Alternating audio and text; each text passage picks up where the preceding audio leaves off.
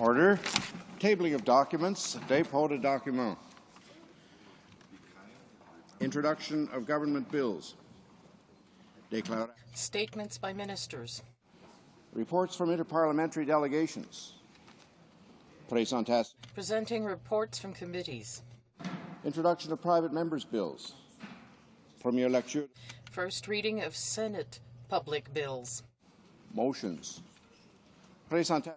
Presenting petitions. The Honourable Member for Brandon Souris.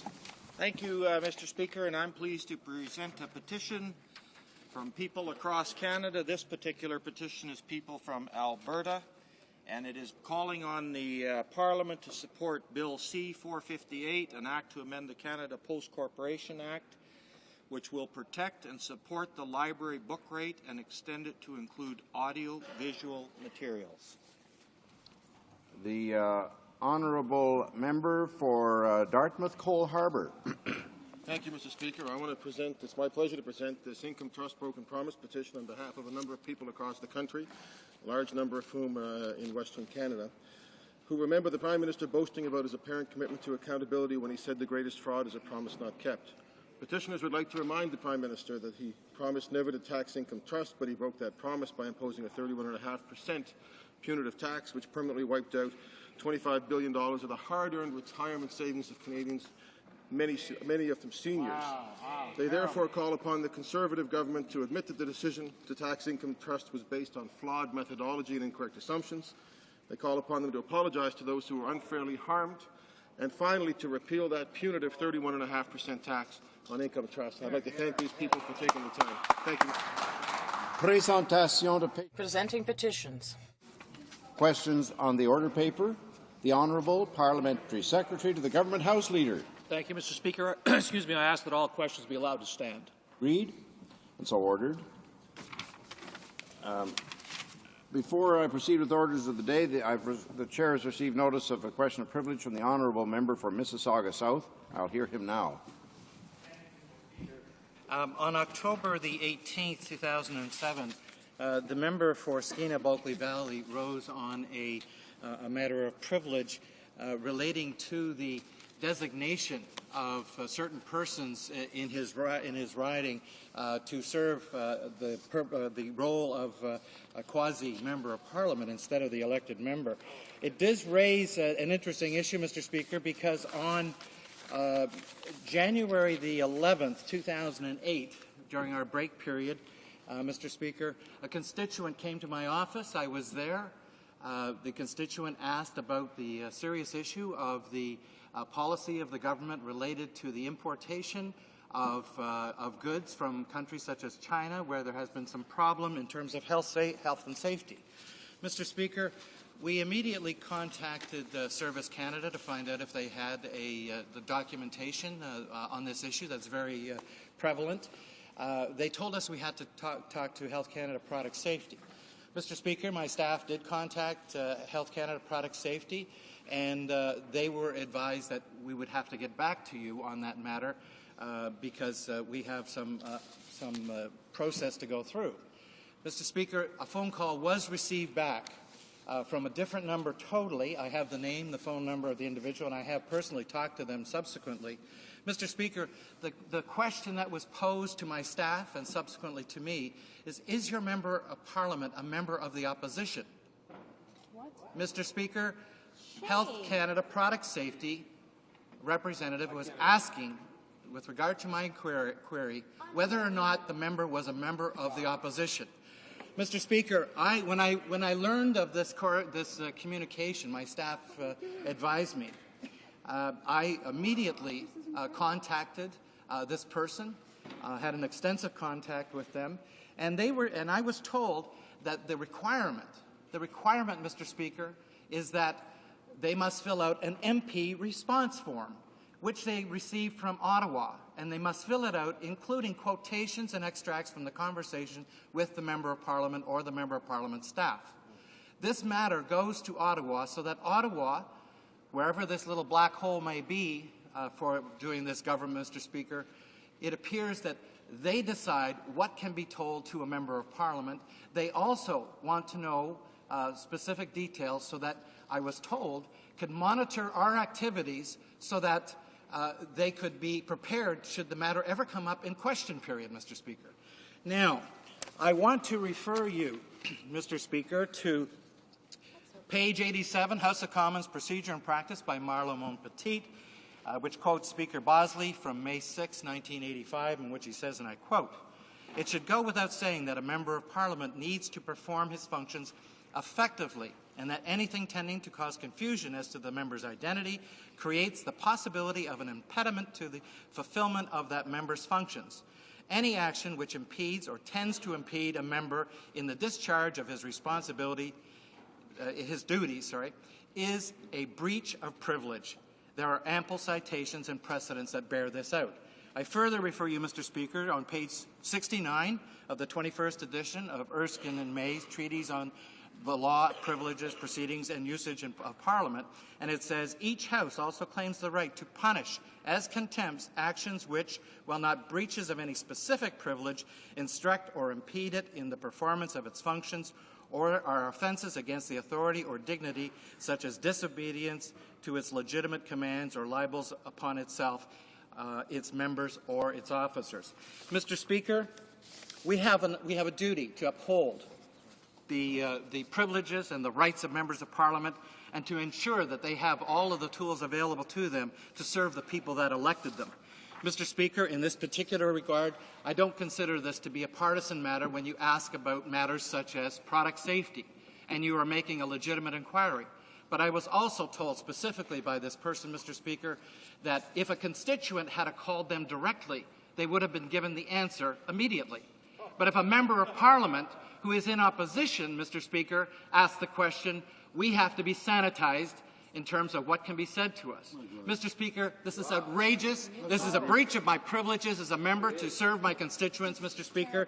And I don't believe, Mr. Speaker, this is a matter simply to suggest that a member such as myself or any member who has these kind of experiences with the government who wants to somehow impede our ability to do our job should simply raise it with Procedure and House Affairs. Mr. Speaker, this issue relates to each and every member of Parliament who is not a member of the government. It is far too many people that are impacted, far too many members of this honourable place which are impeded from doing their job in a responsible and a prompt fashion, Mr. Speaker, as is our duty. Mr. Speaker, I therefore ask you to consider this clear breach of my privileges and the privileges of all members who are not members of the government, and that should you find a prima facie case of a breach of my privileges and the privileges of other opposition members, I would be prepared to make the necessary motion.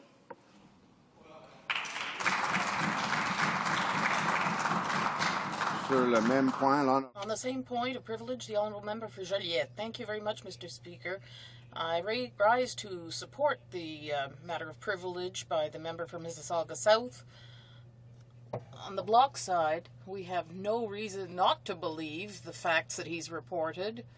As he mentioned, they seem to demonstrate that on the government side, the whole government apparatus now makes a distinction between members of Parliament who are elected under the Conservative banner and are in power, and opposition members. So he explained very clearly the situation that he was confronted with, and like him, I fully agree that this is a contravention of parliamentary privilege. He mentioned in Procedure in House of, in the English version of Montpetit Marleau, the very foundation of his question of privilege. For the benefit of all our fellow citizens, I'd like to read the French part, page 67 in the French version. It says, "Thus the House has the right to punish any action that seems to violate privilege, that presents an obstacle to an officer of the House or a member of Parliament, etc., etc." Page 67 in the French. So we see that the method used by Health Canada is discriminatory, clearly discriminatory toward the member. And I think that we've felt in the past few months, if not past couple of years, that on the government side, they're taking measures to put up obstacles to the work of opposition members. And this comes in many forms. Yesterday there was a question of privilege about the fact that the Minister of Foreign Affairs had not informed the House of the fact that the transfer of Afghan detainees had been suspended since November 5th, whereas we would have been told the opposite in this House. I also know that in many of our ridings, Conservative members or candidates are being presented as being already parliamentarians. Let me draw your attention to the announcement on aeronautics made by the Minister of Public Works, a senator, who was there with all the candidates for Laval Island, whereas there are no Conservative members of Parliament on Laval Island. And they were implying that if people voted the right way next time, there'd be spin-offs for that region and the people living there. I find that highly damaging for democracy. And I have another anecdote or another expression of this.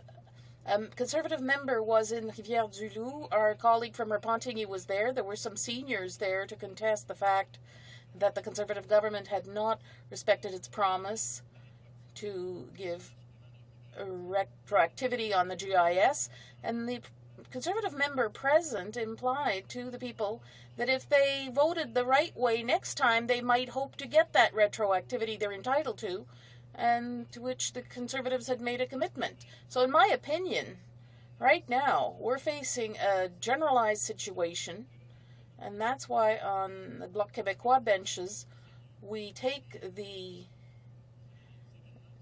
incidents that were reported by the member for Mississauga South very seriously. And we would like you to follow up on his question of privilege, because quite truly, through its attitude, Health Canada and other parts of the government are harming the work of opposition members. And they are an essential part of democracy, even Canadian democracy, Mr. Speaker. Même point. On the same point, the Honourable Member for Vancouver East. Well, thank you very much, Mr. Speaker. And first of all, I'd like to rise in support of the member from Mississauga South on his point of privilege. I know that he's a very experienced and long-standing member of Parliament, and I don't think that he raises this matter today lightly. He raises it with a very deep concern about the implications of that particular case and what it means not only for him and his constituents, but what it means for all members and opposition members in this House.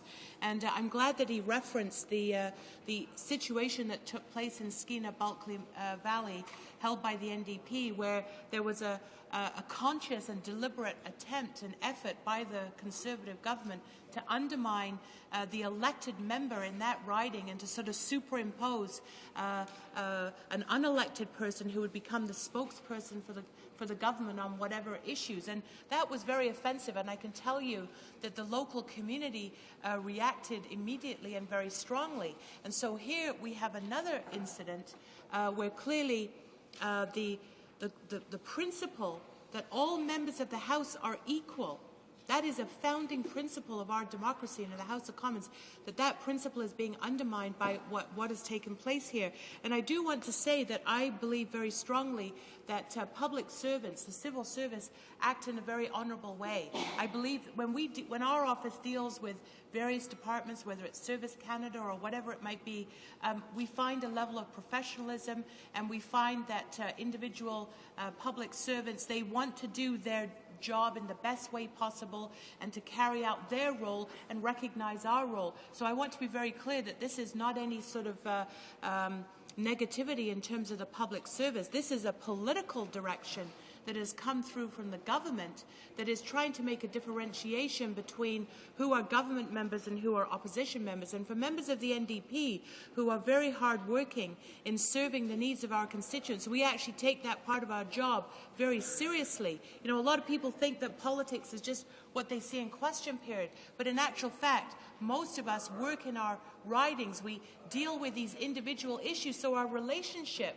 with departments, with individual staff members in those departments is very important to the work we do and providing service. So to hear that this took place and that there's a level of discrimination, that there's two tiers of members, you're government or you're not. You'll get a different kind of service. You'll get a different level of information is most disturbing, Mr. Speaker. And I do think that the member from Mississauga South has a serious complaint here in terms of his and all of our privileges being violated as opposition members. So I would support him in his submission today and hope that you would recognize that all members are equal, that needs to be maintained and sustained, and in no way can it be undermined. And we look to you, Mr. Speaker, to uphold that principle for all of us. Thank you. On the same point, the Honourable Parliamentary Secretary to the Government House Leader. Thank you very much, Mr. Speaker. Mr. Speaker, I should just initially point out, since there were several references to an earlier point of privilege regarding the member from Skeena-Bulkey Valley, that you ruled in that point of privilege, Mr. Speaker, and I think quite correctly, that it was not a point of privilege, that there was no undue harm done to the abilities of the member to do his job as a member of Parliament. With respect to this current question of privilege raised by my honourable colleague, Mr. Speaker, I would ask that, since this is the first time that I've heard of this, that if you could reserve your judgment, Mr. Speaker, and in fact hold this matter over until the minister responsible has an opportunity to respond. If you do that, Mr. Speaker, I believe we would all be better served. Thank you. Well, thank the honourable members who have raised this matter, starting with, of course, the honourable member for Mississauga South, l'honorable député de Joliette de Vancouver, Parliamentary Secretary to the Government House Leader. I'm quite happy to take the matter under advisement. I was going to anyway, and I must say I was hoping that there would be some submission, perhaps from the Minister of Health or whoever is the responsible minister in this case on this matter before a decision is rendered by the Chair. So I'm more than happy to acquiesce in the suggestion made by the Parliamentary Secretary. I will take the matter under advisement, and I look forward to hearing further submissions on this at a later time, and will then render a decision. Orders of the day. Order du jour. Order émanant du gouvernement, projet de loi émanant du gouvernement commune, resuming consideration of third reading of Bill C9, Settlement of International Investment Disputes Act. Just resume debate. Reprise de débat. L'honorable de... The honourable member for Papineau. Mr. Speaker, on May 15, 2007, I had an opportunity to state in this House why the Bloc Québécois is in support of Bill C-53. It was identical to C-9. As a result, today I will talk about the lack of democracy surrounding the general context in which international treaties are concluded. Now, first of all, Mr. Speaker, the Bloc Québécois would like to see all treaties come through the House of Commons. At present, there is a lack of democracy. Bill S-5, which calls for the coming into force of tax conventions, shows the importance of international treaties in our daily lives.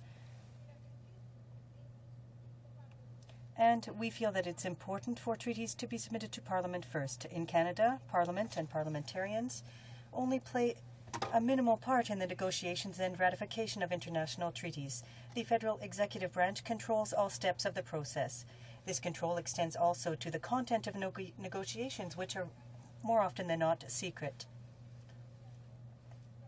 The secret aspect is, of course, an important element of the negotiations of the federal government, and nothing or very little can be made public prior to the parties having agreed in principle to the wording of a treaty.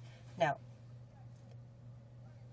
although they are generally informed of the content of negotiations surrounding trade negotiations, the provinces do not participate much in the process, with some rare exceptions. In many cases, they are completely excluded from the decision-making process.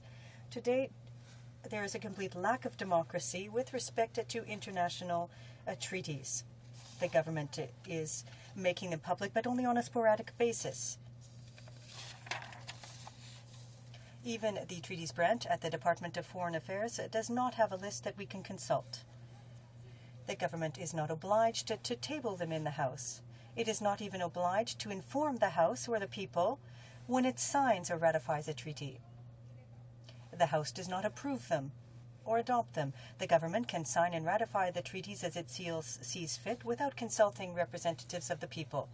In addition, if the ratification requires changes to legislation, Parliament is called upon to deal with the legislation. Since 2002 in Quebec, the National Assembly must take a stand. Given that the House is in no way associated with concluding treaties, the House cannot consult the population, so it's hardly surprising to see that people are increasingly expressing their dissatisfaction in the streets. There is no other place for them to be heard. The government is not obliged to consult the provinces. However, Ottawa is not in a position to enforce treaties under provincial jurisdiction, and the provinces are not bound by Ottawa's signature. The absence of a formal consultation mechanism is absurd. The government prevents the provinces from taking action on the international scene by exercising control on international relations and by not enabling them to sign agreements that are equivalent to a treaty. Now, this is an unacceptable situation. In the past, international treaties covered relationships between states and didn't have much impact on society, on the general lives or rights of citizens. So perhaps at the time, it was acceptable for governments alone to sign and ratify these treaties. Today, international treaties, namely trade treaties, affect powers of the state, the operation of society, and the roles of citizens. There are often, therefore, greater impacts than pieces of legislation. Canadian practices for ratifying treaties is poorly adapted to this new reality. Elected representatives of the people must be associated and involved in decision-making that affects the people they represent. Therefore, or in fact, having during the election promised that they would bring treaties to the House prior to ratifying them, the Conservatives still have not honoured this promise. Recently again, the government signed a treaty with Peru to protect investments. The government signed the agreement without submitting it to the House. And when the Chamber, this House, encourages or urges the government to honour its international commitments, as it did with Kyoto, the government simply does as it sees fit without taking into account the wishes of the people, nor does it take into account what it said about the situation prior to concluding the treaty. Bill S5 is an opportunity for the government in fact, I'm talking about S9 that was adopted. This is an important one. The government must honour its promises and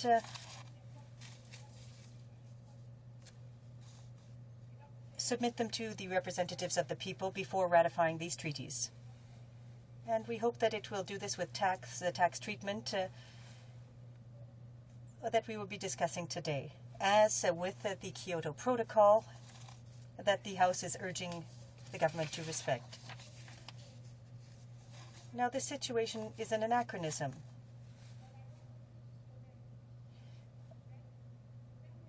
Under the Constitution Act of 1867,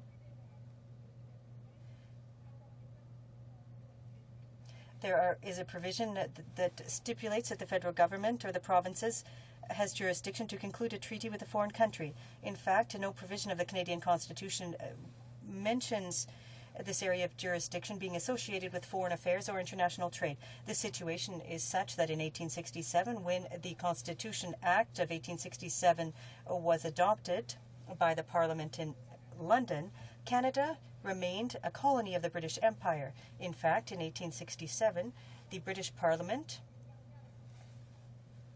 reserved for the British Crown the power to represent the Dominion of Canada on the international scene and to conclude on its behalf treaties with foreign countries. Under Section 132 of the Constitution Act of 1867, the federal government was given the responsibility for implementing in Canada the treaties concluded by the British Crown as long as they are applicable in Canada. In 1931, under the Westminster Statute, Canada and other dominions of the British Empire obtained their full independence, and with that, the jurisdiction over all of these attributes with respect to a sovereign state on the international scene. And it was therefore at that point that the government acquired its jurisdiction over foreign affairs. Now, since this was a prerogative of the imperial crown, at the time the Constitution was developed, this was transferred to the government.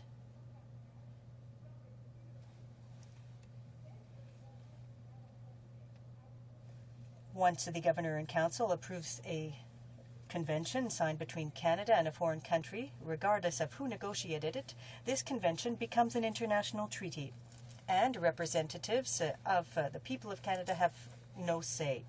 And this because the federal government simply inherited a crown prerogative dating back to the time of the British Empire. In fact, Parliament is involved only when the ratification of a treaty requires the adoption of legislation to implement it.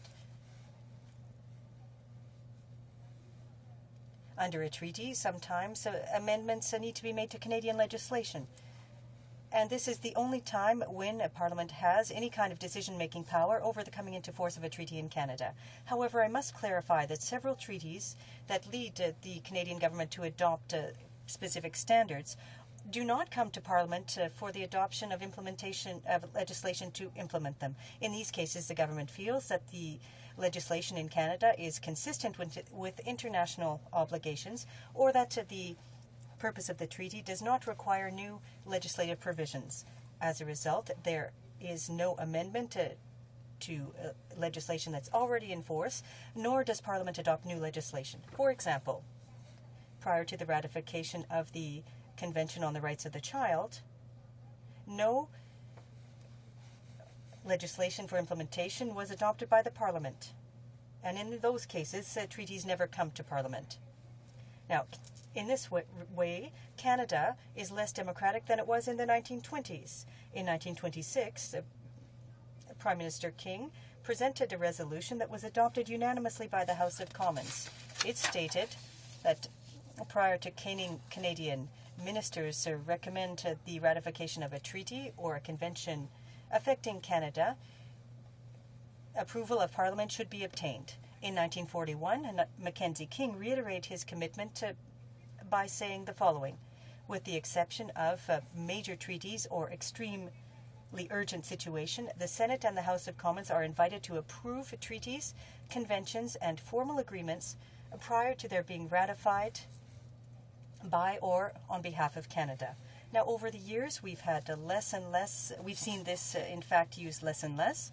During the Cold War,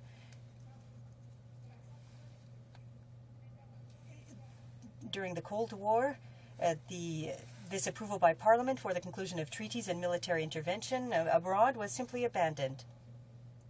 In fact, with the exception of Kyoto, there has been no treaty approved by resolution since 1966, some 40 years ago, and that was the Automobile Pact. In the case of Kyoto, the government is simply refusing to respect it. What a wonderful democracy. So Canada is less democratic than the rest of the industrialized world. Most of the other large industrialized democracies obtain greater participation by their parliaments in the approval of treaties. For example, France, Germany, Denmark, Italy, and the United States are required by their constitutions to obtain legislative approval for at least certain categories of international agreements prior to ratifying them.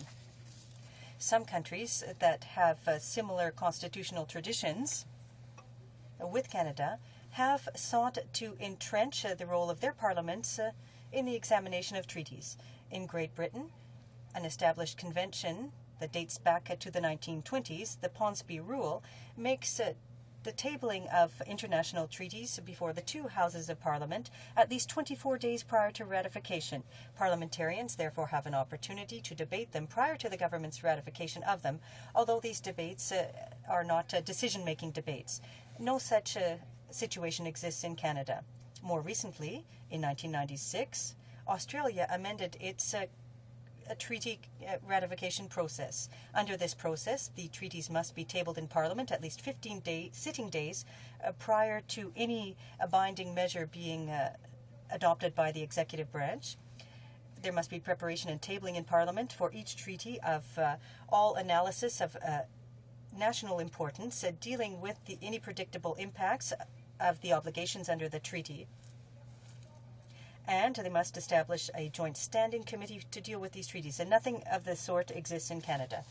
Now, Mr. Speaker, we must point out that Canada is lagging behind Quebec, as it always does. In Canada, the provinces adopt legislation in areas where the Constitution recognizes their jurisdiction. As was stipulated by the British Privy Council in 1937 in the Labour Conventions, legislative jurisdiction of the provinces extends also to the implementation of international treaties. When a treaty or part of a treaty deals with an area that is under provincial jurisdiction, provisions dealing with it cannot be implemented solely by the provinces. Now, in Quebec, they have concluded some 550 international commitments or undertakings since 1964 that affect a number of areas such as culture, economic development, driver's licenses, international adoption, the environment, science and technology, and communications. To be bound by an important agreement, the government of Quebec must initially submit it to approval by the National Assembly. That's the only condition for Quebec to be bound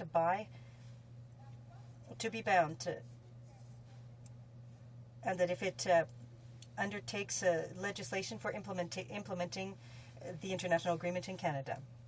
But nothing of the sort exists in Canada. Now, on three occasions, the Bloc Québécois has tabled legislation on treaties or has introduced bills on treaties to modernize the process. And these bills were designed to establish transparency and democracy in the process used to negotiate and to conclude international treaties. Since these treaties play an increasingly large role in the daily lives of the people, this type of change is more important than it ever has been before. In addition, bills ensure that the federal government respects the areas of legislative jurisdiction of the provinces. These bills therefore contained 5 changes: a systematic tabling of the treaties in the House of Commons, approval of the treaties of major treaties by the House, consultation of civil society by a parliamentary committee prior to Parliament taking a stand on the major treaty, and publication in the Gazette of Canada and on the internet site of the Department of Foreign Affairs of the treaty, as well as consultation of the provinces on a mandatory basis prior to negotiating a treaty dealing with an area under their jurisdiction.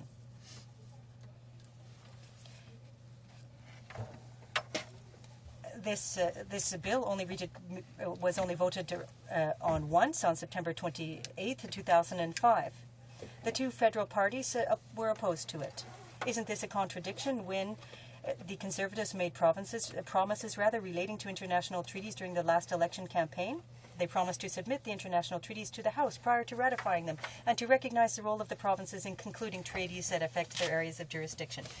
They did not keep these promises. Since their election, the Conservatives amended NAFTA, signed 2 investment protection agreements based on Chapter 11 of NAFTA, including one that was ratified. They concluded an agreement on military cooperation to authorize British soldiers to train in Canada. They've signed agreements on cooperation for higher education when this issue isn't under Ottawa's jurisdiction. And they've also signed an agreement facilitating the transfer of technology between Canada and China, as well as amending a free trade agreement with Chile. Apart from amending the NATO treaty that was the subject of a mini last-minute debate and a vote, none of these were submitted to the House. And where is the Quebec nation in all of this? The federal parties rejected the bill, the Bloc's bill, because of two sections. Section 4, which provided for a consultation mechanism for the provinces, and it said that Canada cannot, without consulting provincial governments,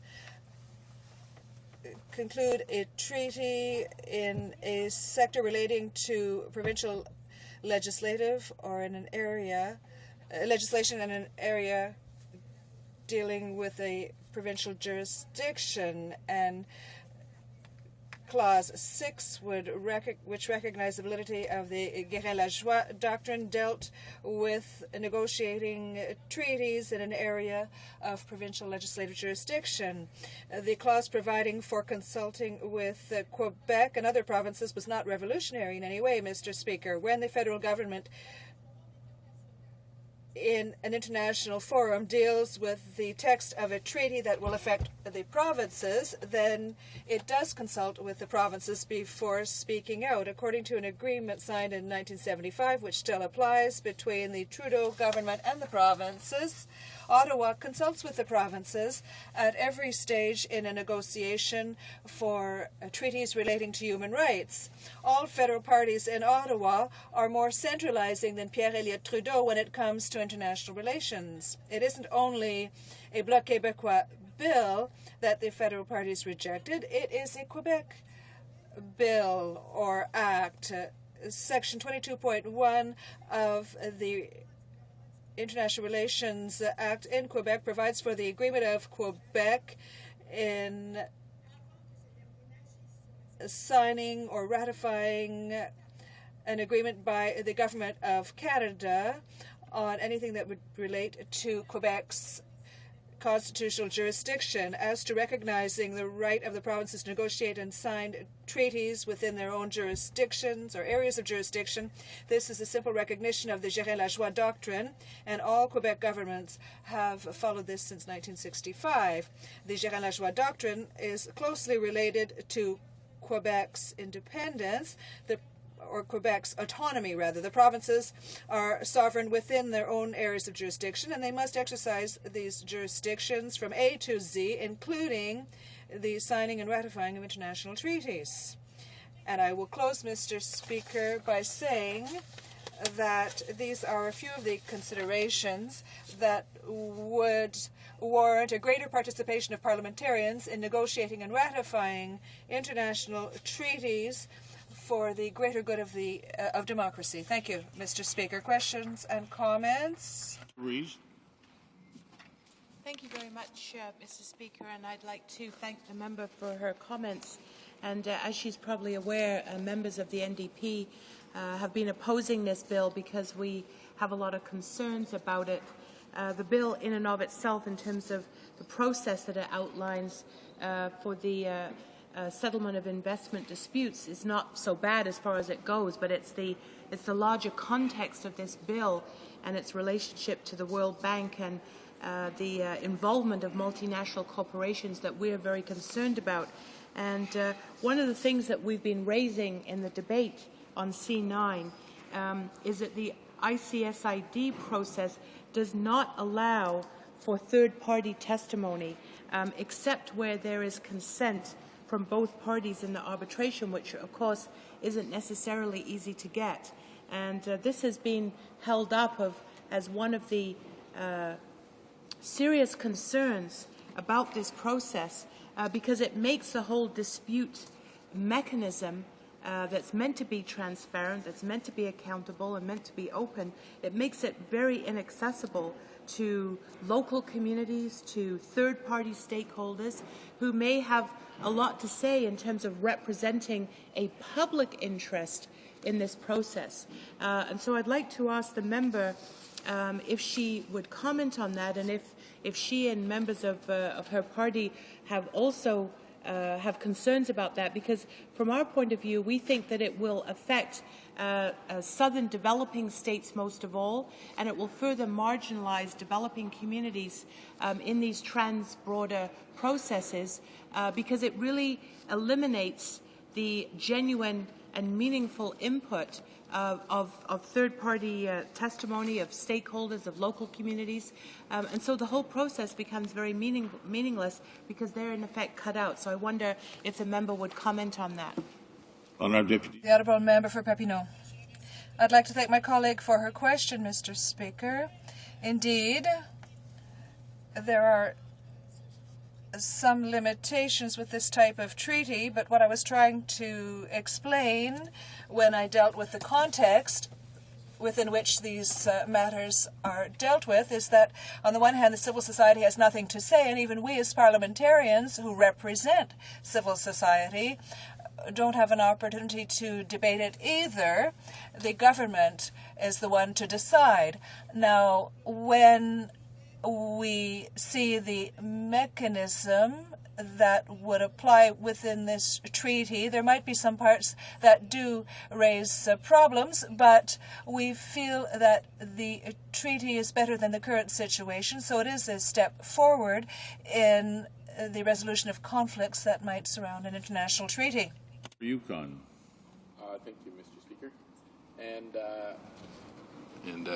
congratulations on your excellent address to the Haggis last night. I'd like to ask the member, she mentioned at the beginning of her speech, in the context of this treaty, the information consultation done with provinces and territories in advance of such treaties. And my understanding was that she was suggesting there was not sufficient, there was not consultation with the provinces and territories. And I would suggest that if you ask the federal employees in the Department of Foreign Affairs that when there would be an effect on a province or territory, they do indeed consult with provinces and territories on treaties if they are going to affect a province or a territory. And I'd like to ask the member if she believes there is no consultations with the provinces and the territories when treaties are being negotiated. Honourable Deputy. The Honourable Member for Papineau. Well, this is the way I understand it. These consultations are done on an informal basis. There is nothing official in the Act or in any Act that would make the government consult with provinces and take into account their opinions. The provinces are no way related to the treaty when it comes to their areas of jurisdiction. So the government can make the decisions that it wants to make because there's no obligation, and the provinces are in no way connected unless these are ratified. Now, in Quebec, the Quebec government, if its opinion is requested, it has to present all of the necessary documentation information to the Assembly, and then the province ratifies the treaty. That's what I meant when I said there's no consultation. Of course, officials speak to one another to determine what effects there would be, but independent of what the province might say, the central government, the federal government, can still not necessarily ratify, but engage in treaties, and they sign the treaty, but the province has to implement it and may decide not to, but this in no way affects the government, federal government's ability to sign a treaty. The Honourable Member for Sherbrooke.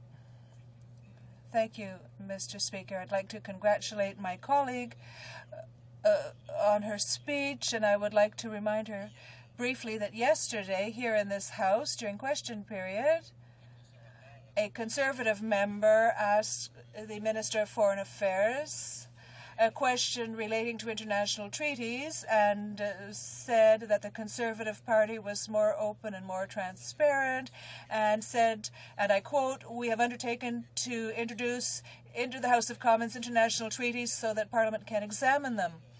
So they used the word examine these treaties, and the Minister of Foreign Affairs in his answer, and this is a minister who has said that he has fulfilled another election promise, and said that as of today, all international treaties that we sign will be tabled in the House of Commons. So I'd like to ask my colleague where the transparency is in this case and how she sees this capacity to deal with treaties that have been signed by the government here in the House, because there's no mention of ratification, but rather tabling and examining. So we're a long way from parliamentary democracy. The honourable member for Papineau. I'd like to thank my colleague for this question. Of course, I was quite surprised when I heard that wording used by the member yesterday. And once again, these are means that are used by the Conservative government to say one thing and do another. When they say they will keep their promise and allow for an examination, we see that in the terms that are used, there is no place for a real discussion before the treaty is signed or before the treaty is ratified. So it's the exact same situation that we had when it came to the promise about UNESCO. They're half measures that don't really solve a problem. At the time, the government had promised to do one thing, and they say that they have done it, but we end up being disappointed because the truth and the use that are word, or reality and the use that are words that are used don't really match. In fact, even if we are told that Parliament will have a word to say in all of this, what we will see is that we are simply faced with a fait accompli. Resuming debate, the Honourable Deputy de Sherbrooke. The honourable member for Sherbrooke. Thank you, Mr. Speaker. This is my second opportunity to speak to this bill. And from what my colleague from Papineau has said, you will know that we are confirming that the Bloc Québécois will support C9 in principle, because this bill will allow Canada to ratify a convention relating to investments, the Settlement of International Investment Disputes Act, which deals with investments and disputes, and I will be referring to the International Center for Settlement of Investment Disputes, and it's a rather long title, so I will simply use the term the center during my speech, but I will be referring to the International Center for Settlement of Investment Disputes. And this bill provides with certain requirements of a convention to respect arbitration decisions and award the immunity that the Centre and its staff must enjoy. The Centre was created in 1965 by the World Bank through the Washington Treaty. There are 156 countries that are members of this Centre, which arbitrates disputes between a government and a foreign investor. And there can be two types of conflict, one relating to respecting bilateral agreements to respect foreign investments, and another one relating to disputes between governments and foreign investors. And these are agreements similar to the type that the Quebec government regularly signs by raising foreign investments in exchange for supplying electricity at a set price. For example, there are agreements that could provide for the use of the Centre when agreements are signed with investors. And as to bilateral treaties that bind the federal government, there is already the possibility to apply to the Centre for arbitration, but through an arbitration mechanism rather than a regular mechanism that would only be accessible to countries that have ratified the convention. So the only thing that would change with Canada's participation is that it could intervene in negotiations to amend the convention or the Centre's regulations, and it would have the assurance that it would be able to participate in appointing the arbitration boards. So Canada would have a direct participation in the operations of the Centre. The Centre is no more than a tribunal, and the problem isn't the tribunal itself, but the bad treaties that are signed by Canada. We support the agreement as long as these agreements are good ones. An investor, before investing, would naturally want to ensure that he will not be losing his equity or will not be a victim of discrimination. And this is what the Foreign Investment Acts are intended to protect investors from. And there was an agreement signed between France and the United States in 1788, more than 2 centuries ago. Today, Mr. Speaker, we could say that as of May 2007, there were more than 2,400 bilateral agreements to protect investments throughout the world.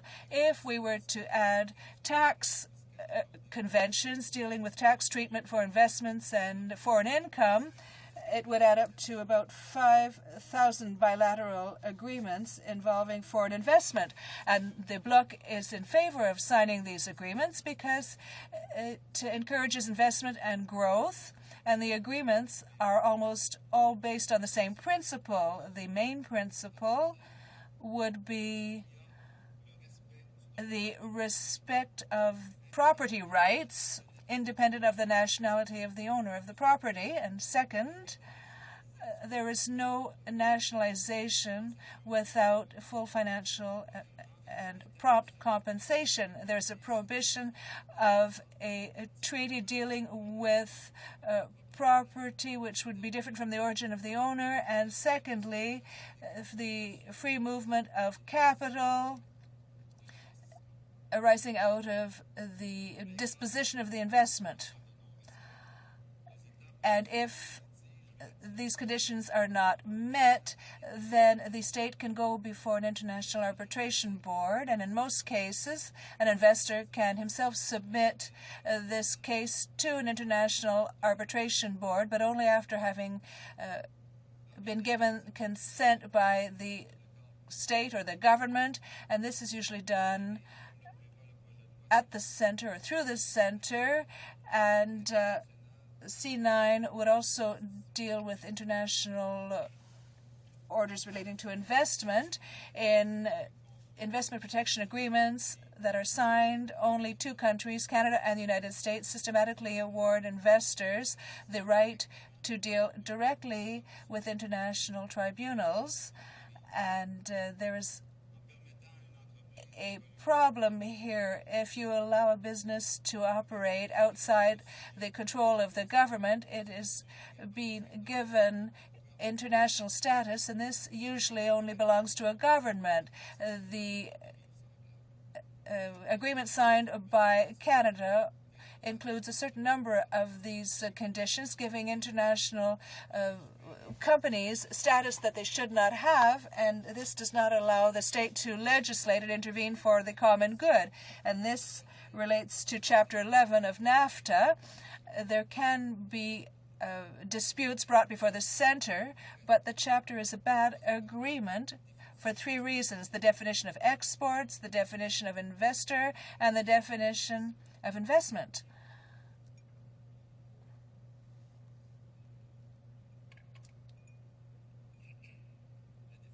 The definition of expropriation is so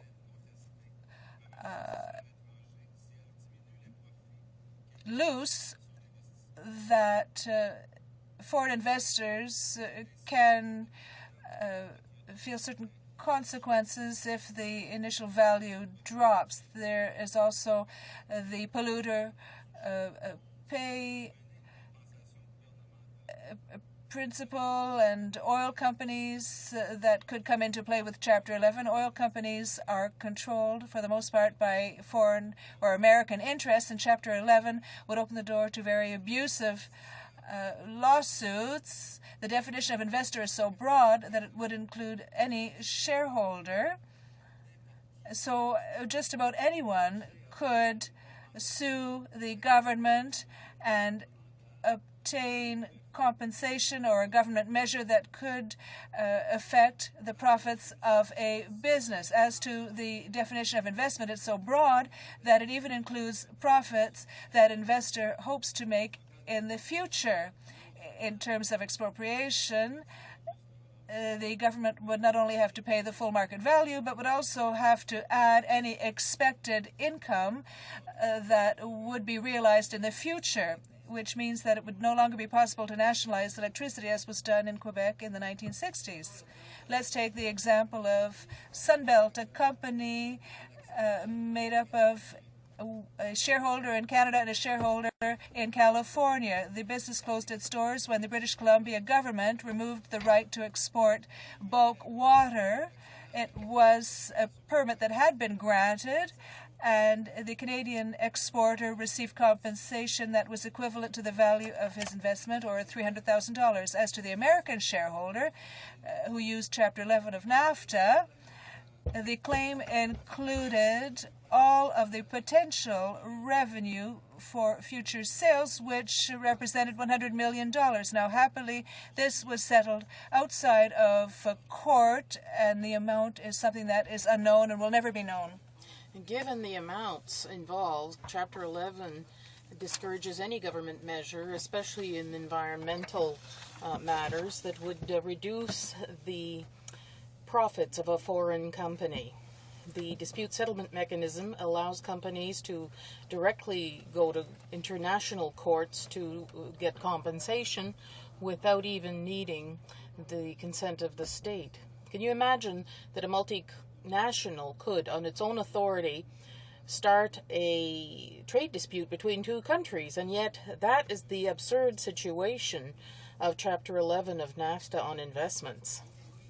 And given these deficiencies, Chapter 11 of NAFTA reduces the state's capacity to intervene for the common good and to legislate on environmental matters. It constitutes a sort of Damocles that can fall at any time on any legislation or regulation whose effect would be to reduce corporate profits. In 2005, the U.S. changed a few of the provisions of their model agreement on protection of investments. In 2006, Canada did the same. As both countries thus recognized the harmful and abusive nature of Chapter 11 of NAFTA, the time has come for the government to enter into talks with its Mexican and American partners to amend Chapter 11 of NAFTA.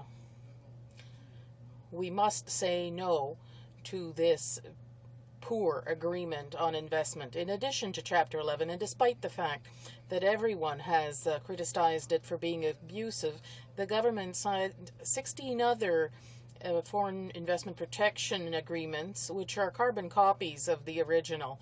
All these protection agreements are bad and should be renegotiated. In 2006, the government recognized to some extent that these agreements were bad and copied what the Bush administration did the previous years and amended its program to correct some of its deficiencies that are the most egregious. It stated that a non-discriminatory government measure to protect health or the environment or to promote a government objective that is legitimate should not be considered expropriation and should therefore not automatically lead to compensation. It's too early to evaluate the real scope of this, but at first glance it seems to be an improvement. It restricted the notion of investment, stating that the value of a good is equivalent to its fair market value. It puts an end to this folly that all potential profits of the investor were taken into account. As for the rest, the model agreement continues to be copied from Chapter 11. The government must continue to improve that kind of accord, especially with regard to dispute settlement mechanisms. The multinationals must come under the authority of the state, like any other citizen. Moreover, the government should submit to the House international treaties and accords before it ratifies them.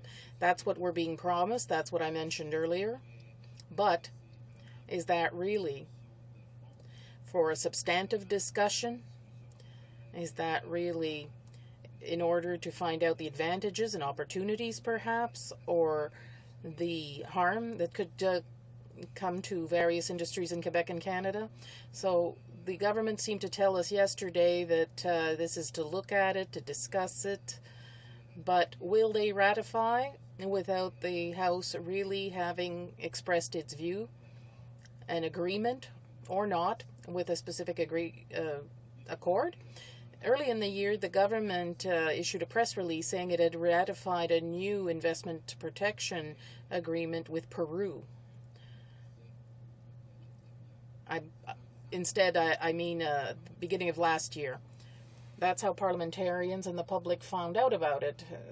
Parliament was never informed officially and never approved it. This is completely anti-democratic. The Conservative election platform in the last election was quite clear. The Conservatives were making a commitment to submit for approval all agreements and treaties before they are ratified. And that's not what we heard yesterday in this House. It was to present it to the House and have the House take note of it, but the two Conservative members never, and of course the minister never, said that the House had to ratify it. Since the Conservatives came to power, Canada has ratified about 26 or 27 international treaties, apart from the amendment to the NATO treaty, which was a mini debate at the last minute and a vote, but none of these other agreements were submitted to the House. Today, international agreements have impacts on our lives comparable to those of legislation. There's absolutely nothing that justifies that they be signed unilaterally and behind closed doors by this government, going over the heads of the representatives of the people. In the past, the Bloc have submitted legislation to ensure democracy, ensure respect for provincial jurisdiction in international treaties. Given that the government had made a commitment to do this, we didn't do it again this time, but we see that the Conservatives' word is not worth very much. Therefore, the Bloc will make other proposals to restore democracy when it comes to signing international agreements. The government has to be compelled to present all international agreements to the House before they are ratified. It must be obligated to publish all these agreements to which it is committed and have the approval of the House and a vote after analysis by a special committee charged with examining international agreements regarding all important treaties before the government can ratify them. The government must also respect the jurisdiction of Quebec and the provinces in all its treaties, that is, during the stage of negotiation, signature, and ratification. In conclusion, the International Center is necessary so that all states are treated equally when it comes to multinationals. The treaties signed by Canada must be good ones that respect all players. Thank you, Mr. Speaker. Questions and comments? The Honourable Member for Yukon. I think that this particular law is going to protect employees in Canada and many countries from sort of arbitrary actions by governments that are not as predictable and have as formal procedures as Canada. So, I think the member's party agrees with that. But in particular, in relation to his question about Chapter 11 not allowing environmental regulation, does he have any specific examples of that occurring that he could give to the House? Honourable Deputy to Sherbrooke. Honourable Member for Sherbrooke.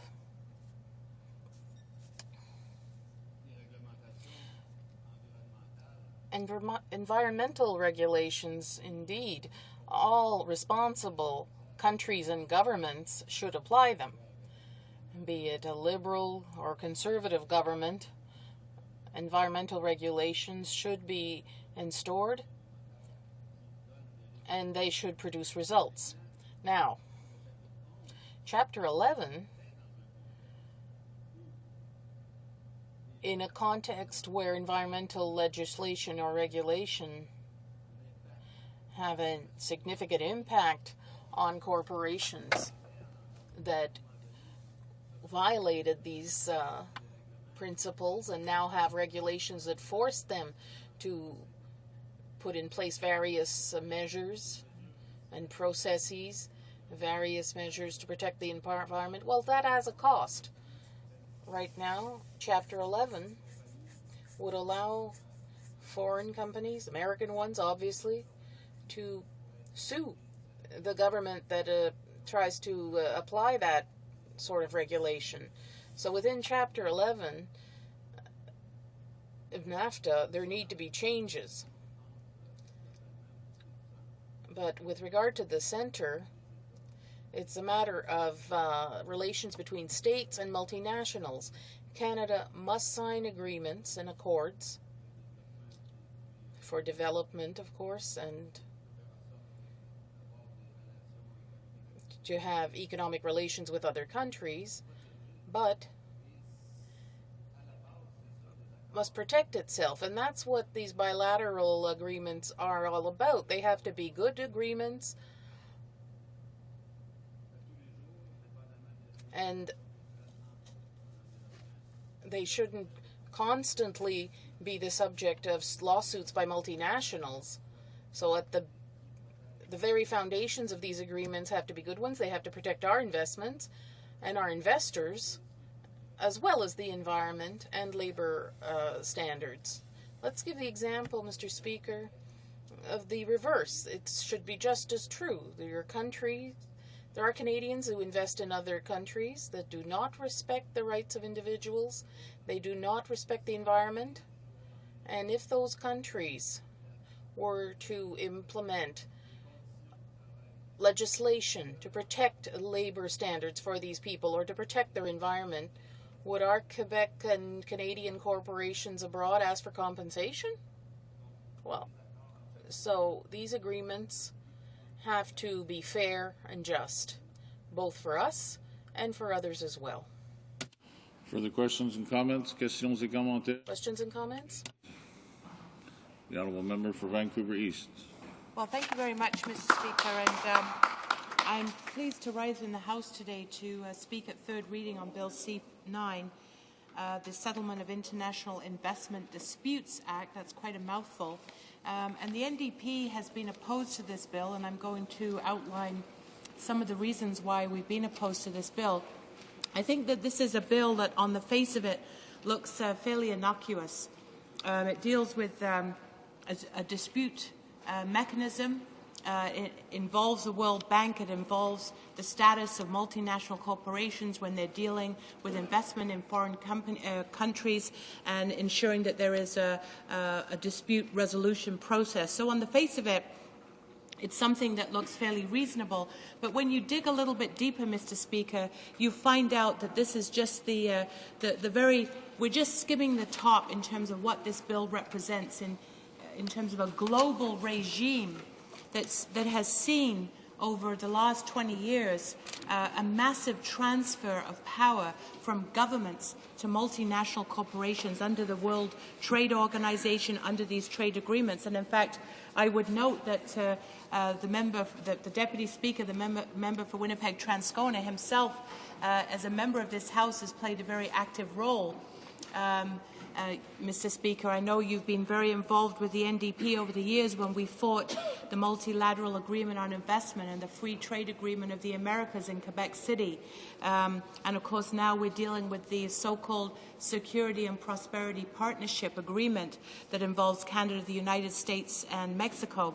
So I know that you're very familiar and have a lot of credibility and a long record on dealing with these massive trade agreements that impact and undermine the democratic rights of Parliament, of other states, and really create an enormous gulf in terms of the ability of ordinary people, the ability of citizens who even organize themselves to have an impact on how these agreements come about and how they are dealt with in terms of disputes and the decisions that flow from them. So, Mr. Speaker, when we looked at this bill today, C9, and we've had discussions in our caucus, we came to the conclusion that we actually could not support this bill. Certainly the ICSID, as it's called, it's part of an international trade and investment regime that has come under very harsh criticism from civil society because it does confer unprecedented powers to multinational corporations through bilateral investment treaties. And one of the concerns that we have that I raised earlier today is that through this agreement that we're dealing with today, there's no place for third-party testimony. There's no accountability, there's no transparency, there's no openness or disclosure that would allow local organizations in an affected community or a labor union to actually be able to come to the table to be part of the dispute resolution mechanism that is contemplated in this agreement unless there's the consent of both parties involved in the arbitration, which is probably very unlikely. So it makes it very inaccessible to local communities and third-party stakeholders who actually are impacted by the decisions that are being made. And so, Mr. Speaker, we believe that that is a problem with this bill, and really it's just the tip of the iceberg. You know, yesterday in the House, Mr. Speaker, there was a question from a backbencher, Conservative member, who was congratulating the Minister of International Trade on his announcement that Canada has now concluded a free trade agreement with Peru. And in fact, the Conservative member from Kelowna Lake Country was asking the Minister of Labour, you know, was it correct that this agreement with Peru will now provide protection for labour rights in Peru? And of course, not surprisingly, the Minister of Labour got up in this House yesterday and was crowing about the fact that, yes, this trade agreement with Peru would deal with an improvement in labour rights and everything would be fine and we shouldn't worry about it, and they were patting themselves on the back. Well, Mr. Speaker, I raise this because I think it's a very current example of the nature of these agreements and how they completely violate and undermine labour rights, and they do nothing to be proactive in protecting very serious labour situations. Because while yesterday the Minister of Labour is claiming in the House that this international trade agreement with Peru will give protection to labour rights, on January the 18th we have information coming out of Peru from the Peruvian Workers' Union denouncing the fact that over 3,000 workers have been dismissed in that country for organizing trade unions, and in fact labour rights are virtually non-existent. And so, you know, there's something not right with this picture. We have ministers trying to give an assurance to the public that people's basic human rights around labour or dealing with child labour or dealing with the environment or dealing with social standards are being protected, and yet we have very concrete examples to tell us that in places such as Peru, and that's just one example, there are very, very serious situations, and in fact workers in that country are being undermined and their rights are being violated all the time. And in fact, Mr. Speaker, I would point out that in October of 2007, the International Trade Union Confederation did a report for its General Counsel on and reviewed trade policies in Peru. So this is a very current report that was published, and they're quite clear about the fact that there are very serious problems in that country. And in fact, in their recommendations that they made in their report in 2007, they make it very clear that the government of Peru should amend its legislation in order to conform with the International Labour Organization Convention 87 and Convention 98. Now, Convention 87 has to do with the freedom of association, and Convention 98 has to do with the right to organize and the right to collective bargaining. And so I find it very contradictory that on the one hand we have a minister of the Conservative government trying to assure us that everything's okay and that he's, negotiated something that's going to protect those workers, and yet we have the representatives of those workers in that country who are giving us a completely different reality. So, Mr. Speaker, that is something that is of concern to us, and we believe in the NDP that as parliamentarians we have a responsibility to not only uphold these international conventions that protect labour, that protect human rights, that protect our environment in our own country, but we also have a responsibility to speak out in the international community to make sure that those rights are upheld. And we expect the Government of Canada to do the same.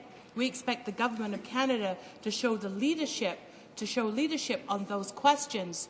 And so, to come back to this bill that is before us today, that is the very reason that we find it very contentious. It's the very reason that we find this bill to be completely missing the boat, to be completely missing the point about what is taking place on a global scale. And I have to say that members in our caucus, we have participated in many, many forums and discussions and educationals. And I think it's quite incredible that given this global situation of opening up the floodgates to the transfer of capital with virtually no rules, that citizens themselves have taken it upon themselves to inform themselves and educate themselves as to what it is that's going on. These are not easy matters to get a handle on. These are very complicated agreements that are set up under the WTO.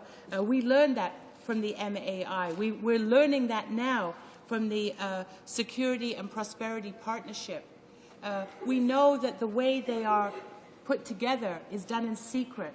They're done at places like Montebello, where behind closed doors these leaders meet, where connection to the public, where the ability of the civil society community to have any input, to be able to say anything, is limited. And in fact, the security forces go to great lengths to ensure that there isn't that kind of dialogue taking place.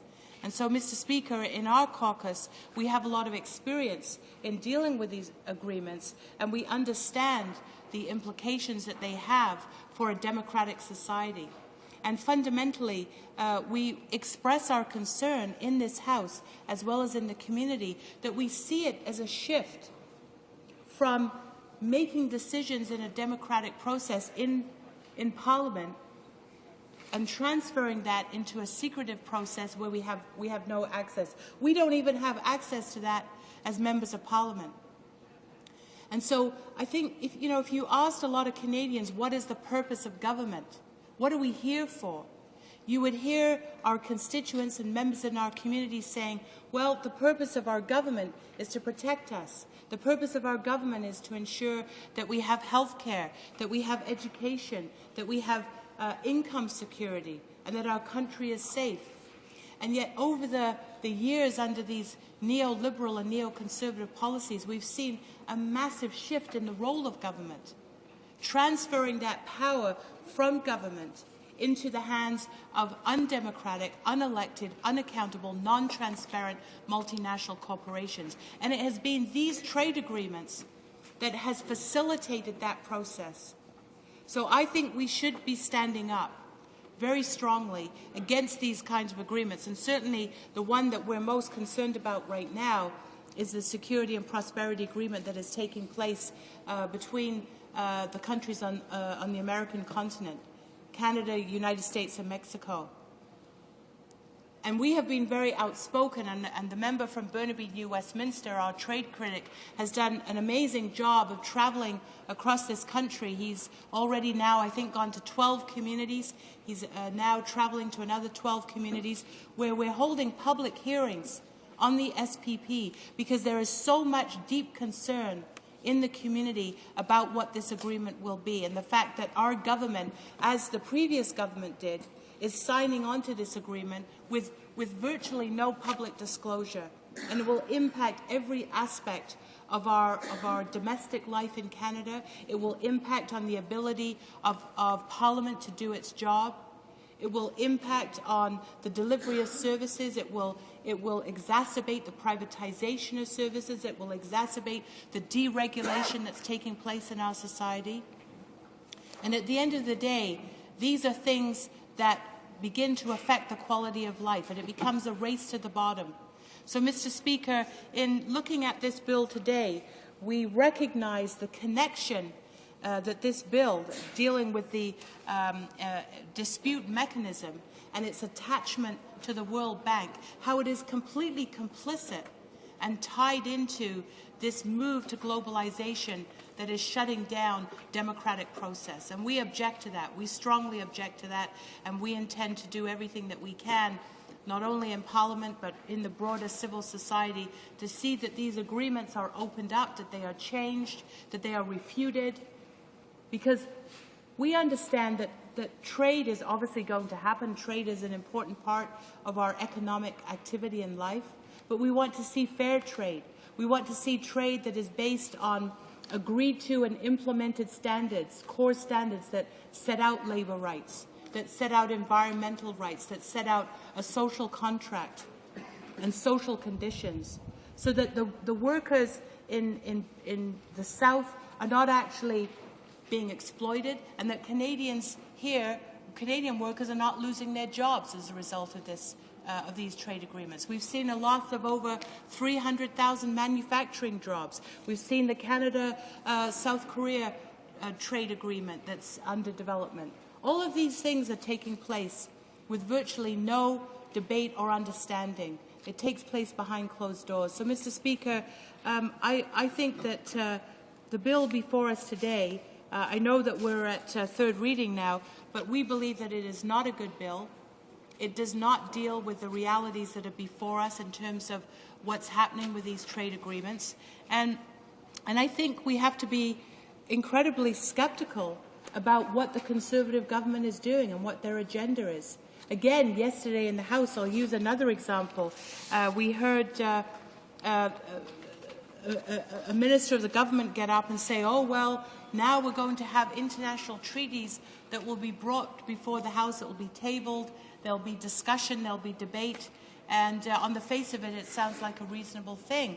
But if you go back just a couple of years to September 2004, maybe we should remember that the then leader of the opposition, the official opposition, who is now the Prime Minister, actually made a commitment with the other opposition leaders, including the leader for the Bloc and the leader for the NDP, that international treaties should actually be voted upon in this House.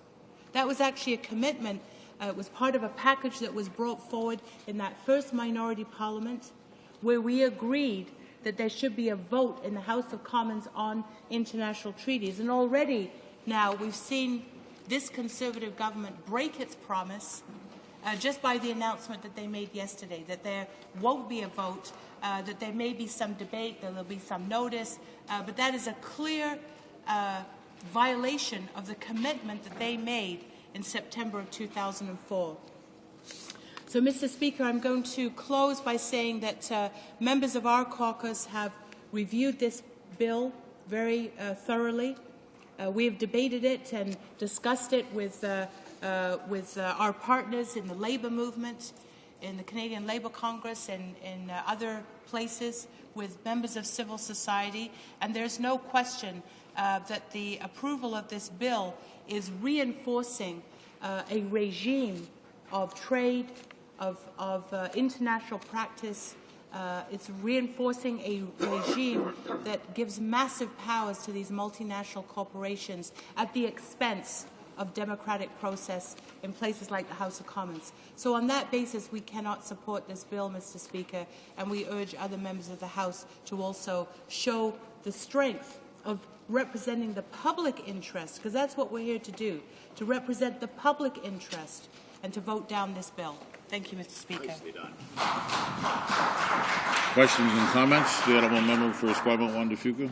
Thank you very much, Mr. Speaker. I listened very intently to my colleague's questions, and I'm going to broach something to her. She gave a fine dissertation on socialism, in effect. And I'd like to compare two countries, India versus Zimbabwe. India, a country that had very high levels of poverty, a country that liberalized their markets, reduced restrictions, enabled the private sector to expand, and improved trade amongst and between its neighbors. Now, Mr. Speaker, the outcome of that has been a dramatic decline in the poor in that country, a burgeoning middle class. So while free trade, blanket free trade is not the answer, and checks and balances have to occur and it must be fair trade, I'd like to ask my honourable colleague, from Ferdinand de Soto to Muhammad Yunus, both of these and other people who have spent their lives reducing poverty have all spoken about the merits of free and fair trade. Does she not think that enabling us to have free trade agreements with countries enables those countries to uplift their standards to the standards that our workers enjoy, so that we will be able to improve the lot in those countries instead of erecting barriers to development, barriers to trade, which actually enables countries to be able to maintain the restrictive covenants that they have within their country, that hamstrings the private sector and ultimately leads to a greater number of people living in poverty. The honourable member for Vancouver East. Well, thank you, Mr. Speaker. I'd like to thank the member from Esquimalt, Wandafuka, for his question. And I guess for us, you know, the debate here and the question is not whether there is trade. The issue is what are the rules that govern that trade. And I think that the example I gave today of Peru and what's happening in just that one country, but we could look at other countries, whether it's Colombia, you could look at any situation, and see, you know, decades and decades of terribly exploitative practices. And so I think it's, I really feel that it's unprincipled for us in the North to advance these trade agreements on the basis that somehow we're uplifting people out of poverty, when in actual fact we've created a regime that reinforces the divide between the North and the South and reinforces the exploitation that takes place. In fact, it makes it even more systemic. And if we can't acknowledge that and recognize that and develop trade practices that have at their foundation labor codes, labor rules, the right to organize, just implementing the International Labour Organization conventions would be a start. Even Canada is not a signatory to all of those conventions. If we can't begin at that place and recognize that we must protect people's rights in terms of their labor, then I would say, these trade rules are not worth the paper they're written on. They're simply a regime for greater and greater profit margins for multinational corporations. That's why they want them. They want to go into those developing countries. They want to see minimal rules because they want to find greater markets. They want to find more cheap labor. And we should recognize the impact that has in our own country. Yesterday in question period, the questions that there were on the manufacturing sector and the loss of jobs, whether it's forestry, the auto sector, the resource sector, everybody was talking about it, and it's related to these trade agreements, the impact here at home. So I feel, the member needs to understand that for us, it's not about trade, it's about the regime and the rules that we create, and we believe that this particular bill will reinforce a regime that is fundamentally anti-democratic. Further questions and comments? Supplementary question. The honourable member for Esquimalt, Wandafuka. Thank you, Mr. Speaker. Intriguingly enough, in many ways, the goals of the member and the goals of most of us are the same. The improvement of conditions that workers work in, the alleviation of poverty. And I want to ask the member this.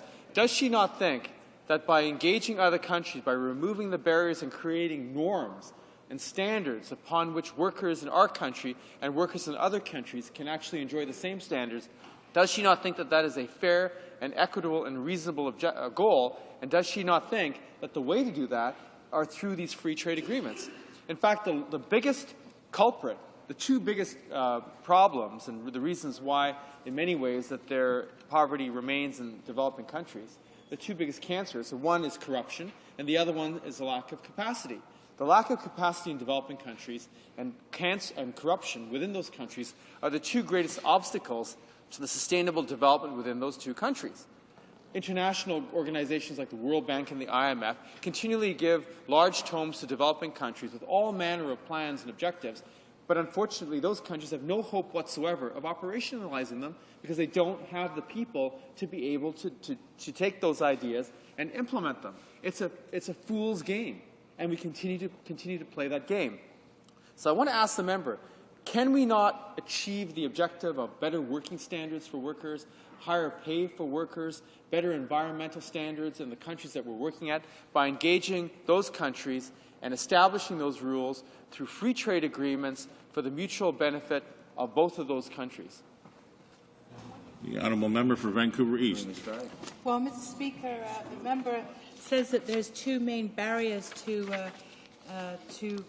the progress or prosperity of developing countries, and he names capacity and corruption, but I would add a third, and that is exploitation. Under this regime of multinational corporations marching in, using natural resources, using cheap labor with no standards whatsoever, exploiting the environment, exploiting local workers. And you know, I would agree with him that, of course, we have to work for agreements that protect those social standards. But the reality is, over this last, 2-3 decades of this incredible advancement of a globalized agenda through organizations like the World Bank, the WTO, the primary focus has been on trade and lifting those barriers based on the needs and the capacity of the multinational corporations, not based on whatever the domestic conditions are in the receiving country, if you will. And so the whole premise that he advances is something that actually has not happened under this process of globalization. And I think it's something that needs to be changed. Why wouldn't we begin first with labor standards? Why wouldn't we begin first with environmental standards and social standards and begin from a place of social equity and social justice and advance trade on that basis? I mean, as governments, we can do that if we have the political will to do for it. That's what we stand for in this party. Other questions and comments? One more question from the member for Esquimalt, Juan de Fuca. Thank you, Mr. Speaker. Mr. Speaker, again, I ask the member to look at countries such as India. Look at them before trade liberalization occurred to after trade liberalization occurred. Before trade liberalization, many industries were state-owned, inefficient, higher levels of poverty, worse working conditions. And when trade liberalization occurred after that, then there was competition, standards were set, there was an improvement of wages, poverty was reduced, wages increased, grinding poverty, the poorest of the poor, those living on less than $1 a day, has reduced dramatically. Compare that situation in India before and after. It's an intriguing example of what trade liberalization can and should be doing. I give my colleague I agree with her in that what we ought to be doing is ensuring that these elements of worker security, environmental protection are built into the agreements we have. And indeed, that's what we attempt to do. The alternative, of course, is to not do that at all. And I think Ferdinand de Soto and Muhammad Yunus have spoken eloquently about how we can actually make free trade agreements work, how we can actually tap into the private sector to enable the private sector to be a generator of improved worker conditions and worker wages. So we know that the private sector is the major generator of jobs in countries. We know that it is the major small to medium-sized businesses are the major generator of wealth in countries. And I just ask the member, does she not see that there are ways to make this happen through effective free trade agreements, and Canada can take a leadership role in that, given the fine standards that we have within our own country? The honourable member for Vancouver East. Well, thank you, Mr. Speaker. Well, clearly, when there's an agreement that's signed and goes into effect, there are people who benefit. And so he gives some examples of what has happened in India, but I could also use Mexico as an example and point out that after the free trade agreement with Mexico, average wages of workers actually went down.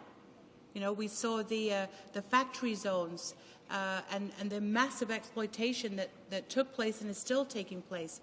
In fact, in India, yes, there is a developing middle class that is well educated. But again, I think you have to look at the whole balance sheet. And I think if you do that, there is absolutely overwhelming evidence to show that overall the inequities that have been not only not only have remained, but they've actually been reinforced through these agreements, are actually producing us on kind of a collision course, where the divide in terms of wealth and power between the North and the South, and the divide within our countries between wealth and growing poverty, and you see that in our own country. I mean, just look at the massive loss of jobs in our own country, where, you know, there's lots and lots of families that are being simply left behind. You know, we talk about the prosperity gap and people who have just been left behind by this government.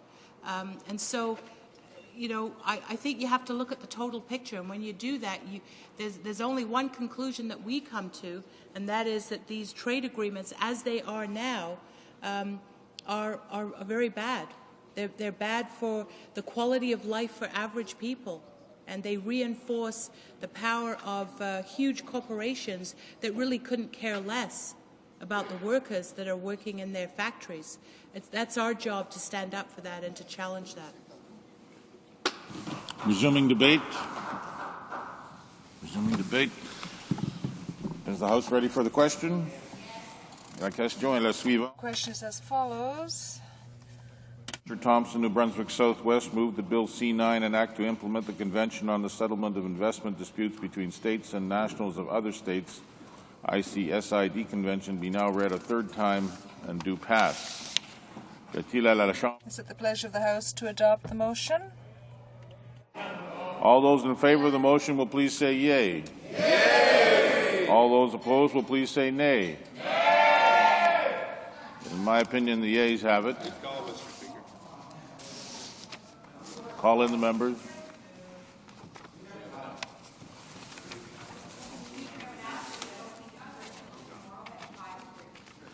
There's been a request that this vote be deferred until tomorrow at 5:30. So ordered.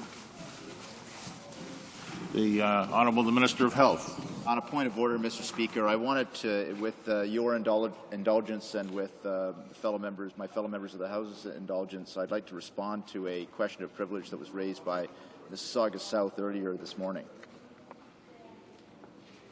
The Minister is rising on a point of order to respond to a point of order that was made earlier. I'm sure the House is eager to hear the Minister on this.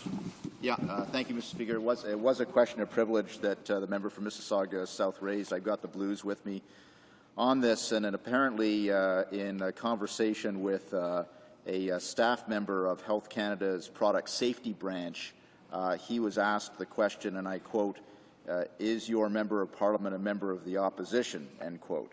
I wanted to assure members of the House that that's not standard operating procedure at Health Canada. I was not aware of this until the honourable member raised this issue, and certainly we will certainly make it clear to members of the public service and staff members that that is not a relevant or appropriate question to ask. Sometimes in this House, Mr. Speaker, things get a bit confused. Sometimes we have people who cross floors. Sometimes we have people on the opposition who think they're in government. Sometimes we have people in government who still think they're in the opposition. But in this case, I think it's pretty clear that this kind of question is not necessary, and I do take it very seriously, and certainly will find an appropriate response to the honourable member. On the same point of order, the honourable member for Yukon. Just on the same point of order, I just hopefully when the minister's obtaining of his response, if he could, if he would look into ensuring that when members from any party, government as well, inquire of his employees, that they would get, on nonpartisan issues like this particular question, they get an answer as quickly as possible right away, the same of a citizen, without having to, apparently the member had, the employee said he had to send a form to Ottawa that was MP request type of thing. So I assume that the minister will let all members know when he's replying that. I think the member has made his point. I'm not sure it is continue. I'm not sure we should continue the point of privilege, but I'll hear from the honourable member of Vancouver East briefly. Thank you, Mr. Speaker. Just very briefly on the same point of order, we appreciate the fact that the Minister of Health has come in to talk about his department, but I think the original point of privilege that was raised by the member from Mississauga South, raises the question about where else it might be happening. Apparently there was a form in existence, so I'm hoping that this minister, as a member of the cabinet, will not only look at his own department, but I think we need to know and be assured that this isn't happening in other departments as well. So I would make that response to the minister. Bravo. Orders of the day. Order emanant du gouvernement. Government orders, government bills, Commons. Bill C-27, an act to amend the Criminal Code, identity theft and related misconduct. Mr. Nicholson, seconded by Mr. Hearn, moves that Bill C-27, an act to amend the Criminal Code, identity theft and related misconduct, be now read a second time and referred to the Standing Committee on Justice and Human Rights. Debate. The Honourable Minister of Justice. Thank you very much, Mr. Speaker. I'm pleased to rise today to speak on Bill C-27, an act to amend the Criminal Code on the subject of identity theft. Le présent projet de loi. This bill follows a commitment made by the government in the speech from the throne, a commitment to fight against identity theft. Larger agenda of tackling crime and making our communities safer. There is no universally accepted definition of identity theft, but it's generally understood to refer to either or both the acquisition or the use of identifying information of another person to perpetrate fraud or another related crime. In most cases, the impersonation of someone else to obtain something of value is the goal of identity theft, as in the case of credit card fraud, when someone pretends to be the cardholder in a transaction. In more serious cases of a criminal impersonates someone else to accomplish a more sophisticated fraud, such as real estate title fraud or mortgage fraud. We've seen this very recently in the province of Ontario, Mr. Speaker, where by impersonating a property owner, a criminal sells or takes out a mortgage on the property and then disappears with the proceeds. The true owner then is left to struggle to regain title and perhaps also to fight with the mortgage lender to avoid the liability for that debt. Sometimes impersonation is not committed for the purpose of using someone else's identity to obtain something of value, but rather to conceal the criminal's own identity. For instance, some criminals maintain and use the identities of others for run-of-the-mill transactions that are themselves part of a larger criminal scheme. For instance, they may use an innocent person's identity to rent an apartment in which they plan to manufacture drugs or from which they intend to sell illegal contraband. When the crime is detected, the trail can lead back to the innocent person who was unlucky enough to have their personal information stolen and used to protect the guilty. There may be little in the way of a trail leading to the guilty persons themselves. Identity theft, of course, is not new, but it has certainly mushroomed in modern society. Our world is different in ways not imagined by earlier generations. Information itself has become a commodity. It opens the door to goods, services, and places. In this new world, people are mobile and commercial transactions can happen across borders via technological means rather than direct human verification in near instantaneous time frames. New technologies have complicated the task of authenticating identities in yet an additional way. The very same technological innovations that have increased the speed, efficiency, and convenience of our transactions with governments and the private sector have simultaneously created new opportunities for fraudsters and other criminals. This is because massive amounts of information are now stored in computer systems.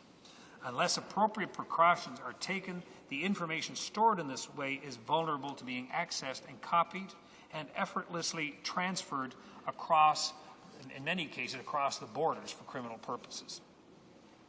We also know that identity theft has been linked to organized crime and also to terrorism. Identity theft is useful in both of these contexts as a method of revenue generation. It's also a method of identity concealment, which I also spoke about, which allows organized criminals and terrorists to avoid raising suspicion or being detected by authorities, especially in cases where their true identities are already known to law enforcement and other agencies. While we don't have complete statistics on the cost of identity theft, it has been reasonably estimated that this costs Canadians approximately $2 billion a year. The cost of credit card fraud alone for the year 2006 was estimated by the Canadian Bankers Association to be close to $300 million, and debit card losses were close to $100 million in that same year. These numbers have been going up incrementally over the last decade or so. It is unmistakable identity theft hurts businesses, governments, and individuals. Aside from the financial repercussions, individuals whose identities have been stolen report, not surprisingly, distress and anxiety and depression in terms of the effort involved in rehabilitating their reputations and credit histories and recovering lost property. They also report a significant emotional impact of having had their identities used by another person. In the rare cases where an innocent person's identity is used to shield a criminal's identity, the victim must also struggle to demonstrate their lack of involvement in the criminal scheme in order to protect themselves from suspicion of criminal responsibility. In short, Mr. Speaker, identity theft is both a crime in itself and a tool for the facilitation of other crimes. For offenders, it offers the potential for high financial risk coupled with a low risk of detection. Over the last 15 years, it's grown in frequency and seriousness, and, Mr. Speaker, the criminal law has not kept up with these changes. When I first announced that we intended to make these changes in Montreal, I had a reporter ask me, he said, "Is this your attempt to stay one step ahead of the bad guys?" I said, "We just want to catch up with the bad guys." And this is the challenge that we have in the criminal code as technology continues to change. So it's now arrived, Mr. Speaker, for this government to improve the criminal code and to make sure that it fully meets the needs of Canadians today. Let me focus on those particular problems that we have identified. Firstly, members would understand that there are obviously some significant challenges vis-a-vis terminology in this area. The terms identity theft, identity fraud, and identity-related crime are bandied about regularly, yet none of these terms have a precise or universally understood meaning. They are not terms that are currently defined in the criminal code, and so the phrase crime of identity theft can immediately generate uncertainty as to exactly what is meant. One of the objectives of this bill, then, is to bring some clarity to these terms in the context of the criminal law. It may be helpful to first appreciate that there are two phases of an identity crime. The first is the collection of information, and the second is the actual use of that information in connection with a crime. Our criminal law addresses many of the situations where people actually use another person's identity or some of their identity information in the commission of an offense. I believe it's helpful to characterize this form of conduct as identity fraud, the focus being on the actual fraudulent use of an identity. The crime of personation, for instance, directly targets the fraudulent impersonation of someone under certain circumstances. Specifically, a person commits the crime of personation when they personate someone else with intent to obtain property, another type of economic benefit, or even with intent to gain an advantage that is non-economic in nature, or with intent to cause a disadvantage to any person. The criminal code also contains offenses which prohibit the making of false documents and the use of those documents to deceive someone. There are also offenses in relation to the misuse or misappropriation of credit or debit cards, and even the unlawful possession of certain types of credit or debit card data. All of these offenses are punishable, as they should be, by up to 10 years in prison. But another crime that frequently applies to an identity theft situation is the offense of fraud. Where the value of the fraud is over $5,000, the offense carries a maximum term of 14 years. So, Mr. Speaker, there are already strong sanctions in the criminal code for the actual use of another person's identity, but there are limitations. And most importantly, our criminal code does not currently criminalize the earlier phases of identity crime operations, which involve the acquisition and transfer of the identity information for a later fraudulent use. Unless a person commits some other existing crime in the course of acquiring the information, such as the theft of a wallet or misuse of a computer system, they cannot be stopped when they gather or trade in sensitive personal information that subsequently gets used in crimes. This means that where the police find people in possession of comprehensive dossiers on individuals, including all manner of identifying information, they may not be able to lay a charge or indeed even to seize the data. Likewise, where people set up shop of acquiring that information and then selling it for a profit, knowing that it might be used in the commission of a crime, there may be no chargeable offense. Now, we can group together various aspects of this early stage of an operation under the term identity theft, as contrasted with identity fraud, which refers to the actual subsequent use of the information. It's time for our criminal law to catch up with the criminals, and this is what C-27 does. Firstly, it creates 3 new offenses that directly target the identity theft stage of a criminal operation, and all of these, I should point out, Mr. Speaker, are punishable by up to 5 years in prison. The first new offense would make it a crime to acquire, obtain, or possess another person's identity information in circumstances giving rise to a reasonable inference that the information was intended to be used deceptively or fraudulently in the commission of a crime. This offense directly attacks those people who, as a first step to a later crime, hack into, for instance, a large corporation's computer systems to obtain customer information, those individuals who send phony emails out, tricking people into providing their personal information to them, or dive through, incredibly enough, people's garbage cans looking for discarded credit card information or utility bill information. It would also make a criminal out of the person who receives identity information from someone else for later use to commit a crime. A complementary offense would be created for those people who set up business as information traffickers. These people are not involved in the ultimate criminal use of the information, yet they provide the tools necessary for the criminals to engage in their crimes. This bill will therefore make it a crime to transfer or otherwise provide to another person the identity information of a third person where the traffic knows or is reckless about the future criminal use of that information. For both these offenses, the legislation will create a broad definition of identity information which covers all types of information that can be used for criminal purposes. The definition includes name, date of birth, address, biometric information, various forms of alphanumeric identifiers such as driver's license numbers, passport numbers, and financial account numbers, and any other information capable of being used in that way. An important feature that members should notice here is that these offenses are directed at the mishandling of information. This means it will not matter whether the information is contained in an official identification document or it's copied or stored in some other form. Another situation that the police are concerned about is the situation where they find people in possession of numerous cards or documents which are commonly used for identification purposes such as driver's license, health cards, and social insurance cards.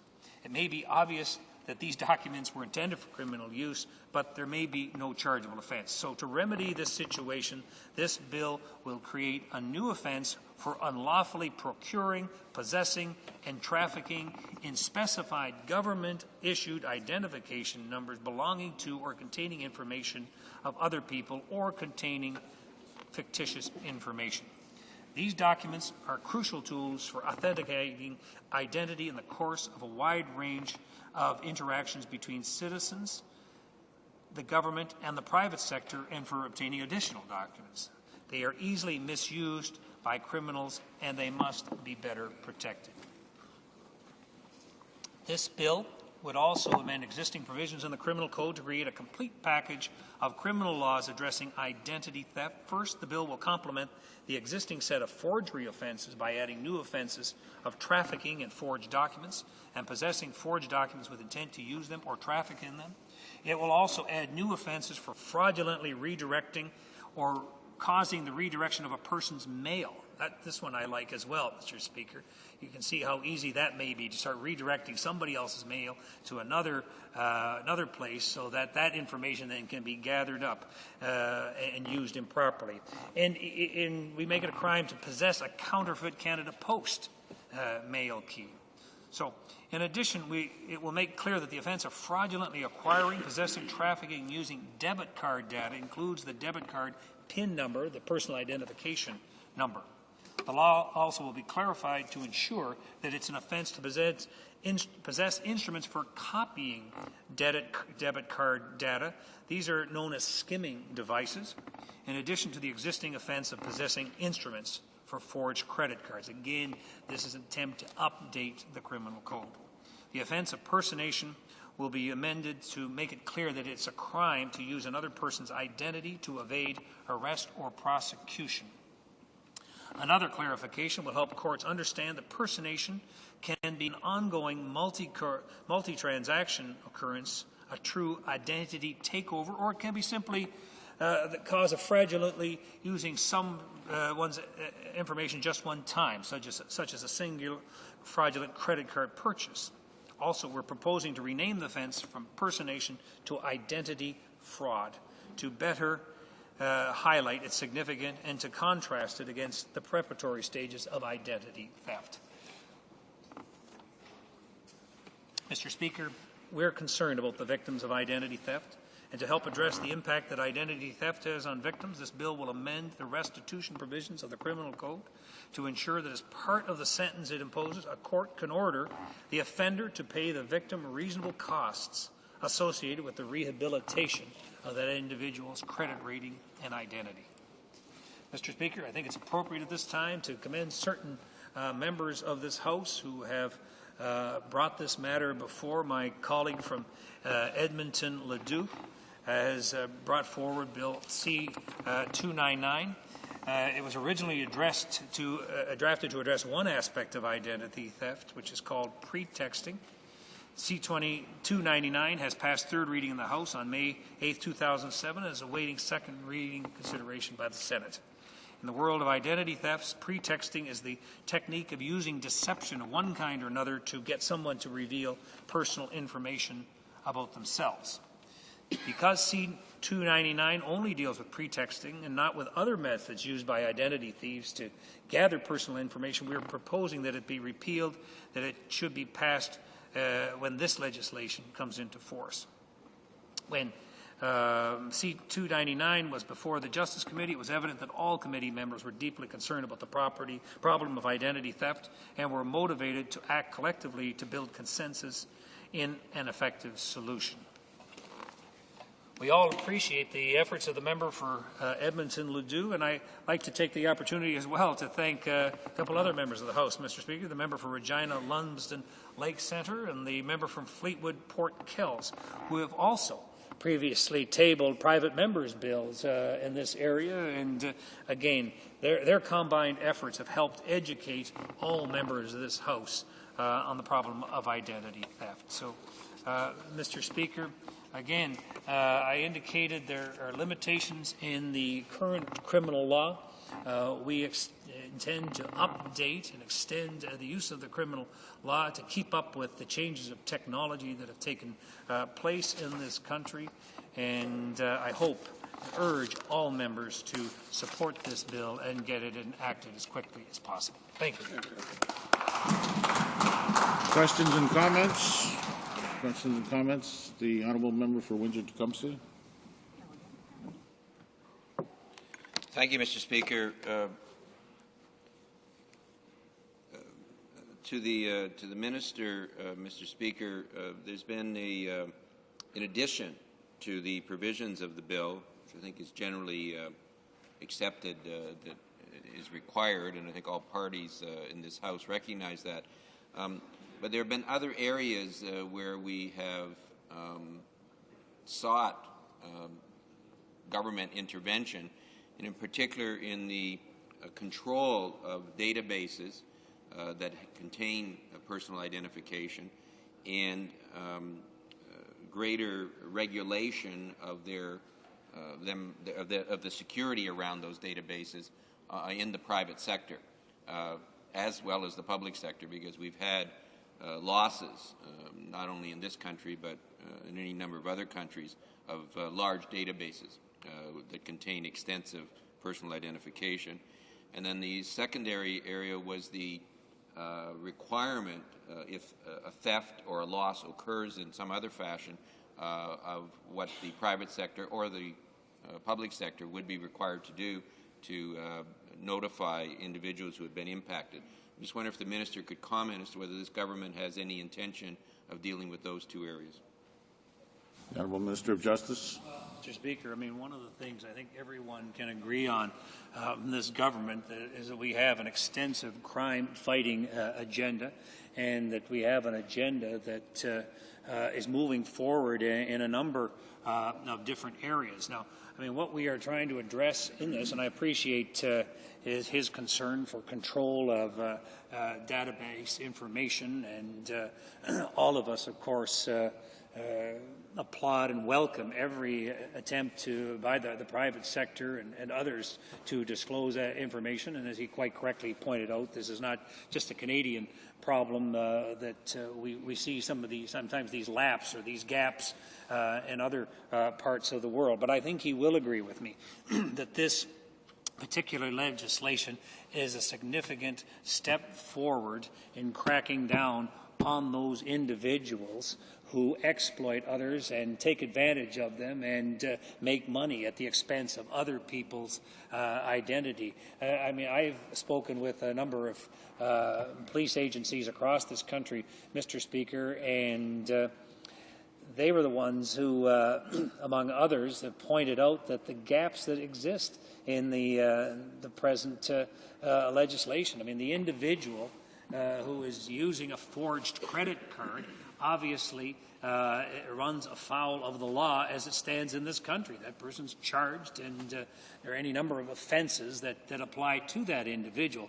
But these other groups of individuals, Mr. Speaker, who are trafficking and collecting personal information about others, there exists this gap within the criminal code. And so we have been very careful to make this focused, to address those concerns that police agencies and others who are quite concerned about, as I indicated, a $2 billion a year loss. That's what we're talking about in this area, that they want something done on it. So I appreciate suggestions, as I always do, from the honourable member. I've found him to be a thoughtful individual when it comes to these issues, and as I've indicated to him before, I appreciate suggestions that he has made and I'm sure will continue to make in the criminal law area.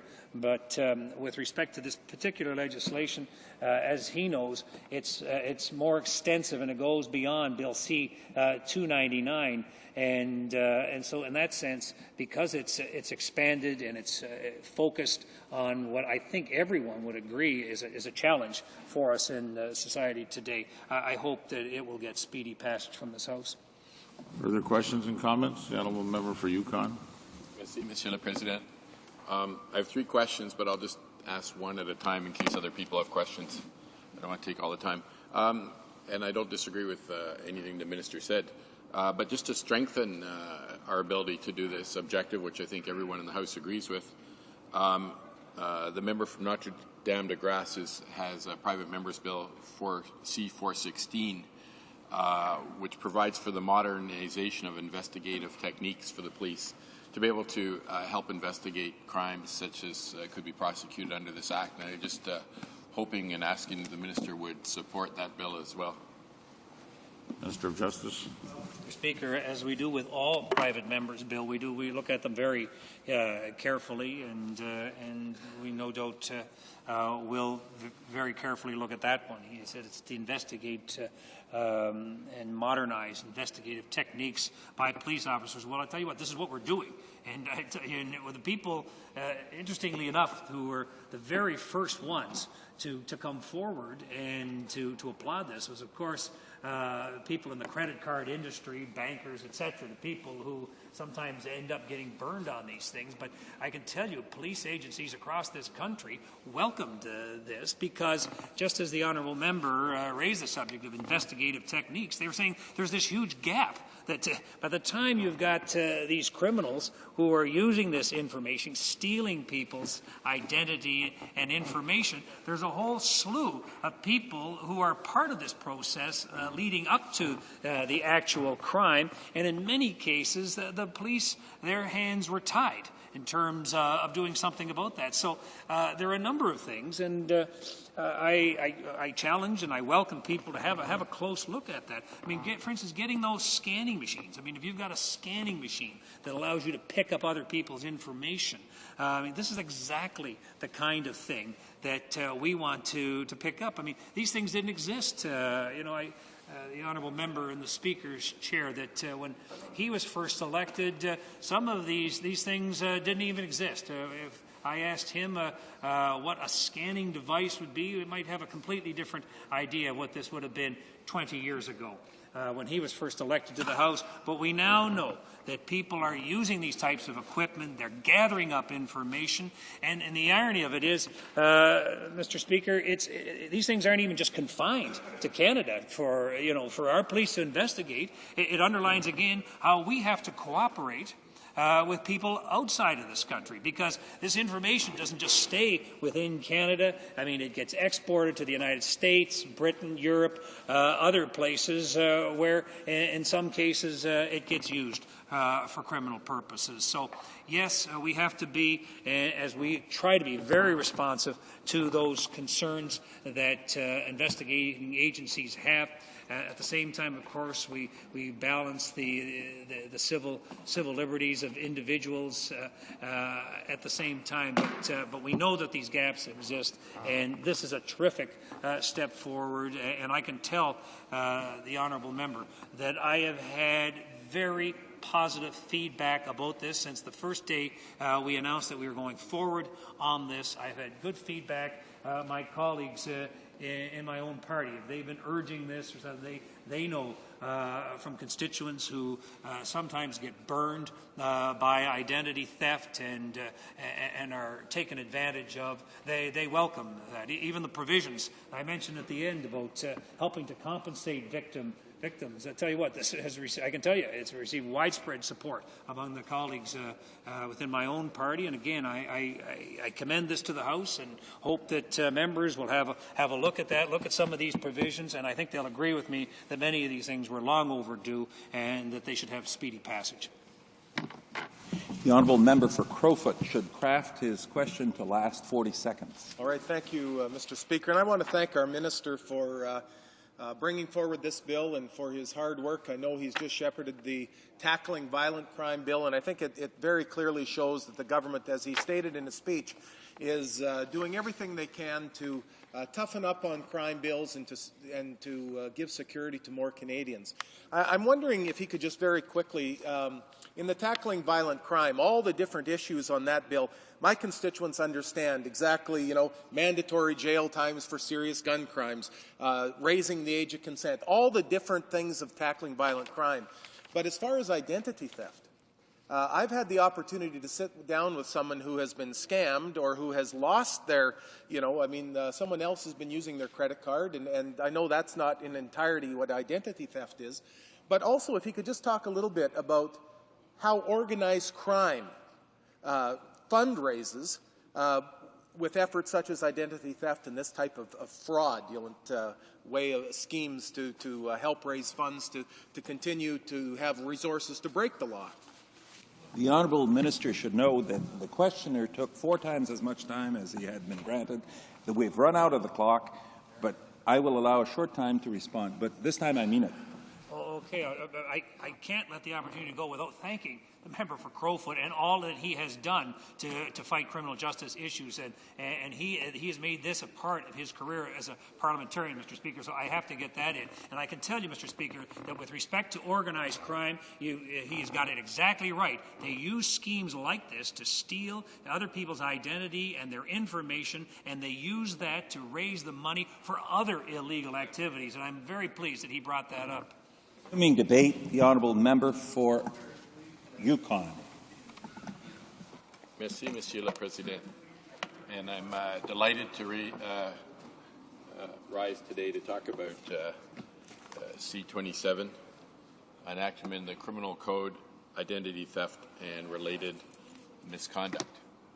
On March 14, 2007, the Liberal leader made a major speech on improving fighting crime. It was made in Toronto, and of course encouraging the government to bring forward legislation on identity theft, and committing that the Liberal government would do that if the Conservative government did not do that. And so we have, it's long been a policy of the Liberal Party to strengthen provisions to prevent identity theft, and of course we will be supporting any provisions that will do that. And hopefully we'll, by doing this, and this debate today, will make Canadians who are not aware, who are not part of the almost 10% who have already been victimized, of the jeopardy that they're in and the protection that they should take for themselves, and also the protection that companies, small and large business, the provisions they should be taking to protect themselves and to protect Canadians from identity theft. With simply one piece of mail, if someone steals one piece of your mail, there can be enough information there to have terrible, serious ramifications for you as a Canadian citizen down the road. So you have to be ever more vigilant today than ever before about this new type of crime that can affect you far worse than if someone were to steal all the money you happen to be carrying one day, or to steal your wallet. They need very little information to inflict thousands, tens of thousands of dollars of damage on you. They basically need your name, address, maybe birth date, sometimes social insurance card. And with that, you can have all sorts of damage inflicted upon you, thousands of dollars in costs as a Canadian citizen by an unsuspecting criminal. So you should be very vigilant, because that's not very much information and quite easy. You've given that, most Canadian citizens have given that information to dozens of other people for many reasons, and so that information is all over the place. So you have to make care that you protect that information, because as soon as the criminal has a little bit of information like that, they use it to apply for bank accounts, for credit cards, for social insurance numbers, for false driver licenses, with terrible consequences to you as a Canadian. And so many, perhaps 9% of Canadians already, 1 in 10 of your friends almost 1 in 10 of your friends has already had this occur to them in some way or another, to great expense and inconvenience to them. Sometimes it's getting even more sophisticated. Someone will impersonate you to be able to use your medical plan to get medical benefits, which once again can be tens of thousands of dollars. Some people are using it in mortgage fraud, so they'll go in and impersonate you and get a mortgage of tens or hundreds of thousands of dollars, which you could be responsible for. I had a constituent suggest that everyone applying for such a mortgage should have their picture taken. I'd be curious as to the minister's response to that suggestion to deal with that type of fraud. Of course, the theft may not come from you directly as a Canadian citizen. It could come from your workplace, where obviously they have all this information about you, massive detailed information about you as an employee, or to some other workplace where you've had to submit the information for a good reason. So it's very important to us that that information is protected by companies and that they're very careful about employee access to your personal information. People can get this information. They're getting your information off the computer, through internet hackers. They're getting it from mailboxes, from the garbage left outside country mailboxes, from dumpsters, from recycling bins. And they get more sophisticated. If they can't get it that way, they might send you a spam email that looks totally appropriate. They might tell you, oh, there's a problem with your bank account. Can you just fill it in here and this little bit of information?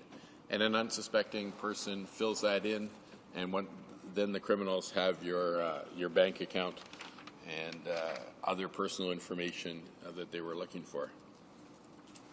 There was a sophisticated case right here in Ottawa where the people set up a phony job ad. So people would go in, and they asked for sort of a resume that had your birth date and social insurance number and address on it.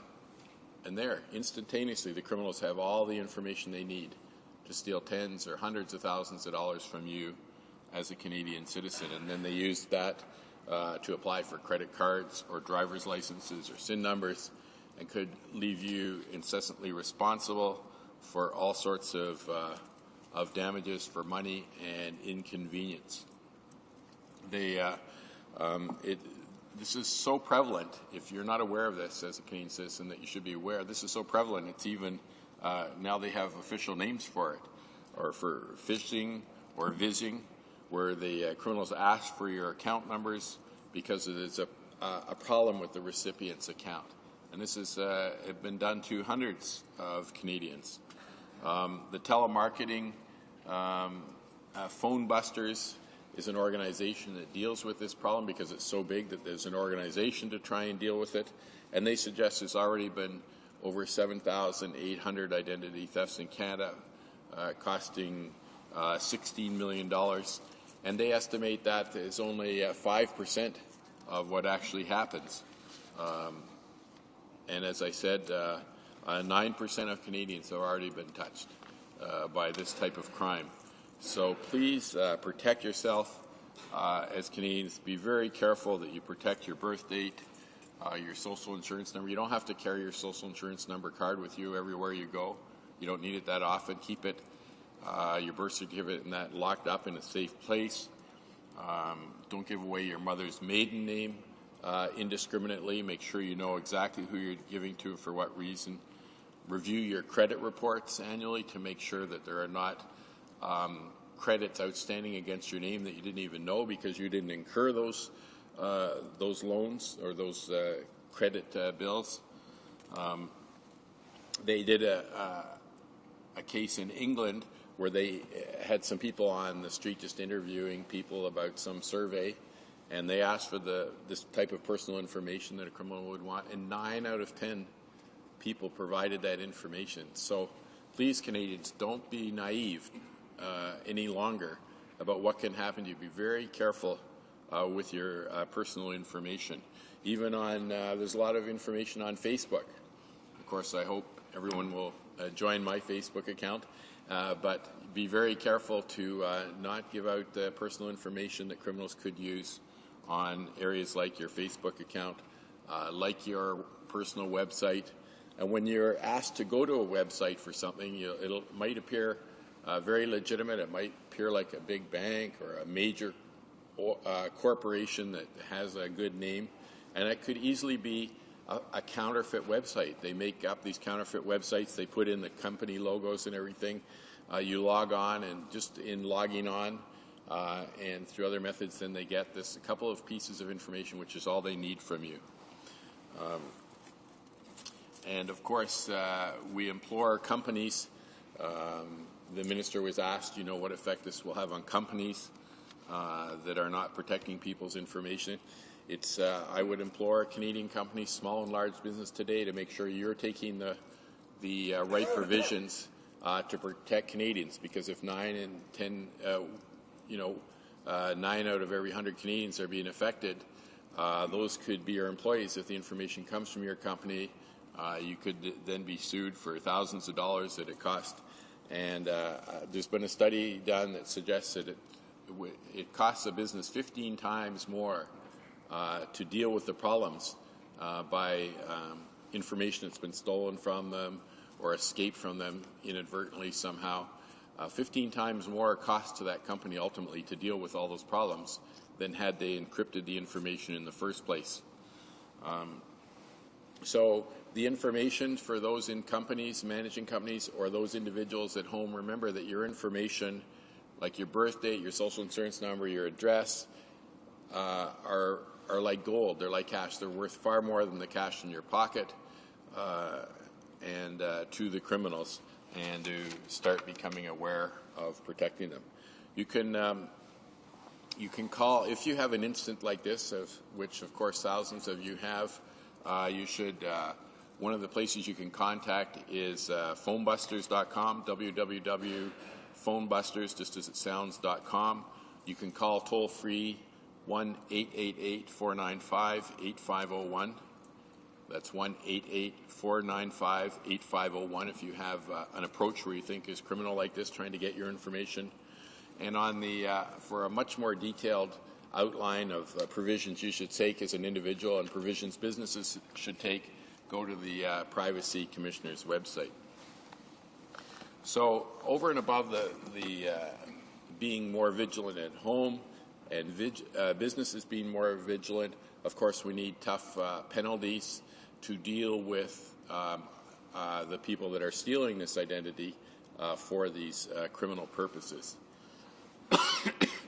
I want to give just an example of from the Vancouver Sun, just December this year, about a person whose driver's license and check were stolen from their mail, and the check was cashed in September.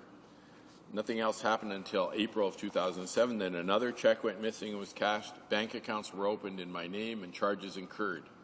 Money Mart was after me for fraudulent checks being cashed. More than $2,000 worth of shopping channel goods were purchased on my husband's credit card. This person spent countless hours dealing with credit bureaus, and to date we're still fighting charges on the Capital One card. Now that this person's had to forward all their mail to their work address, which is not convenient because she's on starting maternity leave, and they did a lot more legwork and actually obtained a photo of the thief, and are still having problems. So it's not only the thousands of dollars in debts that are built up against you that you have to pay, but it's the incredible time trying to clear your name from these problems. I just on my flight on the way down, I ran into a person that once again there was just their check had been misused or something, and they couldn't get on the plane because once you get into these problems, it gets connected and you get blacklisted to getting on planes, and you know how long it takes to try and solve those type of problems. Some people can use just use your name and rent an apartment under your name, and then use that for producing drugs or having stolen goods. And when it's found out, they just vanish. And of course, then your name gets in there as a criminal. And of course, you got to go through all the huge complications of trying to get your name cleared, and which is just an awful process. Of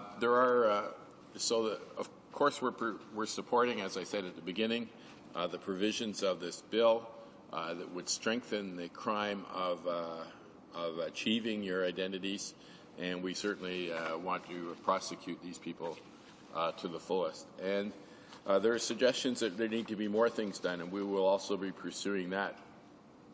It's not enough. I'm just quoting from the London Free Press on November 25th of last year. It's not enough to make these activities criminal. Philippe Lawson, director of the Canadian Internet Policy and Public Interest Clinic at the University of Ottawa, told the Canadian Press, "Criminals will always find a way to take advantage of innocent citizens," Lawson said. "We need to take other equally important steps, such as creating incentives for companies and governments to take appropriate security measures, empowering individuals so they can more effectively protect themselves, enforcing data protection laws, and assisting victims recover their financial reputations. So we're going to be pushing for even more strength to this legislation and provisions that government can do ever since, as I said, close to a year ago, the Liberal leader brought this up and encouraged government action on it. It's even occurred to a member of this House, the member from Saskatoon, Wanuskewicz, and there's an article in the paper. It took, and this is once again that the reason we were pushing so hard for this. He had his identity stolen last year. He racked up more than 6,000 before a collection agency came calling. It took months to clear his name and his credit card record, although he's always expected to jump through hoops as a result of his social insurance number being red flagged by the government. Now, the one distressing thing that he suggested in this article was that the government would not be accepting much in the way of amendments to this law, which was a little distressing in that, you know, depending, as I said, there have already been suggestions that there are ways from police and other organizations of things that need to be done. And if we hear about that in committee, it's always distressing that we could not strengthen the protection of Canadians from identity theft if as members of the committee, that's what we hear and we have suggestions. And hopefully that member was not speaking for the minister, but I didn't get a chance to ask that question. So on March 14th, 2007, as I said, and I'll just quote from leader of the Liberal Party's speech in Toronto on that day, "To protect Canadian seniors, we will act on the recommendations of the Privacy Commissioner to address the problem of identity theft. There were almost 8,000 reports of identity theft in the past year, resulting in more than 16 million being lost, much of it taken from vulnerable seniors. A lifetime of hard work and savings can vanish in an instant. We need tougher laws to prevent this type of crime." And going on later, he said, "Another recommendation is that we need laws implementing the recommendations of the Federal Task Force on Spam, recommendations that so far have been ignored by the Conservatives. Spam is the weapon of choice for identity thieves who use phony emails to trick people into revealing personal information. Canada is the only G8 country without anti-spam legislation, and a Liberal government led by me will change that." So going on to this particular bill, the bill would create 3 new offences, all subject to 5-year maximum sentences. It's obtaining and possessing identity information with the intent to use it to commit certain crimes, trafficking in identity information with the knowledge of or recklessness as to its intended use in the commission of a certain crime, and unlawfully possessing and trafficking in government-issued identity documents. Also, the criminal code amendments would create new offences of fraudulently redirecting or causing redirection of persons' mail, possessing a counterfeit Canada Post mail key, and possessing instruments for copying credit card information, which the minister mentioned in his speech, and in addition to the existing offences of possessing instruments for forging credit cards. As I said, one of the ways that we want to go even farther than this is to make sure that the police have the have the technical ability to investigate this type of crime with the modern electronic type of means available to them. As the minister said, we want to catch up. I was glad the minister said he would look at that bill. I was sad that he didn't say that he would endorse it right away to help the police, but hopefully that will be the conclusion that he comes to. So in conclusion, the last point I wanted to make is I'd like to discuss further at committee is whether the penalty should be stronger if the identity theft is for organized crime or terrorism, which would be very significant. So in conclusion, it's been our policy for a long time to support stronger provisions in this, and if necessary, a committee, depending on our witnesses. We want the police to provide evidence and other expert witnesses. If there's any way we can strengthen it, I will be looking at that too. Thank you, Mr. Speaker. Questions and comments? Questions et commentaires? Reprise du débat. Resuming debate. The Honourable Member for Châteauguay-Saint-Constant. Thank you very much, Mr. Speaker. I'm very happy to have an opportunity to arise on Bill C-27, an act to amend the Criminal Code, identity theft and related misconduct. I think it's important to hold a debate on this topic because, given the arrival of new technology, we're all confronted with situations where we must provide personal information. Just think about using your PIN when you go to the automated teller. Imagine the number of personal data and monetary transactions on the internet on a daily basis. Do we know how corporations and governments manage their large databases in which our information is contained? These issues affect everyone without exception.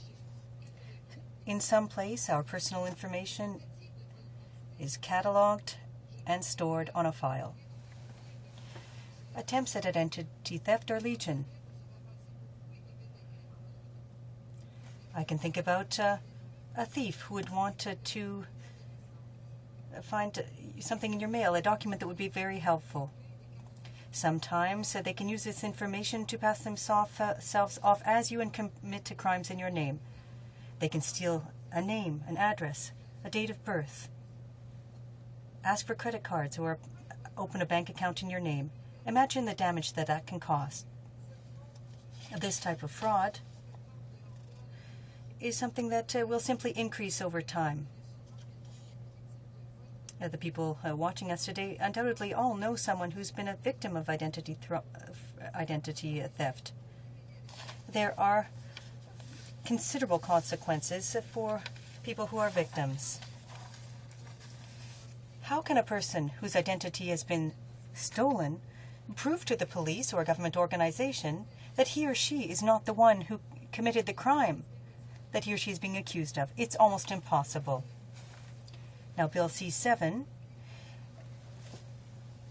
wants to deal with identity theft by preventing the collection and use, unauthorized use of personal information for criminal purposes. Briefly, that includes the possession of information, private information, such as a name, address, a social insurance number, or any other personal number that can be used to obtain some type of service. In fact, C-27 creates 3 new offenses that could lead to a maximum of 5-year prison sentence. The first deals with the possession of information with a view to committing a crime. The second deals with trafficking in personal information or giving them deliberately to someone knowing that they will be used for criminal purposes. And finally, an offense dealing with individuals in possession of a document emitted by the government or trafficking that document. Now, I'd like to point out that there are many ways that the thieves use to obtain this information, from direct means such as to things like phishing that are very well perfected. The RCMP, or according to the RCMP, criminals also use websites that appear to be official, email that appears to falsely represent corporations, financial institutions, and so on. The objective is to obtain personal information or financial information or other sensitive information from the person who's received the email. Now, this is why people must always be cautious when they send off their personal information. They should look into how it will be used, why it's being collected, who will be consulting it, and how the information will be protected. Now, going back to Bill C-27, the bill will amend the criminal code in several ways in order to stem identity theft. There are also offenses being created for redirecting mail, being in possession of a counterfeit mail key, or the possession of instruments designed for making credit cards or with the possessing with the intent of making or trafficking these documents. Bill C-27, in addition, clarifies the meaning of fraudulently personating any person, and it designates the offense of personation as regards identity theft. For the courts, it adds another power that will enable a court to order the offender, as part of his sentence, to compensate to the victim of identity theft or identity fraud for the costs incurred to reestablish one's identity. Finally, only those who make false documents for government operations that are secret, such as police officers, are exempt. C-27 therefore reflects today's reality, and as I said earlier, the problem of identity theft can do nothing but increase in the future. Therefore, it is necessary to update the criminal code so that it is better suited to the current context. Moreover, according to the Minister of Public Safety, identity theft has become one of the types of crime that is increasing or growing the most quickly in Canada and the United States. However, not only must we be alarmed by the increase in this type of crime, but also the costs related to this type of crime. In 2002 alone, the Canadian Trade Ethics Bureau estimated that consumers, banks, credit card issuers, stores, and other businesses lost $2.5 billion because of identity theft.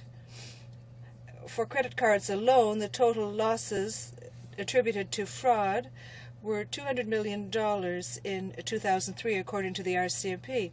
A good example of social costs caused by identity theft can be found among the complaints made to phone busters, an RCMP office, as well as the Competition Bureau. For 2006 alone, more than $16 million of fraud was perpetrated. However, phone busters estimates that this only represents a very small percentage of the real data on fraud, and that would be about 5%. On a human scale, those who are victims of identity theft have their credit ratings severely affected, and this affects everyone. I remember an Ipsos Reid poll in 2006 that stated that 1/4 of Canada's citizens, or 5.7 people, said that they had been victims of identity theft or knew someone who had been a victim of identity theft. These figures are very revealing and demonstrate the need to update the criminal code. But there's a fundamental problem here. The criminal code offenses were defined at a time when the traditional concept of goods existed. Information is not considered an asset or a good. So in order to properly apply the criminal code provisions, there has to be a direct link between economic loss or some type of serious effect. It's very difficult to prove what type of damage can be caused by identity theft. It seems that the simple possession and collection of personal data cannot at this time constitute a crime. Therefore, the fight against identity theft is very cumbersome. And the rules of evidence are very strict. I remember a statement made by Jennifer Stoddart, the Privacy Commissioner, who on May 8, 2007, summarized the legal problem related to identity theft. When she appeared before the Access to Information Committee, she said, and I quote, "In my opinion, this doesn't only involve the criminal code. As you know, our legislators hesitate to use the criminal code because the standards of evidence are very strict and the charter might apply. It's obvious that it might be possible or should be possible to use the criminal code, and C27 is a step in the right direction to update the criminal code. But I reiterate that part of the solution requires concerted action by various levels of government as well as private organizations and the general public. We must have other steps to fight identity theft, because the scope of the problem goes well beyond the government alone. The Privacy Commissioner felt that the criminal code could be used for two main reasons: because evidence is easier to establish, and the Commissioner mentioned a small claims court which could be used. However, the government would have to cooperate closely with provincial governments, since many aspects of identity theft come under provincial jurisdiction. There are many solutions to counter identity theft, and they are within the purview of the provinces because of the constitutional aspect of property and civil rights, including Section 92, subsection 13, which deals with property. This minority government has a great deal of work to do in this area. This government should work closely with provinces to fight identity theft, but they preferred to make certain changes to the criminal code which would have a limited effect on the problem that we are facing. Before giving the provinces new responsibilities to apply the criminal code, did the federal government ensure that the provinces had the necessary resources to apply the new provisions related to identity theft? It would be interesting for the federal government to preach by example when it comes to protecting and managing personal data. The federal government would penalize those who make fraudulent use of government ID, such as the SIN number. In June 2006, however, we learned that the Auditor General estimated that there were 2.9 social insurance numbers in circulation. That is 2.9 million more than the estimated number of citizens who were 30 years of age and over. This does raise eyebrows. Moreover, in September 2003, the CRA had 6 computers stolen from its Laval office, including one laptop that had information on 120,000 taxpayers and 600 federal government employees. This means that a number of practices must be reviewed. Many federal departments and organizations are interested in identity theft, but their efforts don't seem to have given us any type of concerted strategy to attack the problem.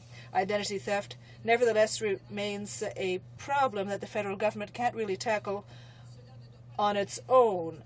However, this should not prevent the government from having a better strategy to target these efforts. It would be interesting to properly frame notions or concepts relating to identity theft.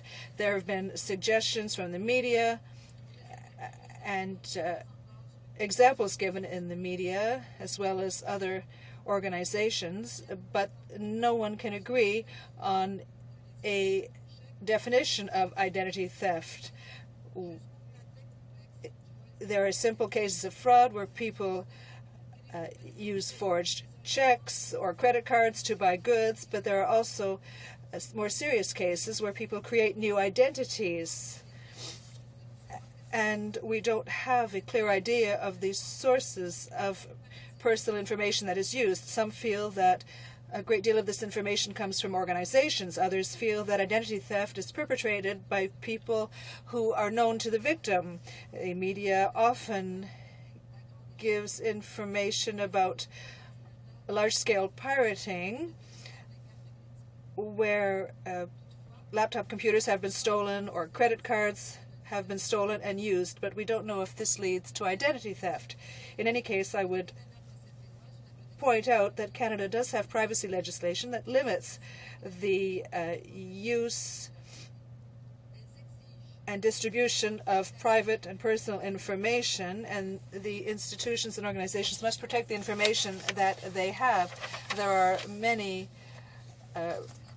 provisions relating to electronic information and data that could considerably reduce the risk of theft.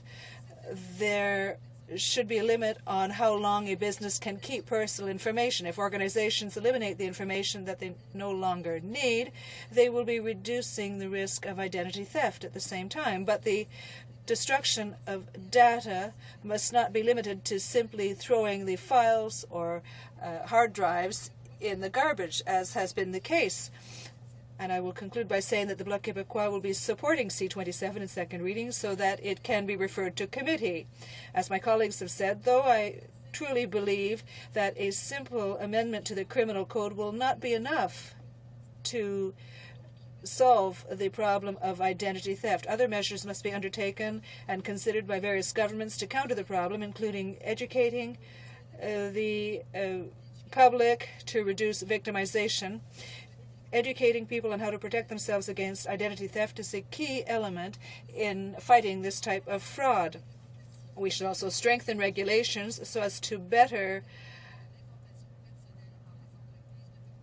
tackle the management of personal information by businesses. This can only be a good thing. And finally, there should be measures to have uniform security for ID cards, which is absolutely essential. Thank you, Mr. Speaker. Questions et commentaires, questions and comments. L'honorable député du Yukon. The honourable member for Yukon. Thank you, Mr. Speaker. Member for excellent support for this bill, but I was delighted that she agreed with us that there's more needs to be done. And I'm just wondering if she could elaborate a bit on what more could be done by the government to support individuals who may be encountering this theft, or more support or regulations they could put related to businesses and governments, as the member said, where there have been problems related to information leaking out. The honourable member for Châteauguay, Saint-Constant. I'd like to thank my colleague for his question. As I said in my speech, the problem of identity theft is widespread. It's a broad international problem, and the measure that the minister introduced today is a step in the right direction. But even though these are very noble measures, they are somewhat limited in their effectiveness, because identity theft, if we really want to attack it head-on, means that we have to work with all organizations and all provinces, because a number of these subjects relate to provincial jurisdiction. And there are various types of theft. There is petty theft and there's organized crime, and this is what the minister referred to. But when there are networks that are organized and operate over the internet, we need international regulations. And it has to be a concerted effort, because identity theft will grow through the internet, and with new technology, we can't solve the problem by simply using the Canadian Criminal Code. It's a broader problem, and so we have to work together.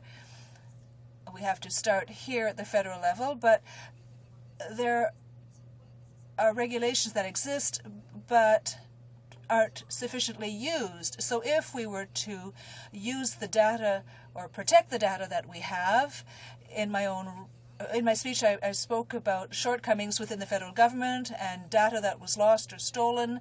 So concrete steps can be taken to better manage this information. And I think we all have to work together. The federal and provincial governments have to tackle this together, along with other countries, so as to better target identity theft, which is often undertaken internationally by organized crime. Thank you, Mr. Speaker. Questions and comments? The honourable member for Scarborough Rouge River.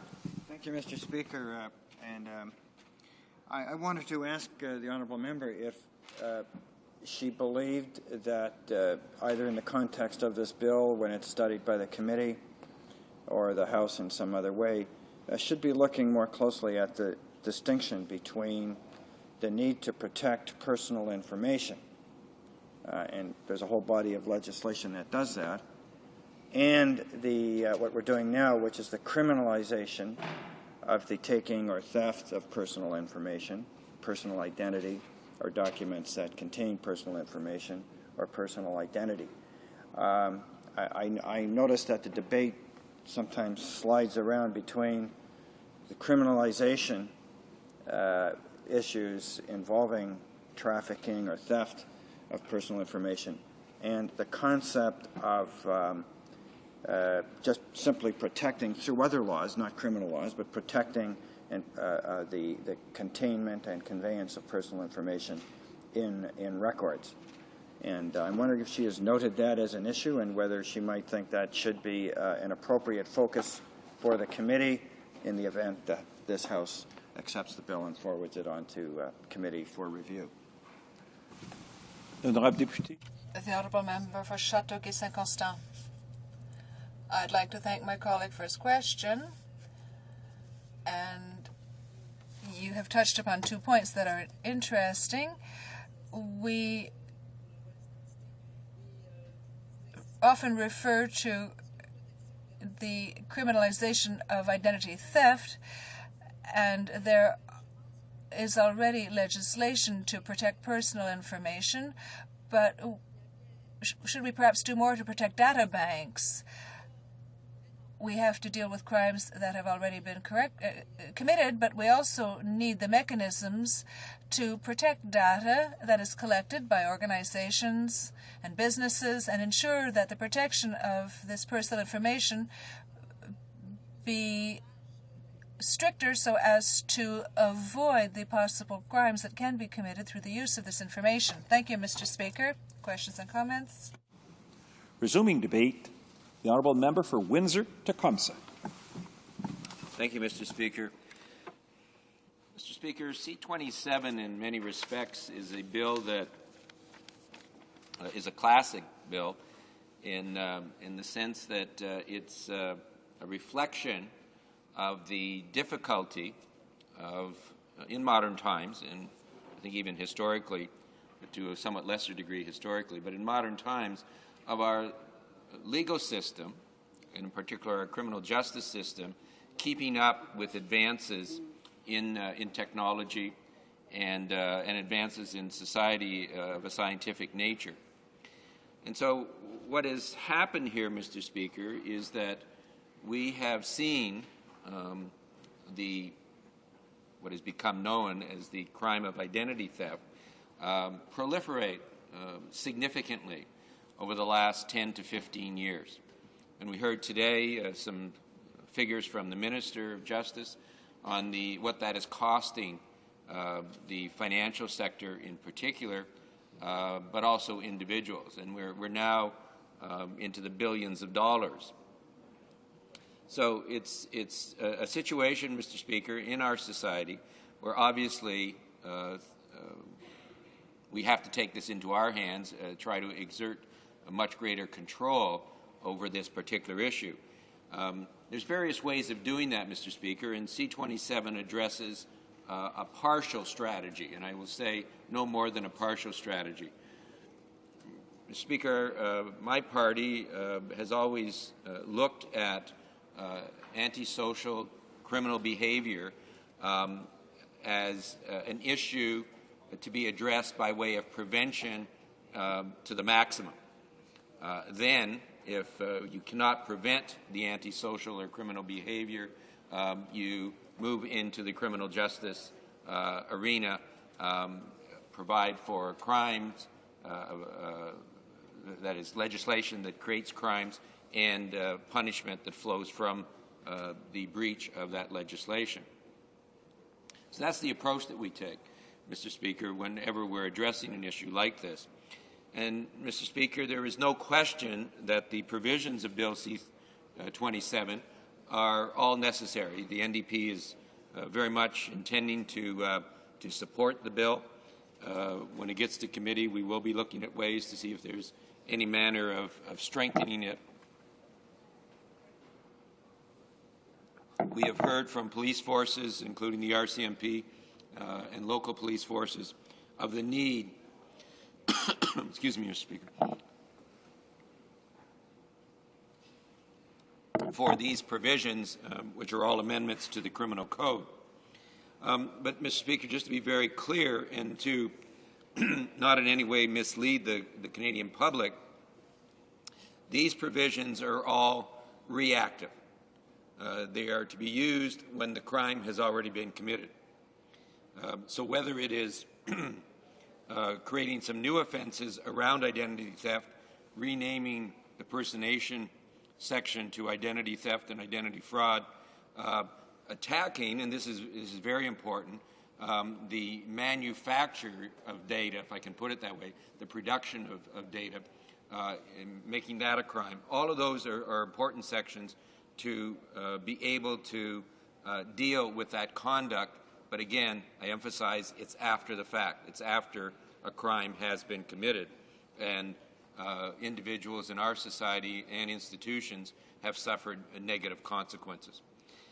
We've heard the horror stories in that respect, Mr. Speaker, of the way it grossly disrupts people's lives when their identities are used fraudulently in a criminal fashion and causing them great financial losses in a lot of cases, but also the emotional turmoil that it puts them through while they're rebuilding their identification, dealing with the debt that's been accumulated in their name. It can cause great havoc, and in fact does cause great havoc to the individual. And then on the institutional side, just humongous, as again the Minister has mentioned, financial losses. So it's very disruptive. The bill is important from that perspective. I raise, though, again, Mr. Speaker, as I did when I questioned the Minister earlier today, the fact that this government has not brought forward any proposals even, and certainly no legislation to prevent access to databases, to regulate security around those databases, whether it's by way of policy within the federal government or by way of legislation or regulatory functions under other legislation, under our consumer legislation, our privacy laws, our access to information laws. There's a number of other pieces of information of laws where we could be implementing a legislative framework or regulatory framework that would prevent access, or at least easy access, to our databases. And, Mr. Speaker, I want to put this in the context. If you can imagine you're of a criminal bent, and I'm not suggesting, Mr. Speaker, you are, but if you can think of that in that context, that you are looking at it and saying, I'm going to commit a crime by stealing somebody's identity.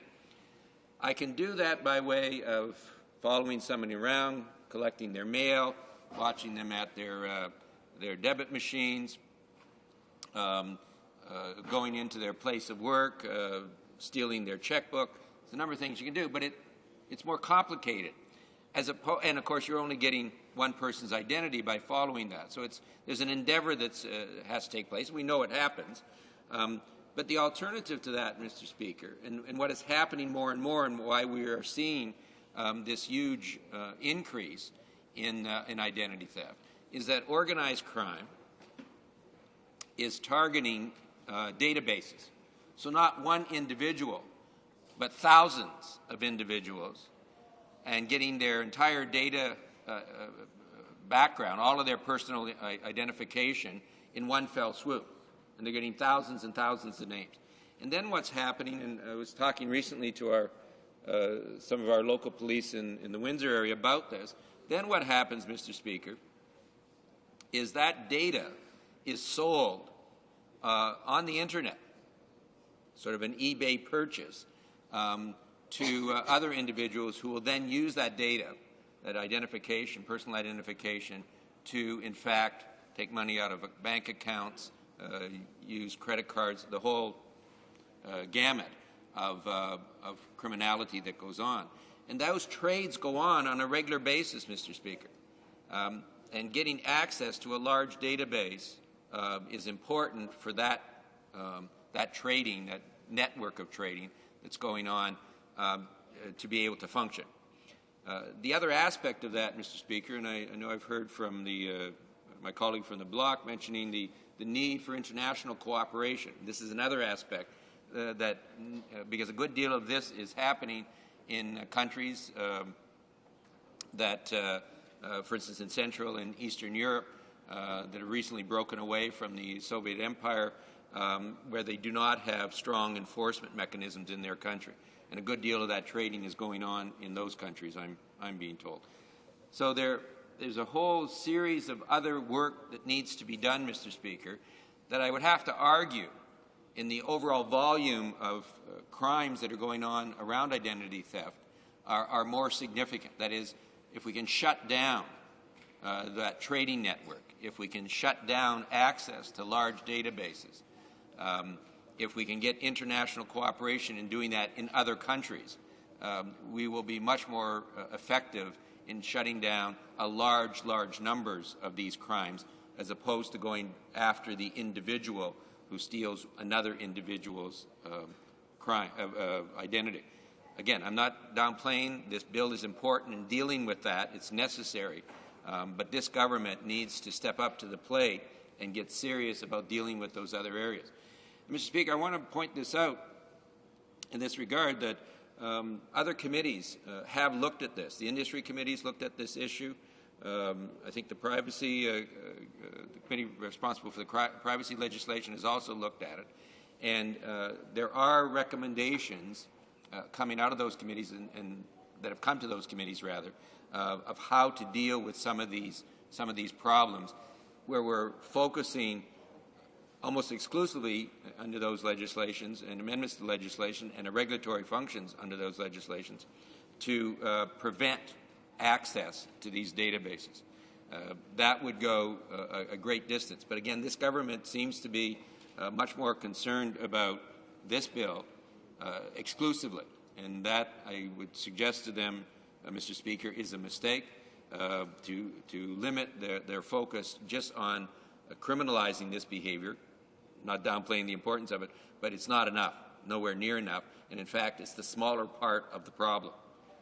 The solution to this problem lies much more in creating security around our databases, international cooperation to enforce, and policies along that line, rather than this more simple and limited approach on this bill. Mr. Speaker, as I've indicated, the NDP are going to support this bill, both at second reading.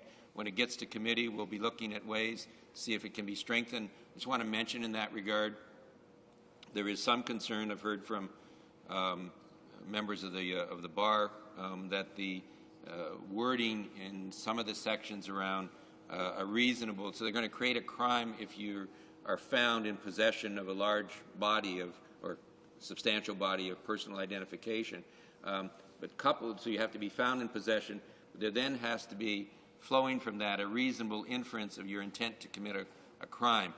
Reasonable inference is used elsewhere in the code, but in a somewhat different context. So there's some worry about whether that wording is going to provide, because of its vagueness, enough of a defense so that that section will actually never be able to be used to actually acquire convictions. And so that type of wording is going to have to be looked at. We'll do that at the committee and see if there's any way we can strengthen it. We're hoping to hear from both our prosecutors and our police forces to see if there are any additional suggestions they have to perhaps augment this bill and strengthen it some more. So we'll be doing that at committee. But otherwise, Mr. Speaker, unless we see ways of strengthening it, I'm quite convinced that the Justice Committee will approve the bill, hopefully with some minor tinkering, and send it back for third reading and final approval in this House. Mr. Speaker, again, I want to conclude.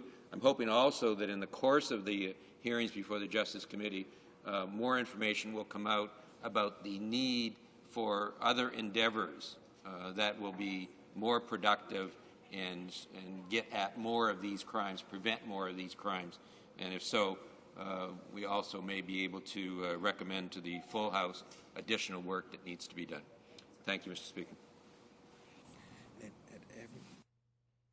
Questions and comments? Questions et commentaires? The honourable member for Yukon. Merci, Monsieur le Président. I'd like to thank the member. I always enjoy hearing his very thoughtful perspectives on the various crime bills that we have at Justice Committee.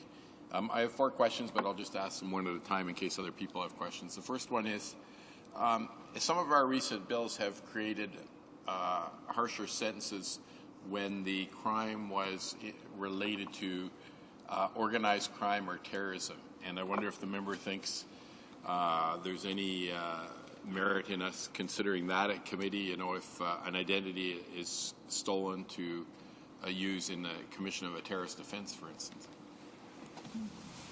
The honourable member for Windsor-Tecumseh. Thank you for the Mr. Speaker, and thank you from the member from the Yukon for the question. I think there's really potentially 2 answers to that. If it's organized crime, not of a terrorist nature, although I quite frankly believe that we should be, we should have, and should in the future include that kind of criminal conduct of a terrorist nature under the organized crime section, that it's a potential, and go after that kind of criminal activity using the organized crime section, but we need to expand the definition somewhat. But if it is the traditional organized crime activity, I'm not sure that we need to do anything further, because what we should be doing if we find identity theft that is promulgated by the activity of an organized crime syndicate or gang, then what we should be doing is laying charges that these individuals are part of organized crime. That then opens up that whole section of the code to be able to be used against them, including the reverse onus to be able to seize their assets. So I don't think we really need to do anything further with regards to that. The same would not be true if it was an organized effort of a gang around terrorist activity.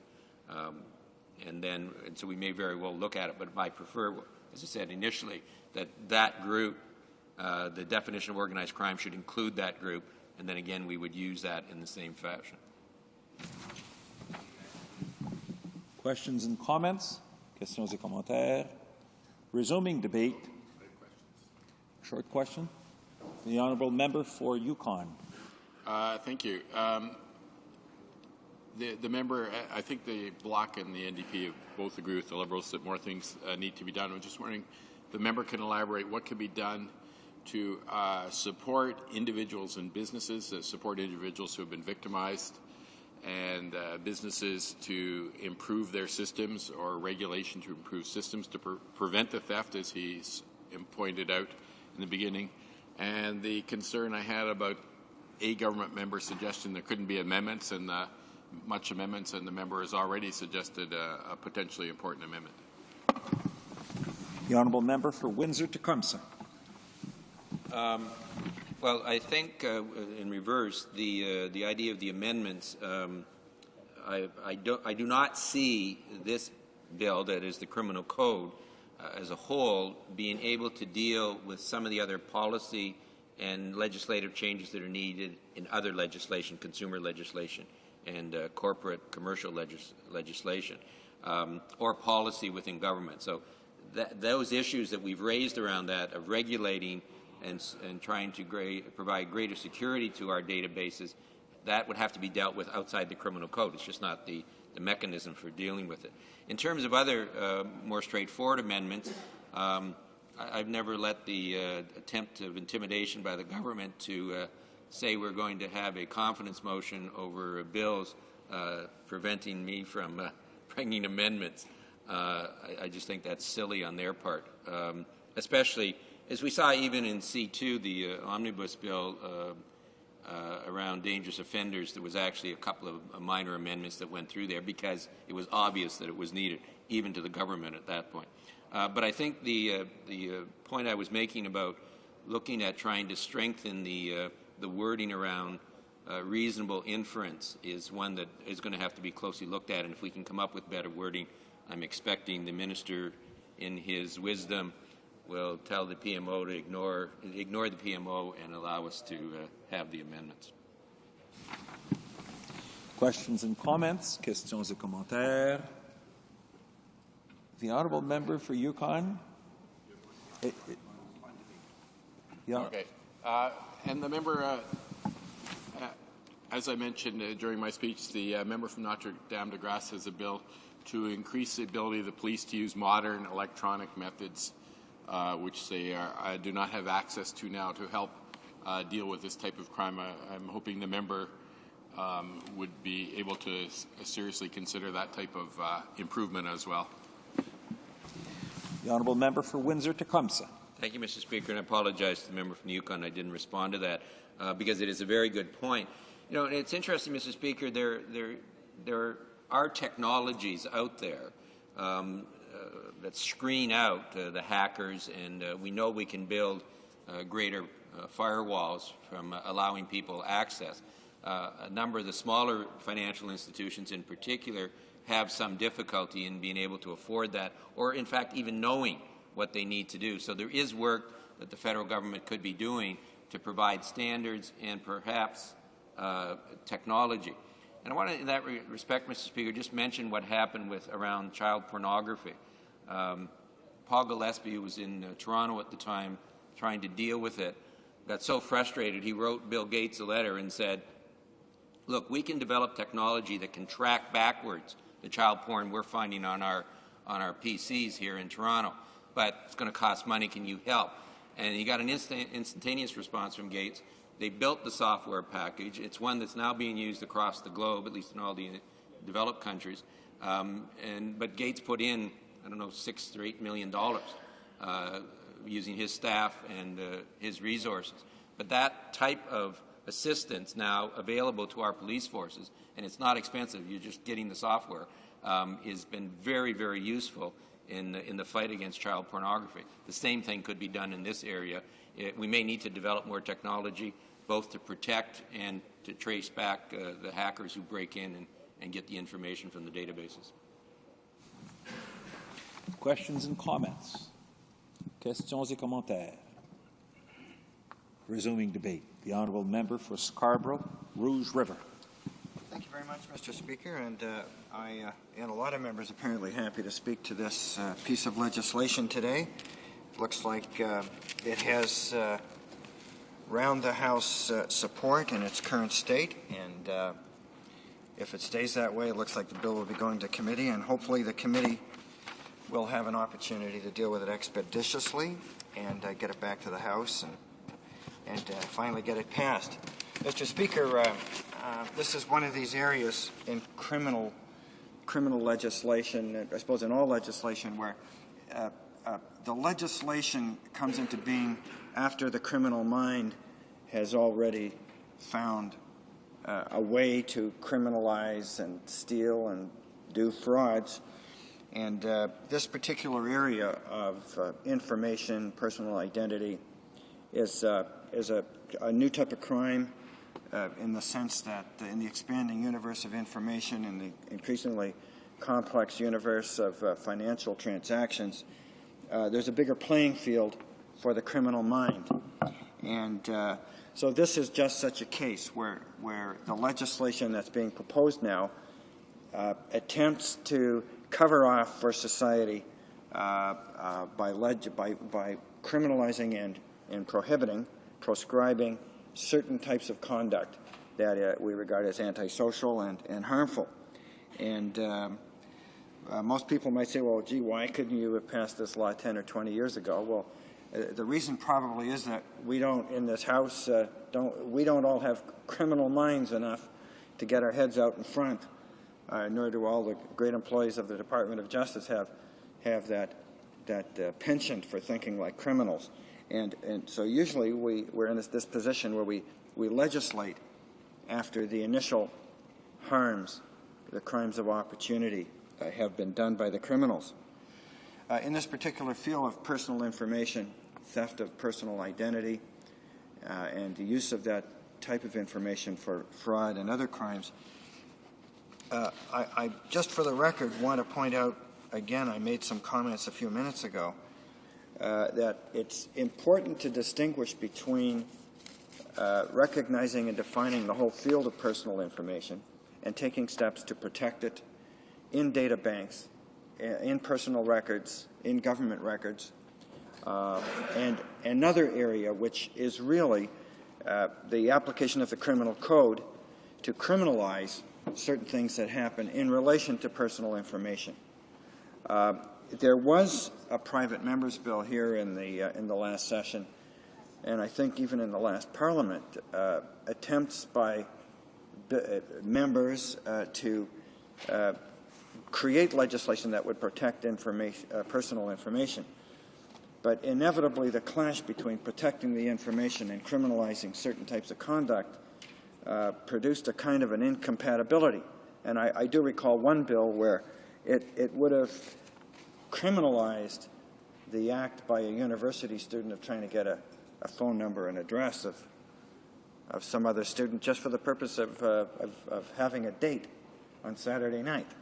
And that particular type of legislation that didn't distinguish between the two and went too far. So as we legislate here now, I think this bill has it just about right. We've identified the actual criminal conduct, criminal intentions that we want to prescribe, and we have not touched what would be ordinary layman's use of personal information or attempt to get personal information. Although we do come close, and the bill does, and we have to keep our eye on that line. This particular area is sometimes complex because it's a new developing area, and it's a bit of a moving target, Mr. Speaker, because in the world of the Internet and globalization of information, the target of what is personal information, what is financial information, what is other types of information, it's always changing, and the focal point changes right around the world. Data banks are not necessarily in one location, they're in different countries. The data is transferred through landlines and through satellites and through service providers, land-based and otherwise, and it is an exceedingly complex area, and I think I hope Canadians will feel that our House of Commons and our Department of Justice are keeping up with this. Personal information that we try to protect, it's really out there in so many places, and I had noted a couple of years ago on a website which is called Wikipedia how much junk data there is there. This particular website purports to be an information site, but apparently anybody can load up information of any sort. It's not screened. It can be false information, accurate information, and the place is simply not, that particular website is simply not what it appears to be. It contains false and misleading information filled with innuendo, and at least if it was a tabloid, Mr. Speaker, you could sue the tabloid. They would take responsibility for what they published in terms of libel laws. But boy, on the internet, it's tough. But anyway, this particular, I just mentioned Wikipedia. It seems to be a group of rogue .comers trafficking in junk information, and including sometimes personal information. So I wanted to make that comment. This legislation, of course, doesn't attempt to deal with those dodos who are in that type of junk information, but it does try to protect the personal identities of Canadians. About 2 weeks ago, my staff at my Scarborough office in Scarborough Rouge River, one staffer was a little nervous, and she came into my office and said, "Oh, we've got an email here. It's to you. It's personal, and it looks kind of strange." And she gave it to me kind of gently, and I looked at it, and it was an email to me asking me to confirm that I had made a particular purchase on my credit card. I don't know what the purchase was, but it was maybe a couple $100. well, it mentioned the name of the credit card. Well, it so happens I don't have that particular credit card. But my staff, and this is the first time it happened to them, had attached significance to the receipt of that email, like it was real, accurate, bona fide, and important, like there was some kind of a problem with my financial transactions. Well, I took a look at it, and I knew immediately, since I didn't have that type of credit card, that it was a scam. It was a part of a scam. They were inviting me, I guess, to get back to them and say, no, that is not my purchase, because that's not my credit card. And they'd say, well, what credit card have you got? And I'd say, well, I got another one of these, and let's verify that. And so it's the first time that it actually happened to me. It's 2 weeks ago in my constituency office, which the taxpayers pay for. So this type of potential scam, this phishing expedition, is out there all over the place. And anything we can do here to try to protect innocent Canadians from that type of scamming, I'm sure they'll appreciate. I would. So would my staff, and so would my constituents. I had mentioned the clash between protection of personal information and the criminalization of the use of it, and I noted in relation to the other bills that had tried to criminalize the use or passing on of personal information without the consent of the person. And there were some areas I thought we should make sure we protected. As it turns out in this bill, we don't have to do very much because the bill's been retargeted at particular criminalized acts. But there was in those previous bills, there was the concept of a person seeking personal information. I mentioned the university student looking for a name and a phone number for a date.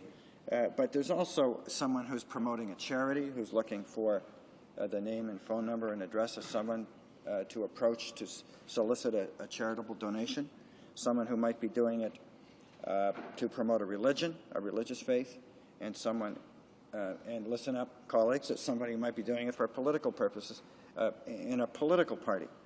And these are all normal pursuits that we generally accept, that people will, in promoting their interests, their groups, their societies, their community associations, will seek out names and addresses of people who live there or who they would like to approach.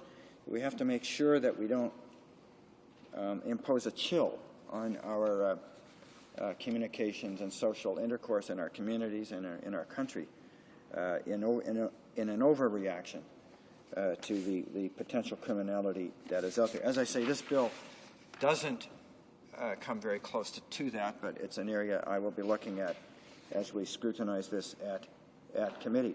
As I said, the Department of Justice has used this bill to fine-tune some existing legislation. The bill proposes arguably 3 new types of offenses, but in fine-tuning the existing legislation, Mr. Speaker, we've actually created and broadened some existing offenses, and they've done it in a good way. I think it all fits fairly well. They've altered some existing legislation to make prosecution, conviction, and investigation a little easier, a little clearer, so that we don't have to rely all the time or some of the time on the conspiracy laws in the criminal code. And an example is the offense of theft from the mail. And the proposed legislation here expands the class of mail that's protected from theft. Most people think, well, if you steal something from the mail, yeah, it's an offense, and it always has been. But one of the areas that was never clear is after the mailman delivers the mail to the house or the business, he can put it in a mail slot and it drops onto the floor. He or she can put it in a mailbox in the front of the house or at the business, or they can leave it inside the door. They can also, nowadays, Canada Post has these new neighborhood mailboxes, not connected to the delivery, connected to a residence. You've got to walk across the street or a couple hundred yards to pick up your mail. So after the mailman delivers the mail to that box, is the mail still protected? Is that theft from the mail? After the mailman puts it through the door slot, is that mail still in the course of mail? In previous interpretations, it was not. Once the mailman or mail person delivered the mail into the box, through the slide, into the box, the mail had been delivered, and apparently the mail was not protected by the mail theft statute. It was still protected by the theft statute, but not mail theft. So after that letter goes into the house and it's put on, even on the kitchen table in so many homes, is that still theft from the mail? And the solution is a rather good one. It doesn't clarify everything, but the amendment is that everyone commits an offense who steals anything sent by the post after it's deposited in the post office and before it is delivered, or after it is delivered, but before it is in the possession of the addressee or of the person who may reasonably be considered to be authorized by the addressee to receive the mail. So if you're really well off and you have a butler and the mailman delivers the mail to the butler at the front door, that's delivery. But if it's just put in the mailbox, that's not a completed, from the point of view of the post office, that's a completed delivery, but our criminal code is going to continue to still protect that letter until it is in the possession of the addressee or the addressee's representative. Now, that's a good change. That doesn't have anything to do with the Internet. That just is a good common sense change to protect the kind of, to protect our mail the way most Canadians would want that protected. So, Mr. Speaker, the bill has a number of other technical changes referring to pieces of equipment, government identity cards, government documents, even for identity documentation issued by the provinces. I think that's constitutional. But whether or not, I'm sure it is, but documents produced by a province or the federal government that are stolen, used, and just simple theft of it is an offense. But the use of it in fraud and in impersonation and in pretending to be somebody the person is not for the purpose of stealing and fraud and theft and deceit, these are now better criminalized, more clearly criminalized, and will allow better investigation, better prosecution, more appropriate convictions, better sentencing, and hopefully a bit better order in an area that has needed some legislative amendment and some updating.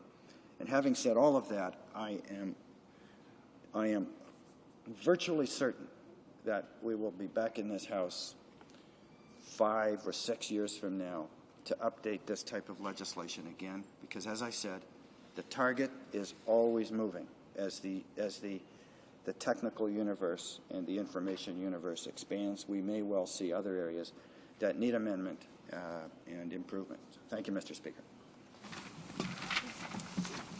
Questions and comments? Questions et commentaires? The honourable member for York West. Thank you very much, Mr. Speaker. And it's very interesting to listen to my colleague who has a lot of experience in these areas and following the justice bills and so on and so forth.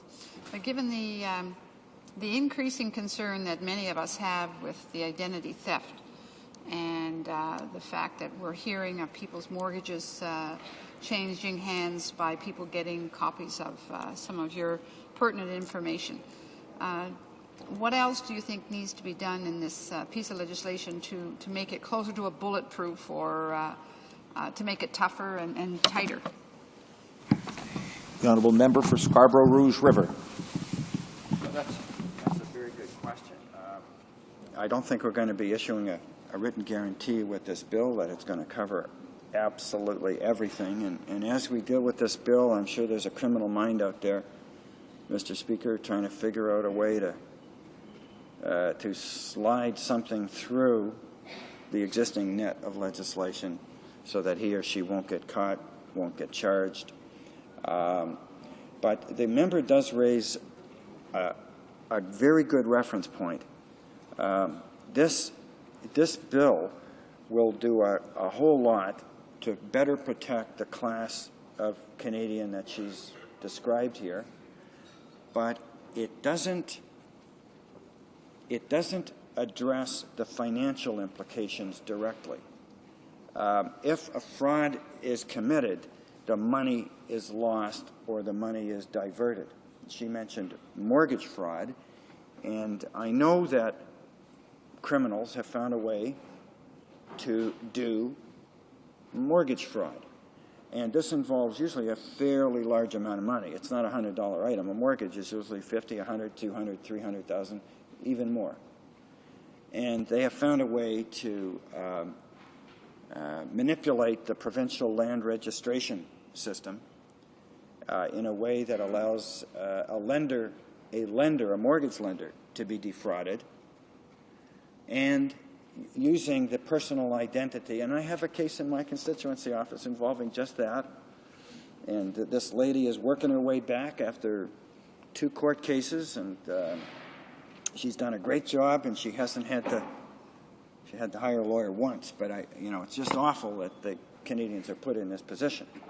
But in the end, the Canadian victim will bear the burden of making the information correct, and there will be allegations that the Canadian has borrowed the money under the mortgage. But in the end, it's usually provable that the individual did not, that it was a scam, and it is the financial institution that would normally bear that liability. But there were occasions in the province of Ontario where the first response of the government of Ontario was, no, we're not going to change our law.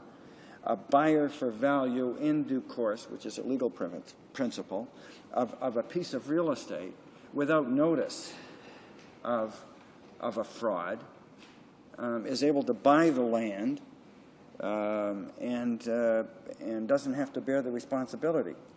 And we've had people who've had their property, their registered property, sold out from under them by a scam when they weren't aware of it. This is usually a case where the owner of the real estate doesn't live on the real estate.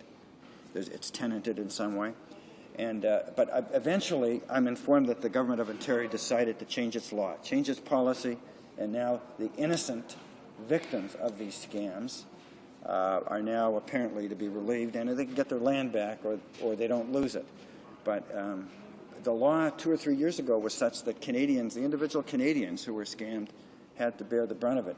Now, as I understand it, it will be the financial institution which has been defrauded, and not the individual Canadian whose identity was used to perpetrate the fraud, which will bear the brunt of it. But these things are still working their way through the courts now, and there are many, many different scenarios.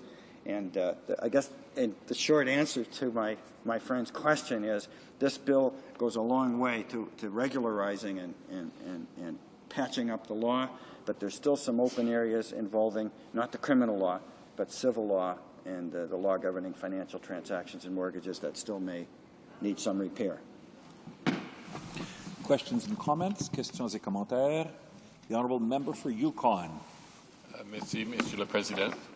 Thank you, Mr. Speaker. Speaker, to know that I have 3 questions, so I'll be rising twice more if no one else has questions. Provided there's time. Thank you, Mr. Speaker. My first question is on the same topic that the member just answered. It's on mortgages. A person will go into a bank and get out a mortgage for, as the member said, could be tens or hundreds of thousands of dollars, and walk away, and that wasn't the real person. And, of course, the person that owns a house is in this huge debt. I had a constituent suggest that the easy way to solve this problem is make it mandatory that a photo be taken of everyone getting a mortgage. And I'm wondering if what the member thinks of that solution from one of my constituents.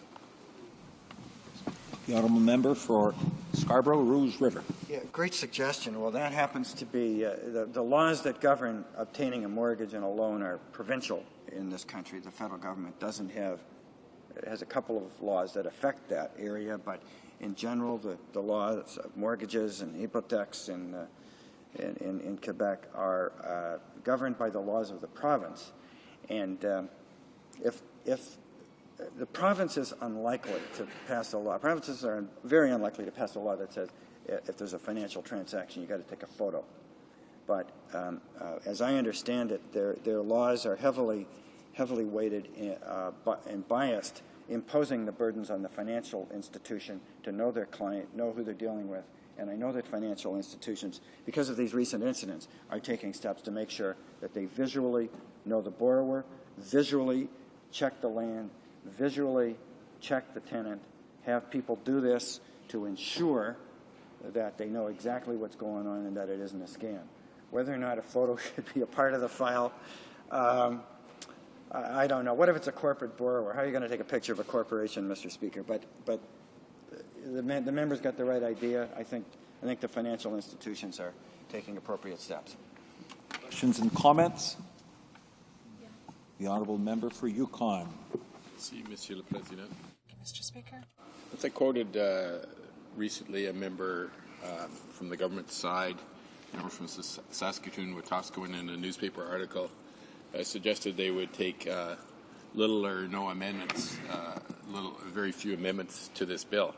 And except that that was a gratuitous and unnecessary comment, I wouldn't normally bring it up if this was the only instance, but the member is a very effective and knowledgeable and a wise member of the Justice Committee, and I'm sure he must have viewed the times when this sort of lack of democratic input has prohibited the Justice Committee from doing its work. I mean, why would we hear witnesses and try to improve bills and spend hundreds of thousands of dollars of parliamentary time if we couldn't make amendments? And I wonder if he has any comments with his decades of experience in the House of Commons as to whether this is correct or an unusual situation. The honourable member for Scarborough Rouge River. Well, committees, of course, as the member well knows, are creatures of the House. They take their orders from the House and not from any particular member. On the issue of amending bills, there were 2 or 3 instances in this Parliament in the previous session when at the Justice Committee there were material amendments made by the committee to the bill. And some of the government members found that difficult. I think in speaking about amending bills, the members probably thinking about material changes to a bill. This could happen again at the committee with other bills, but I think with this bill, there seems to be around the circle support for the bill, and the only types of amendments that I would envisage at this time are really just technical, common sense amendments that would be consensual with all the parties, and I don't anticipate that kind of a problem with this bill. In some other criminal legislation areas, we never know. The committee will do what it feels it must. Thank you. Reprise du débat. Resuming debate, the honourable member for Saint-Bruno-Saint-Hubert. Thank you very much, Mr. Speaker. I'm rising to speak to Bill C-27, which deals with identity theft. A study began in 2007 at the Access to Information and Ethics Committee relating to identity theft, and we started to hear witnesses at that time, and we began to deal with this problem because it's a real problem. It affects individuals, but its tentacles reach far beyond our city or even our country, our nation. The tentacles reach into international areas as well, and Canada is the only G8 country that doesn't yet have a legislation against spam, which also involves identity theft, and some countries feel that spammers have found a haven here in Canada, so it's essential that we deal with this area. The Bloc Québécois is in favor of the principle of the bill. Identity theft, as I said, is extremely important, and we have to modernize the criminal code to take into account the reality of identity theft. Jennifer Stoddard, who is the Privacy Commissioner, when she appeared before the committee in May, said that the current Privacy Act and Act related to electronic documents that came into force 6 years ago is not the proper tool, as she said, the tool that will on its own help us to fight and combat this phenomenon, even though there are restrictions as to how data is collected. The personal information can be kept in a confidential way, but there should be a limit to the time during which this information can be kept and the number of people who have access to the information. But as Mrs. Stoddard said, that isn't enough. And we welcome a bill to deal with identity theft, because there should be concerted efforts made among various levels of government, and the Bloc isn't the only party to say that. Ms. Stoddard says that as well, and she suggests that the federal government cooperate very closely with the provinces, because a great deal of what is done in terms of identity theft comes under provincial jurisdiction. And when we say provincial jurisdiction, it doesn't only involve jurisdiction, but rather the ability of the province or the nation of Quebec to deal with these issues, because Quebec is competent in managing its own areas. And Ms. Stoddard gives an example where people's homes are sold without the knowledge of the owners, and this comes under provincial jurisdiction. Stephen Harper's government seems incapable of working with the provinces, and I can give you the example of the aid plan for manufacturing and forestry industries, as well as the implementation of Kyoto. The Bloc Québécois acknowledges that a change to the criminal code will not be enough to eradicate identity theft. Other measures have to be brought in by various levels of government. We have to have an awareness campaign for the public, and there has to be a better protection of information that is collected by businesses. There should also be an increased oversight of the use and issuing of personal ID cards. The government is involved in this, and I'll come back to this later. Now, the bill deals with the collecting and unauthorized use of personal information that is often used for criminal purposes. Names, dates of birth, address, credit card numbers, SIN numbers, or any other personal identifiers can be used to open a bank account, to obtain a credit card, to redirect mail, get a cell phone account, rent a car, or even obtain a job. There are 3 new offenses created through C-27, and these all would lead to a maximum penalty of 5 years. First of all, the gaining and use of personal identification information in order to use it for a fraudulent purpose or dishonest purpose to perpetrate a crime. Secondly, the traffic in information related to identity, which would affect anyone who gives or sells information to a third party, knowing full well that the information could be used for criminal purposes. And the possession or illegal traffic in government identification cards, which would include information relating to other persons. And witnesses appeared before our committee and confirmed that the person who copies, someone who works in a grocery store or elsewhere and who copies your credit card number or your debit card number would not be guilty of any type of particular offense in the criminal code, and it is very difficult to accuse someone of using this personal information in the current state of affairs, but C-27 will correct that so that people who copy down your credit card number or your debit card number and who work in a business can be charged under C-27. There are also other new provisions or amendments to the criminal code through C-27, the creation of the new offense involving mail or anyone who has a counterfeit Canada Post bag or any other type of counterfeiting and possession of counterfeit cards or identification and other identity fraud type offenses. And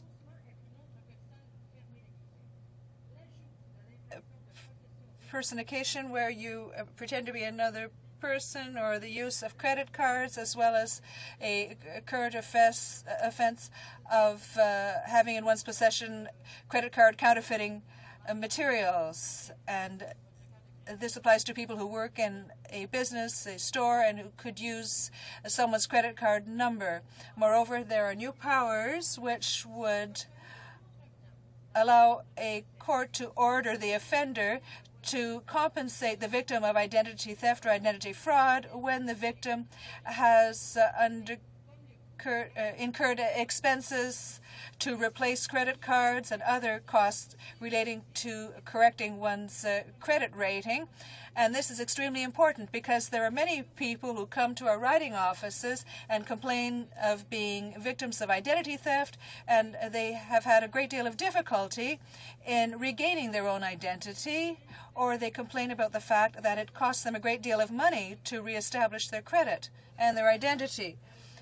And, of course, exceptions make the rule. There are exceptions here. This bill provides for 2 exemptions which would protect anyone who makes false identification papers for undercover or secret government operations, or it allows law enforcement officers to use secret ID in carrying out their duties. Identity theft is an extremely worrisome problem. According to the Public Safety Department, identity theft is one of the fastest growing crimes in Canada and in the United States. In 2004, the costs associated to identity theft were over $50 billion US. Identity theft is costly to consumers, to banks, to retail operations. In 2002, the Canadian Commercial Ethics Office estimated that credit card companies, consumers, banks, stores, and other undertakings lost $2.5 billion through identity theft. In 2006, Phone Busters, which is an anti-fraud office headed by the RCMP and the OPP, as well as the Competition Bureau, in 2006 received some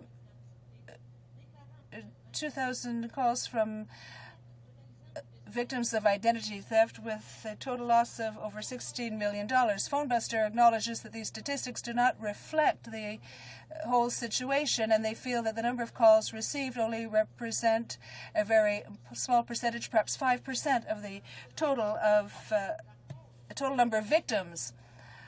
Credit card fraud or debit card fraud represent 42% of incidents related to identity theft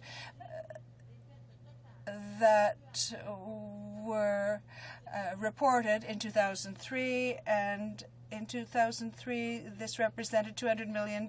And besides financial losses, identity theft victims have their credit rating compromised, and this causes problems with their finances. In 2003, the Federal Commerce Bureau in the United States stated that identity theft victims had to spend at least $500 US to recover their identity and settle their credit rating problems. In 2006, an Ipsos Reid poll found that 1 adult in 4 in Canada, or 25% of Canadians, that is 7.6 million Canadians, admitted to having been a victim of identity theft or knowing of someone who had been a victim of identity theft. So we have to blow the dust off the criminal code, because these offenses at the time were crafted when there was a different connotation to the word goods or property, and in order to provide, in order to use the criminal code, if you can't establish a direct loss through identity theft, then it's difficult to prove that someone has committed a crime in stealing one's identity. The provisions of the criminal code at the time could apply to identity theft, and that would be 342(3) of the criminal code, makes it a criminal offense to use or traffic in credit cards or debit card information in order to obtain services supplied by the issuer of these cards, and the provisions dealing with counterfeiting apply to those who make counterfeit cards or documents with full knowledge of this fact and uses them as if they were authentic documents. Anyone who uses a forged document knowing that it is forged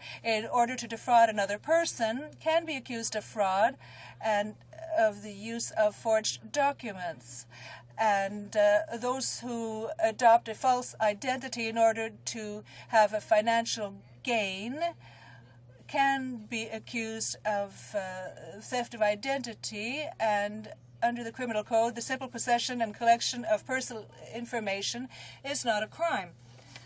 In a letter sent to the member for Hochelaga on November 22, 2007, the Minister of Justice maintains that he intends, and I'm quoting this, he intends to introduce a bill to amend the criminal code so as to deal with or settle the problem of identity theft, end quote, and the minister is being a little too enthusiastic here.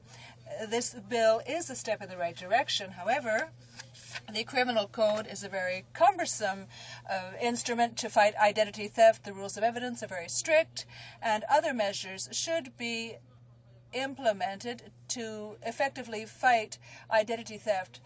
Ms. Jennifer Stoddard, the Privacy Commissioner, on numerous occasions asked for amendments to the criminal code so as to better fight against identity theft, and she acknowledges that this tool is not very effective, and I quote, she says that, in my opinion, this doesn't only relate to the criminal code. As you know, our legislators hesitate to use the criminal code because the rules of evidence are very strict and the charter can apply. Very often, it has to be particularly obvious for us to use the criminal code, and I end the quote there.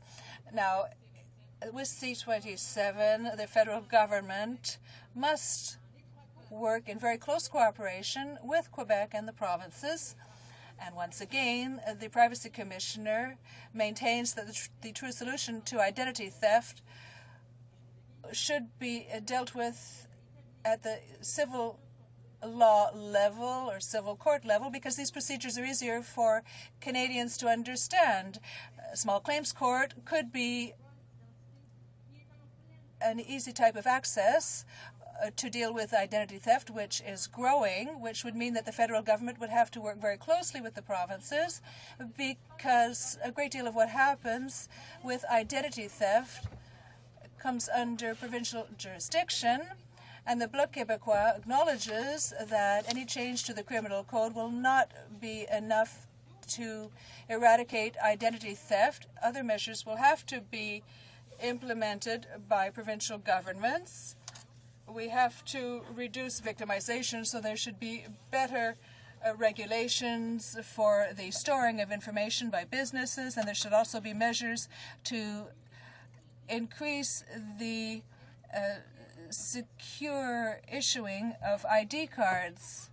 This government cannot cooperate with the provinces, however, Mr. Speaker. Many of the solutions to counter identity theft are in the hands of the provinces because of their constitutional powers dealing with civil property and civil law, but the government doesn't seem very eager to cooperate. There are many examples. The Harper government has refused to cooperate with Quebec and the provinces to bring in a real aid plan for the forestry and manufacturing sectors, and the Conservative government rejected out of hand a series of unanimous requests made by the National Assembly asking for, among other things, the respect of the Kyoto Protocol and the cancelling of the plans for a single currency, the cancelling of the court challenges program. The government has, and I'm speaking of the Conservative government, of course, has disappointed all of the provinces when it comes to the reform involving the number of seats in the House of Commons, and the reform of equalization caused huge problems for Quebec and Ontario and other provinces with natural resources revenue, and the government should fight alongside the provinces to counter identity theft, but it preferred to stay in its own corner, bringing in a few necessary changes which will have a limited effect in dealing with the problem. The government seems to want to give the impression that it is acting rather than develop a coherent strategy to effectively fight this scourge. And before giving the provinces new responsibilities in the application of the criminal code, did the government at least try to determine whether or not the provinces had the necessary means to implement all of these new provisions relating to identity theft? The government should lead by example, even if its record in terms of personal data is very sad. It needs to show an example, and it should have provisions for those who use ID cards, such as the SIN card, but the government doesn't do enough to protect the integrity of our SIN numbers. In June 2006, the Auditor General determined that there were 2.9 SIN numbers in circulation. That is 2.9 more than the estimated number of Canadians over the age of 30. C-27 criminalizes anyone who would impersonate a peace officer, but in 2004 the media determined that the Air Transport Safety Commission had lost control over its uniforms, and 75,000 pieces of uniforms were given to its officers, whereas 1,127 of these were lost. So we do have examples of poor management when it comes to the personal data that is entrusted to the federal government. The government wants the public to believe that they are taking this problem seriously, but through its own behavior, the government is neglecting this problem. The Bloc Québécois supports the amendments to the criminal code, but also demands that the federal government adopt best practices in this area. Thank you very much, Mr. Speaker.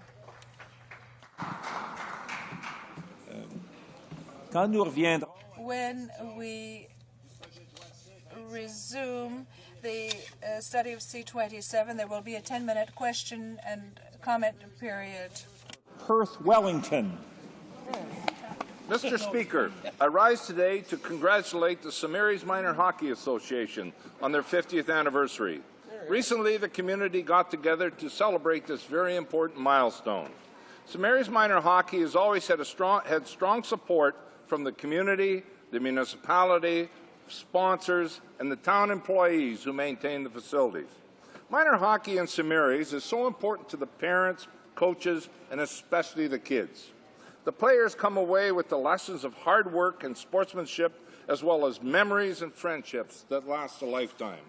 There is something about an early morning at the rink watching kids play hockey that is uniquely Canadian, no matter where it is where in Canada you are.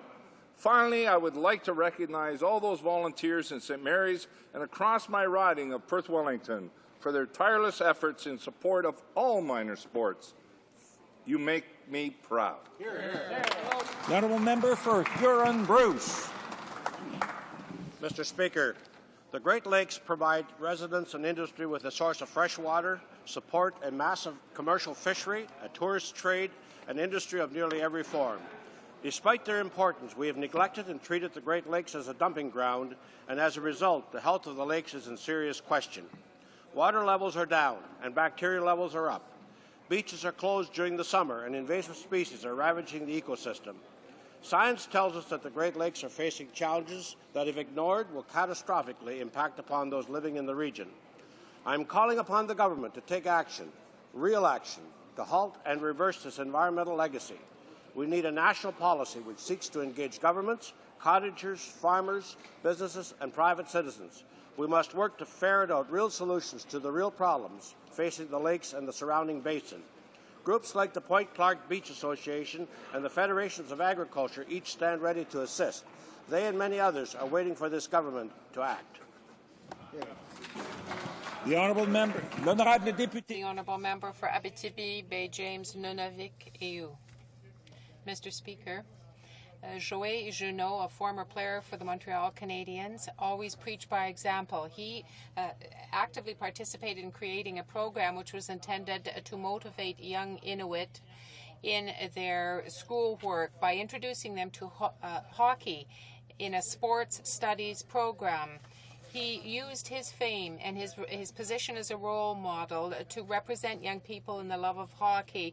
He quickly made the program succeed by motivating the students to study hard so they could get ice time for their scholastic effort. My colleagues in the Bloc and I offer our congratulations to Joël Junot for the well-deserved title of Personality of the Year given him by the media and the CBC.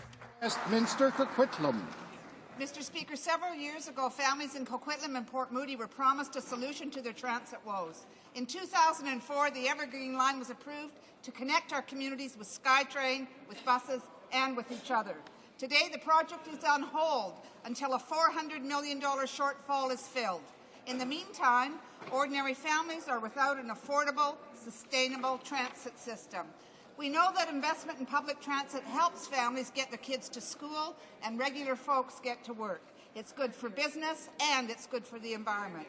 Last year, the Conservative government provided nearly $1 billion to fund transit in Toronto. Why are families in BC left in the cold? It's time, Mr. Speaker, for this government to step up to the plate and to fund the Evergreen Line. For too long, Coquitlam and Port Moody have been ignored by this Conservative government. Working families and the sustainable environment must come first. It's about fairness for BC, Mr. Speaker, and it's simply common sense. It's time. Honourable member for Calgary Northeast. Mr. Speaker, earlier today, a Calgary committee released its 10-year plan to end homelessness. This government recognizes that a safe and stable home is an important first step on the path out of poverty. That is why we are working with other levels of government, the private sector, and community organizations to find local solutions to address local problems. Mr. Speaker, we appreciate the work of the Calgary Committee.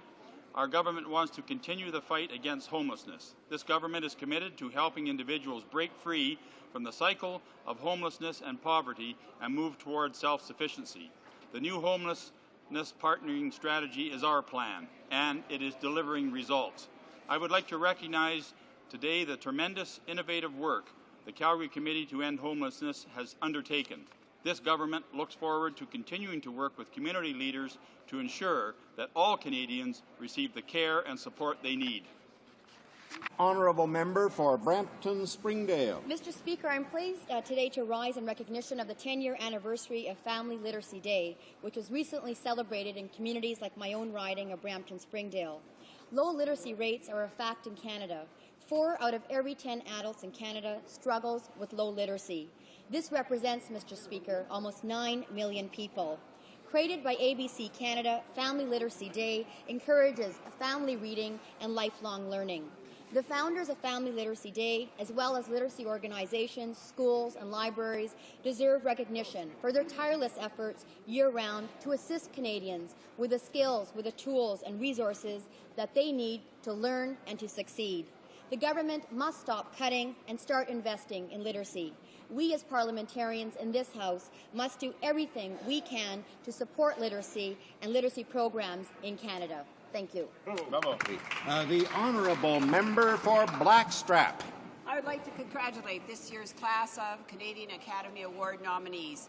Canadian artists are tremendously talented and have excelled in the competition with the best in the world. Through their work, they share our Canadian perspective with audiences abroad, and, Mr. Speaker, our country is better for it.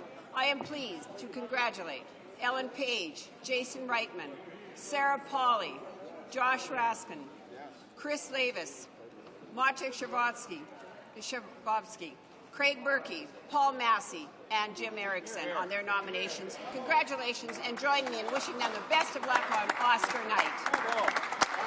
L'honorable député. The honourable member for Abitibi-Témiscamingue, Mr. Speaker. Once again, I remind the Conservative government how important it is to support the United Nations Declaration of the Rights of Indigenous Peoples. Although the vote was held last September, it is time now to embrace the principles of the statement, of the declaration rather.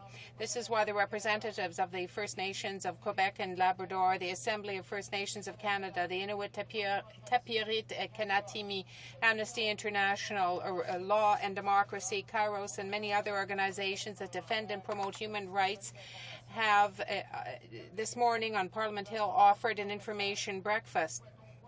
In the Bloc, we have heard their message. We want to see the Conservative government adhere to the principles of the Declaration of Rights of Indigenous Peoples. L'honorable député de... The Honourable Member for Louis Hébert. Mr. Speaker, on behalf of all Canadians, I want to transmit my deepest sympathy to the families and friends of the soldiers who have given their lives in Afghanistan. We think about Corporal Etienne Gontier of the 5th Red Combat Engineering Regiment,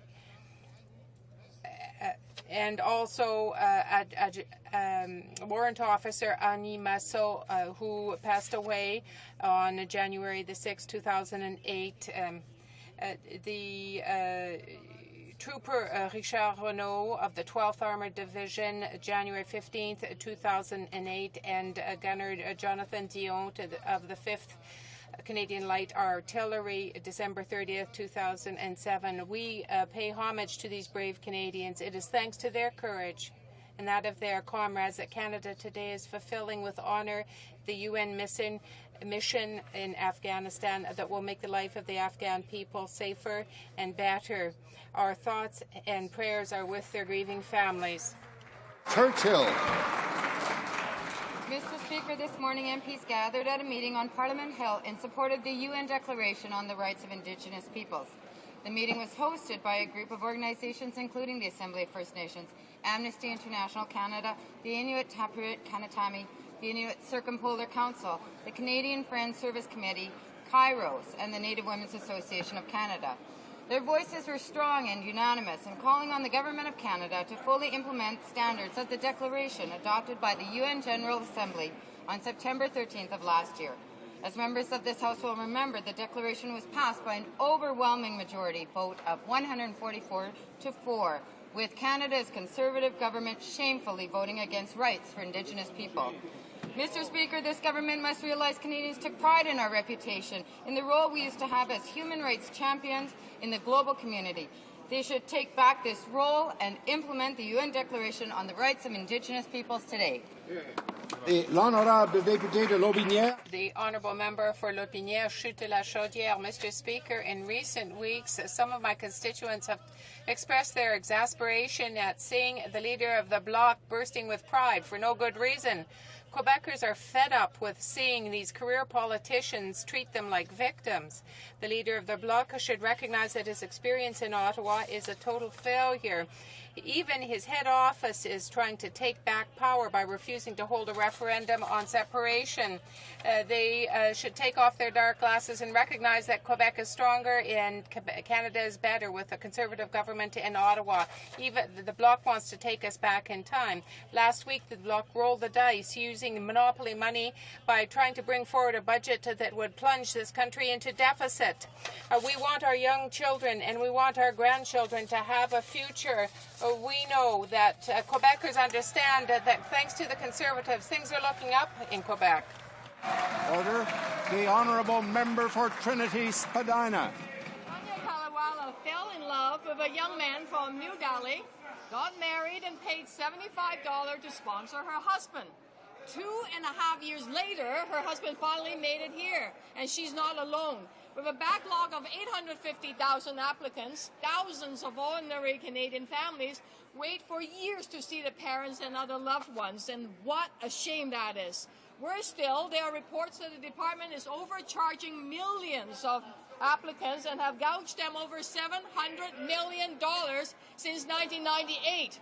The Liberals caused this mess with deep cuts in overseas offices while increasing application fees, and Conservatives just don't seem to care. Gouging millions from hardworking Canadians is simply unfair. The NDP demands that the minister either refunds the money or use it to shorten the wait times to unite families. It's time for leadership, Mr. Speaker. Honourable member for Mount Royal. Mr. Speaker, I rise on behalf of Solid Zayak, a Canadian citizen and resident of my riding, who's been languishing in an Indian prison for 8 months, having allegedly entered on an expired visa. Passage to retrieve his documents and belongings. Mr. Speaker, municipalities in my riding have adopted resolutions calling for his release. Human rights NGOs have taken up his case. The government has pressed Indian authorities at the highest level, and a distinguished interfaith delegation has come to Ottawa to press for his release as well.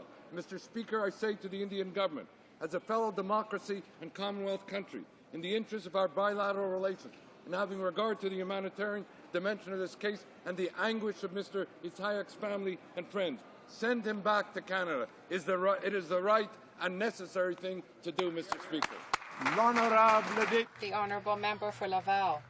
Mr. Speaker, 20 years ago this week, a very significant ruling for women was handed down. The Supreme Court, in the matter of Dr. Morgenthaler, decriminalized abortion. After a 20-year-long battle led by doctors and women's groups, the ruling allowed women to assume ownership of their bodies and pregnancies and to have access to safe abortion. Since that time, women can choose to continue or to interrupt a pregnancy in total freedom. This is why any threat from the Conservative government to limit the right to abortion is a direct attack on the rights of women. Bill C-484, in the name of the Conservative member for Edmonton-Sherwood Park, is opening the door to the criminalization of abortion. We oppose any retrograde step. Abortion is an acquired right for the well-being and equality of women. Honourable member for Brant. Linda Stockton is a devoted mother of 2 children who have diabetes. Ms. Stockton is justifiably of the view that a Canada-wide policy should be implemented to ensure that the health needs of diabetic children are met when they attend school. Examples of the lack of awareness by some educators and school boards are frightening and obviously very worrisome for children and their parents. I'm calling on the Minister of Health to mandate a national policy consistent with the safeguards recommended by the Canadian Diabetes Association, a copy of which I have sent to the Minister. Kudos to Linda Stockton, Mr. Speaker, for her leadership on this issue and her sensitivity to the needs of all children who live with diabetes. Canada's children deserve to attend school knowing that their health needs will be safely and properly accommodated. Bravo. The Honourable Member for Burlington. Mr. Speaker, I would like to take this opportunity to remind Canadians that this government is taking action on tackling violent crime. Hear, hear. Our bill, C2, is our comprehensive legislation that will finally get tough on crime. The bill will impose mandatory jail time for serious gun crimes. It toughens bail rules when a gun is used to commit crimes. It increases the age of protection. The bill cracks down on drug-impaired driving and ensures that dangerous offenders face tougher sentencing. Liberals pretend to support this legislation, but the Liberal-dominated Senate is stalling, delaying, and obstructing this much-needed legislation. And the Liberal leader does nothing. Shame. It's time he stood up, off of his hands, and stands up for something. He doesn't listen to the Liberal Premier of Ontario. He doesn't listen to the people of Canada.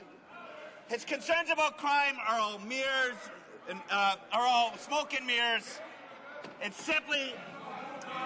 L'honorable député. The Honourable Member for Rimouski, Nejet, Témiscouata, Les Basques. January is Alzheimer's Awareness Month, and this is very important to make people aware of this devastating disease. It's a difficult disease to manage and to live through, particularly for the caregivers, because it is no longer possible to stand by complicit in silence. It is a very difficult to feel that one is shunted aside when one suffers from this disease. It takes a great deal of place in our society. When you see doors closing day after day, you are filled with an emptiness that knows no end. I want to thank all those people who have worked so hard to combat Alzheimer's disease. It is the hope of all those who suffer from the disease. Questions orales. L'honorable chef. The Honourable Leader of the Opposition.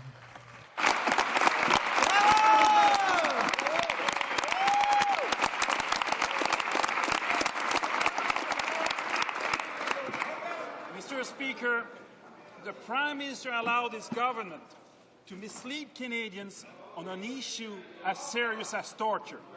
Shameful! They even blamed the military for their own failure of leadership. Even more shameful. This is completely unacceptable. Why won't the Prime Minister do what he should have done months ago? Stop blaming others and take responsibility for his own decisions. The Right Honourable Prime Minister. Speaker, I'm not sure what the honourable member is even talking about. We have, Mr. Speaker, Mr. Speaker, a credible allegation against Afghan authorities in terms of prisoner abuse, an allegation that this government revealed publicly in the House of Commons. Mr. Speaker, we have in 2 years, there's been all these attempts to write the Canadian Abu Ghraib story. The fact of the matter, Mr. Speaker, there has not been a single credible allegation made against any member of the Canadian military, and that's something we're proud of. Honourable Leader. Order. The Honourable Leader of the Opposition. Mr. Speaker, we have the greatest respect for the judgment of our officers on the ground, but the question of transferring detainees to a system where they may be subject to torture is a question of military operational security, but it is a question of leadership and principles and comes under the personal responsibility of the Prime Minister. Will he commit to making sure that those decisions will be made from now on by him, and he is accountable to Canadians in this Parliament? The Right Honourable Prime Minister. Mr. Speaker, this is why this government created a new agreement with the government of Afghanistan to make sure that the prisoners would be monitored and that the international obligations of Canada would be complied with. There is a credible allegation regarding abuse against a detainee by an authority of the Afghan government, but there are no allegations against Canadian soldiers, and we've been there for 2 years. Mr. Speaker, when will the Prime Minister realize that the buck stops with him on the leadership of this mission, in that he cannot scapegoat the military? This is completely unacceptable. Exactly. The Prime Minister announced the transfers will resume at some unknown time. What steps is he putting in place then? Does he even have a concrete plan to ensure that when the transfer will resume, the torture will stop? The Right Honourable Prime Minister. Mr. Speaker, as I said earlier, we have a prisoner transfer agreement with the Afghan government that allows for us to fulfill our international responsibilities, to do surveillance, to ensure that there are inquiries when there are problems and that action is taken. Mr. Speaker, that is what has happened.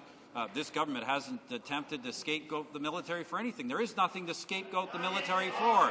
The military is doing a tough and dangerous job in Afghanistan. They're doing it in our interest. They're doing it with the United Nations mandate and in the interests of the Afghan people, and they deserve to be congratulated for everything they've done. Honourable member. Order. The Honourable Member for Etobicoke Lakeshore. Mr. Speaker, yesterday the Prime Minister said he accepted the broad recommendations of the Manley Report. I wonder whether he accepted their scathing criticism of his leadership. Mr. Speaker, you can't delegate the Afghan mission to an assistant deputy minister, no matter how hard he works. When will the Prime Minister address this failure, and specifically, when will he grab hold of the mission, show prime ministerial leadership, and end the departmental dysfunction that has plagued this mission on his watch? The Right Honourable Prime Minister. Mr. Speaker, the report of the former Deputy Prime Minister was a strong and balanced report. It does lay out some criticisms of all the governments who have handled this particular mission, Mr. Speaker, but it does point out also that on all of these various things, governments have been making progress under very difficult circumstances. Obviously, the Prime Minister is ultimately responsible for everything in the government, but let me assure the honourable member that not only ministers and officials at all levels, literally hundreds of thousands of Canadian government officials and military people are involved in making this mission a success, and that's what we're going to continue doing. The Honourable Member for Etobicoke Lakeshore. Mr. Speaker, the Manley report criticized the lack of leadership by the Prime Minister on Afghanistan. Since the beginning, we have seen the same thing. There have been contradictions between ministers. There have been errors in messages. What changes in the way the mission is being handled will the Prime Minister propose in order to meet those criticisms of lack of leadership? The Right Honourable Prime Minister. Mr. Speaker, the Manley report is a well-balanced report that recognizes not only the challenges in the mission but also the progress made. In a number of aspects of the mission, I can assure my honourable colleague that the government intends to work to ensure success in Afghanistan with our allies. The honourable member for Laurier-Sainte-Marie. Mr. Speaker, we need a strategy to deal with the problems involving transfer of detainees in certain cases. In some cases, the Canadian government is letting Afghan troops capture the prisoners, but the Canadians, when they do have prisoners, do not want to hand them over to Afghan authorities because of the problems with abuse. The result is the same in either case. There is the risk of torture, and Canada is washing its hands of this problem. The Right Honourable Prime Minister. Mr. Speaker, I cannot comment on the details of the report. The report says that I had a phone call last week with Mr. Hillier, but in fact, over the past few weeks, I have not spoken to General Hillier on the phone. We have to make sure that anonymous reports are true. We are training Afghan forces to take charge of their country, unlike what the Bloc is saying. The Honourable Member for Laurier-Sainte-Marie. In fact, this government has suspended the transfers to the Afghan authority because there is a risk of torture, and this goes against the Geneva Conventions. The government said this, and it can't pretend that it doesn't know about this. Does the Prime Minister realize that by giving the Afghan army responsibility for the detainees, then he is being an accomplice, and he is thus violating the conventions? He is letting them take charge of them. The Right Honourable Prime Minister.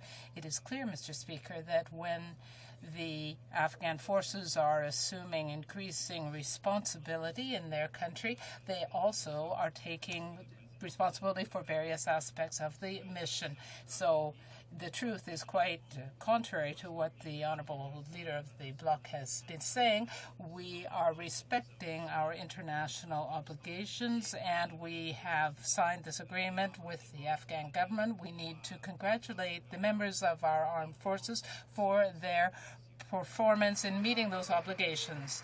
The Honourable Member for Papineau.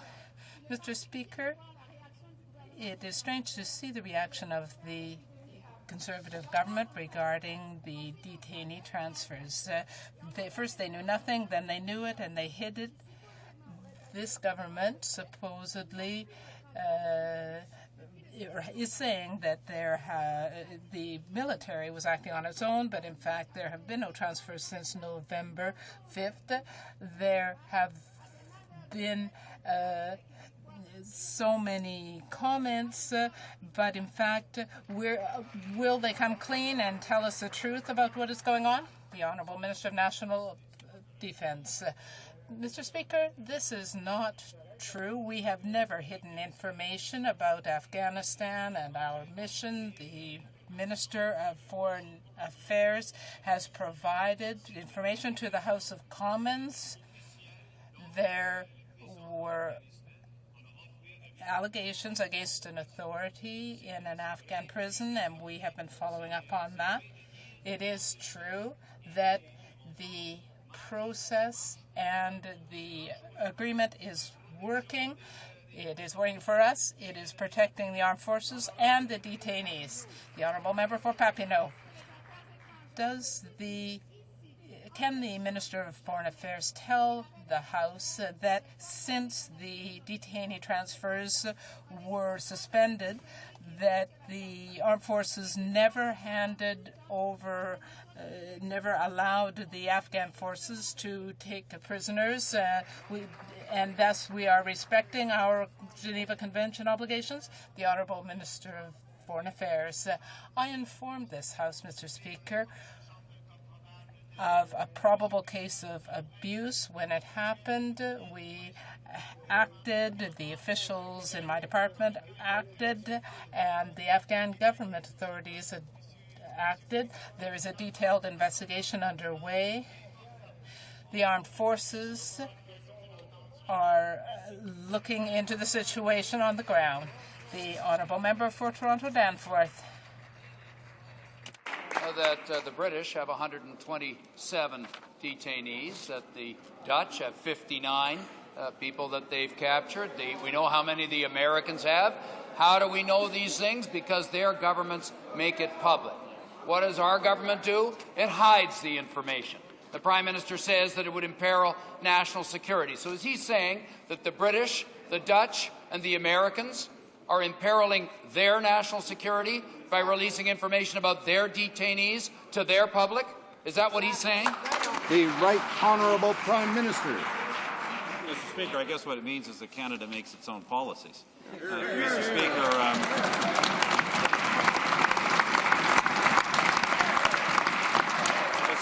these are operational matters of the Canadian military. If the Canadian military chooses to reveal that information, that's their decision, but the government certainly isn't going to reveal it on their behalf.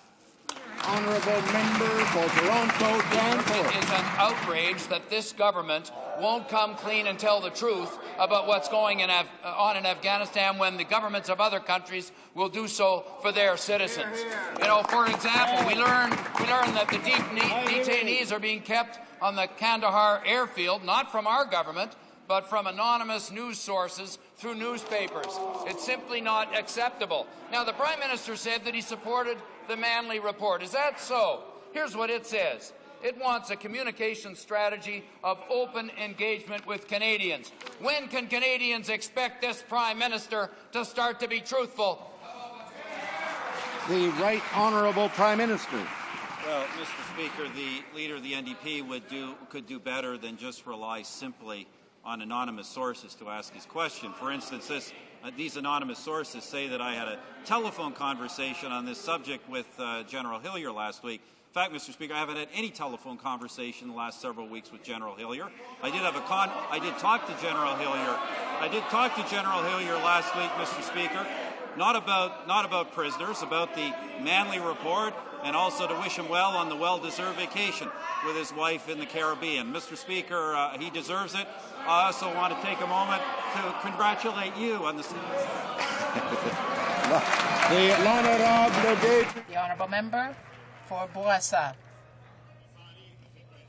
Mr. Speaker, we are getting bogged down. We know why there was a change in version last week when the Director of Communications said something and then said she was mistaken. General Hillier phoned the Prime Minister because the Minister of National Defense is not there to protect his troops. They are acting as scapegoats here. They have a habit of blaming other people. My question is, do we have any prisoners? Have we had any since November 5th?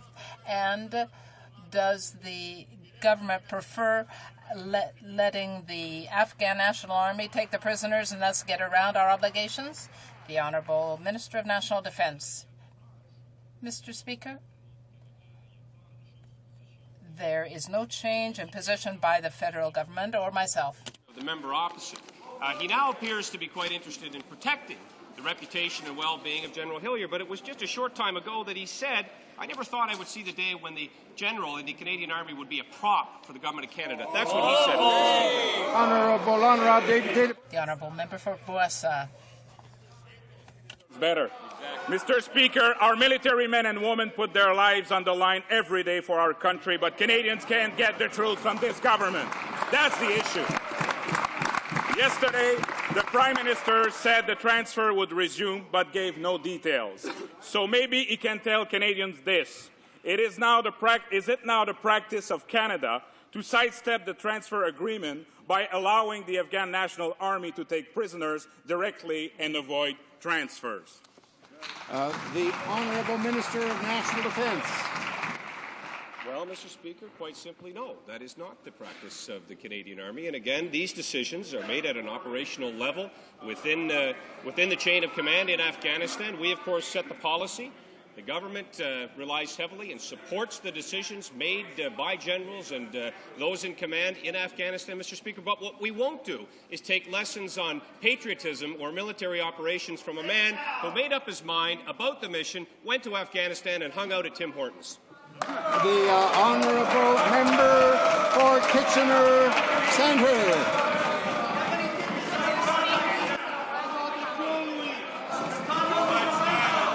Order. Order. If members want to carry on discussions at Tim Hortons, go ahead. We don't need them in here. We need some order. The member for Kitchener Centre now has the floor. We've moved on. Order. Thank you, Mr. Speaker. Leadership requires honesty. Yesterday, this Prime Minister stated that the medium-lift helicopters and the unmanned aerial drones were, and I quote, already on order. If the Prime Minister is telling the truth to Canadians, will he table here in this House today the contracts that this government has already signed to obtain this equipment? The Honourable Minister of National Defence. Speaker, the Government of Canada, the Department of Defence, in conjunction with our Public Works Department as well as Industry Canada, are working at an accelerated pace to secure this important information. Unmanned aerial devices as well, Mr. Speaker, as Chinook helicopters. We have already well begun the procurement process, Mr. Speaker. We hope, in keeping with the recommendations of the Manley Report, to have that equipment soon, Mr. Speaker, and I can assure you that this process is well underway. Honourable Member for Kitchener Centre. Mr. Speaker, we know for a fact that neither contract has been signed. We also know that there's no agreement in place to obtain the helicopters' unmanned drones for our soldiers in Afghanistan. Leadership requires honesty. Mr. Speaker, this Prime Minister is failing Canadians. That's right. Why did the Prime Minister tell Canadians that the helicopters and drones were already on order when he knew this wasn't true? When will Canadians get the simple truth from this government? Honourable Minister of National Defence. Mr. Speaker, here's the simple truth. We have budgeted for these items. We have budgeted for UAVs. We have budgeted for the necessary helicopters, Mr. Speaker. As I said, the procurement process is well underway. We are doing something. Here's the other simple truth, Mr. Speaker. Here's the other simple truth. The government opposite starved our military. We saw our military rusting out, caving in. We saw members leaving because of the neglect and the absolute ignoring of their needs by the government opposite. That's the simple truth, Mr. Speaker. The Honourable Member for Montmagny-Lille, Kamoska, Rivière-du-Loup.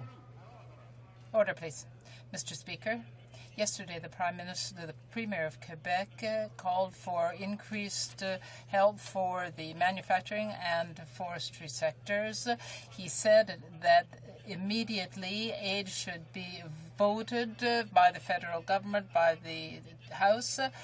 The government should not wait for the budget to bring in these measures. Nothing prevents the government from dipping into the $11.6 billion surplus in 2007-08. What is the government waiting for before bringing in this urgent assistance? The Right Honourable Prime Minister.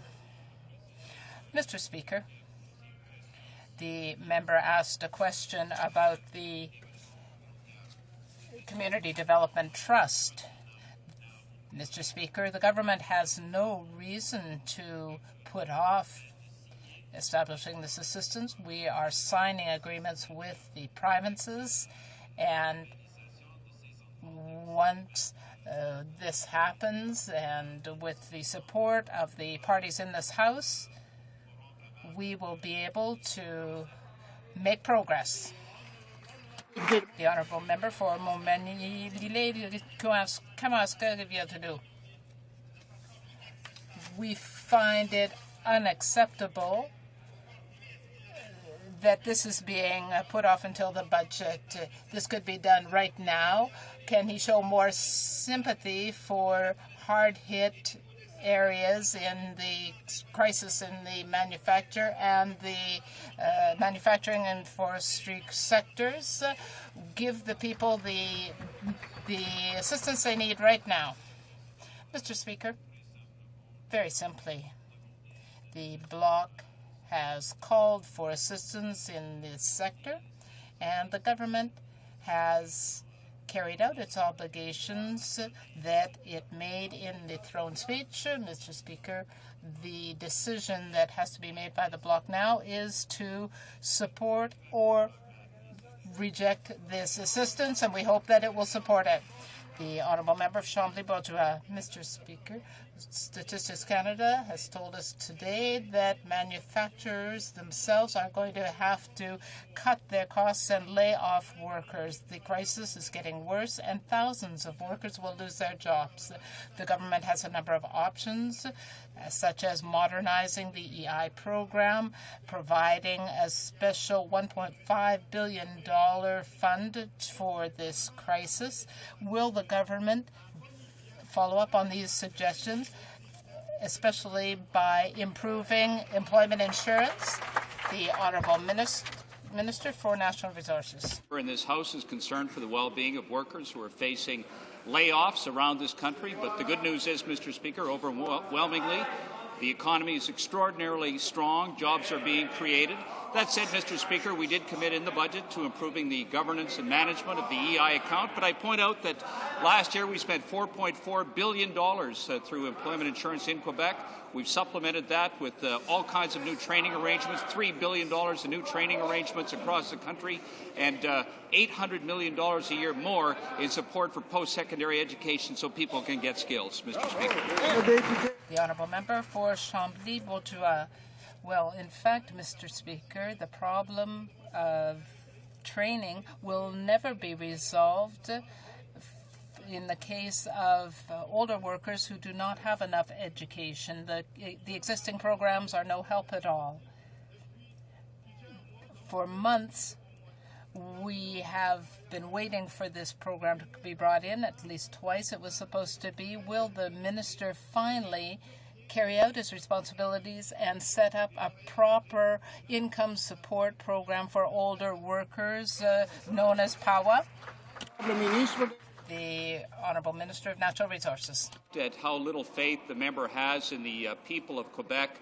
The truth is, Mr. Speaker, these training arrangements are put in place so that people who don't necessarily have the skills can get the skills and step into other jobs or into other sectors, Mr. Speaker. And the good news is that's exactly what they're doing. In Quebec, they're enjoying extraordinary success. Older workers made up more than 50% of all the successful job applicants in the last year, Mr. Speaker. So I say to the member, have some faith in the people of Quebec. This government does. The Honourable Member for Mississauga, Arundel. government has this AECL fiasco backwards. They fired the nuclear safety regulator for doing her job and protect the minister for failing to do his job. And now the Minister of Natural Resources wants the nuclear safety regulator to have commercial success of the companies he's regulating or she's regulating trump nuclear safety. So I have a question for the minister. In his fantasy land, who is responsible for nuclear safety? Is it the minister or is it the Prime Minister? The Honourable Minister of Natural Resources. Thank you very much, Mr. Speaker. I want to stress that all of my actions were completely within my authority in concert with officials in my department to resolve this issue. But the facts are that the former president did not want to use her executive powers to resolve this and ultimately put people's lives at risk, Mr. Speaker. Ultimately, we had to bring a bill before Parliament, which every single member in this House supported, to ensure that Canadians didn't need to die. That's not something this government was prepared to accept. That's right. Member for Mississauga, Arundel. No, Mr. Speaker. Canadians are still waiting for that minister to drop his rehearsed line and answer the serious questions. Last night on television, Brian McGee, who is a senior official at AECL, said, and I quote, "I am accountable and responsible for this," end of quote. A breath of fresh air that the minister can learn from. Now, AECL is admitting responsibility. The minister himself said that in a phone conversation with the regulator on December 5th. Yes. So when will this government practice true accountability rather than seek scapegoating? Yes.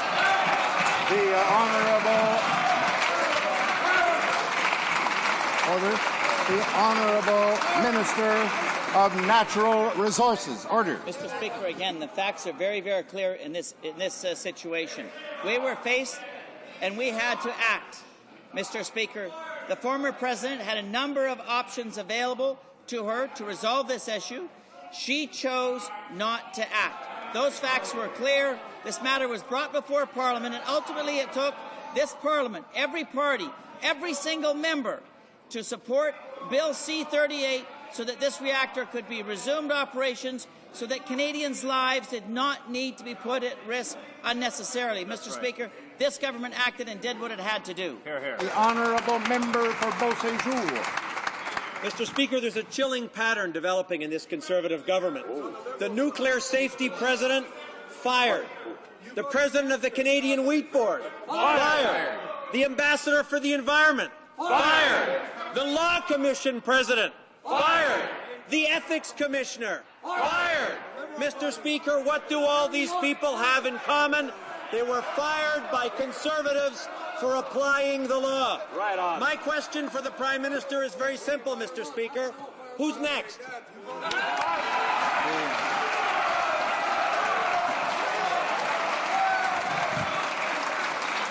Order. The Honourable Government House Leader. Order. Order. Well, there was really a higher authority making the decisions 2 years ago in January. The Liberal Party was fired. The Honourable Member for Beausejour. Mr. Speaker, the list gets even longer. The former Director General of Elections, fired. The Defence Ombudsman, Information Commissioner, the President of the Immigration Board, all forced to resign. The current Chief Electoral Officer and the Official Languages Commissioner are bringing the government to court. Will they be the next on the Conservative blacklist? The Honourable Government House Leader. Chuck Guite, fired. Alfonso Gagliano, fired. All of them, fired.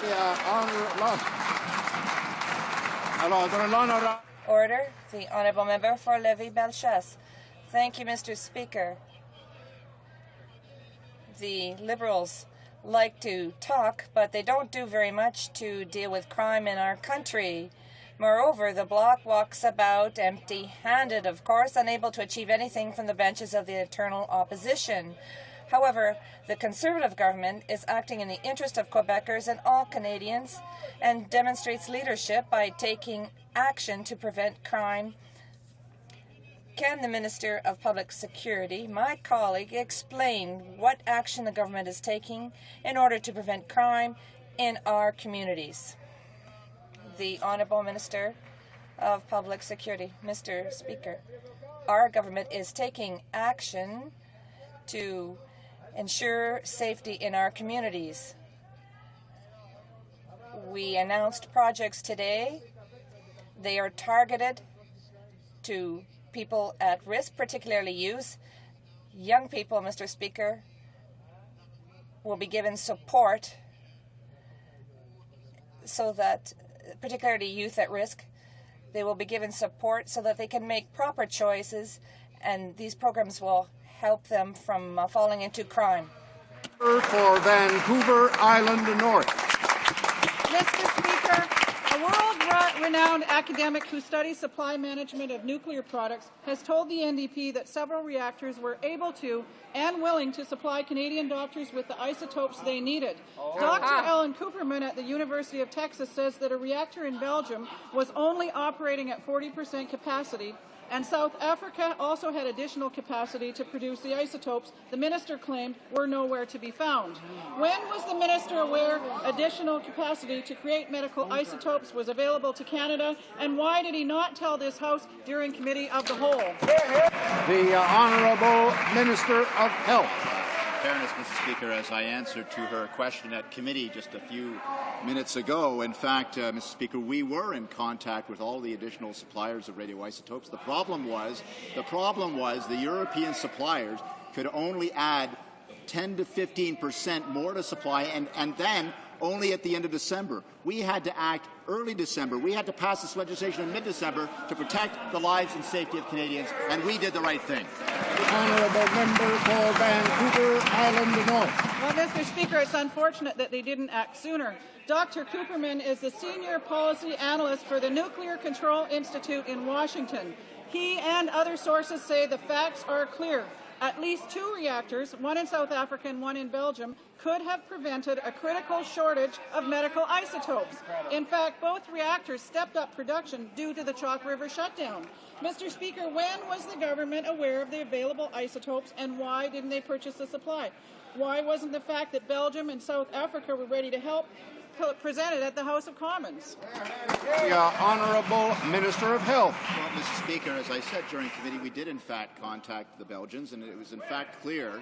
We contacted them on December 7th, and December 10th we had a conference call with all the European suppliers. It became clear that they could not supply Canada with the radioisotopes in the quantities that we needed. And, Mr. Speaker, the Honourable Member mentioned South Africa. South African reactor was closed during this crisis, Mr. Speaker. Mr. Speaker, we left no stone unturned to protect the health and safety of Canadians. It became clear the only way to react, the only way to save the lives of Canadians was to restart the NRU reactor. We acted, we showed leadership, and we did it for the health and safety of Canadians. The Honourable Member for Kings Hants. Speaker, for 2 years, this government did nothing to help the forestry sector despite closures, layoffs and crises. The only action they took was to scrap the Liberal Forestry Fund, only to replace it 2 years later with a smaller fund aimed to cover all industries. Will this government immediately reinstate the $1.5 billion Liberal Forestry Fund to help give real hope to forestry workers and their communities? The Honourable Minister of Industry. Well, Mr. Speaker, it's not correct to say that the government has taken no action. That is simply not the case.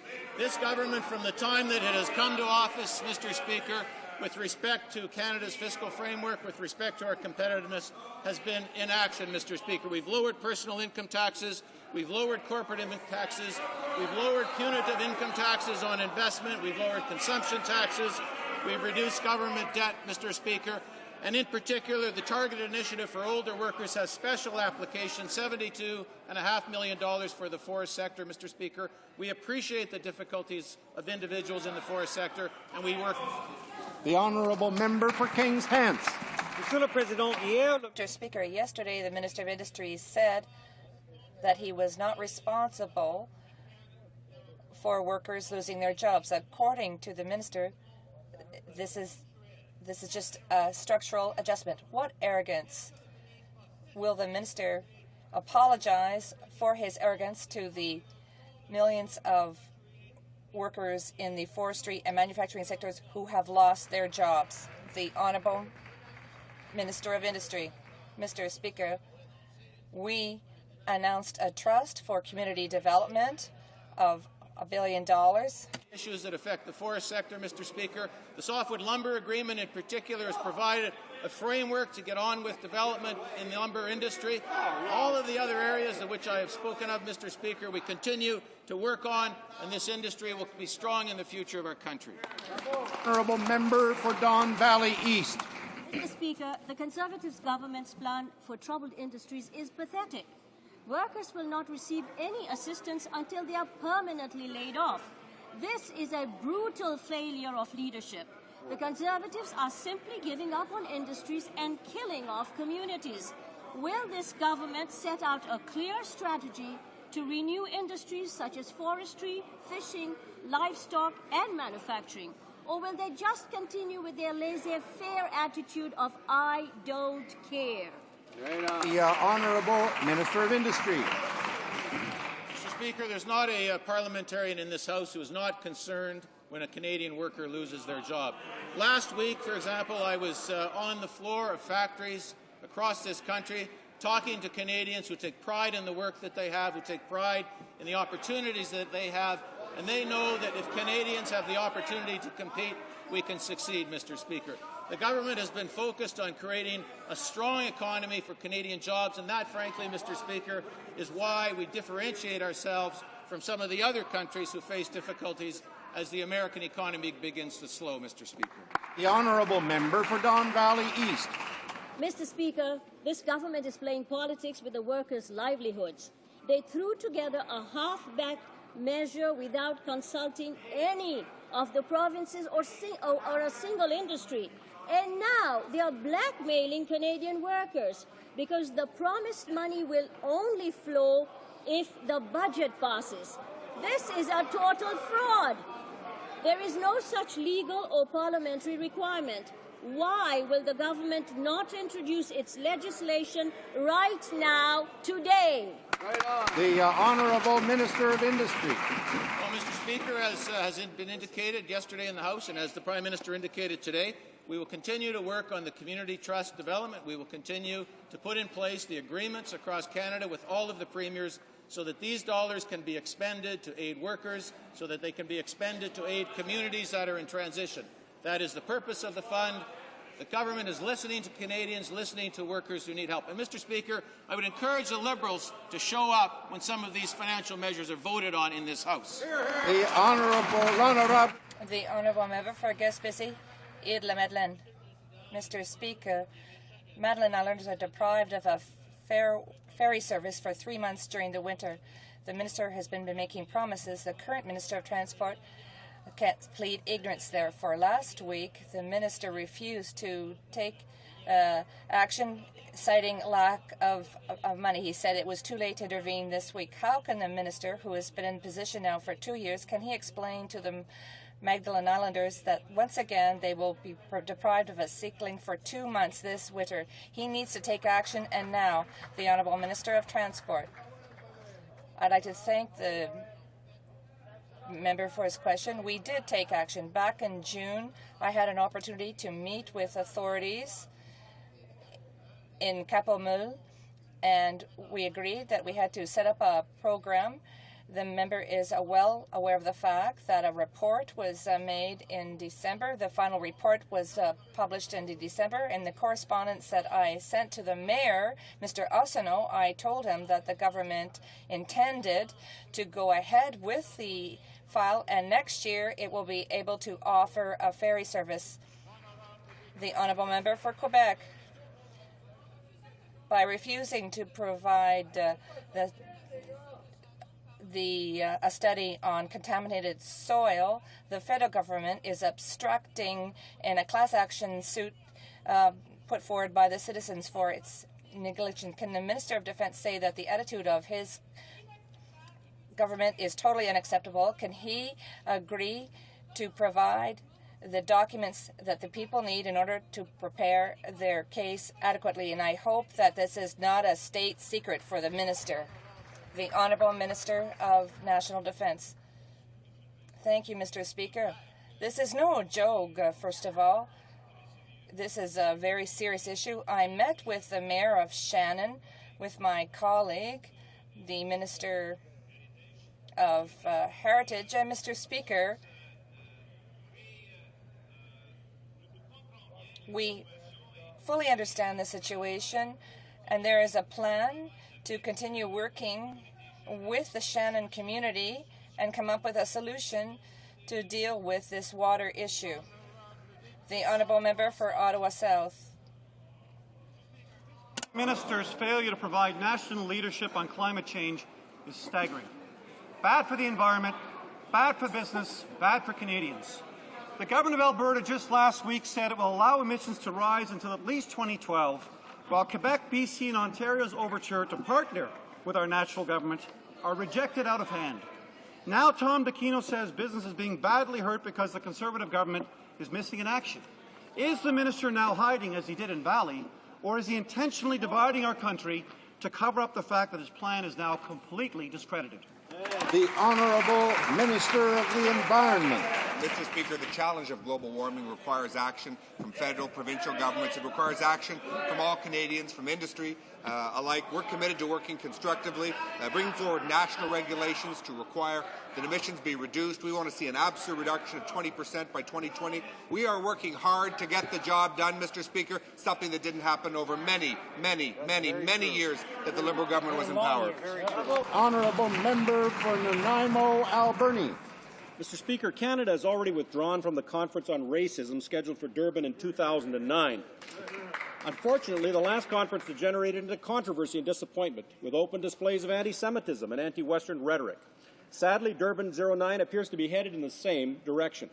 Canada will meanwhile seek full membership in the International Holocaust Task Force. Mr. Speaker, in the past, Liberal governments paid for NGOs to travel to the Durban conference.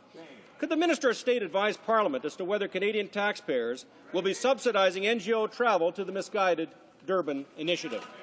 The Honourable Minister of State. Well, Mr. Speaker, this government was proud to announce last week that we will not participate in the racist Durban process. I'm further pleased to announce today to confirm that we will not subsidize NGOs to attend the Durban conference. But, Mr. Speaker, I want to know what's the real position of the Liberal Party on Durban, because their foreign affairs critic endorsed the government's principled decision, but their justice and public health critics opposed it and said that we should be at the table at Durban. And the organization formerly headed by the member for Mississauga-Arundel viciously attacked our decision to pull out of the racism conference in a news release that spoke of, quotes, the racist Israeli government. Mr. Speaker, what's their real position? Honourable Member for Parkdale High Park. Mr. Speaker, New Stats Canada data released today confirms another hit for working families in the middle class. Fully one-third of the manufacturing sector is planning to reduce production, while 1 in 5 employers will kill jobs. This is on top of the 200 jobs lost each day in the manufacturing sector. But this government is forcing communities to wait. If this government cared half as much for hardworking families as it does for the banks and the oil companies, why won't it bring forward the Community Development Trust today and let Parliament get relief into communities now? Honourable Minister of Finance. Mr. Speaker, after and thanks to almost 2 years of Conservative government led by Prime Minister Harper, Canada has very strong economic fundamentals. These fundamentals are vitally important in terms of job creation in Canada. We've had solid job creation in every region of Canada over the course of the past 2 years. Yes, there's an economic slowdown in the United States. We anticipated that slowdown. We were ahead of the curve last year with the accelerated capital cost allowance in March 2007. Over the course of the next 2 years, 100% write-off for new machinery and equipment. Honourable Member for Windsor West. Thank you, Mr. Speaker. Mr. Speaker, Ford Motors is warning that the opportunity in Windsor is fleeting unless action is taken now. To get the Essex engine plant up and operating, they will need a partnership with the federal government. The Minister of Finance says no, but the Minister of Industry says the money is in the blackmail billion. So let's get this straight. They're willing to fund the project after it's lost. I'm sure when the plan is developed in China, you'll probably get an invitation to the ribbon-cutting ceremony. And, Mr. Speaker, it's important to note that the Conservative tax cuts haven't worked. What's happened is industry leaders and union have called for action right now. When will the government take action to prevent these job losses and have investment in our country as opposed to... The Honourable Minister of Industry. Well, Mr. Speaker, the NDP, of course, are all strategy and no action. The government has been taking action. The government has been working together with the auto industry, with respect to the assembly industry, the parts industry. Very serious work with respect to infrastructure, the Windsor-Detroit Bridge crossing, work on regulatory harmonization, work as well on fuel consumption standards and smart fiscal policy, Mr. Speaker. These are the kinds of initiatives that are going to make this industry competitive so the Canadians can continue to do what they've always done, which is to be exceptional at assembly of automobiles, Mr. Speaker. Honourable Member for Sudbury.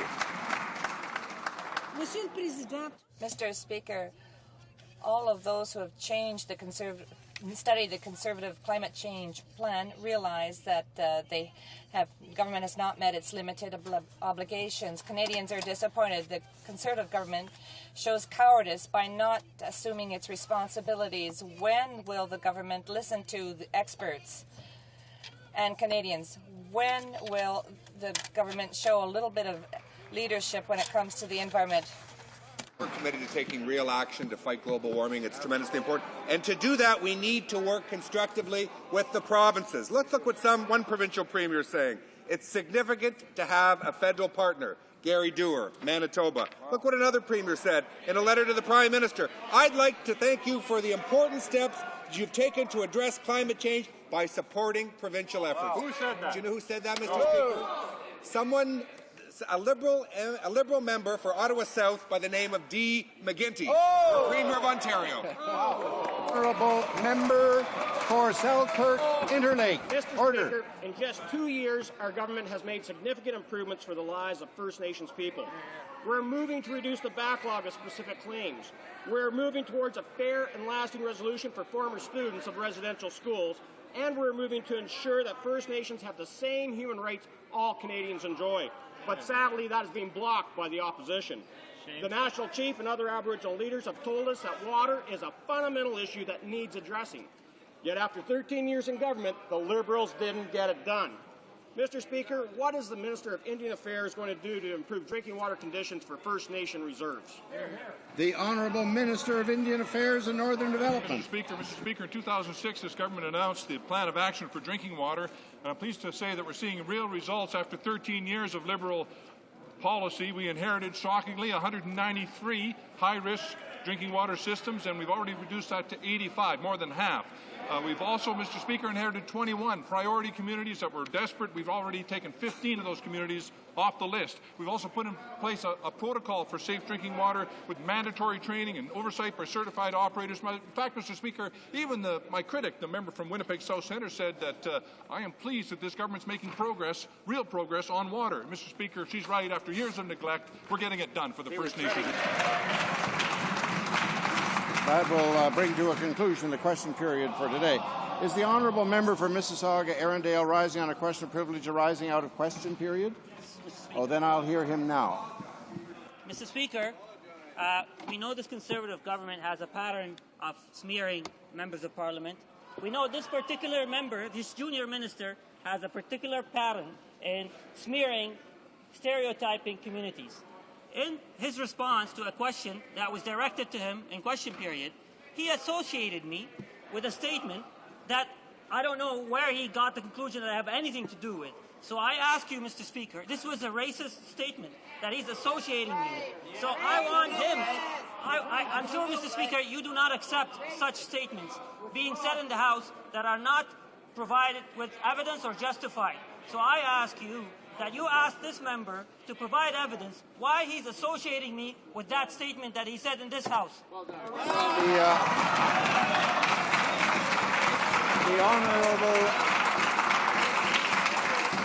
The Honourable Secretary of State.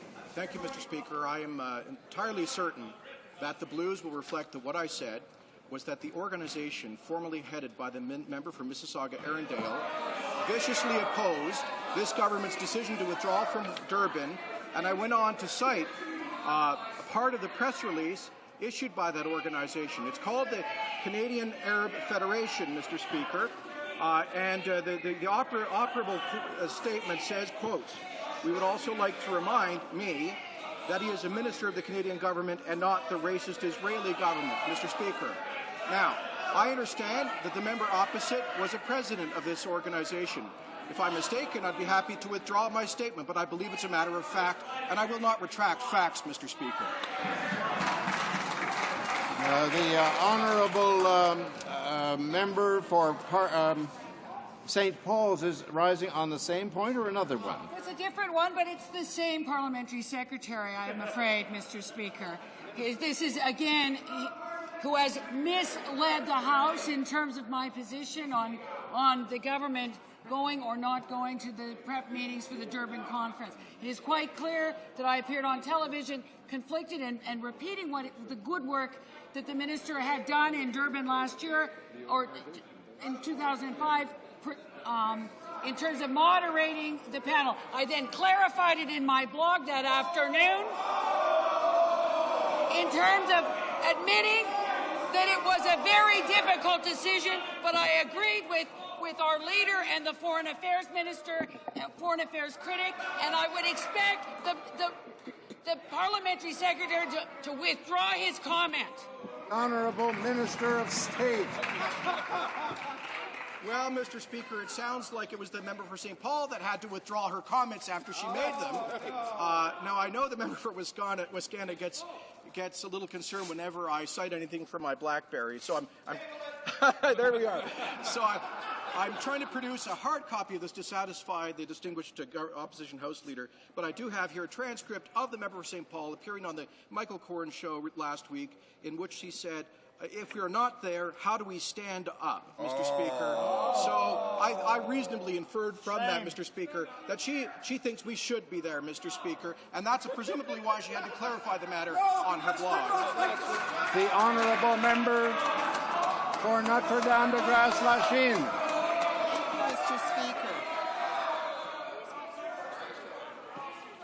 Mr. Speaker, the Secretary of State for Multiculturalism, in the same statement where he impugned the integrity of two Liberal members here, also made mention of the justice critic, and my question is, when he referred to the justice critic, was he referring to me? Because I held that position right up until Wednesday of last week. And I can assure this House and all Canadians that I have never disagreed with the decision of the current government not to participate in Durban 2. I have been a vocal critic of Durban 1, precisely because of the racism that took place there. I am former chair of the Canada-Israel Parliamentary Committee. I am former vice. Well, I think the question was whether she was the one referred to by the Secretary of State, and I don't think we need to go through all the details of every case here.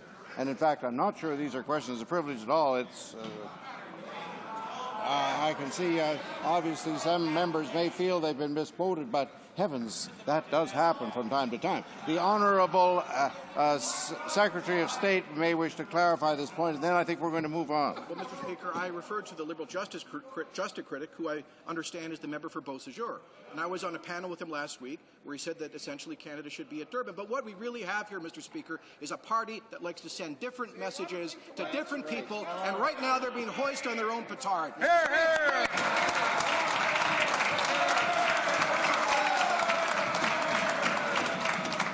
The Honourable Government House Leaders rising on a point of order too. Very important point of order arising out of question period, Mr. Speaker. Today is a very significant day.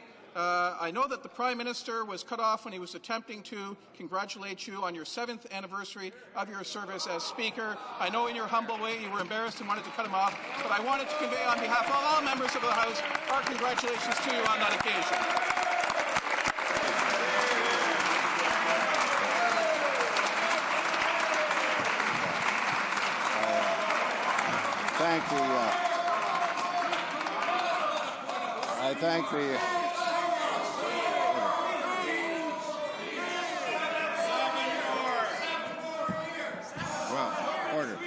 thank the Government House Leader for his kind remarks. I cut the Prime Minister off because his time had expired. I'm sure. All right. Now, l'honorable Bloc. The Honourable, the Whip of the Bloc Québécois is seeking the floor to say something. No, not a speech. It's on a point of order, Mr. Speaker. In question period, earlier on, in an answer that was given by the Minister of Finance, where he called the Prime Minister by his name, he should know, with the experience that he's acquired here in the House, and particularly since he sat in Queen's Park, he should know that it is forbidden to speak the names of people in the House. I ask the Minister of Finance to apologize for this. The Honourable of the Whip of the Bloc Québécois is quite correct, but I am going to indicate to the Minister without any hesitation that he did make a mistake, but it is a mistake which is a rather small one, and I'm sure he won't do it again. I can see that the whip of the Conservative Party has spoken to the Minister of Finance, and you can almost see the lashes on his back, but I don't think this is going to likely be a problem. But I thank the member for raising the issue, and I'm sure the Minister will behave in future. Now, the Honourable member for Winnipeg South Centre is rising on a point of order also. While we are dealing with question of privilege once again, while we are dealing with issues of misleading the House with false quotes, I do want to read into the record the correct quote that the Minister of Indian Affairs said. I will. Liberal Indian Affairs critic said she is pleased to see the government is making progress on water issues. However, she reiterated her party's concern that the Conservatives have made water a priority at the expense of other pressing on-reserve needs such as housing and schools. I can read on, Mr. Speaker, but it's again another quote out of context. Good job. The chair's not entirely convinced that members being misquoted are questions of privilege. They are certainly matters of debate, and heaven knows it does happen from time to time in the House, dreadful as it may sound. But I encourage honourable members, of course, to check the documents they're quoting from to make sure that the quotes are accurate and that they're attributed to the right person. Sometimes even the chair gets mixed up on who's been recognized and who hasn't. However, today I have a ruling to give. Je suis maintenant. I am now prepared to rule on the point of order raised on December 13th, 2007 by the Honourable Member for Joliette concerning a proposed report stage amendment to Bill C3, an act to amend the Immigration and Refugee Protection Act, Certificate and Special Advocate, and to make a consequential amendment to another act. I thank the member for Joliette and the Parliamentary Secretary to the Leader of the Government in the House of Commons for their interventions. I am aware of the particulars of this case, since the Honourable Member for Marc-Aurèle-Fortin was courteous enough to inform me of them in a letter that he wrote to me earlier in December. That have brought us to this point today. The Honourable member from Marc-Aurèle-Fortin proposed the amendment in question during clause-by-clause consideration of the bill in committee. The amendment was ruled inadmissible by the committee chair on the grounds that it was beyond the scope of the bill. It was contended that, on the contrary, his amendment was within the scope of the bill because it simply expanded the appeal provision already contained in the bill. The honourable member therefore appealed the ruling, which was, however, sustained by a majority of the committee members. Comme le savent les députés, as the honourable members know, at report stage, the decision with respect to the admissibility of motions rests with the Speaker of the House. Therefore, when the Honourable Member for Marc-Aurèle-Fortin submitted the same amendment to Bill C3 at report stage, I too had to consider the matter of admissibility. With regret, I had to inform the member that, in my opinion, the amendment was indeed inadmissible on the same grounds, namely that it was beyond the scope of the bill.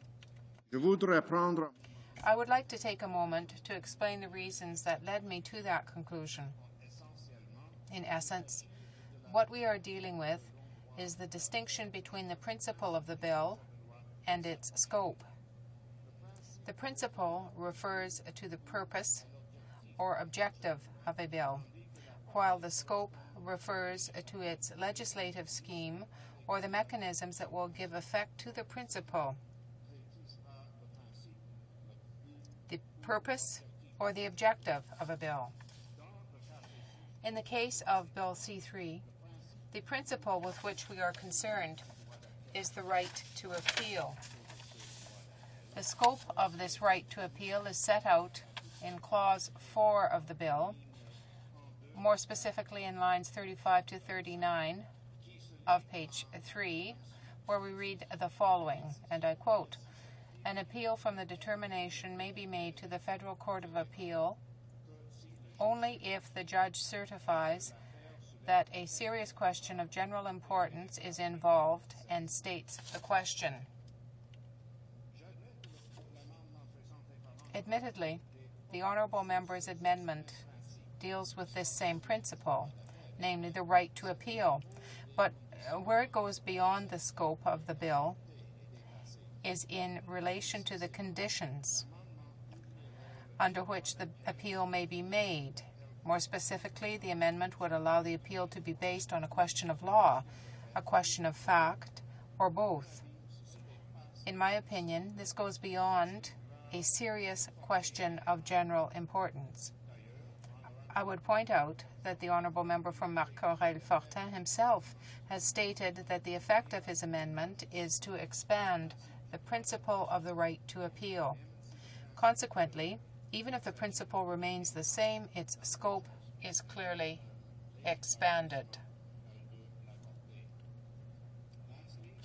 I refer the honourable member to page 654 of House of Commons Procedure and Practice, which states, and I quote again, "An amendment to a bill that was referred to committee after second reading is out of order if it is beyond the scope and principle of the bill." Fin de citation. Je comprends. End of quote. I understand that this is a matter of some importance to the honourable member, but for the reasons just given, I am not able to accede to the honourable member's request. I believe the honourable member for Scarborough Rouge River has a submission to make on a question of privilege that was before the House yesterday. I do, Mr. Speaker, and thank you very much. And I'll be quite brief because you've had the benefit of some comments earlier. The member for Mississauga South raised a matter of privilege this morning concerning an apparent process within a minister's office that diverted or rechanneled inquiries from members of Parliament. And in that process, the member referred to a prior question of privilege, which was ruled on by the chair, in which it was found that it was not a question of privilege. That earlier question raised by the member for Skeena-Bulkley Valley involved a person allegedly assuming or arrogating the functions of an MP in a particular area on behalf of the government. And in the bare facts of that case, Mr. Speaker, you found that it was not a matter of privilege.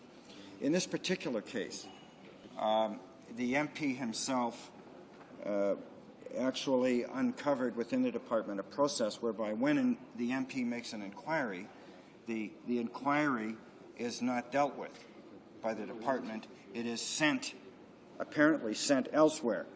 And that involves apparently written or verbal inquiries.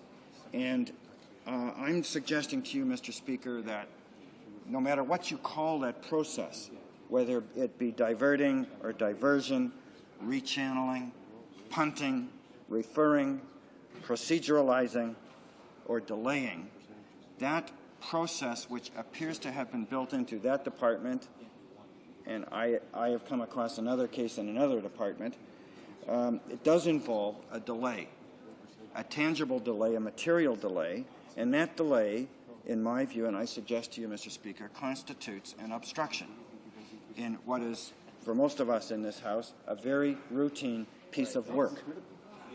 And if a member of the public were to call in the manner suggested by the MP, the civil servant would have answered the question.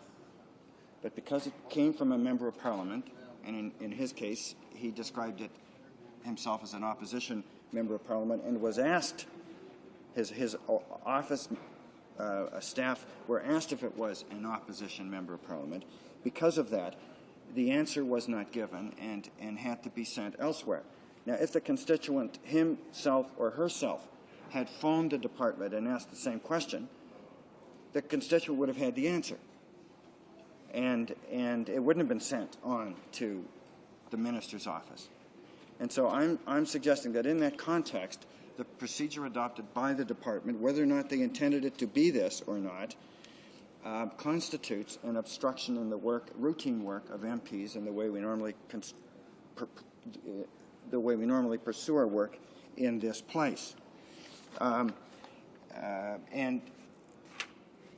not only does it create an obstruction and a delay, but it also offers the perception of obstruction. The constituent, if told this fact, this procedure would say, well, I don't need the MP, I'm actually better off to do it myself. If I use an MP, it gets diverted, I don't get my answer. Now, I, Mr. Speaker, personally attempted to get information from a government department, a different ministry. It was the Department of Foreign Affairs and International Trade. And I called, I contacted the person, I asked the question, and the person said, well, I'm afraid I can't give you the answer, I've got to give it to the minister's office. I spoke a little while longer, and finally, the person in the department said, okay, well, this is what the answer is. So I was able to finesse, in a sense, the answer. The civil servant was good enough to give me this very routine answer to a question. But apparently the department was under instructions to refer the matter elsewhere within the department. And I think we have developing here a potential problem in relation to the privileges of members of the House. And in connection with this, in the event you find that this is a matter of privilege, and I certainly won't prejudge that, but if you do, and if there is a motion to deal with it, then I would suggest to the House that the motion include an order requiring the delivery up from the department of the form or forms that are being used to deal with this procedure inside the department. Now, maybe the minister himself in this case will be able to table the form if he wishes, and maybe this issue can be dealt with between the department and the House before it becomes a matter of privilege, if it does become a matter of privilege. And I simply would anticipate, perhaps not my role, that in the estimates procedure coming up with respect to the Standing Committee on Health, I can't imagine members would be very happy voting money for a department that, at least on the surface, appears to be impairing or diverting inquiries from members of Parliament. Thank you, Mr. Speaker. I thank the honourable member for Scarborough Rouge River for his intervention in this matter. And as I indicated earlier, this matter is now under advisement, and I'll consider his remarks before coming back to the House with the ruling. Orders of the day. Ordre du jour. Government orders, government bills, Commons resuming debate and second reading of Bill C-27, an act to amend the criminal code, identity theft and related misconduct. The débat. Resuming debate. The honourable member for Edmonton-Leduc. Thank you very much, Mr. Speaker, and it's an honour today to stand to rise to Bill C-27, an act that seeks to protect Canadians from identity crime. At the outset of my speech today, Mr. Speaker, I do want to particularly thank the Minister of Justice, the Parliamentary Secretary, and the entire department for all their work on this issue. I had an opportunity to work on it with respect to a private member's bill that was unanimously adopted by this House in the last session, and I was very pleased that the government did bring forward a much more comprehensive piece of legislation on identity theft in general. Mr. Speaker, the reality is that technology has made financial transactions virtually instantaneous, but it has also made personal information more vulnerable to misappropriation and misuse. Identity information has in reality become a commodity. It is easily acquired and can be instantaneously transferred from one person to another. Identity thieves can use stolen personal information to open credit card and bank accounts, redirect mail, rent vehicles, obtain government benefits, and even secure employment. When this happens, unsuspecting victims are left with unpaid bills and bad credit. Thousands of Canadians are victims of identity theft every year, Mr. Speaker, and I've had many of them contact me in the course of preparation and adoption of my private member's bill. A November 2006 Ipsos Reid survey indicated that 73% of Canadians are concerned about becoming victims of identity theft, and 28% say they or someone they know has already been a victim of identity theft. In 2006, almost 8,000 victims reported losses of $16 million to Phone Busters, the Canadian anti-fraud call center. Many more cases are thought to go unreported. The Phone Busters numbers likely represent only the tip of the iceberg, as they do not include reports made directly to local police agencies or all the incidents that go unreported for one reason or another, nor do they include identity thefts that have not yet been detected. The Canadian Council of Better Business Bureaus has estimated that identity theft may cost Canadian consumers, banks and credit card firms, stores and other businesses more than $2 billion annually. Credit card losses in Canada were reported by the Canadian Bankers Association to have reached nearly $300 million in 2006. Losses from debit card fraud approached $100 million in 2006, according to the Interact Association. It is already a crime to fraudulently use another person's identity information, and Bill C-27 strengthens the protections against identity fraud.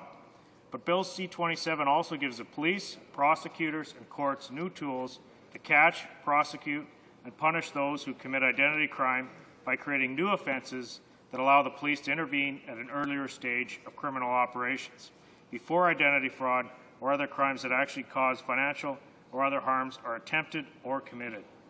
These provisions will help stop criminal activity before Canadians fall victim to identity fraud. Let me explain how this bill will accomplish its objectives. There are two phases to identity crimes. The first is in preparation, where identity thieves gather and exchange personal information about others for later fraudulent use. The second phase is where identity thieves actually use that information to commit identity fraud. Until now, only the second phase, the actual identity fraud, is a criminal act. Bill C-27 criminalizes the first stage by creating new offenses for identity theft. These new offenses will let the police intervene at the earliest stages when identity information is collected and transferred for the purpose of committing identity fraud. In this way, criminalizing identity theft will help prevent identity fraud and the victimization that ensues as a result. Bill C-27 criminalizes identity theft because it enables identity fraud. Before someone can commit identity fraud, he or she must obtain another person's identity information. This information, such as a credit card number or a bank account number, is not considered to be property within the meaning of the theft provisions in the criminal code currently. For example, an unscrupulous salesperson who surreptitiously retrieves the information from a bank card or credit card during a purchase, a process which is known as skim and clone, something that happened to me, Mr. Speaker, cannot be charged with theft because no physical object was stolen and the cardholder has not been deprived of anything other than the ability to control the flow of the information. This is not subject to the current law on theft. Other common ways of collecting identity information are going through another person's garbage, a practice known as dumpster diving, or capturing a glimpse of account numbers or personal identification numbers of the person next to you, a practice known as shoulder surfing. Another way for identity thieves to gather information is called phishing. Identity thieves send unsolicited email that looks like it's from a bank, credit card company, or other merchant. The unsuspecting recipient is asked to provide his or her account numbers and passwords. The information is then sent straight back to the identity thief. It is important to remember that identity information is not always obtained clandestinely. Identity thieves can get a potential victim's name and address from the phone book. They can browse social networking sites like MySpace or Facebook, or gather other personal details that have been posted by users. Social networking sites encourage users to share their birthdays, hobbies, interests, friends, and addresses. In the wrong hands, this seemingly harmless personal information can be used to perpetuate identity fraud. Identity theft is a necessary step on the road to identity fraud. That is why this bill, Bill C-27, proposes to get tough on those who traffic and possess identity information for the purposes of later committing an offense involving the deceptive use of someone's identity. To this end, it creates 3 new offenses. First of all, Bill C-27 makes it an offense to possess or obtain, without lawful excuse, certain government-issued identity documents. This new offense targets those who have official government documents with false information, or who, without excuse, have the official documents of another person. Official government documents are particularly useful to identity criminals because they are used to obtain other identification and access to government services. Criminalizing the simple possession of official documents without lawful excuse is at the outside of the criminal law power. However, the danger of having these documents fall into the wrong hand warrants these steps to protect them. It will be clear that people who hold these cards on behalf of family members or for legitimate business purposes are not committing an offense. Only where there is no lawful excuse for the possession will an offense be made out. It is not just government documents, however, that need to be protected. Bill C-27 creates 2 offenses that target unlawful conduct in relation to identity information, whether or not the information is captured in an official identity card or document. The first of these offenses prohibits the obtaining or possessing of another person's identity information with the intent to perpetuate identity deception. Identity information is defined very broadly and includes anything that can identify an individual. In addition, it explicitly includes a range of key pieces of information such as name, date of birth, biometric information, financial account numbers, crucial alphanumeric identifiers issued by a range of authorities. This new offense targets those who have information about others, but who intend to use it to commit an offense that involves fraud, deceit, or falsehood. The second new offense also targets the illegal flow of identity information. This offense, however, goes after those who profit from supplying identity information to others, but do not themselves use it to commit offenses. This offense prohibits trafficking in identity information where the person knows or is reckless as to whether the information would be used to perpetuate an offense. Each of these 3 new offenses targets a separate aspect of the early stages of identity fraud. They are all dual procedure offenses and punishable by up to 5 years in prison. One concern in criminalizing the deceptive use of identity is to ensure that we do not inadvertently prohibit the use of undercover identities by police and other agencies. Toward this end, Bill C-27 contains 2 exemptions for the benefit of law enforcement. The first exemption allows police officers engaged in undercover work to obtain and use forged documents in the course of their duties.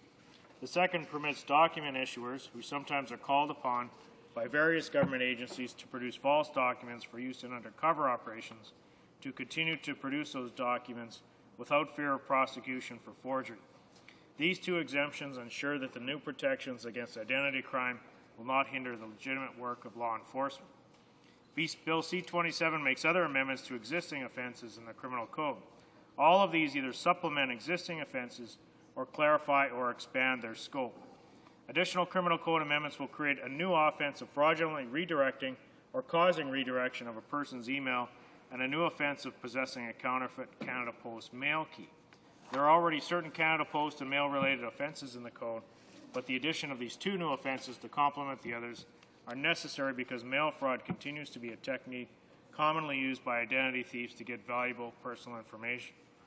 The bill will also create new forgery offenses to complement those already in existence. Currently, it is a crime to make a forged document and to use a forged document as if it were in fact genuine. This bill will add to these new offenses of trafficking in forged documents or possessing forged documents with the intent to either traffic or use them. These amendments should cover off all possible situations in relation to the handling of forged documents, so there should always be a chargeable offense. The legislation also proposes a few clarifications to the personation offense. We are proposing to rename the personation offense identity fraud. Personation is somewhat of a historical term that seems out of place in our modern world. More importantly, there's a great deal of confusion and uncertainty over what the terms identity theft, identity fraud, and identity crime mean from one context to another. By renaming personation as identity fraud and by introducing a preparatory offense for identity theft, We hope that this will at least bring some uniformity to the discussion about these issues in the Canadian criminal law context. A few other more technical amendments will clarify that the offense of unlawfully possessing or using debit card data includes the PIN or personal information number of the bank card. It will clarify that it is a crime to possess instruments for copying debit card information, devices known as skimming machines. Bill C-27 gets tough on identity criminals, but we must not forget that thousands of Canadians are victims of identity crime.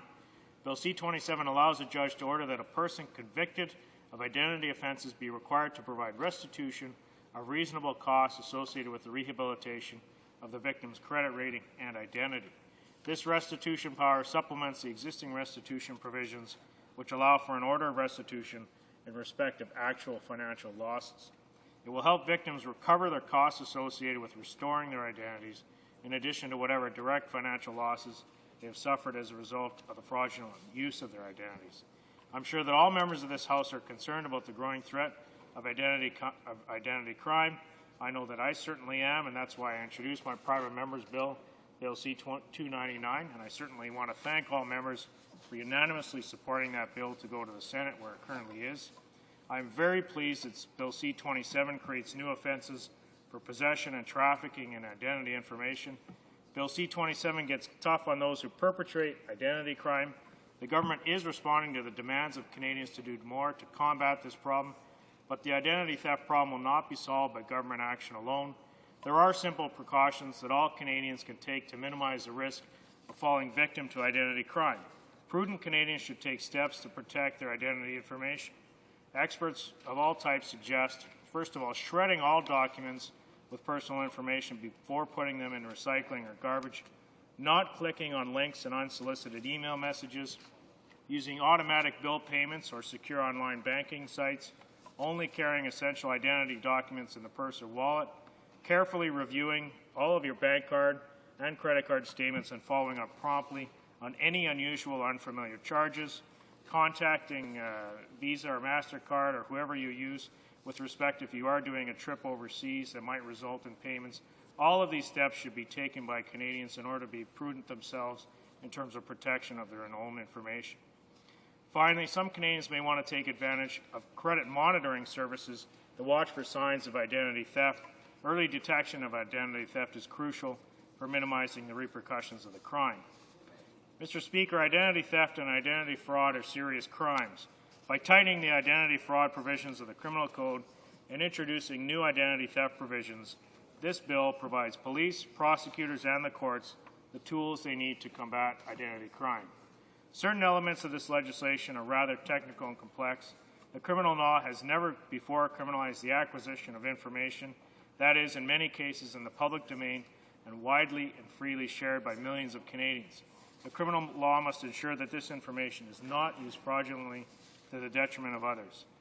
Mr. Speaker, I believe that all members are equally concerned about these problems, and I also believe that all members will be supportive of the approach we have taken. I ask all members of this House, as I did so with respect to my private member's bill, to stand in unison, support this bill, and ensure that there's greater protection for Canadians with respect to their own personal information, take some real action on identity theft. Thank you very much, Mr. Speaker. Questions and comments, questions et commentaires. L'honorable député de Honourable member for Pickering Scarborough East. Member for his comments and his very thorough knowledge of this very important issue to all Canadians, and I also recognize and applaud the member for his work in the past. I'm not so sure about the question of having his credit card skimmed, but the idea of cloning that member of Parliament is a rather scary thought, Mr. Speaker. But I want to say that I know his good work, Mr. Speaker, as chair of the Industry Committee. It's not by accident that the same member has been able to receive a number of unanimous reports on that committee. I can tell you that that committee would not function as successfully, perhaps most successfully of all committees, were not for his leadership. Mr. Speaker, I'm wondering if the member could also perhaps, while I recognize that part of the legislation here, which I support, may be somewhat reactive in the sense of providing greater penalties and predictability in terms of those who offend or those who try to fraudulently remove or to take the name of somebody else for commercial purposes or otherwise. whether there might be some consideration given, not necessarily in our committee, but on the Public Safety Committee, where I believe this bill will be referred, as to the issue of credit checks and whether or not, in fact, credit companies will be required to provide a greater burden of verification of people who are making inquiries as to someone who may not very well be the person who is calling, whether or not there should be a greater obligation to companies who lose information. One thinks of Winners down in the United States last year that lost millions of records that may have imperiled or unlikely put the information in the hands of criminals, as well as perhaps dealing with the whole question of mortgage fraud, which was a big issue, obviously, for many of us in larger cities where people had their identities taken from them and mortgages registered against them without their knowledge, only to find that they would not have. Now, I expect, Mr. Speaker, that the honourable member may not be able to opine on the 3 points that I've raised, but I think they're very important elements that we have both a strong penalty and sanction for those who engage in this, that we modernize our instruments of legislation, but at the same time that we also hold to account organizations which have a higher responsibility at protecting public information. Thank you, Mr. Speaker. The honourable member for Edmonton-Leduc. Thank you very much. Thank you very much, Mr. Speaker. And I thank my honourable colleague for his comments, and I would certainly share the credit in terms of our own committee that it works very well because, thankfully, in part to an entire group of people, but especially to him as a vice chair in his role. I would also say that I know he is quite concerned about cloning me because in the next Liberal-Conservative hockey game, he might get 6 goals scored on him instead of the 3 that were last time. But we'll leave that for another day. That may be something he'll address in a supplementary. Mr. Speaker, he does raise some very serious issues and serious questions, which I'm sure the committee will address. I'll perhaps offer some comments on each of them. With respect to companies that have personal information and that company then may lose that information, it's my understanding that that would be captured more within legislation dealing with privacy and protection of privacy information. That may be something the committee will look at either in the context of this bill or in fact look at it separately, as the Privacy Commissioner has suggested, in terms of beefing up the legislation surrounding protection of privacy. Because what happened, especially during the course of the private members bill that I introduced, was the Justice Department and in fact all members on the Justice Committee strongly advised me to focus on intent. The fact that people were gathering information, identification information, and there was some clear intent to misuse that information, so that's how identity theft was described. In terms of stuff that accidentally fell into someone's hands, that would be captured more within privacy legislation. That's my general understanding, but I know it's one of the issues they do want to clarify at the committee. With respect to the mortgage fraud case that the member provides, my understanding is that this legislation will in fact strengthen the provisions that will deal with a situation like that. But again, I encourage the committee, whether it's public safety or justice, that looks at this to examine that in more detail. But I certainly appreciate the member's comments, and I appreciate his support for the intent of this legislation. Thank you, Mr. Speaker. Questions and comments? The honourable member for Oxford. Thank you, Mr. Speaker. Well, I'd like to thank the member from Edmonton-Leduc for his keen interest in this, and I think it's fair to say that this is legislation that is relatively new, certainly needed. Times have changed with respect to credit cards and many other forms of our cashless society. And I heard him say earlier about having been a victim of this, and I know that the police community will embrace this legislation. I think it's valid, it's good, and it'll help them in investigations. But I wonder if he could just maybe enlighten the House a little bit what it means to be a victim of identity theft and what it means to try and get all of those things back in place that you once had that were secure of yours and now held by someone else. And I know that there's provisions within the Act for restitution to a victim, but I wonder if he could just maybe illustrate what he's heard and knows from his own knowledge of what it really takes to get all of your identity back in place. The honourable member for Edmonton-Leduc. Thank you very much, Mr. Speaker. And actually, I appreciate very much the question for the member for Oxford, and I appreciate his work on the Public Safety Committee in addressing some of these issues. and addressing a lot of the broader issues dealing with counterfeit and intellectual property in general. With respect to my own situation, it was a situation where I went and purchased something. I ran my debit card through twice. Unbeknownst to me, someone obtained that information, saw me put in my PIN number. Later, when I went to the bank, I realized there was over $1,000 or $1,000 withdrawn that I did not withdraw. To their credit, the financial institution, by recording all those who go to the bank machines, was able to pinpoint the time it was withdrawn and ensure that it was not me, and the money was quickly replaced. So that was a situation where the financial institution, and I should credit them, through the Canadian Bankers Association, other organizations, have really shown a lot of leadership on this issue. But also, there have been a dear former employee of mine had her identity stolen, and it's heartening. It's heartbreaking in the sense of someone somehow obtains your information, you don't know how. Your credit card statements come in, and they're all loaded up with items that you did not purchase. You have to go and replace all of your personal cards, your personal information, cancel your credit cards.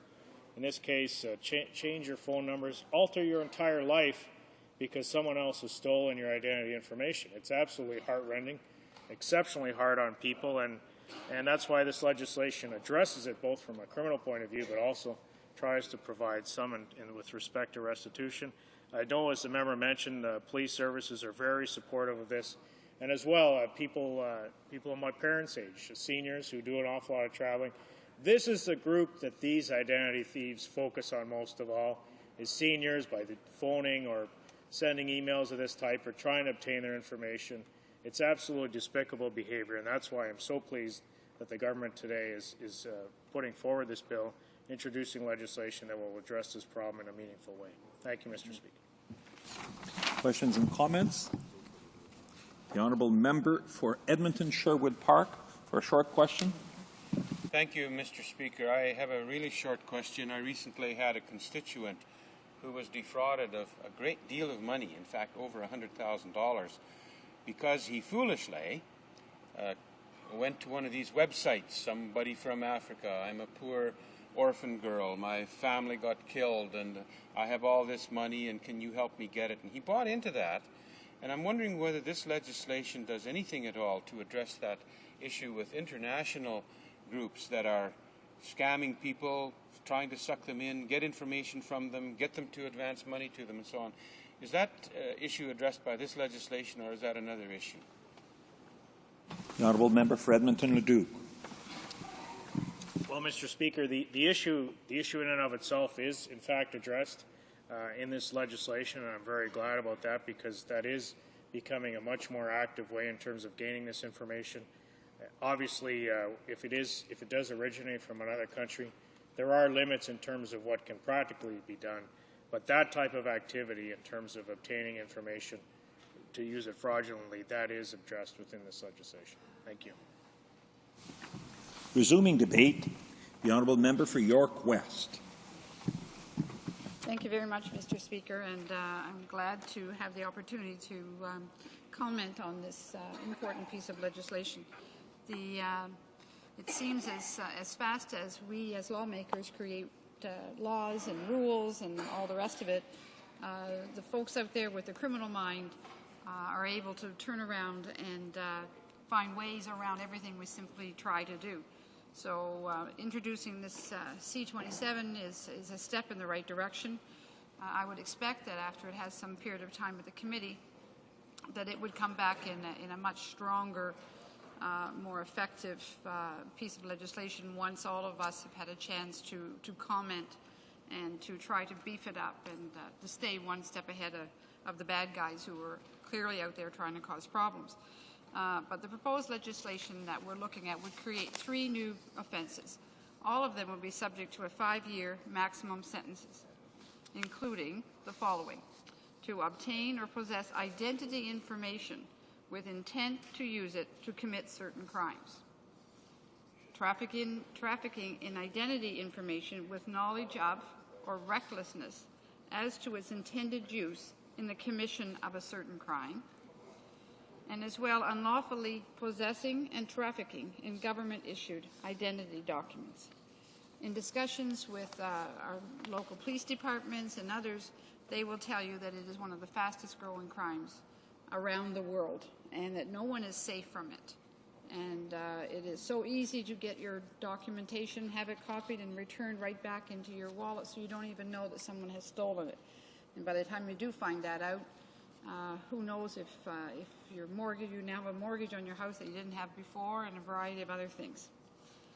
But we need additional criminal code amendments that would help to create new offenses of fraudulently redirecting or causing redirection of a person's mail, possessing a counterfeit Canada Post mail key, and possessing instruments for copying credit card information, in addition to the existing offense of possessing instruments for forging credit cards. It is so easy to be able to copy any of those keys and get into somebody else's mailbox, clean out all of their mail, including any of the checks or any of the other documentation that would give credibility to whatever the thief would have on their mind. Now, while our party supports the efforts to combat the identity theft, we really feel that it could be stronger and that it comes up short at the end of the day, which is why I welcome the fact that this is going to go to committee and we will have an opportunity, each and every one of us, to strengthen it and to work together in something that all of us as parliamentarians clearly care about. But the key problem that I have with the legislation is it doesn't do anything to prevent it. Identity theft, as I said earlier, is very easy for people to copy your documents. The question is, how do we prevent it? New technology on our driver's license and a variety of other documents are getting harder and harder to copy. The legislation doesn't talk about prevention, but I would hope by the time it comes back from committee, it would cover off that very issue of prevention, so that would make the bill a better bill. Law enforcement agencies all across Canada have been very clear on this issue for some time. They need modern tools to deal with this growing area of concern for Canadians. They need the tools of the 21st century. And unfortunately, we're always slower at doing that than what the criminal minds are. But to respond to some of these concerns, my Liberal colleague from Notre Dame de Grace-Lachine has introduced a private member's bill, C-416, the Modernization of Investigative Techniques Act, which will actually provide law enforcement with the tools necessary to combat and prevent identity theft. As with my colleague across the way, he also has introduced a private member's bill, and I hope that combined with all of these things, we will be able to give the law enforcement officers the tools that they need. They clearly will know how important the issue is for all of us. But it's an important initiative. As to catch the criminals, we need modern new laws, especially to protect the most vulnerable in our society, children and seniors. And I think a week doesn't go by that we don't pick up the newspaper and hear something of a very sad story of a senior that found out that they now have a $400,000 mortgage on their home because somebody was able to steal their identity. And you can just imagine the stress that that individual would be under, feeling very vulnerable and needing help, and we're just kind of catching up to try to do that. But to do that, the Liberal government would make the following changes to the criminal code that would again strengthen our tools. To protect Canadian children, we will strengthen the laws that prevent internet luring, something that again is of concern to all of us in this House and something that we are all working on in a variety of different ways. The previous Liberal government passed laws that help protect children from internet-based predators, but more needs to be done. New laws are needed to address explicit online conversations initiated by adults with the intention of gaining the trust of a child, luring him or her into being abused. To protect our precious Canadian seniors, we will need to act on the recommendations of the Privacy Commissioner to address the problem of identity theft. There were almost 8,000 reports of identity theft in the past year, resulting in more than $16 million being lost, much of it taken from vulnerable seniors. And, you know, I ask just to think for a moment of a senior who gets a statement in the mail telling them they now owe $70,000 to some company they don't even recognize. Just imagine the panic that would set in from that individual. Imagine when you suddenly find out you've got a $400,000 mortgage registered against your house and you've never seen any of that money or don't know anything about it. All of those are things that I think if all of us think for a few minutes just how we would feel being notified of that and finding out that someone has stolen their identity, has carried on in a matter of ways that has created huge problems that they end up having to go get a lawyer, upset their children, all because of what exactly has happened. And a lifetime of hard work and savings can vanish in an instant when someone has stolen your identity. But we need tougher laws to prevent this kind of crime, and that's where I believe we are all heading in the House with this bill and others that we are all concerned about. But we also need to change some of the private sector privacy laws so that companies are forced to notify customers when their personal information gets leaked. Another thing that we continually hear of just how easy it is to have a credit check done on someone. Well, once you're doing that, you've got their social insurance number, you've got their driver's license number. It's very easy to make a phone call, find out some more information about that individual, and to build the case to move into stealing their identity, which would make it extremely difficult. If your personal information gets into the wrong hands, you deserve to find out about it so that you can avoid becoming a victim of identity theft. So when a credit agent gets a phone call, they should call back and confirm that that was the person who's actually calling in for the information, and they should probably get some photo ID from them, and it shouldn't just be given out over the phone because it's extremely unsafe to be able to do that. This kind of change would finally cause businesses to take the security of their customers more seriously. Often when you give your Visa card out in a store, they're very sloppy about doing it. They'll sign the invoice, and sometimes they're just sitting there on the counter. Someone easily is going to take that that Visa card number or whatever it is, MasterCard number, and go about trying to build themselves the identity so that they can use it for their own purposes. So the businesses also have a responsibility here. But we also need to look at implementing the recommendations of the Federal Task Force on Spam, recommendations that have so far been ignored. Spam clearly is the weapon of choice for identity thieves who use phony emails to trick people into revealing personal information. You heard one of my colleagues make mention of his office receiving an email confirming a purchase that he had done online and confirming his credit card information. Well, he didn't have a credit card with that particular company. Clearly, it was just a trap. And if you had an innocent senior or someone who's a little bit more vulnerable, call in to say, this isn't me, oh, here's the right number. So there's all kinds of ways of tricking people into giving out information. It certainly is the weapon of choice, evidently. Canada is the only G8 country without an anti-spam legislation, and our government clearly would change that. Fortunately, it should have already done it, and we all recognize that, but it's hard to move as fast as necessary into changing things in order to stay one step ahead. Mr. Speaker, we all know that the Conservatives' crime policies are more about scoring political headlines than making our streets safer. But that being said, I'm very happy to support this bill to go to committee so that the opposition and all of us in this House can have the opportunity to strengthen and to work at improving this legislation.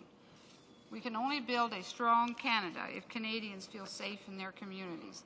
And it's not just about street safety. It's about a multitude of areas that many people in our country feel vulnerable and are looking for us as parliamentarians to do a better job.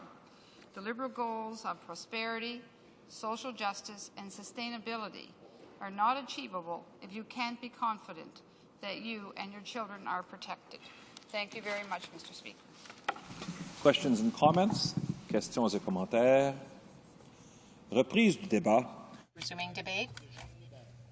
The Honourable Member for Jean-Lebert. Thank you very much, Mr. Speaker. I'm very pleased to rise today to speak to the House.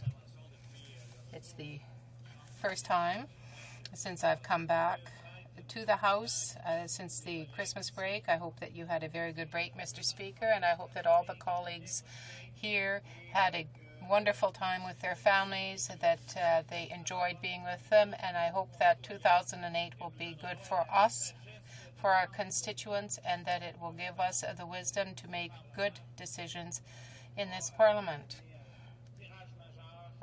We hope that we will be able to turn the government in the right direction, which is certainly what it needs.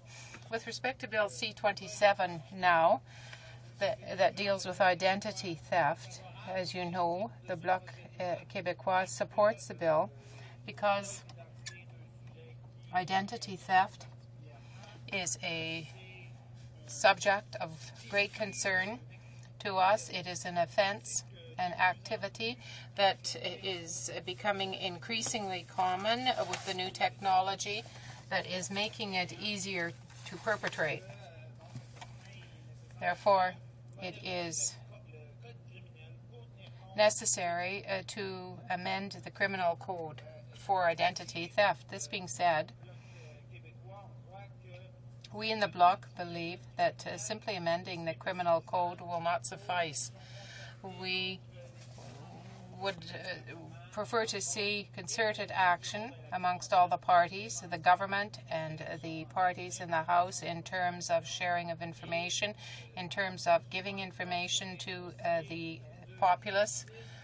And I would say that, as is often the case in justice matters with this government, the fact of bringing in new legislation, this is criminal, you shouldn't do this, well, they seem to feel that this would suffice to eradicate or to reduce this type of crime.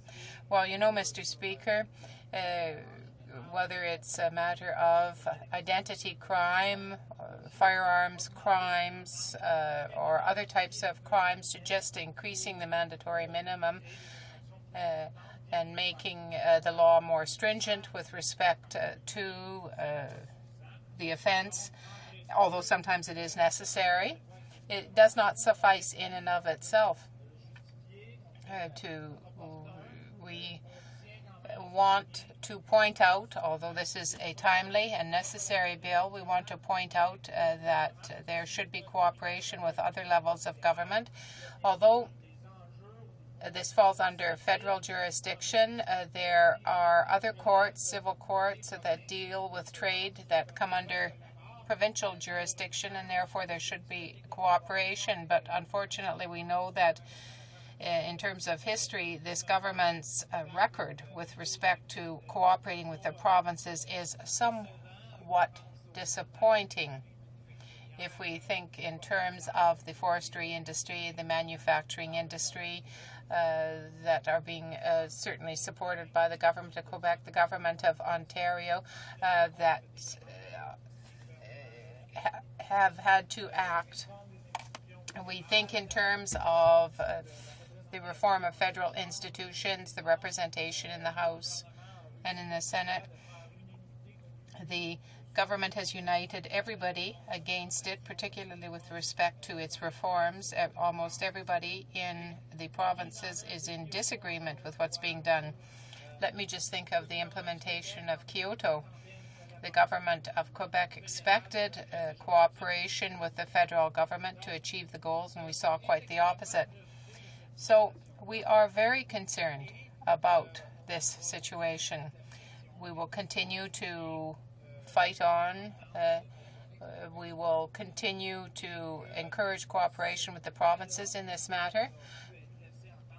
And despite what some of the Conservative members might have indicated, this will not settle the problem. It will not resolve the problem. It cannot resolve the problem. It's one extra tool in the toolbox, but it cannot resolve the problem alone. We have to educate the populace. There has to be regulation enacted to better deal with the management, warehousing, and transfer of information between businesses, and in particular between individuals.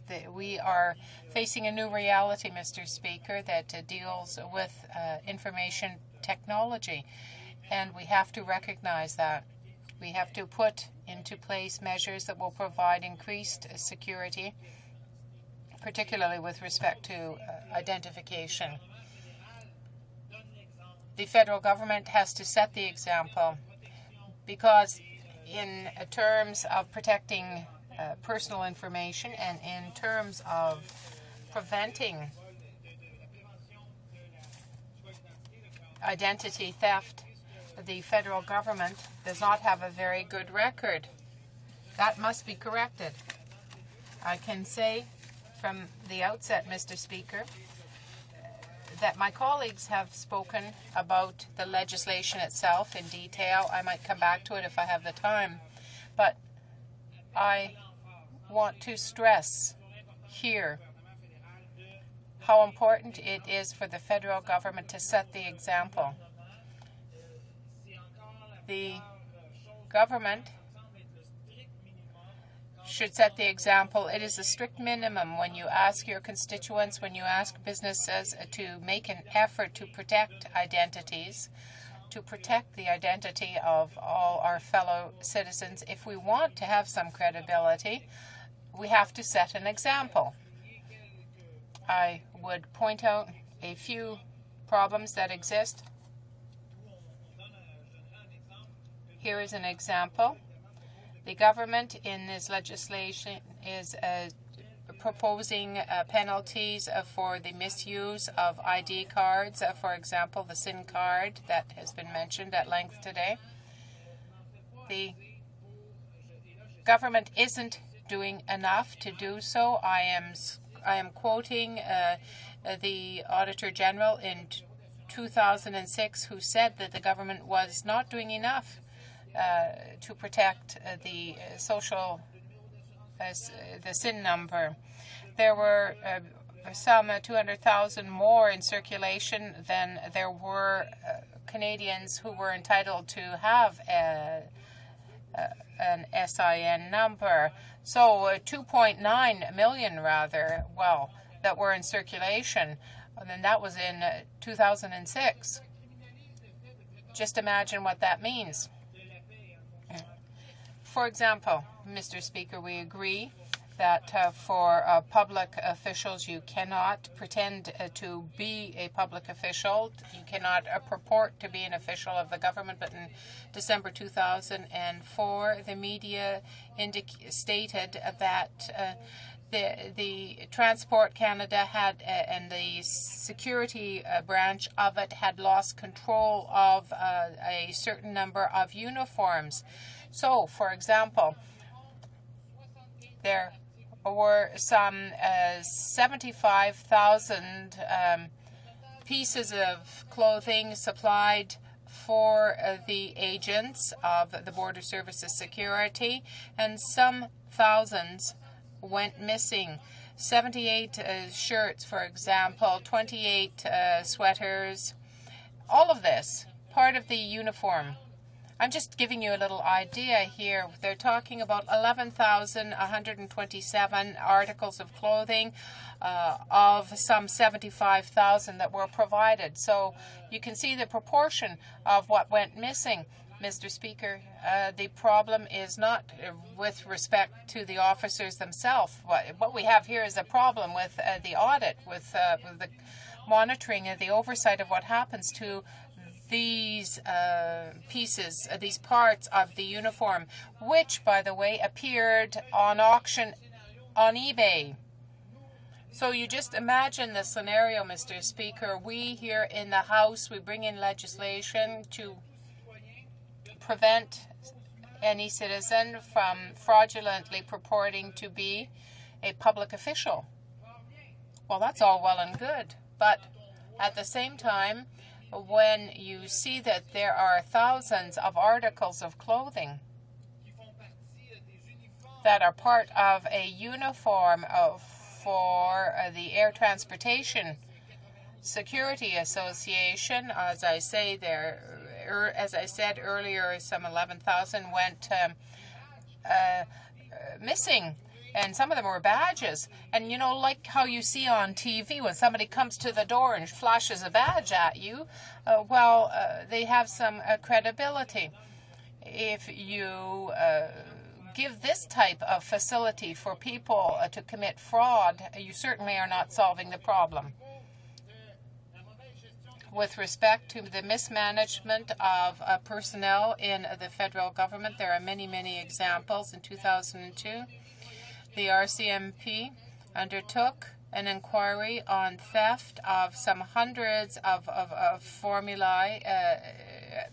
in a number of centers in the country, which provided unauthorized access to the data bank on certain citizens. It was the Toronto Star that reported that a number of positions abroad were directly affected.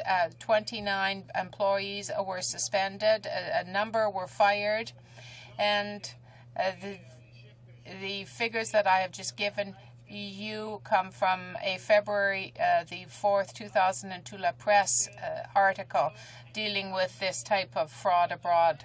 So we can see that there have to be monitoring services set up. In September 2003, the Canada Revenue and the Customs Agency suffered a theft of compacts. Well, I tell you, it's not really relevant for the debate, but in any case, some of these laptops that disappeared had information about citizens of Canada and about a number of employees of the federal government. And so you see, the government says that it's taking the threat of identity theft very seriously, but it is not solving the problem. The Bloc Québécois, as I say once again, is going to support the legislation, but we are asking the government to demonstrate its serious intent. Now, with respect to the legislation and the legislative framework, perhaps to help us in the thinking that will unfold in committee a little later on, we might well use some other legislative frameworks that could help us. In the United States, for example, since 1998, the federal government and almost all its member states have adopted a number of measures to fight identity theft. Congress created a new offense that dealt specifically with identity theft called the Identity Theft and Assumption Act, which prohibits the use, the transfer, the possession, advisedly, of any type of identity card of another person, which would constitute an offense under the laws of the United States of America, or under the laws of a state, or under the laws of a municipality. So you can see, Mr. Speaker, that the definition that they have is a very broad one. It is one that clearly creates an offense that you are not entitled to use any personal information that would constitute the identity of another person for illegal purposes. It seems self-evident. But in Canada now, and in the United States before this bill passed, it means that the illegal part was punishable, but the fact of the possession was not punishable per se. So something that was stolen with an intent to commit a crime had to be corrected. In the United States, for example, collecting information with the intent of committing a crime or of scamming someone became an offense in itself that was punishable by law. And in the United States, there are specific penalties. For example, violating a provision, for example, 18A7 of the legislation is punishable by imprisonment that can be up to 5 years and a fine of $250,000. If the person is found guilty of this, if it is an offense of $1,000, that person faces a 15-year sentence.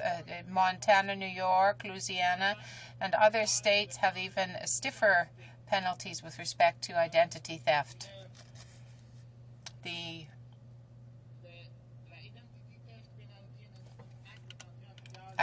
Identity Theft Act came into effect in 2004. It was a new federal act. It is one that increased the sanctions with respect to these offenses. According to the 2004 text, those persons faced, for the first offense, a 2-year prison time. Terms can be served consecutively there. This dealt with not only the transfer of documents purporting to be pieces of identity, but just having these documents with the intent to commit a crime could lead to a maximum term of imprisonment, which would be even tougher than what is earmarked for terrorist attacks. So you can see, Mr. Speaker, are we going to say that identity theft no longer exists in the United States? Of course not. There are still problems. It shows that merely passing legislation that can be very stringent will not eradicate the problem. I know time is passing very quickly, but I do want to give another example, a French example, which is a little different. It is not a criminal offense in itself, except in the instance where you use a false identity in an administrative piece of paper to, for example, deliver an extract of a record. I do not have details of the French law as it exists in France, but I hope that the members of the committee will have the opportunity to compare what happens in these two countries. We see that the French legislation seems to be less stringent, less tough than the American legislation. It would be very interesting to compare the situation as regards identity theft in France and in the United States. I think that this could be a significant comparison. And, Mr. Speaker, there is indeed a significant need for legislation that would be reasonably stringent. Obviously, if we want to fight this problem effectively, we have to have the tools that we need. We have to be able to sentence those people who perpetrate these crimes. But I must say that the Bloc is suggesting, therefore, that we could move even further than this bill. We could follow the lead of the provinces, with the government of Quebec. We could look at what is done in the civil code in Quebec, where there are less stringent rules of evidence than elsewhere. We would have the cooperation of the people with respect to informing them about how they can protect themselves against identity theft. And coming back, and this was the main part of my speech, coming back to the point how the government must be responsible to protect the identity of all of its citizens. Commentaires, questions and comments. L'honorable député. The honourable member for Vaudreuil-Soulanges. Thank you, Mr. Speaker. This is the first time this session that I rise to speak, and I'm very pleased to ask my question a colleague on his remarks. During our short stay in my riding during the break, I met with people in my riding who had their credit rating reduced because someone had used their identity fraudulently. They had their identity stolen. The identity theft is certainly a problem for many citizens. In the United States, there is another piece of legislation as well that exists, and that has a number of provisions to reduce identity theft. One of those provisions in the American law helps victims of fraud restore their credit rating. I'm wondering if my colleague could elaborate on that point. I know that the Bloc Québécois examined the various systems in France, in the United States. Perhaps he could also elaborate on the strategy proposed by the government, which was to resolve identity theft through the criminal code. I believe that we received on May 8th, 2007, in the Access to Information Committee, recommendations from Jennifer Stoddard, who suggested changes. I'm just looking here. Changes to the civil procedures that could be used. The Honourable Member for Jean-Lebert. Thank you very much to my colleague for her question, which follows up on my remarks in a very intelligent way. Her first comment dealt with credit ratings. As you know, the world is changing, society is evolving, and there are considerations that are changing our lives. At one point, when we needed credit, we could go to the bank manager or the credit union, the Caisse Populaire in Quebec often, and that person knew the people in the community and knew that people were dependable, the money was lent, and that was it. But these days, things don't work that way. Getting a loan is based generally and usually solely on our credit rating that is given by specialized agencies. If your identity is stolen, in addition to the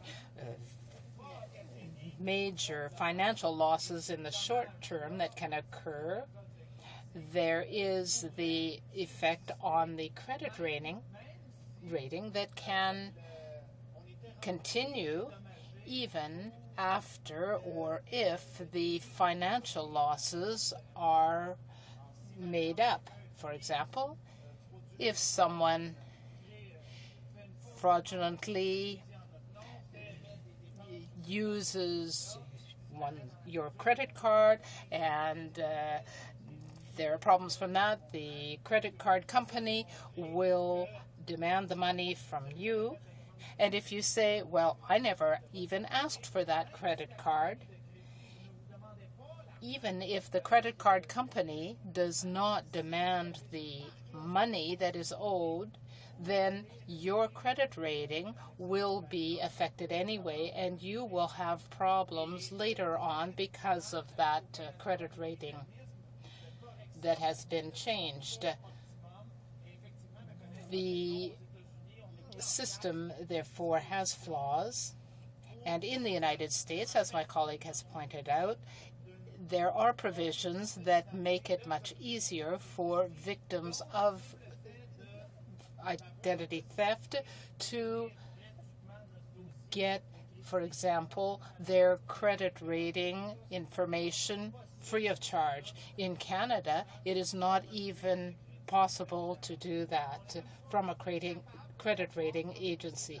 So in the United States, a person can find out if his or her credit rating has been affected without having to spend money to do it. With respect to the rules of evidence, this was the other question that my colleague asked, and I am grateful for that because I didn't have a chance in my remarks to get to it. The rules of evidence are very difficult to meet in the criminal system. We use the principle of reasonable doubt, but in disputes where the amounts of money involved are quite small, then people do not generally use the criminal code between themselves. So the government needs to work with the provinces to make sure that the civil code provisions are changed, and for example, the small claims court in Quebec could be used to deal with cases, or an appropriate court elsewhere to deal with such cases under the criminal code. I did not put a lot of emphasis on this because, as you know, in Quebec, we insist a lot on respect for provincial jurisdiction, and therefore this would be a provincial matter. The government, however, is wrong in thinking that this legislation will resolve the problems. It is one more tool, but it will not be enough to really deal with the whole problem. Questions and comments? The Honourable Member for Berthier-Masquinongé. Brome-Missisquoi. I'm sorry. The Honourable Member for Brome-Missisquoi should know that he has 2 minutes for the question and answer. Thank you, Mr. Speaker. I would like to ask my colleague, the member for Jean-Lebert, about his observations. I think that this type of legislation could be improved through an examination of real cases, people who have had such problems, and actual scenarios to see whether in such and such a case a person would be protected or helped or not. The legislation needs to be rounded out, and I think that this work will have to be done after the fact. In his riding, like in mine, there must be concrete cases.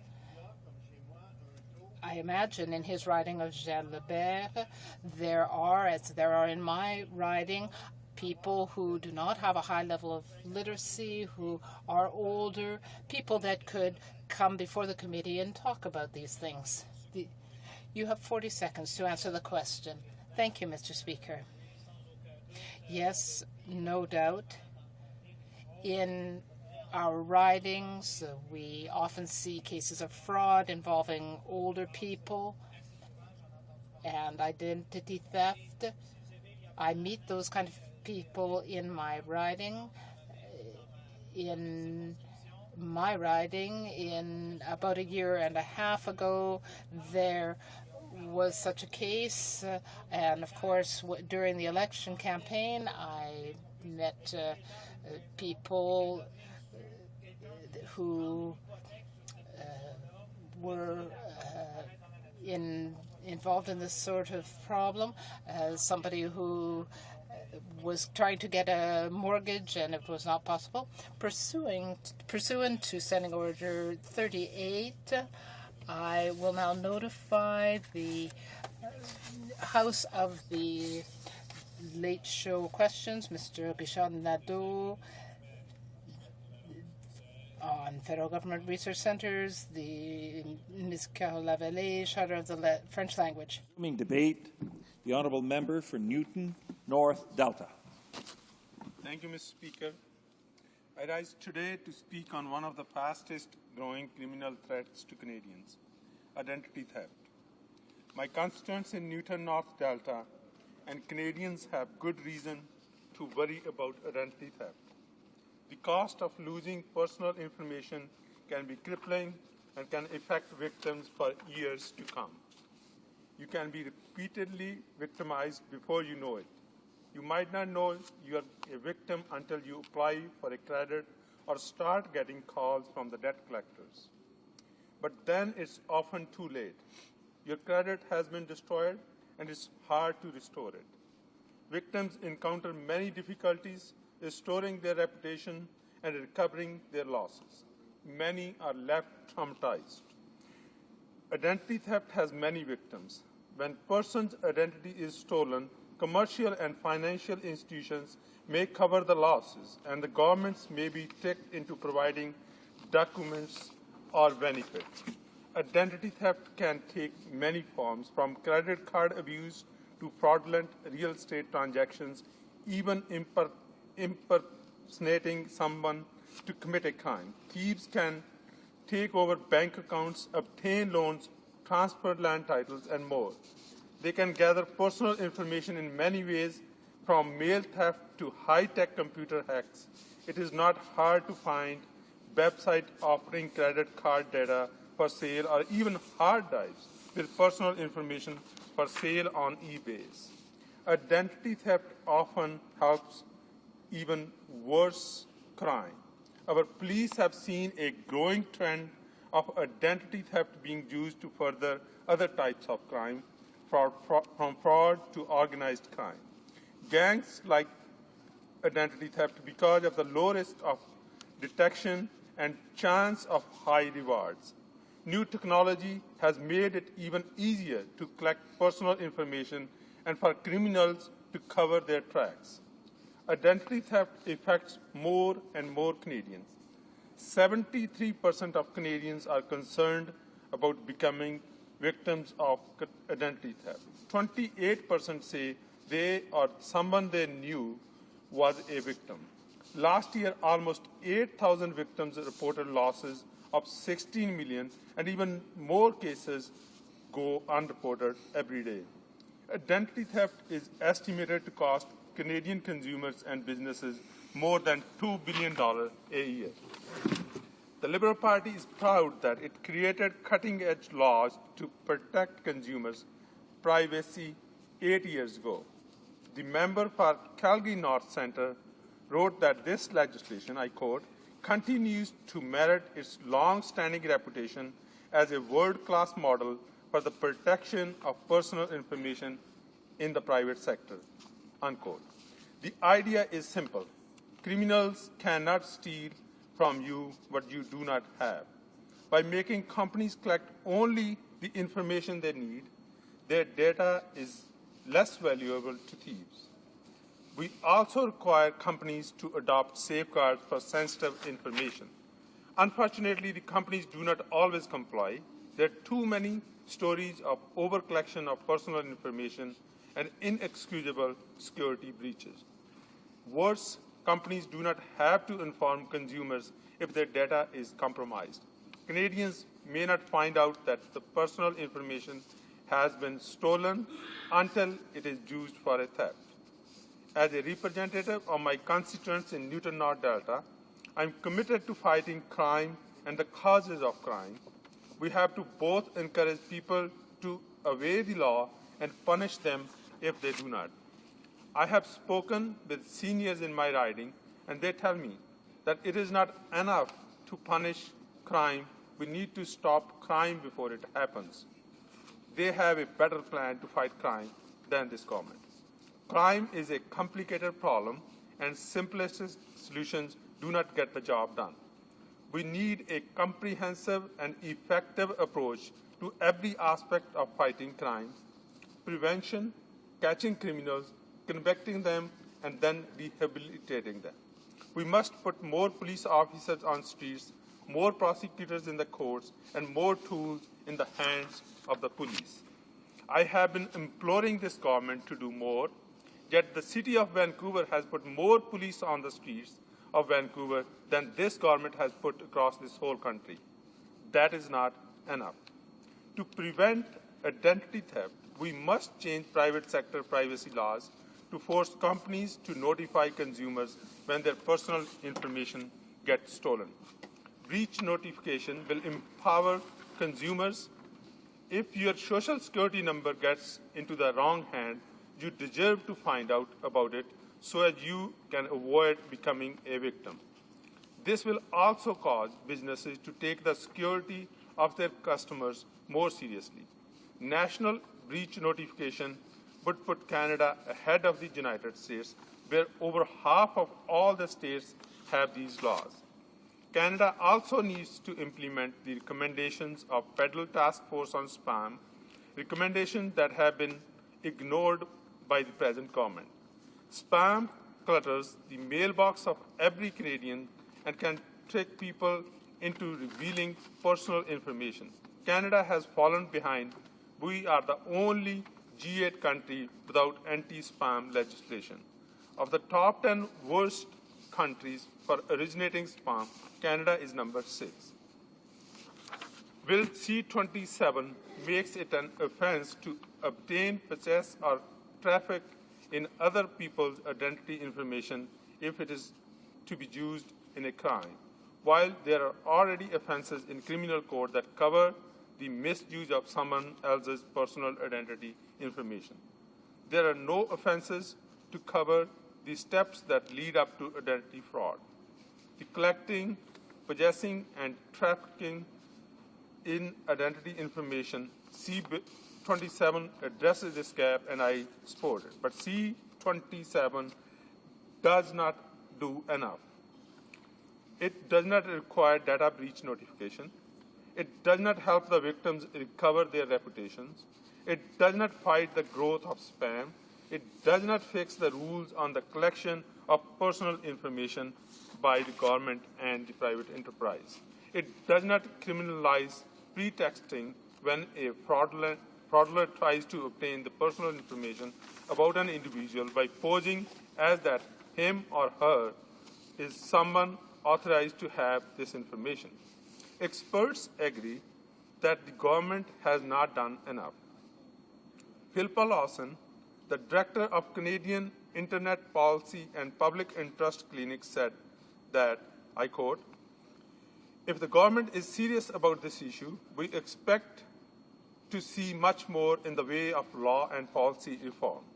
The Privacy Commissioner said that the government must develop a broad-based strategy for tackling this type of fraud. The government has not shown Canadians that it believes its own rhetoric and introduced a better accountability and stronger system to protect their personal information. The way forward is clear.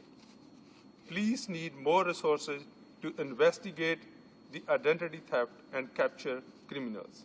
We need more police devoted to white-collar crime. Our police more training to keep up with the criminals. We need to fix the lack of coordination between the government departments, the provinces, the law enforcement, and the private sector. We need basic education to teach Canadians about identity theft and how to avoid it. Mr. Speaker, Bill C-27 is a useful first step, but if the government is serious about fighting identity theft, it is going to have to do a lot more for Canadians. Thank you. Questions et commentaires. Questions and comments? Reprise du débat. Resuming debate. The Honourable Member for Brome-Missisquoi. Thank you, Mr. Speaker. I'm pleased to speak on behalf of the Bloc Québécois to Bill C-27 today. I would like to remind the House that the Bloc Québécois supports the principle of this legislation. Identity theft is an issue that is of great importance. We need to modernize the criminal code. We agree on that to take into account the reality of identity theft. As a member of Parliament, I often need to get involved in these difficult cases that come to our offices. People often lack knowledge of accounting practices. They do not have the ability to understand a text that may be problematic for them.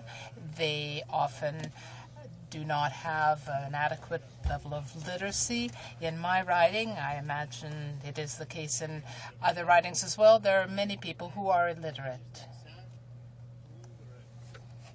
So we should make greater effort to give these people an opportunity to understand better.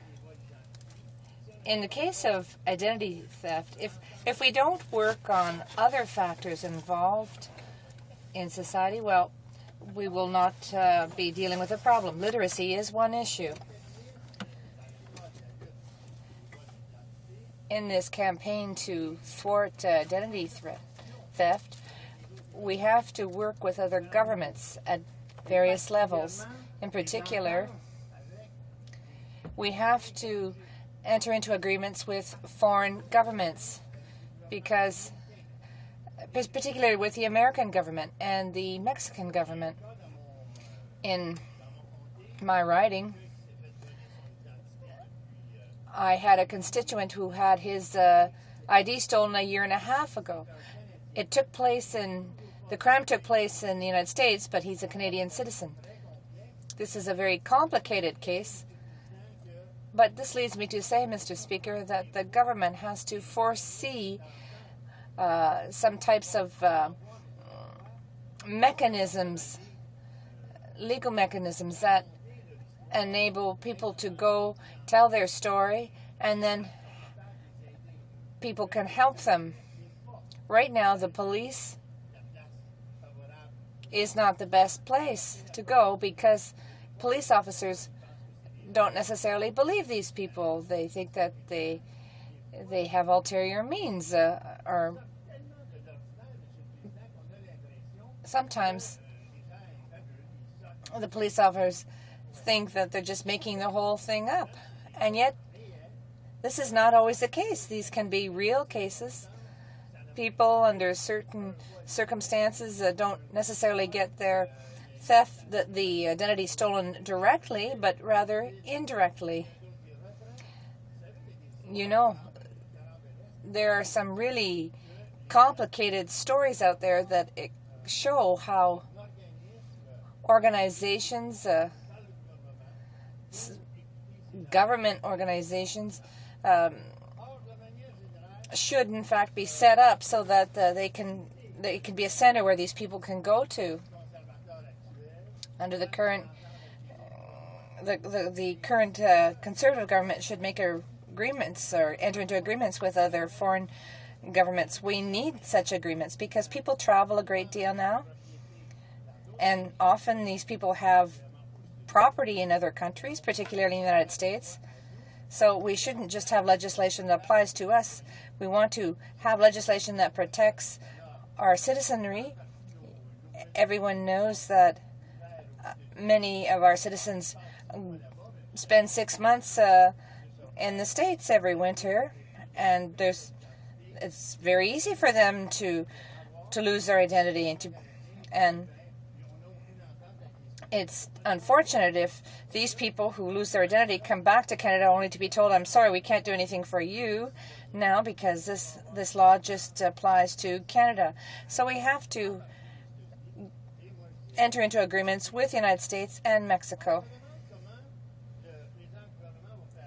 How can the government do this? Well, it is absolutely essential that we have diplomatic meetings. This is quite feasible.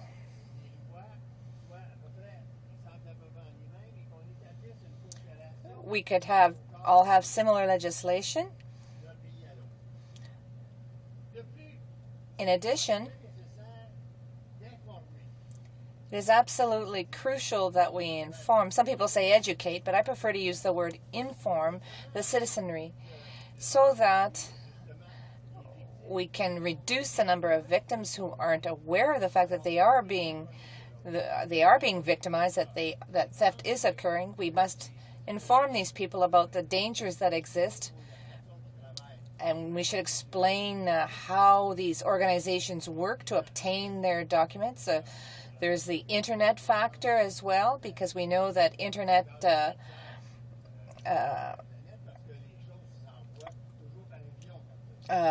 is really being used a lot. And in addition, we have to draft regulations to better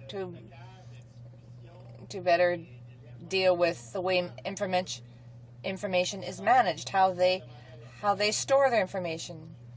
So even if we had a wonderful piece of crime legislation, if we don't have the cooperation of the private sector, we certainly won't be able to enforce it. We need to have measures that will give greater security to pieces of ID. In other words, we can't simply print out ID cards. We have to produce ID in a very secure fashion so that it will be very easy to prove that this ID does in fact represent this individual. So we have to work with various departments.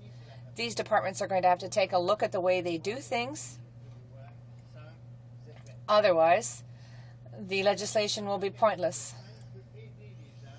But we need a simple organization that can help people in need.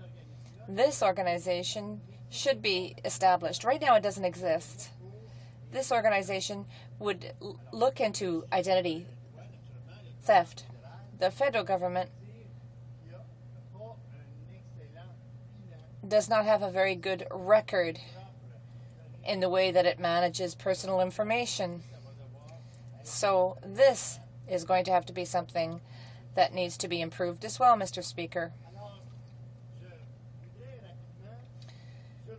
Quickly now, I'd like to give an overview of what identity theft is. This is a theft of a piece of ID, or it can be theft of something that doesn't belong to someone. My colleague from Saint-Lambert talked about the case of residences. The legislation has to be quite broad. What about sales of cars or any vehicle? This happens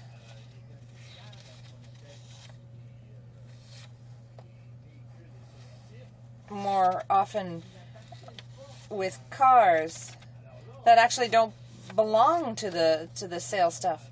We're not talking about peanuts here. We're talking about $1 million that will be given to an individual. This individual then drives off with a vehicle that doesn't really belong to the person, or this vehicle can be stolen, because I once lived in England, and the vehicle permit or the license follows the vehicle for its life. So let's say I bought a 10-year-old car. I could tell who all the former owners were, and anybody who bought the car from me would know that I had owned it at a certain point.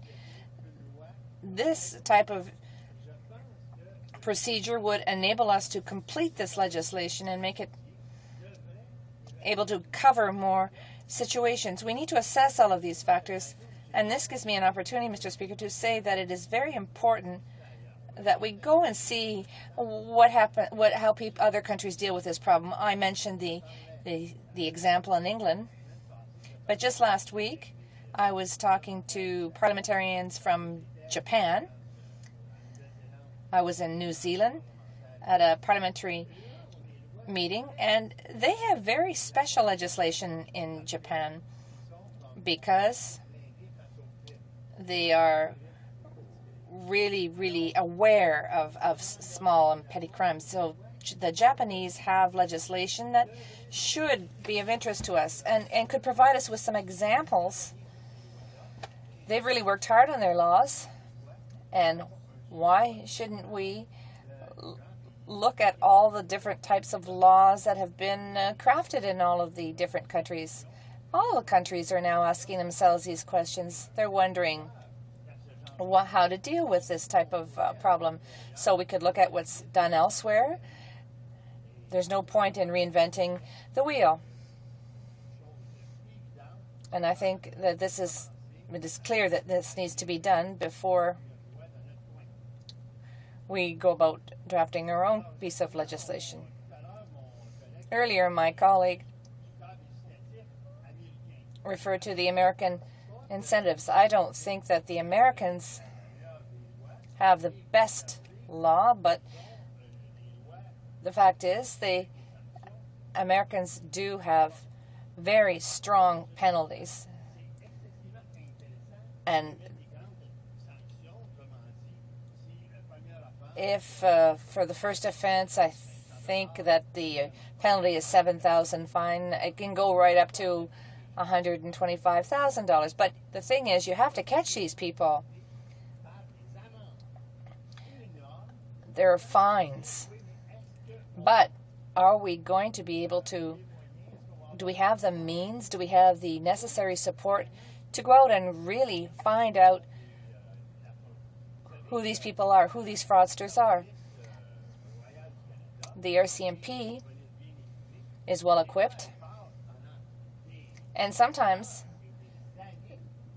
the police department spends hours, if not years, trying to track down someone who is guilty of identity theft. So it's not easy to catch these types of criminals. I therefore think we need to set up an organization that can help us catch these people effectively. And here I agree with my colleague. Let's not just rely on a piece of legislation. That's a little bit narrow-minded.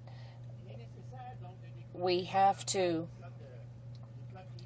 look at the entire criminal code, because the current offenses provided in the code call for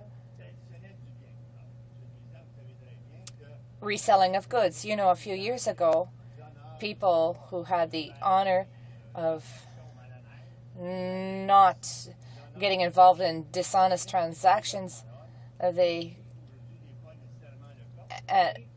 and people, their word was good, but that's not necessarily the case today.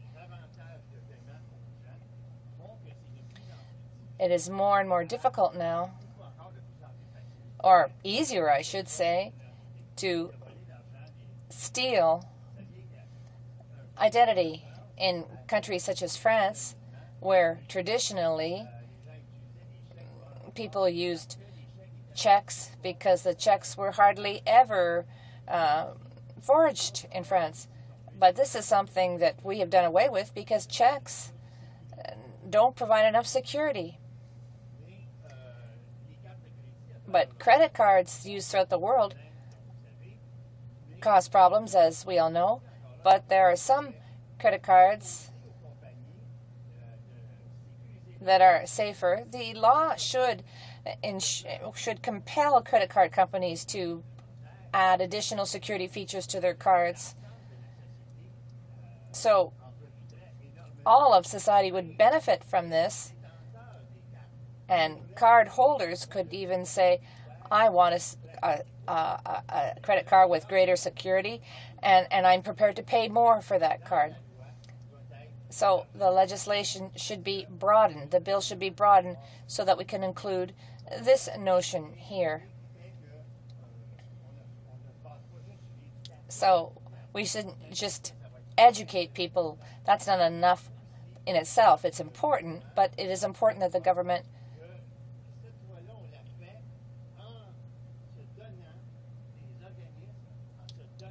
create organizations, set up establish fines that it will impose on the private sector to ensure that every step is taken to eliminate this plague. This is something that it is really spreading at a phenomenal pace.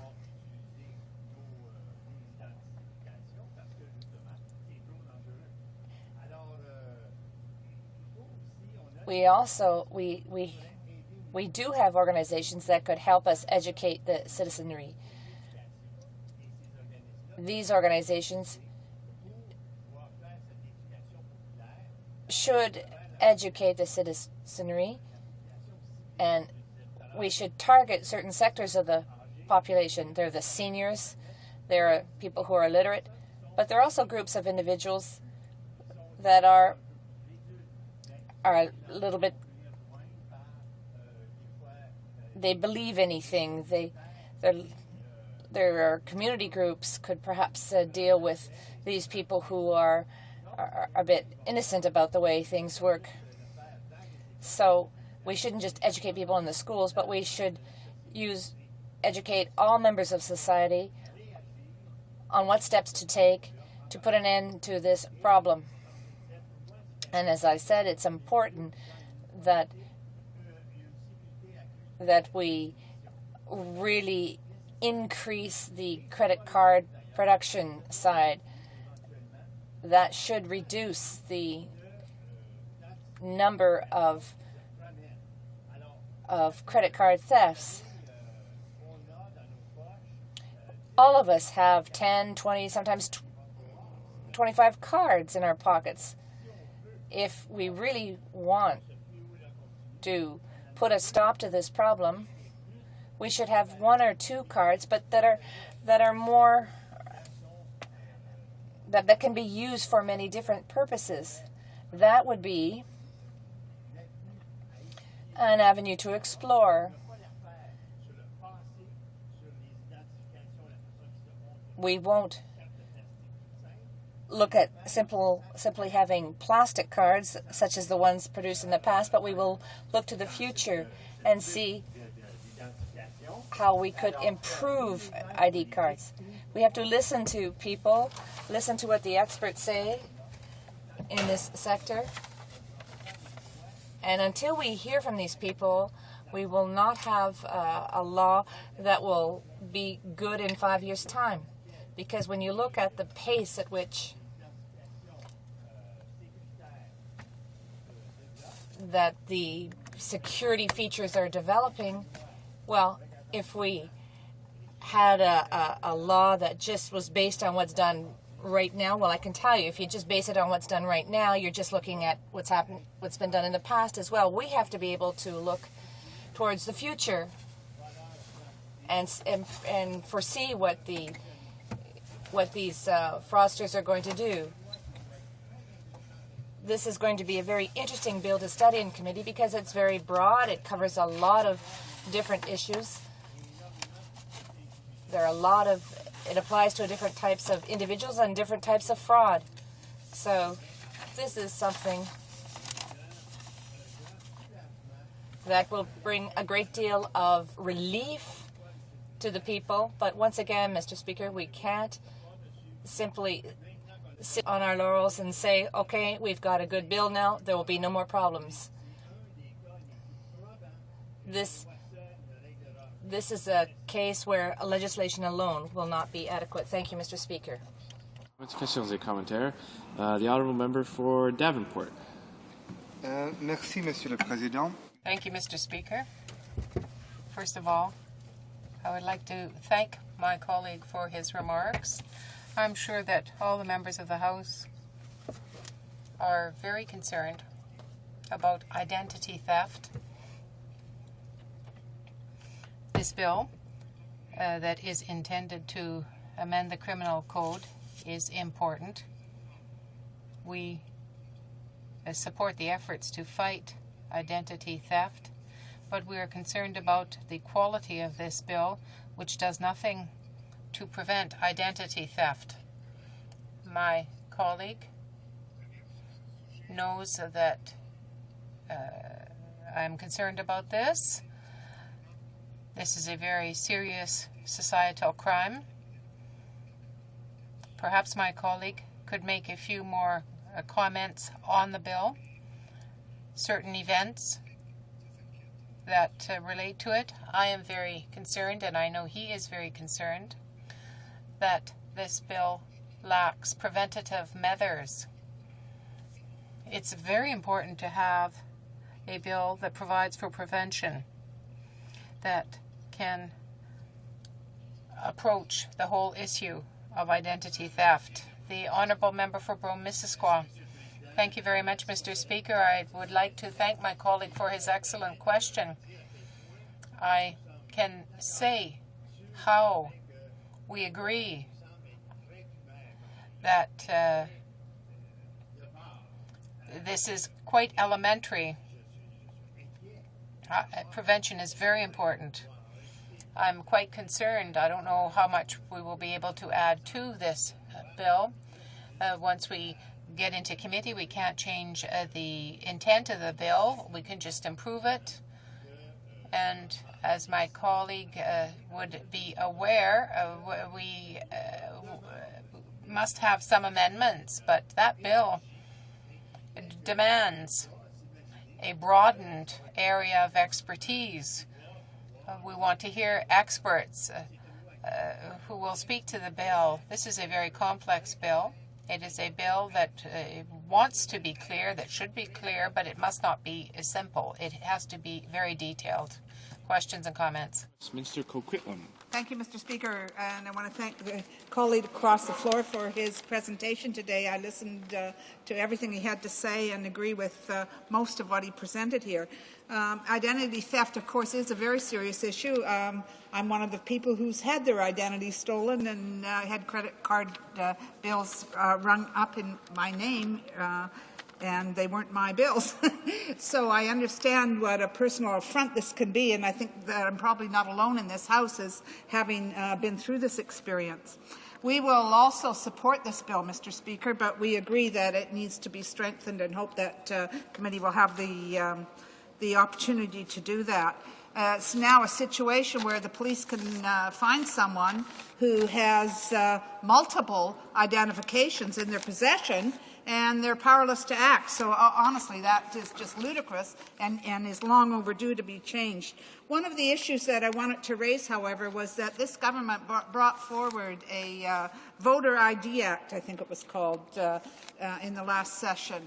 And in that bill that the government brought forward, they insist that the voters list will have personal information published now on a voters list that includes a person's birth date, their residence, and I believe will be another avenue that the criminal element will use in order to steal identities and to commit more fraud. So I would like to ask my colleague his opinion on the Voter ID Act and whether or not I'm correct. That will give criminal elements another opportunity or another avenue to pursue fraud, and whether or not that will be part of the committee's deliberation as well. Shopping centres. L'honorable député de Brome. The Honourable Member for Brome-Missisquoi. Thank you, Mr. Speaker. I thank my colleague for her question. It's an excellent one. Yes, indeed, we agree that the fact of giving information when you vote would broaden the chain of information that will be disseminated throughout the population. It is dangerous. But what we also think is this, that the voting must be made safer. There should be an ID card that is not that could not be copied. As we said earlier, you prepare legislation by looking at the intent and what's happening in the present. You don't look to the future. There are ID cards that are starting to exist that could not be stolen. It's the type of thing that we should look at. You can't imagine that there will be fewer fraudsters in the future. They are so prolific in their creativity in finding ways to commit fraud, that they will increase. So I'm happy to know that my point of view is supported, but we feel that the legislation must look towards the future. Any new way of diffusing information presents a threat, and I understand when you say that you yourself were the victim of identity theft, because I too was a victim of that same identity theft with credit cards, but it was corrected relatively well. However, I was involved in a rather massive fraud. I had to carry the fraud 7 or 8 years on my record. It had to do with a truck that I never bought, never had. They thought that I had bought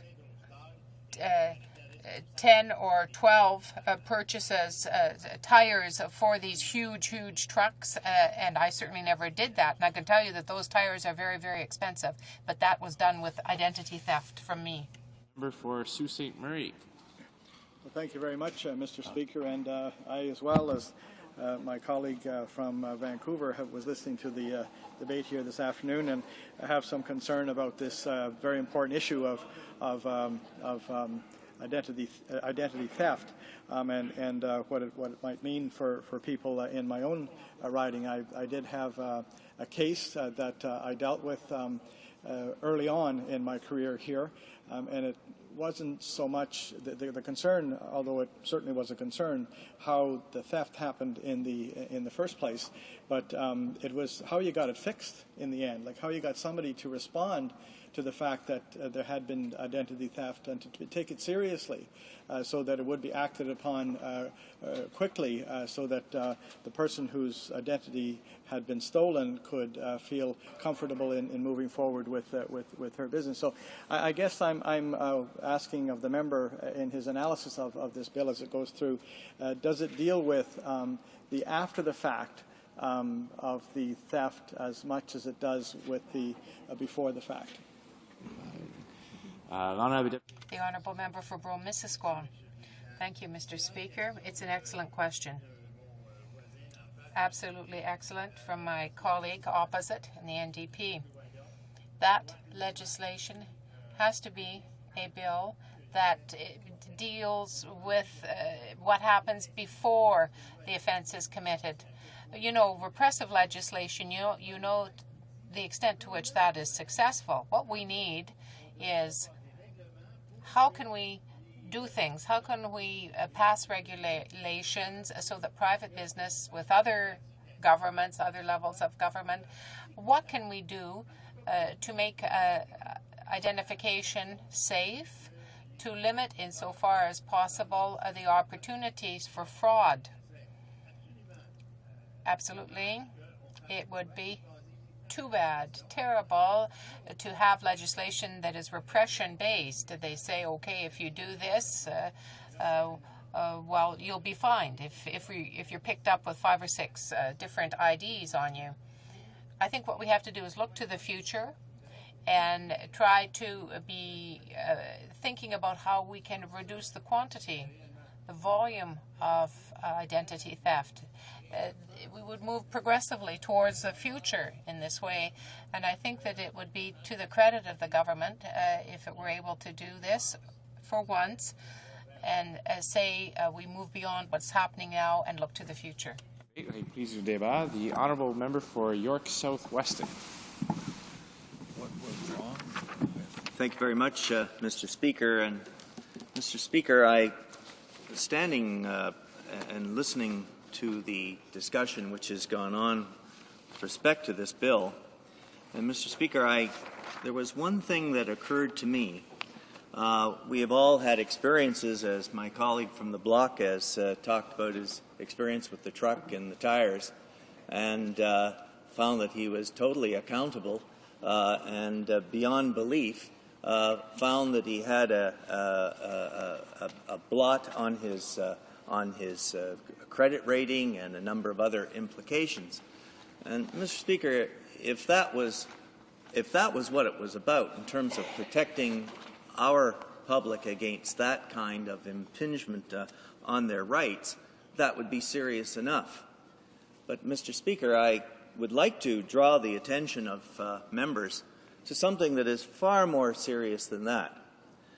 Mr. Speaker, in the last number of years, we have become profoundly aware of how criminal intent preys upon the vulnerable, the elderly in our societies, and no more was it made graphically clear that criminal intent is accelerated by the complexities of establishing identities, and in that identity, if it's in particular if it's a stolen identity, how it can even go so far, Mr. Speaker and members of the House, of taking a person's residence, having it transferred into another name, and how that very residence can be sold right from beneath the feet of the persons who were living and had been living in that home for probably 20, 30 years. Mr. Speaker, very recently there was a court of inquiry, a court case, I should say, where an elderly citizen who had been living in his home after his spouse had passed away for over 50 years woke up one day to find that that home was not his, that all of the history associated with that home, his relationship with his neighbors, his long-time commitment to that particular community meant nothing. Because, Mr. Speaker, the court case drew out that the deviousness of those who were victimizing that elderly man were so skillful in terms of intercepting his mail, in terms of occupying his being, that they knew the bank that he dealt with, they knew his bank account numbers, they knew who and the city, the assessment office that he paid his property taxes to. They knew every single aspect of his life that would allow them to walk into a bank, to transfer title to his property, and to satisfy the manager and those who were looking at the account in the very bank that he had done business for tens of years, and to represent him as having transferred that property to them. Mr. Speaker, that is an effort on my part not to be overly dramatic about what we're involved in here, but just to give you a very small indication of how clever and how devious, given the complexities of the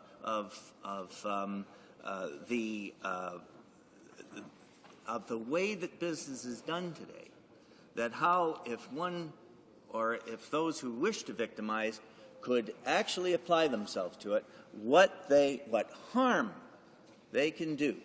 In that particular case, Mr. Speaker, and I'm going from memory because I hadn't seen how this bill implicated to this particular situation until I listened to some of the members talking in the House, and I started to think, I wonder if we really are aware totally of how those machinations of a criminal mind, as we are here today, are even thinking as to how they can victimize Canadians.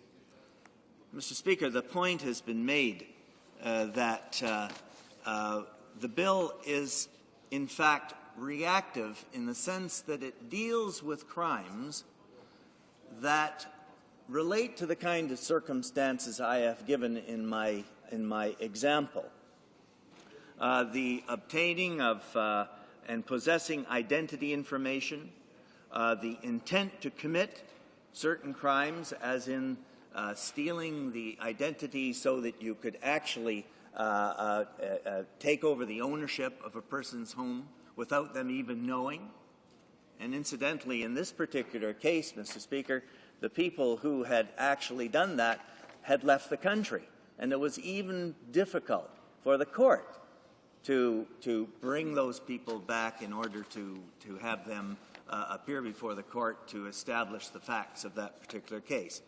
So the intent to commit a crime is enumerated in this bill with respect to one of those three new offenses that would be subject to a 5-year maximum sentence. And, Mr. Speaker, I don't think that anyone in the House should disagree with that.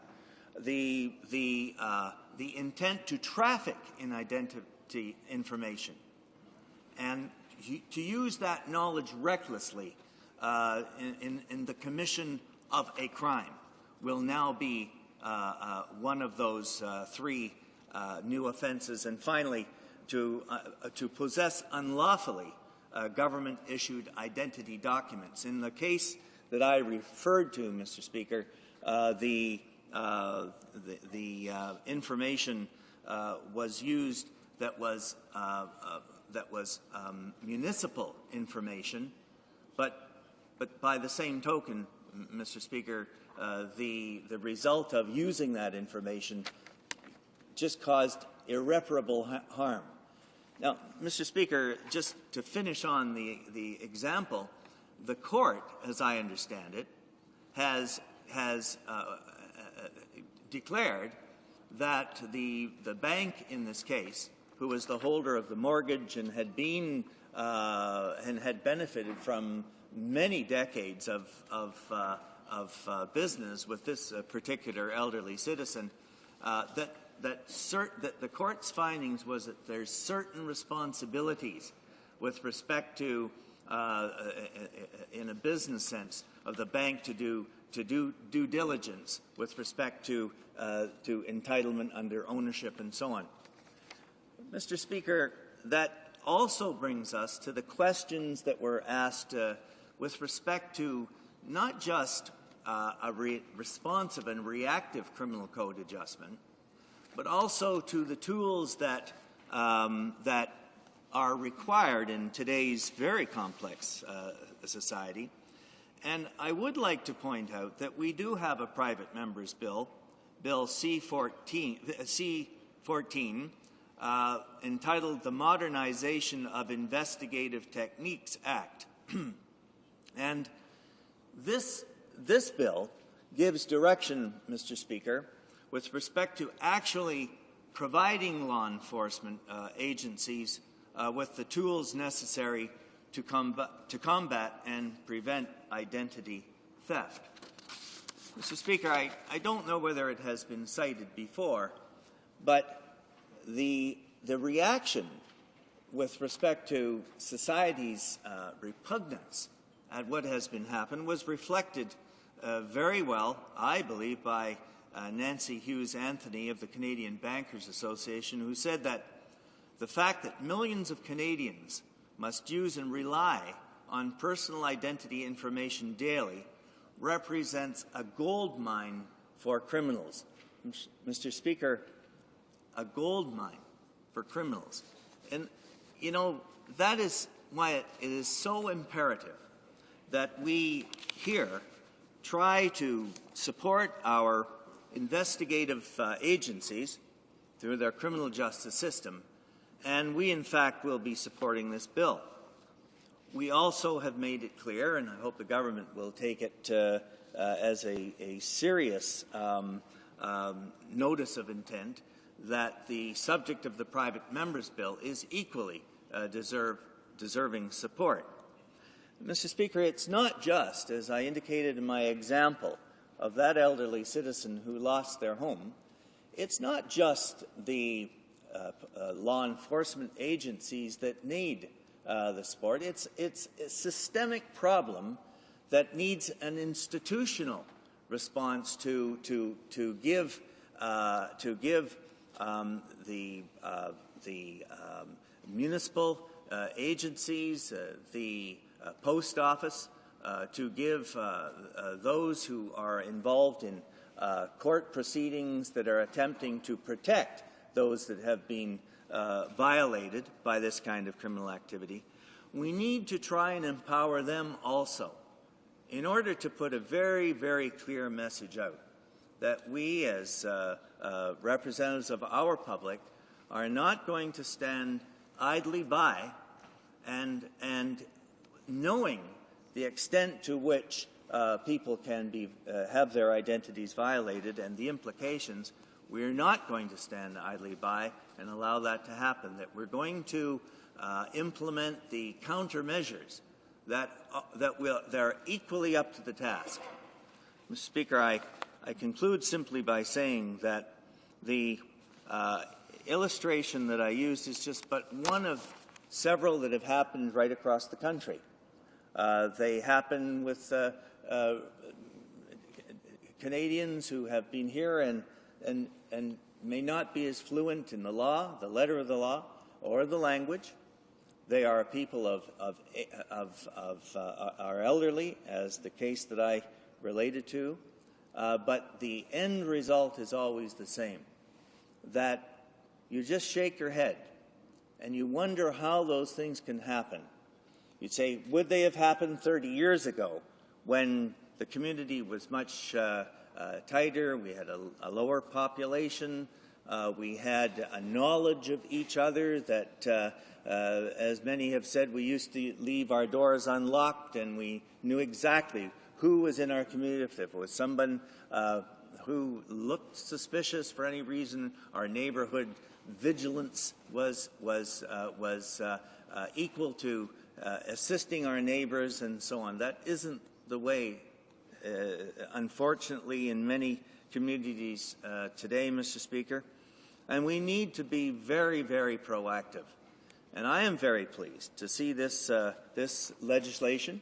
I think that the government has acted in a responsible and responsive way. But I would only hope that when that private member's bill comes up, that we give an equal degree of treatment, either through committee or through the bill itself when it's presented, to the kind of example that I've used, because the implications are so serious and so many lives are so much affected at a time when they should be able to look with confidence in their retirement, in the equity that they have in their homes.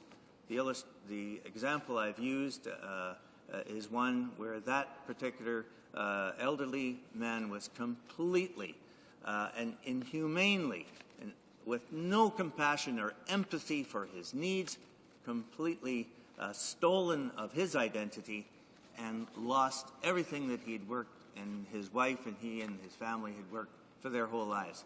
And we must not let that kind of thing happen. This bill is a good step towards meeting that kind of challenge. Thank you, Mr. Speaker.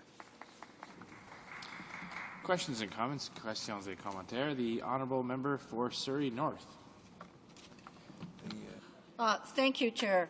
I'd like to ask the member who spoke if he could comment on the fact that within the legislation there is not an offence about compelling government or business, and we have seen a number of examples of those, to notify people when there has been identity theft through a store, through a chain store, or government information has been lost and or somehow misplaced or stolen. That there's no that is not included in the legislation, and I'm interested in the member's comments about whether that should indeed be businesses and government should be as compelled as anybody else. The Honourable Member for York South-Weston. Mr. Speaker, I'd like to thank my colleague for that question, because it is part of what the court case was all about. In the example that I've used, is that if there was any suspicion that that elderly person's identity was being misrepresented It didn't occur at the municipal agency, if they had any idea, and I'm not sure whether they did. It didn't occur when the land transfer took place, and it didn't occur, most certainly, when the individuals that had stolen the identity appeared before a official of the bank. If at any single part of that stage someone had come forward and said, you know what, there's something that smells in this transaction, then then proactively some action could have been taken. If the bill, and I'm not as familiar with that part of the bill as the member may be, but if the bill does not apply that kind of a mechanism, then it would be short-sighted, Mr. Speaker, because what we are attempting to do is to put a very clear message out that people who have the intent to circumvent the law or to engage in a criminal act and are engaged in that by stealing identity in various ways, we're trying to make it clear to them that there is a very strong cause and effect. There's a very strong criminal result of that in terms of these three offenses. But to be really proactive is to catch them before they hurt the people who they're intending to hurt. And if the bill is short on that, then, Mr. Speaker, I would certainly support a mechanism which would provide the requirement to come forward that that information is available, or that someone in that process understands that there's the intent to defraud or to engage in criminal activity, that it's incumbent on those officials to come forward and to report that to the police, for example. I would certainly support that. I'm not sure whether the bill does that, but I appreciate the question in order to elaborate on that, Mr. Speaker. Thank you.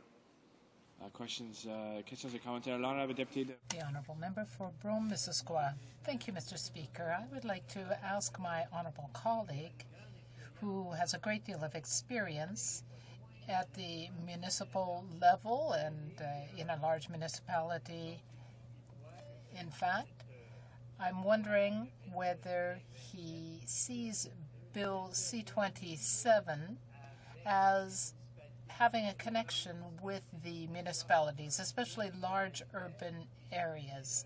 Is there a link that should be made? And if so, what is that link? To respond. Thank you, Mr. Speaker.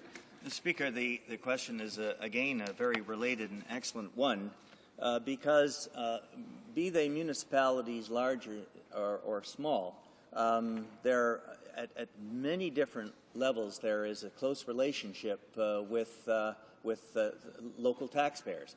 And if Bill C-27, again, and it's really related to my answer from my colleague from the New Democratic Party, that there are officials within the assessment offices and so on who, if they have even a modicum of intent, then they should notify the police with respect. And there should be part in the bill that would allow that to happen.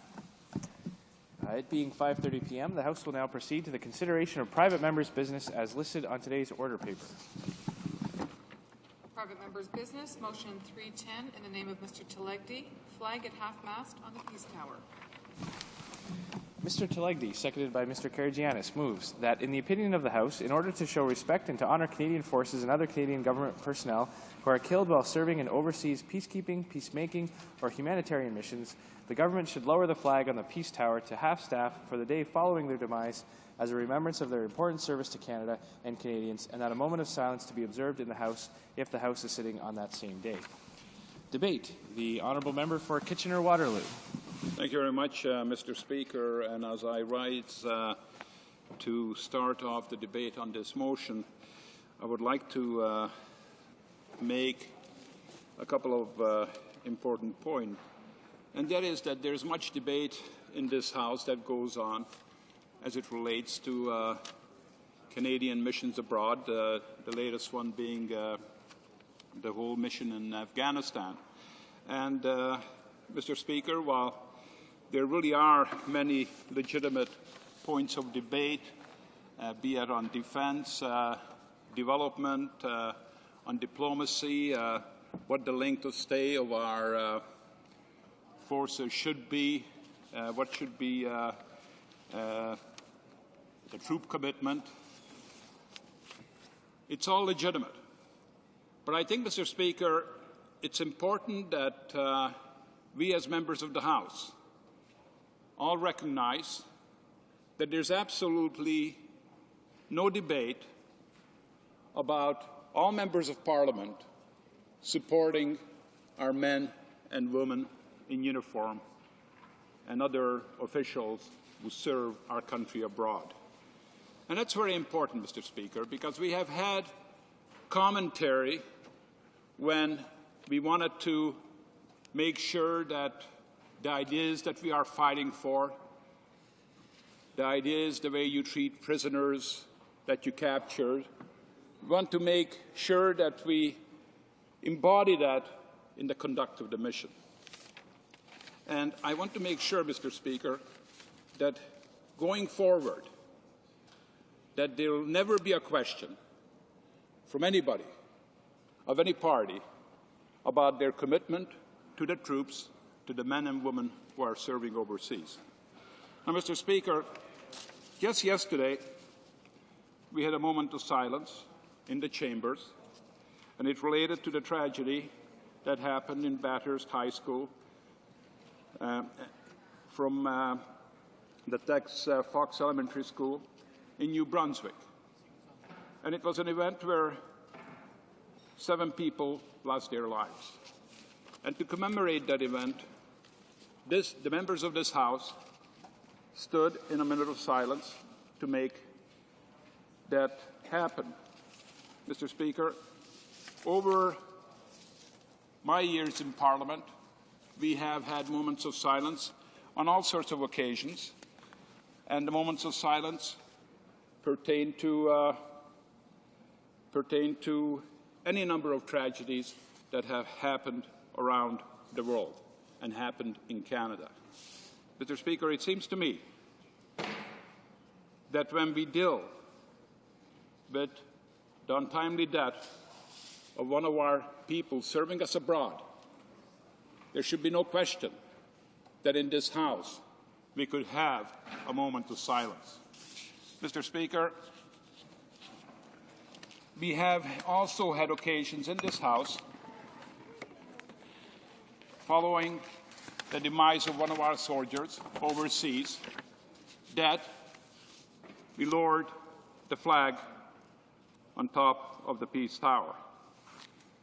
And you know, Mr. Speaker, symbolically we do that because the decision to send people abroad on missions is symbolically made in this place.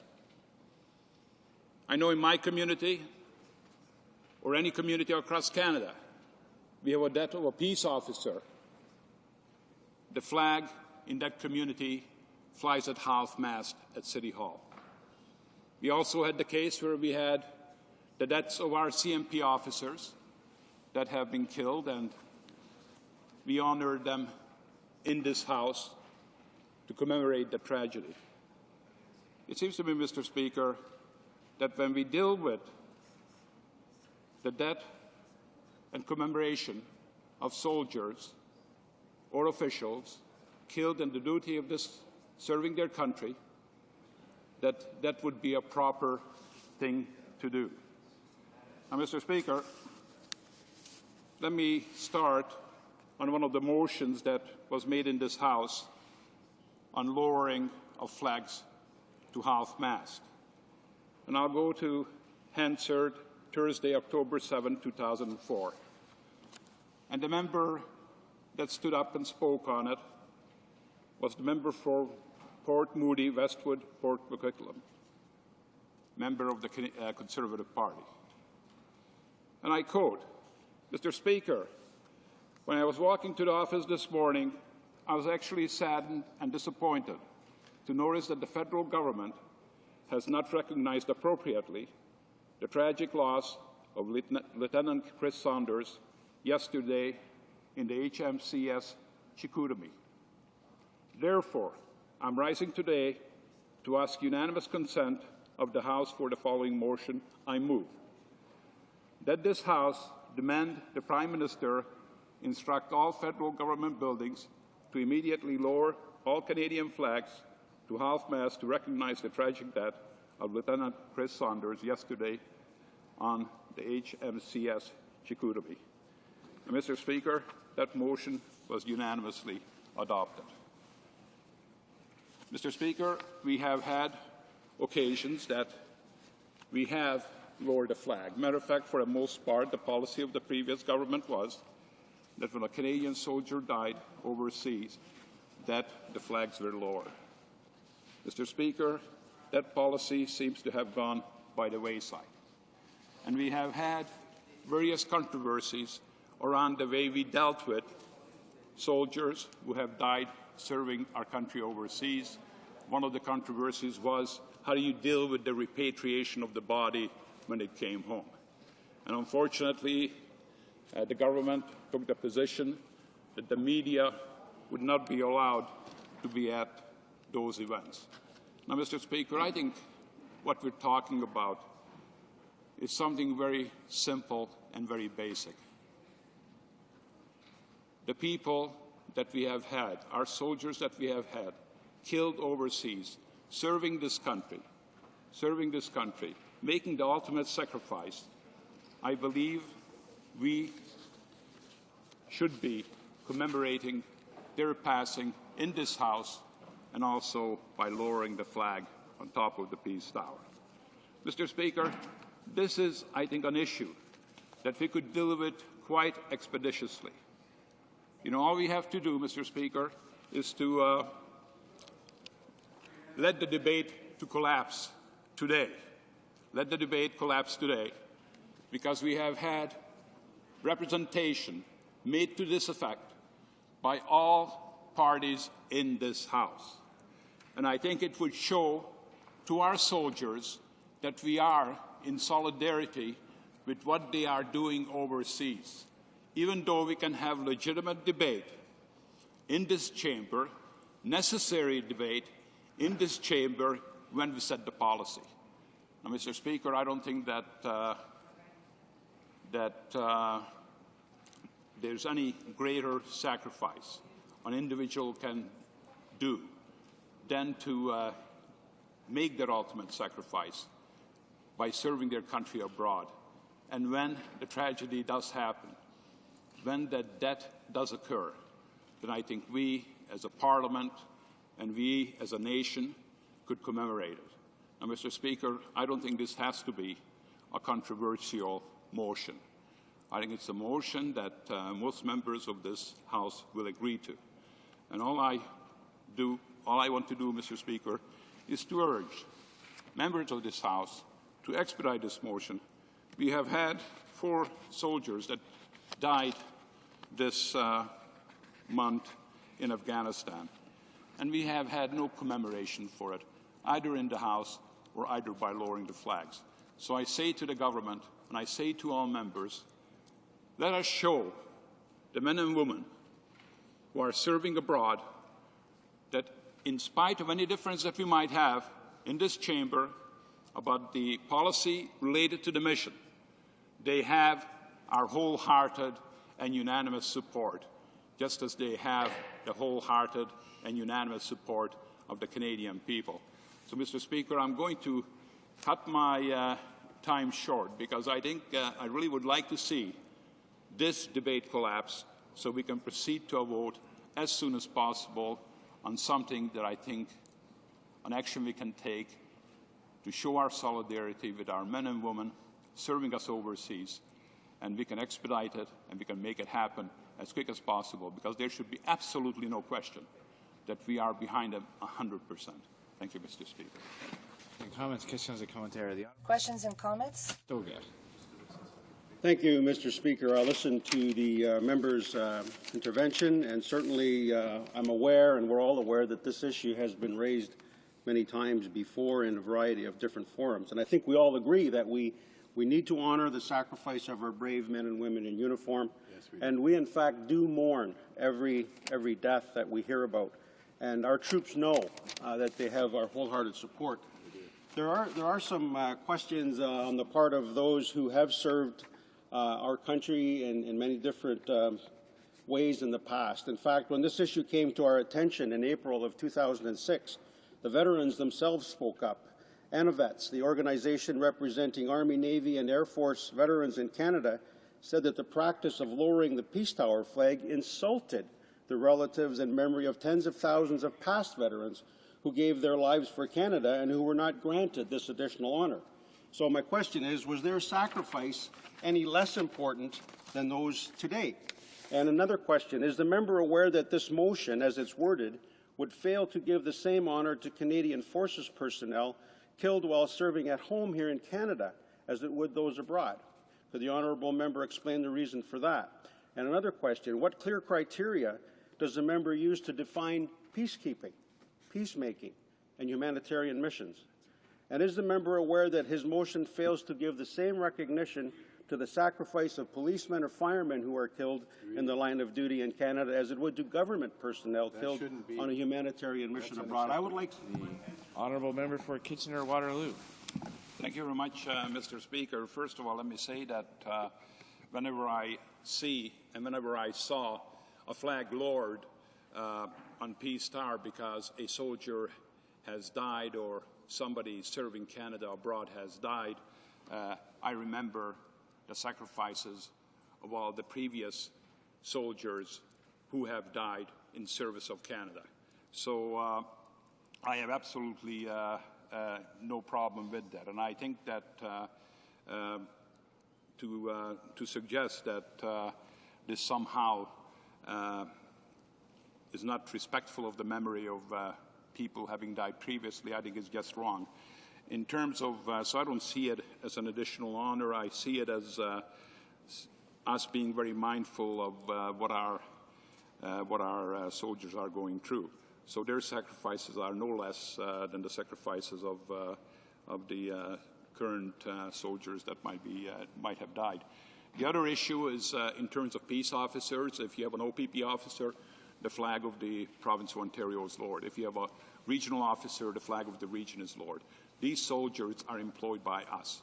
The other one is if you want, the honourable member wants to propose a motion to recognize those dying in service of Canada within military, I'd be very, very supportive of it. Questions and comments? The honourable member for Crowfoot. Well, thank you again, Mr. Speaker, and I want to thank the member for bringing this type of private member's bill forward, although I certainly do support what he's trying to accomplish here in giving recognition to our fallen men and women soldiers. I don't see that this motion is going to adequately do that. First of all, I'd like to say that he's absolutely right. I think everyone recognizes the important work that our men and women abroad are doing. They recognize, all of us recognize that the troops that are serving are doing Canada very proud, and we want to do the right thing. Now, that being said, Mr. Speaker, the troops that are doing this recognize the best way of supporting, and that is resourcing our troops, giving them the ability, giving them the resources to go out and to do the job. And that really is where the shows. Can I just ask this one question? And it's what Mr. Member from Kitchener brought forward. Most of the legions say, please don't do this. Most of the ones that have served before say, please don't do this. Would it show respect to them if we went ahead and lowered the Peace Tower when those who have served, the veterans, are saying, don't do it? There's only about 45 seconds left for the honourable member for Kitchener-Waterloo. Let me say, Mr. Speaker, I belong to a legion, and many members in the legions do support it. The other issue is the member talked about was debating policy as to what kind of action we should take in terms of defence diplomacy development. Mr. Speaker, what I want to just underline again, there's legitimate points of debate, and we must separate that from our total support for the service of the men and women in uniform who carry out policy of this House. Resuming debates, the honourable member for Saint-Jean. Good. Thank you, Mr. Speaker.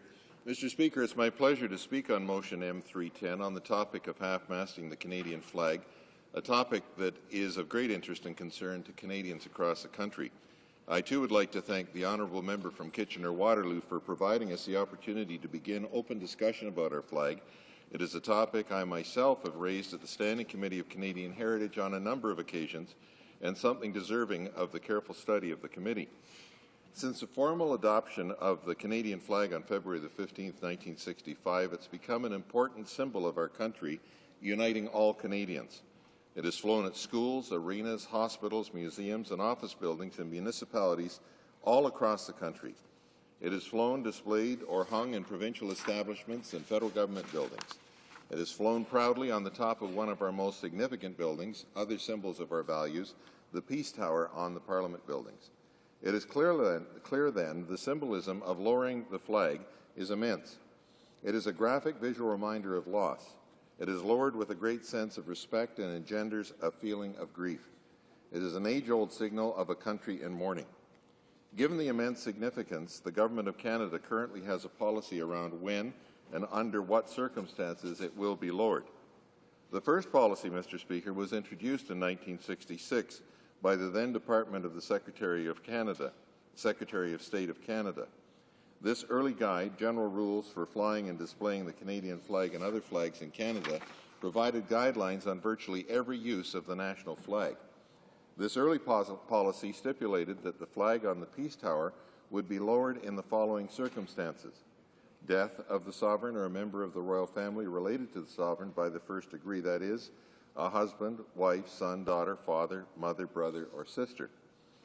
Secondly, death of the Governor-General, a former Governor-General, a Lieutenant Governor, a Canadian Privy Councillor, a Senator, or a member of the House of Commons. And, on Remembrance Day, November the 11th, the 1966 policy also elaborates when the flag would be lowered on federal government buildings, airports, and military establishments in the following circumstances: throughout Canada, on the death of a sovereign member of the royal family related in the first degree, the Governor-General, a former Governor-General, the Prime Minister, a former Prime Minister, or a federal cabinet minister; throughout a province, on the death of a Lieutenant Governor or Provincial Premier; within a riding, on the death of a member of the House of Commons or a member of the provincial legislature; and at the place of residence of the death of a senator or a Canadian Privy Councillor. The rule also included a provision to lower the flag on federal buildings subject to special instructions on the death of members of royal family other than the sovereign or those related in the first degree to the sovereign, a head of a foreign state, or some other person whom it is desired to honour. As you can see, there was no reference in these 1966 guidelines specifically for military, police, or others who serve their country or community. There was no provision for designated days of national mourning other than Remembrance Day. There was a lack of clarity for many situations. Therefore, since 1966, changes were made to the policy in an ad hoc manner until 2002-2003, when a comprehensive review of the policy was conducted to modernize it so it would provide clear guidelines for different kinds of situations. It was evident Canadians wanted to see themselves reflected in this policy. It is important to mark the death of a leader, but it is equally important to mark the death of ordinary citizens who make extraordinary risks or lose their lives as a result, or those who are lost in natural disasters or through terrible acts of violence. It became apparent that the half-masting policy needed to respond to these types of situations. It was clear Canadians wanted some sort of national commemorations where we could, as citizens, mourn together as we do for November the 11th. So over time, additional days of national mourning were added to the half-masting rules. These include April the 28th, Workers' Mourning Day, legislated in 1990. On this day, the flag is half-masted on both the Peace Tower and on government buildings within Canada. This day commemorates workers who have been injured, killed, or suffered illness as a result of occupational accidents and hazards. December the 6th, National Day of Remembrance and Action on Violence Against Women, adopted by Parliament in 1991. The flag is half-masted on the Peace Tower and on government buildings within Canada. This day coincides with the sad anniversary of the death of 14 young women who were tragically killed December the 6th, 1989, at École Polytechnique in Montreal because of their gender. The last Sunday in September is Police and Peace Officers National Memorial Day, adopted in 1998. The flag is half-masted on both the Peace Tower and on government buildings and establishments within Canada. This is a special day for Canadian police, corrections officers, and peace officers that gives Canadians an opportunity to formally express appreciation for the dedication of police and peace officers who make the ultimate tragic sacrifice to keep our communities safe. April the 9th, Vimy Ridge Day, the flag is half-masted at the Peace Tower. In addition to the above days, there is an annual memorial service on Parliament Hill in honour of deceased parliamentarians where the flag on the Peace Tower is lowered. In November 2005, the Department of National Defence developed an internal protocol for half-masting in the event of military deaths. This new internal protocol functions within the guidelines of the government's broader policy on half-masting, outlined in Section 2, Discretionary Provisions, Paragraph 14's Employees of the Federal Government. This allows an individual federal department to make a decision about half-masting for an employee who has died in the line of duty or by reason of the position he or she occupied within the federal department, agency, or Crown Corporation. In the event of the death of a member of the Canadian Forces who is deployed on operations to special duty area, National Defence Internal Protocol, which falls under Section 14, stipulates that flags will be half-masted as follows. All flags within the task force, for example, theatre of operation in the case of Afghanistan, to which the member is assigned at the time of death, shall be half-masted from the day of death until sunset of the day of the funeral. All flags at the home base or station of the member shall be half-masted from the day of death until sunset on the day of the funeral. All flags within the environment, sea, land, and air, to which the member was assigned shall be half-masted from sunrise to sunset on the day of the funeral, and all flags at the National Defence Headquarters shall be half-masted from the day of death until sunset on the day of the funeral. It is clear that this policy, so important to Canadians, will continue to evolve as the needs of Canadians evolve over time. Personally, on numerous occasions, I've raised this very issue with the Standing Committee on Canadian Heritage as one deserving of careful nonpartisan study. This well-intentioned motion is timely in that sense. It would get the attention it deserves to the context of a committee study. However, there is no formal provision for a motion passed in the House to go to the committee. I've spoken to other members of the Standing Committee who have expressed interest in having the contents of this motion referred. However, I do respect the sanctity of private members' business and recognize it's up to this member to withdraw the motion and refer the contents to committee. I discussed this option with the member from Kitchener-Waterloo and hope that he will choose to withdraw this motion and refer the content of the motion to the Standing Committee for a more fulsome discussion so that we can move from debate to real action. Mr. Speaker, the government wants to get this right, and we are prepared to move forward. We simply need the member to withdraw the motion, refer the contents to the Standing Committee, and the Standing Committee will take over from there, and we hope he does that. Well Thank you, Mr. Speaker. Well said. Resuming debate, the honourable member from Saint Jean. Thank you, Mr. Speaker.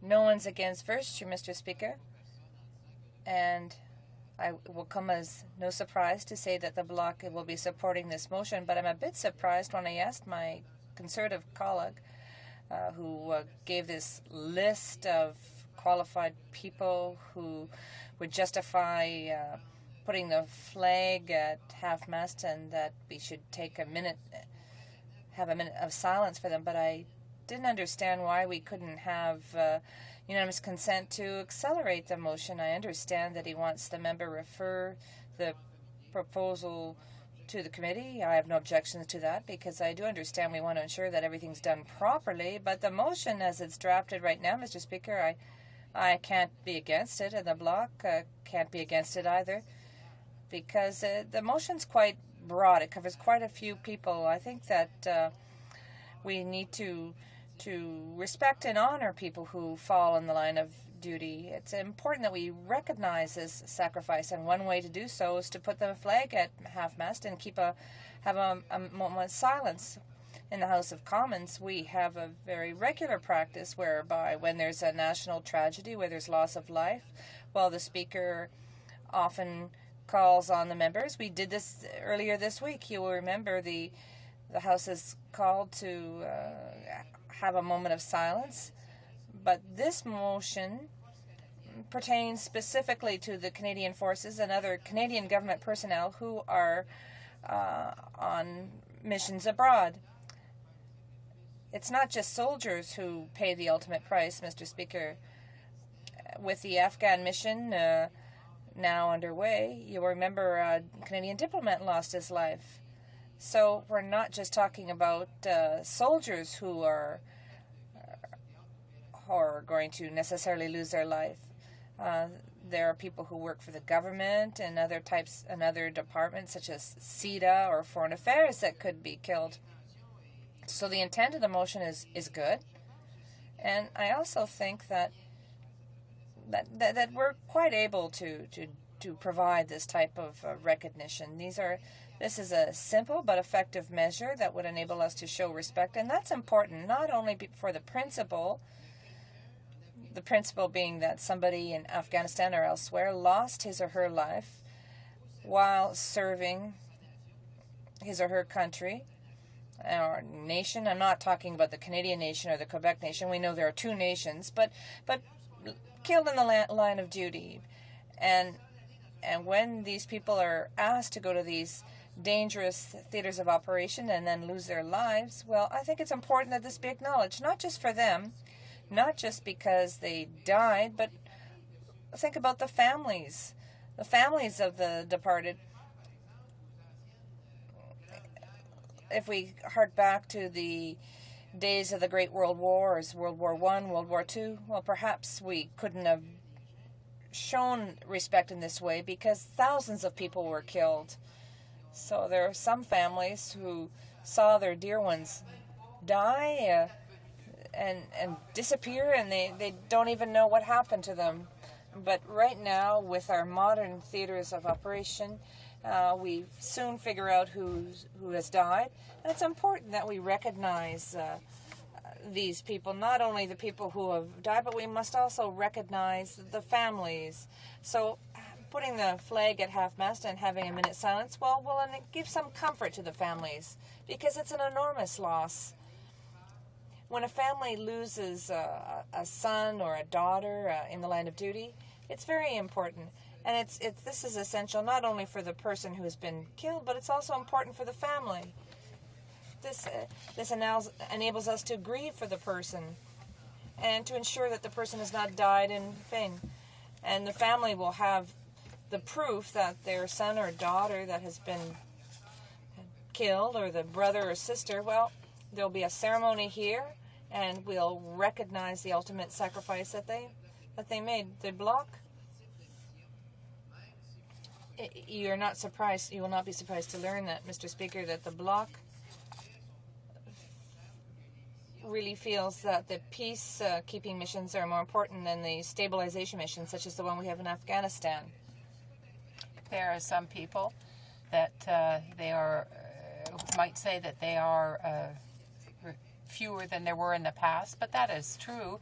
But we have built on the peace missions, and Lester B. Pearson won the Nobel Peace Prize for the work that was done in that area.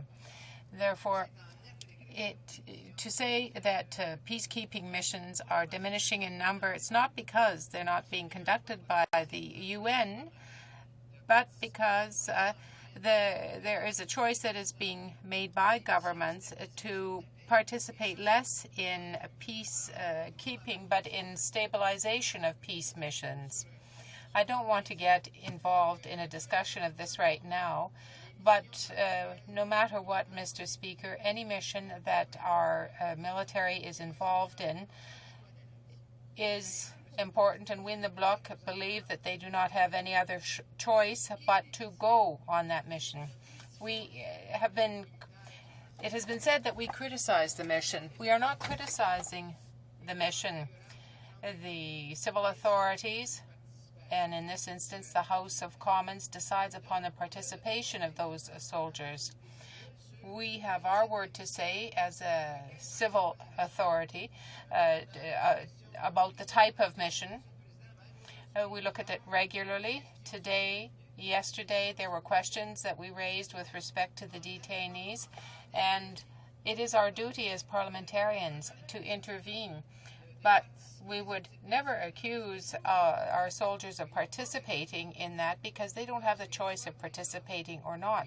When they receive the order, they move, they go to the theater of operation with all the courage that it takes to so do. It's not just somebody who would be valiantly going into combat or to put his or her life on the line. It's not just that. You have to think that there's the family that worries every single day, wondering whether or not there'll be a phone call saying that their son or daughter has been killed in combat. This is why we feel it's very important to express our views on the type of mission, but we won't say that if it's for a peace mission, you can stand the flag at half-mast, or if it were another type of mission, you shouldn't do so. No, it's not that at all, Mr. Speaker. What we are looking at is the participation of soldiers. We have a full right to look at the nature of the mission as legislators. We look at the mission, we examine it as it stands. I'm telling you that we support this motion. We're not just talking about the soldiers, we're talking about the staff of federal agencies that also are there and are risking their lives. If you had been, like I have been, in Kandahar, Bosnia, in northern Afghanistan, I've been there, I've visited there, you would see how dangerous it is. It takes a great deal of courage for our military personnel to work in these areas. If, unfortunately, there is loss of life, I believe that it's quite normal that a parliament like this honor them. The way to honor them is quite correct here. I listened with attention to the intervention by my Conservative colleagues about not forgetting anyone. We were ready to go directly to a unanimous motion, but I guess the Conservatives aren't quite ready. I have nothing against referring this to committee. I don't know what committee you want to send this to, if it's the Defense Committee or is it the Veterans Affairs Committee. Well, we'll see anyway. I'm sure in Defense we'd be quite willing to look at the motion, but we'd be willing to see this motion passed today. I believe that the person who has moved the motion is very well intentioned, and this is why we have decided to support the motion. Whether it is adopted here unanimously or if it's sent to committee, no matter, we support it here in the House. Resuming debate, the honourable member for Winnipeg Centre. Thank you, Mr. Speaker. I'm pleased to be able to add a point of view from the NDP caucus and myself personally to the motion M310 from the member from Kitchener-Waterloo, that in the event of a member of the Canadian Armed Forces or peacekeeping mission, in a peacekeeping, peacemaking or humanitarian mission be killed, that the flag should be lowered to half-mast on the Parliament buildings. Mr. Speaker, I feel strongly, and I've made this point in the past, that it should be Parliament, not government, that decides if and when the flag on the Peace Tower should be lowered to half-mast. In fact, on April of 2007, I made this point as a point of privilege in the House of Commons. I maintained that the privileges of the House as a collective had been usurped and undermined by the government when they had taken that role away from Parliament and given it to the executive branch. I argued that the House of Commons is not a department of the Government of Canada and that Parliament should have control over all aspects of the parliamentary precinct, including the flag on the top of the Peace Tower. Mr. Speaker, I argued that government had overstepped its authority by having the Prime Minister dictating whether or not the flag on the Peace Tower should be lowered, thus usurping my privileges as a Member of Parliament to participate in this decision. Unfortunately, the Speaker of the day ruled against my point of privilege.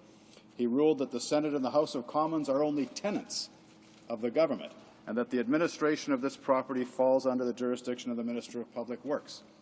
That, I might tell you, Mr. Speaker, rubbed me the wrong way. The House of Commons only has the right to regulate, he said, its own internal affairs. The essential question then, Mr. Speaker, is whether half-masting of the flag on the Peace Tower is an internal matter, falling within the privileges of the House, or an external matter, falling under the jurisdiction of the owner of the building, our landlords.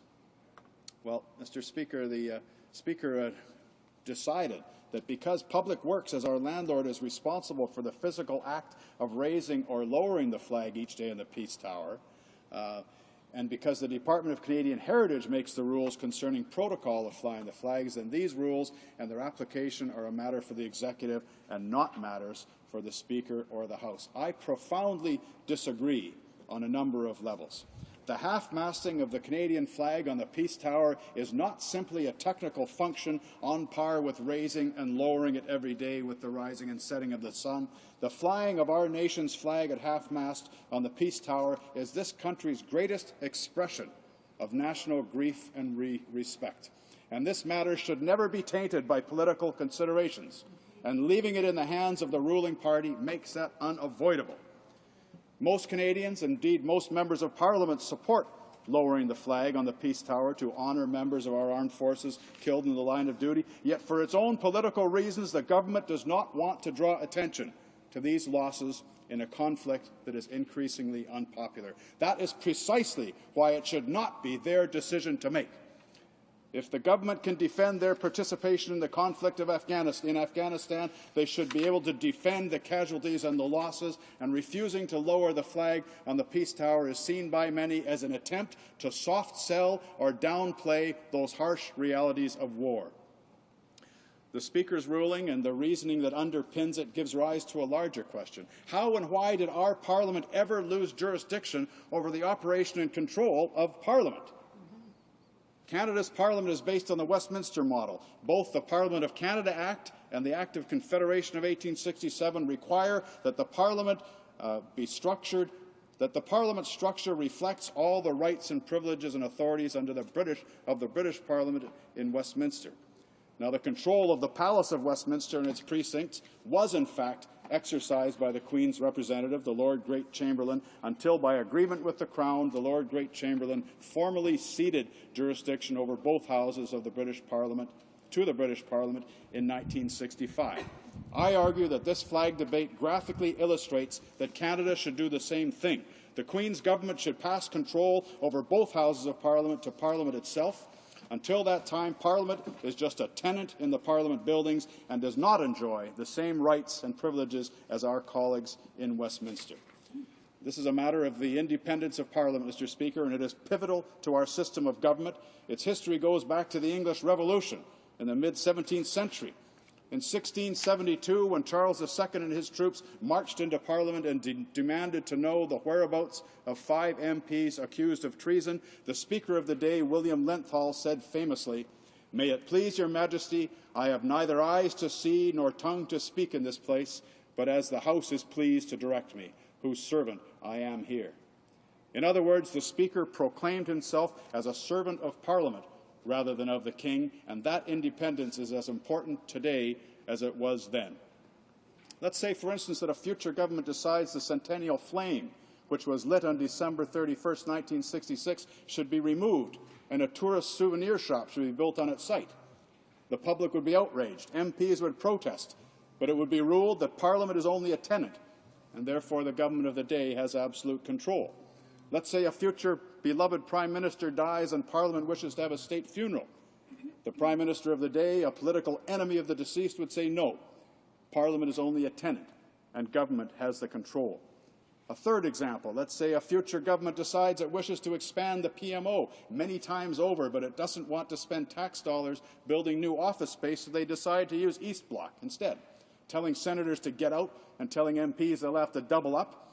Both the House of the Commons and the Senate would protest, but Parliament would be only a tenant and the government would have the control. Now, if you think these are foolish examples, consider this one. At the start of an overseas mission, several Canadian soldiers are killed in the line of duty. Parliament wishes to have the flag on the Peace Tower flown at half-mast to express the nation's profound grief and appreciation to those men. and women who made the supreme sacrifice in the service of their country. But the government of the day doesn't want to focus the country's attention on the fact that our sons and daughters are dying overseas in a military mission for which support at home is dwindling. Parliament wants the flag lowered on the Peace Tower. The government of the day does not. This is fundamentally wrong, that government can override and trump the will of Parliament in this way. It's time for Parliament to stand up to the government and declare its independence in the same spirit Speaker William Lenthal declared the independence of the British Parliament in 1672.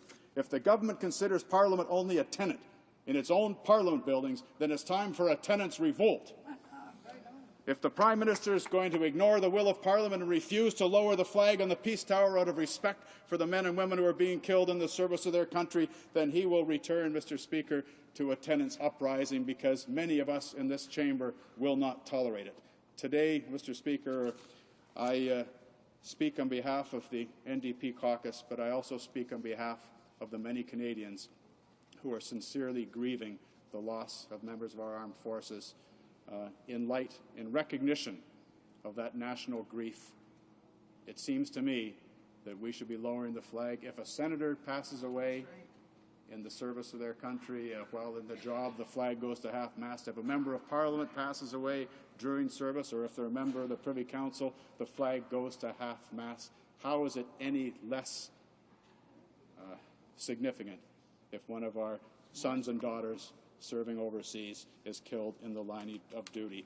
Mr. Speaker, I feel very strongly, and I appreciate my colleague from Kitchener-Waterloo for bringing this motion before the House of Commons today. I feel profoundly strongly that this is a motion that should succeed and should pass, and that the government of the day should cede control over parliamentary precinct to the House of Commons. Thank you. Resuming debate, the honourable member for West Nova. Thank you, Mr. Speaker. It's a pleasure and a privilege for me to rise to speak to this motion. A motion to lower the flag on the Peace Tower to half-staff for the day following the demise of a soldier, to provide tribute for what they have done overseas in peacemaking or on humanitarian missions. I would invite the government to think about the issue, to rethink its position. It seems to me that it is the least that this Parliament can do, the least that we as parliamentarians can do for members of the armed forces. Motion by the member from Kitchener-Waterloo. The member from Huron-Bruce has also championed this cause, as I have brought a motion at the Veterans Affairs Committee a couple of years ago, and unfortunately was not successful to do the same thing. This is an opportunity for us to debate it in this House of Commons, and I look forward to a successful resolution to this matter. One of the arguments that I hear that is somewhat compelling is that we have the 11th of November where we honor all veterans, and as we should do. And what we're asking, in a sense, is that the flag be lowered for veterans of our day, when it's not possible to have done it for the First World War, the Second World War, where tens and tens of thousands of Canadians were lost, and not one community was left unaffected, not one neighborhood, not one street. Well, I would suggest that it is in doing this that we will honor them. My father went to the Second World War, as did 4 of my uncles. Every community had to participate. Every family had to send somebody in those massive wars or conflicts. I've had the good fortune, as have many generations, of not having to participate, that we have not been involved in that extent in the world. And it is because of the sacrifice of Canadians and our allies in the Second World War, the First World War, the Korean conflict, many peacemaking missions, that we've been able to get a better stability on this planet and a better world, and where there are less conflicts, still too many but less. And I think it's by honoring those who serve now that we remember those who gave us what we have. I think it's the least we can do. And why this chamber? Why over the Peace Tower? I think, Mr. Speaker, it's because it's a symbol to Canadians. It's a symbol of the nation.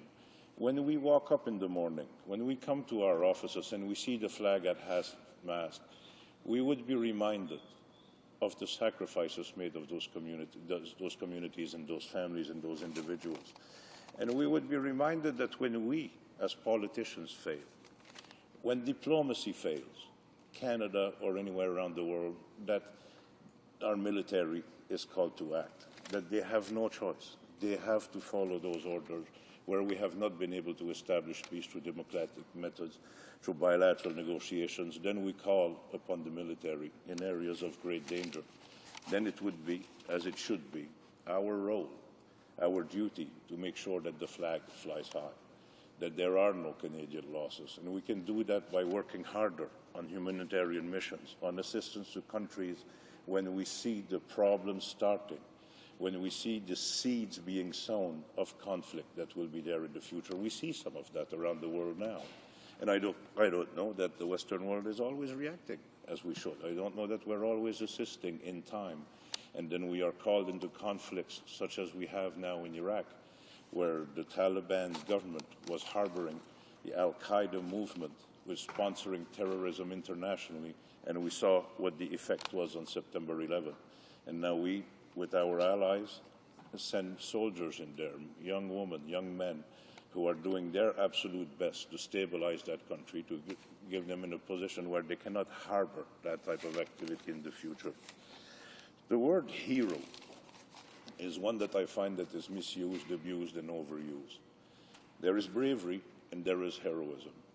Bravery, sometimes you can equivocate it to stupidity, where you will put yourself in danger. Heroism is much different.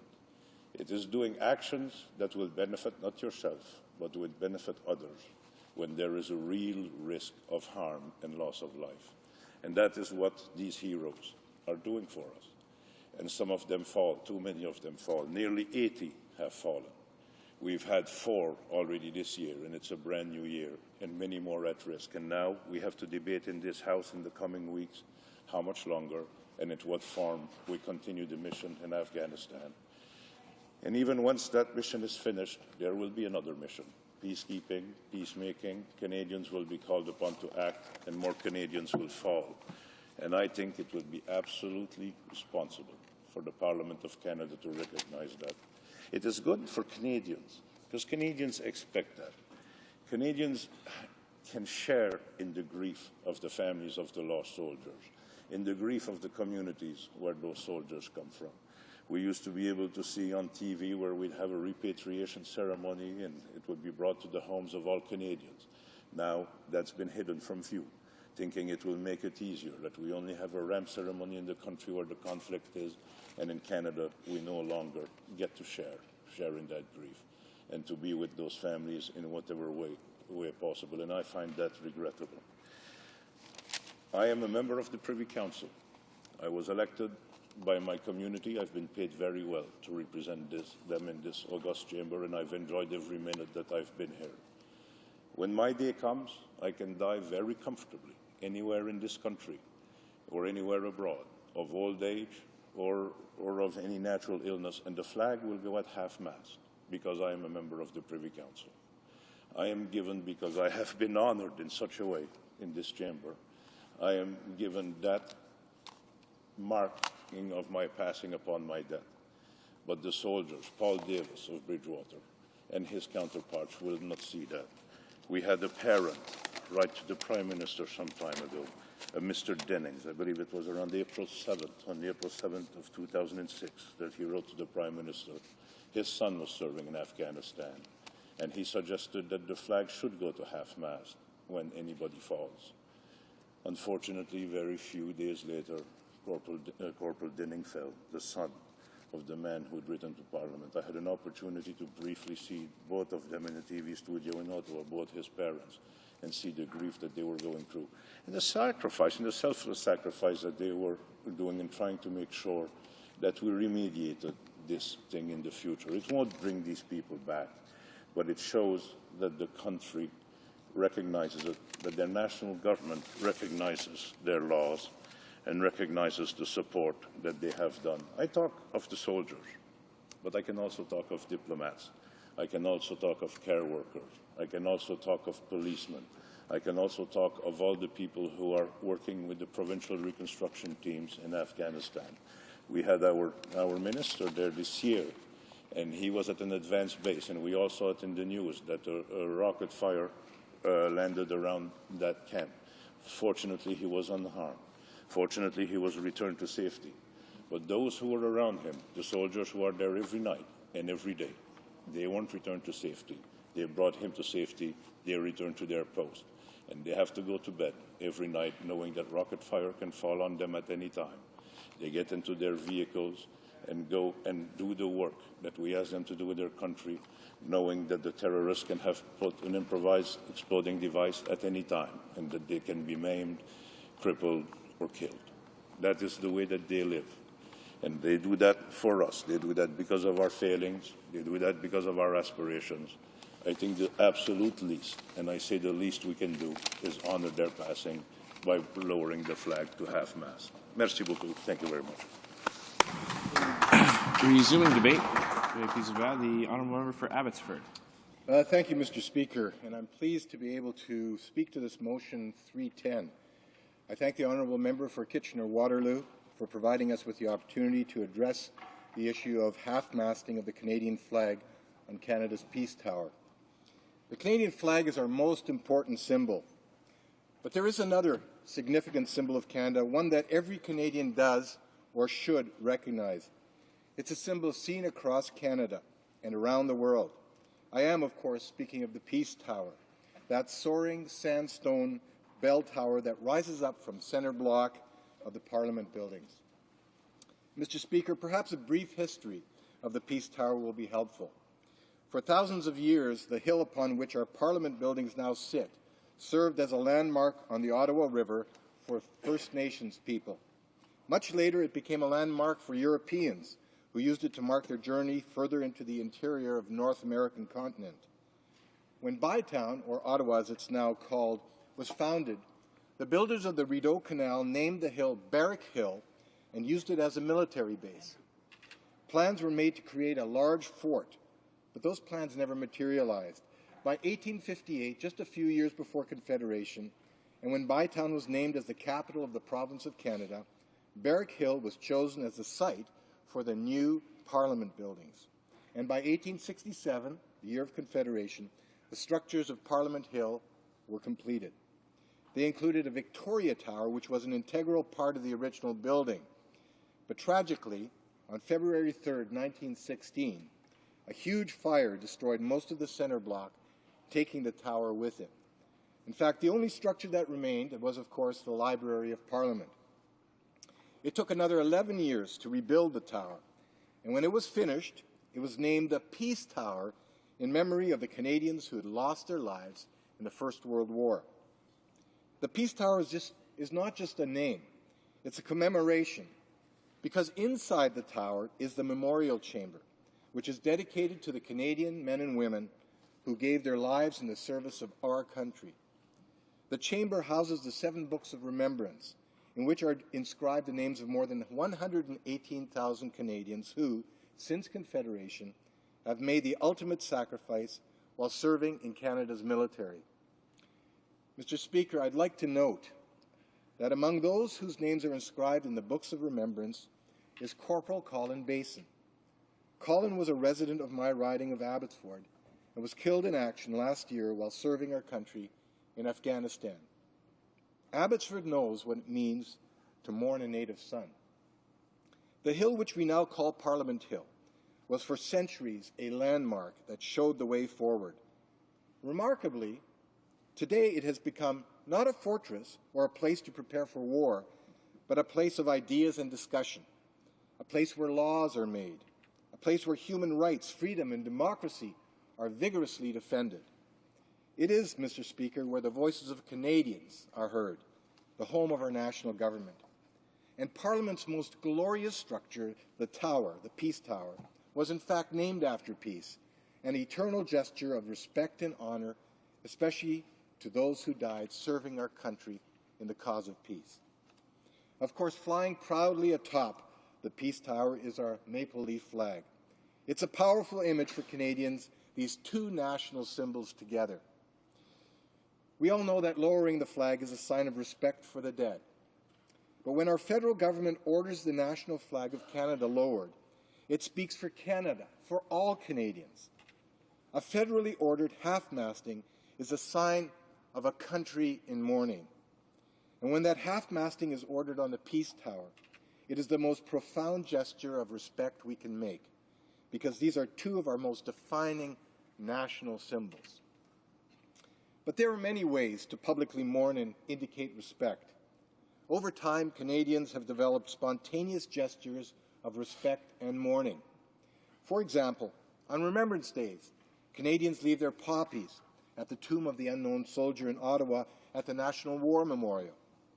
In Ontario, Canadians gather with flags and flowers on overpass bridges and wait patiently for the motorcade carrying the bodies of fallen Canadian soldiers to pass on the highway so that they can pay their respects. In Montreal, people gather together every year with candles to honor the young women who died so violently at École Polytechnique. And of course, stuffed animals and flowers are left at a spot where a young girl in Toronto was gunned down recently. All over this country, memorials to fellow Canadians who have lost their lives to violence, accident, or tragedy may be found. On the side of bridges, on streets, street corners. And why do we do this? Because although we do not personally know the individual who has died, we are somehow deeply moved by what has happened to our fellow Canadian. As individuals, we honor these memorials ourselves. They are personal expressions of grief and respect. As a government, however, we represent all Canadians, and our two most profound national symbols must represent all Canadians. That is why we lower the flag on the Peace Tower on 6 very special days throughout the year. April 28th, Workers' Mourning Day. On the last Sunday in September, Police and Peace Officers National Memorial Day. November 11th, of course, it's Remembrance Day. December 6th, the National Day of Remembrance and Action on Violence Against Women. April 19th, Vimy Ridge Day. And for the duration of the annual memorial service to remember deceased parliamentarians. These are days that allow Canadians to remember other Canadians. These are days of national, not individual expressions of mourning.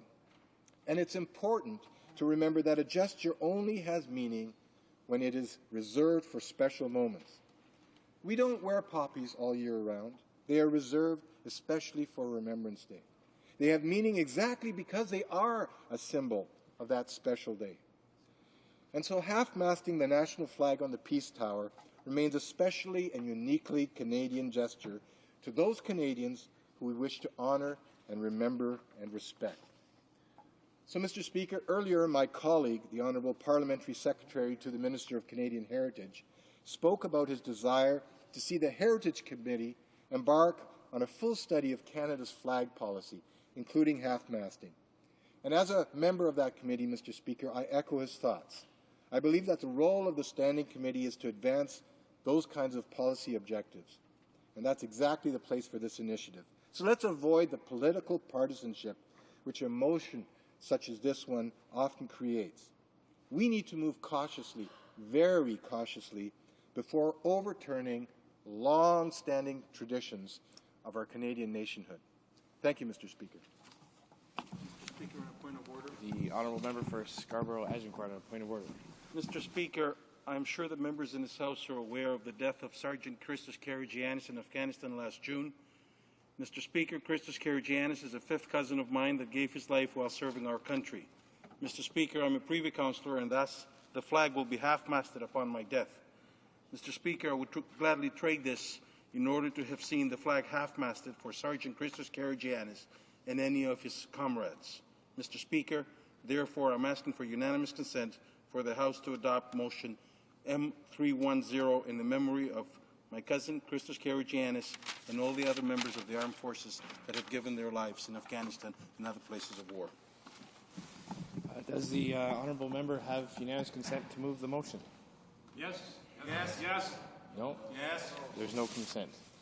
The time provided for the consideration of private members' business has now expired, and the order is dropped to the bottom of the order of precedence on the order paper. À ce moment-ci, conformément Pursuant to Standing Order 38, and a motion to adjourn the debate is deemed introduced and adopted. The question is as follows, that the House do now adjourn. The Honourable Member for Gatineau. Thank you, Mr. Speaker. On November 30th, 2007, I asked a very relevant question of the member for Pontiac and the Conservative Minister for the Outaouais. Gatineau has no research centre that is entirely funded by the federal government, but there are 27 such centres in Ottawa. This is a shameful example of unfairness. We are far from the 25% of jobs under the federal government that Gatineau is supposed to have, according to the Canadian government's promise in 1983. The 27 research centres in Ottawa generate 6,033 jobs and receive $910 million a year. The federal governments, both Liberal and Conservative, have never respected Gatineau in the 25-75 split that there was supposed to be. The research centres would have to increase by giving 7 of these centres to the Quebec side and 1,508 jobs to Gatineau. And of course, there are economic benefits from these research centres that are not going to Gatineau.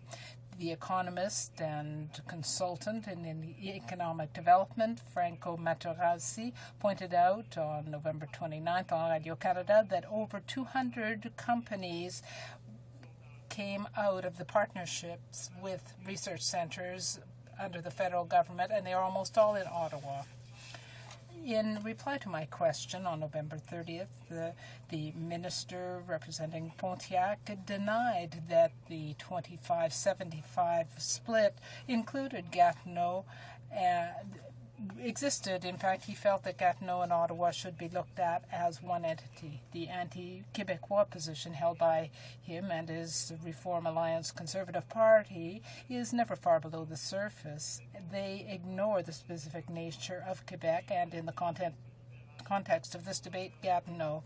Gatineau just seems like a neighborhood in Ottawa, nothing more. This is shameful. He was a Liberal minister under Robert Bourassa. He is turning his back on Quebec by saying that Ottawa and Gatineau are part of one entity. Mr. Speaker, my colleague, the leader of the Bloc Québécois, the member for Laurier-Sainte-Marie, in a press conference on November 29th with me in Gatineau, expressed this reality perfectly. He said that everyone agrees that high-level research is the future of our economy. However, this benefit is all going to Ontario and there's nothing for Quebec. Worse yet, there are other unequal aspects of this as well, including the fact that we have no research centres on the Gatineau side. The minister has stepped back and has not moved forward with having the Museum of Science and Technology move to the Hull sector of Gatineau. We've been waiting for this for 22 years, but in fact, we only have one museum in Gatineau, and Ottawa has 10, and this is far from the 25-75 split. Moreover, Gatineau is still waiting for Phase 2 of the Archives Canada Centre. When it comes to goods and services, the federal government spends 2.2% in Gatineau compared with 97.8% in Ottawa. This is, again, a flagrant case of unfairness. The Honourable Parliamentary Secretary for the Minister of Industry. Thank you very much, Mr. Speaker. The question before us tonight reflects how out of touch the Bloc is with what is actually happening. It ignores all the facts and sacrifices them on the altar of bad rhetoric. Science and technology is a topic of great interest to the government.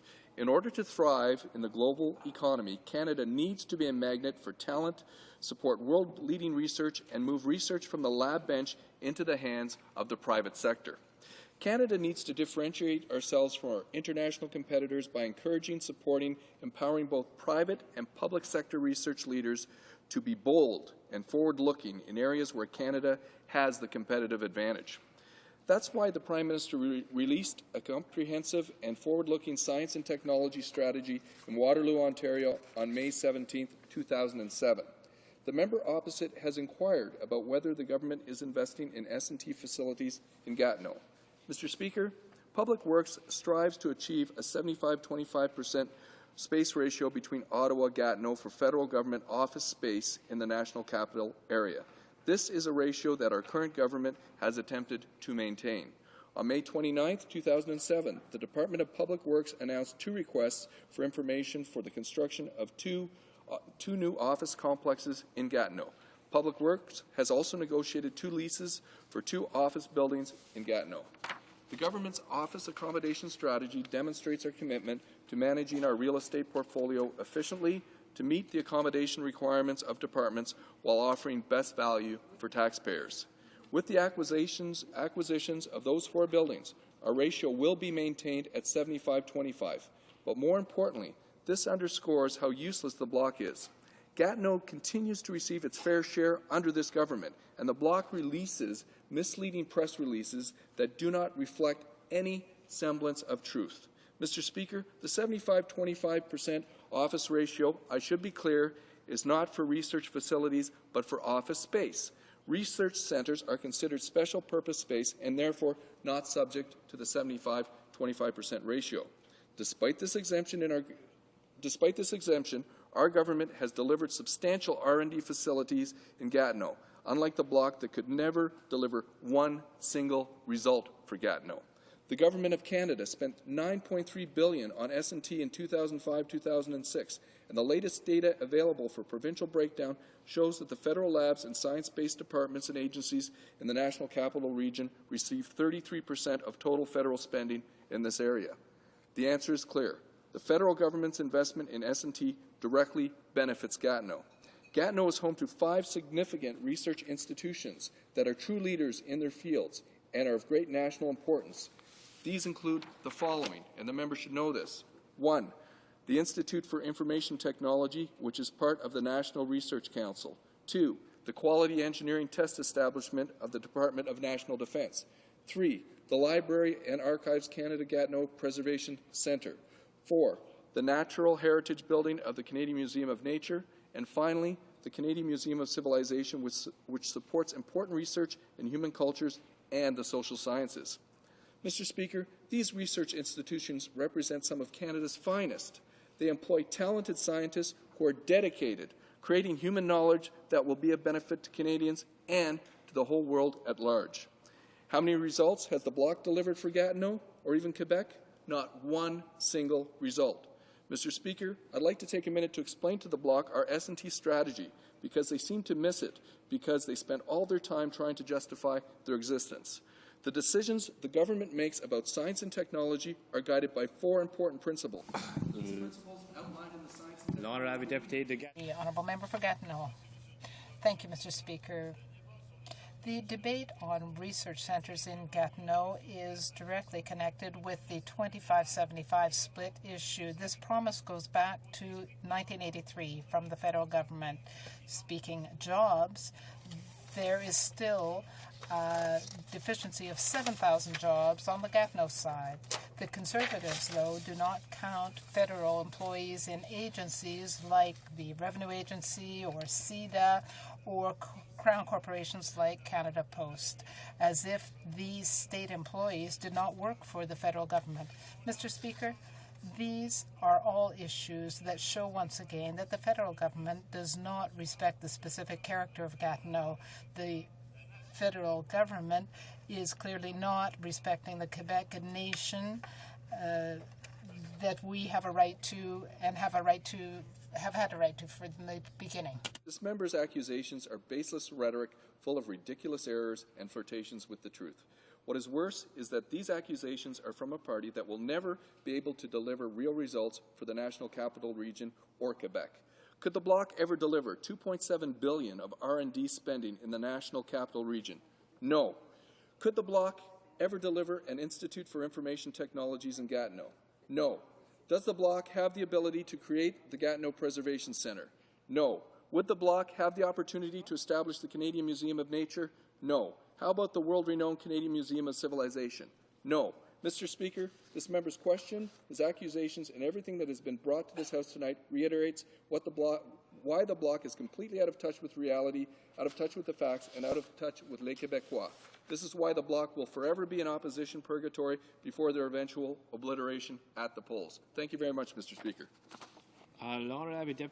The Honourable Member for Saint-Bruno, Saint-Hubert. Thank you, Mr. Speaker. In 2006, the Conservative government recognized that Quebec formed a nation. That was more than a year ago, and it was thanks to the Bloc Québécois that tabled a motion in the House to recognize the Quebec nation. We can hear all the laughing going on from the Conservative colleagues who are not taking this seriously. And moreover, we can see that the Quebec ministers and MPs find this motion on the Quebec nation is derisory. They always laugh, but they should be taking this very seriously. As far as we're concerned in the Bloc, being recognized as a nation, well, for Quebecers, this is extremely important. But we know that this government did this in a very frivolous matter. It was just a tactic, a real low tactic to try and trap the Bloc Québécois. It was a very frivolous motion on the part of the government, and we can see this is the case today. The government simply manipulated public opinion, but Quebecers won't be easily taken in. They are aware of these awkward tactics that they're laughing about today. They're laughing about this trap that they tried to catch the Quebecers in. But being a nation means something, and that means basic rights are attached to it. Nation means you have a common history, and when you have a common history, that means that you have a common language. We shouldn't trample on language in Quebec, Mr. Speaker. The Bloc's bill was to compel the Conservative government to take tangible measures to give some meaning to this recognition of Quebec as a nation, but they're laughing at us across the floor. Right now, the government is just laughing about Bill 101 in Quebec. They don't respect Bill 101, whereas we should change the Canadian Labour Code to ensure that Quebec workers are entitled to be respected, have the right to work in their language, be entitled to receive communications from their employers in French, so that the work schedule should be in French. Mr. Speaker, I have workers in my riding who have just showed me their schedule that's made up by Canadian corporations. It's a disgrace. The corporations do nothing to respect the Bill 101. When invitations made to employees should be made in French, and the gifts that the corporations give employees should be in French. Do you know that employees that return some of the gifts that they've been given because they receive them in English? Do you know how insulting it is to receive a gift after 25 years of service and the gift is not even in French? And yet we have this Bill 101, but this bill is not being respected. And I want these Conservative members to stop laughing. That's it. The Honourable Parliamentary Secretary to the Prime Minister. The Quebec nation, Mr. Speaker, is not just something that is important to sovereigntists. It's also something that's important to federalists. We are Quebecers as well. Our emotions are Quebec. Our Québécois, our language is French. The Official Languages Act ensures that French and English are promoted in all of Canadian society. The government of Quebec accounts for the francophone reality of Quebec in all of its actions, particularly in the implementation of the Official Languages Act. It takes full account of the Canadian linguistic duality that it made a commitment to promote in Quebec as in the other provinces and territories. An important component of the Official Languages Act and the approach this will be given preferential treatment to is based on the principle of linguistic duality. The government, the bloc is the member for Gatineau talked about jobs when he was speaking to French, but when we talk about jobs in French, we should be talking about emploi. The Government of Canada repeated its support for the linguistic duality and to the next phase of the action plan for official languages in its recent speech from the throne. Our government is responsible, and we take action in order to ensure that the best decisions are made in the interest of communities and to ensure the vitality of French and English throughout Canadian society. Last December, the Prime Minister and the Minister of Canadian Heritage and the Minister of Official Languages and Status of Women announced the appointment of a linguistic duality advisor. Bernard Lord will be reporting on the results of his discussions with Canadians throughout the country. Our government made a promise, and we are keeping it. Mr. Lord was able to use the results from the regional consultations in order to facilitate discussions with national official language organizations. And there was a huge event organized on January 24th. Over the next few weeks, Mr. Lord will be tabling a report with the Minister. The Government of Canada is a dynamic partner which supports French and Quebec culture. Many federal cultural institutions play an important role in Quebec. Radio-Canada, Telefilm Canada, the National Film Board, national museums, and others. Mr. Speaker, French, it's not just for sovereigntists. It's everybody's business in Quebec and in Canada. The Honourable Member, Sue Saint-Bruno, Saint-Hubert, Mr. Speaker.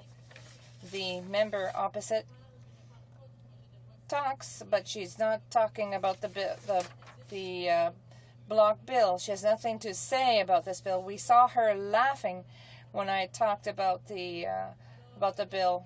I heard her. So the Minister of Official Languages said, further to one of my questions, that her government defended official languages. It's true. The Conservative Party, the Conservative government, promotes the two official languages in Quebec. This Conservative government does not defend the interests of Quebecers. It cannot, because the interests of Quebec, that's French. It's the French language. This Conservative government is like the Minister of Transport, powerless. So we are the ones who are defending the interests of Quebecers. And we want to ensure that the civil code is we want to have work schedules where the national day for Quebecers is not even indicated. The Canada Post, the Honourable Parliamentary Secretary to the Prime Minister. First of all, Mr. Speaker, we're determined to promote the official languages in Canada. That obviously includes French throughout Canada, but also in Quebec.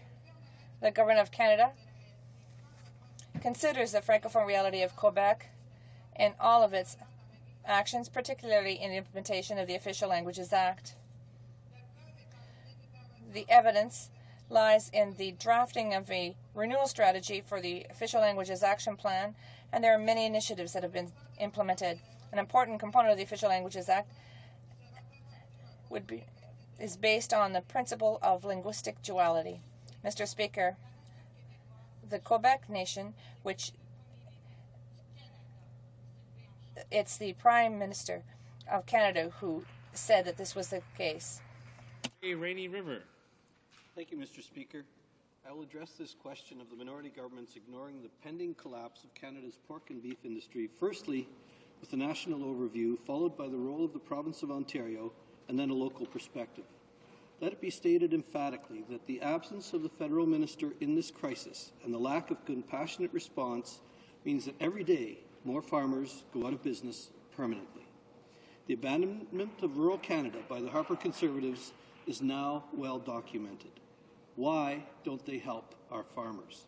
To address this crisis, the Standing Committee of Agriculture and Agri-Food recommended several measures, including interest-free loans, paying out the remaining percentage owed producers under the case inventory, examining ways to relieve the pressure on the industry from the rising Canadian dollar, improving the responsiveness of business risk management when a liquidity crunch arises in the farming sector, fast-tracking the federal $600 million Kickstart program so that funds can start flowing earlier than initially planned, reviewing regulatory measures susceptible of putting the Canadian meat industry at a competitive disadvantage vis-à-vis other countries, helping producers, processors, and renderers with the disposal and storage costs of ruminant-specified risk material.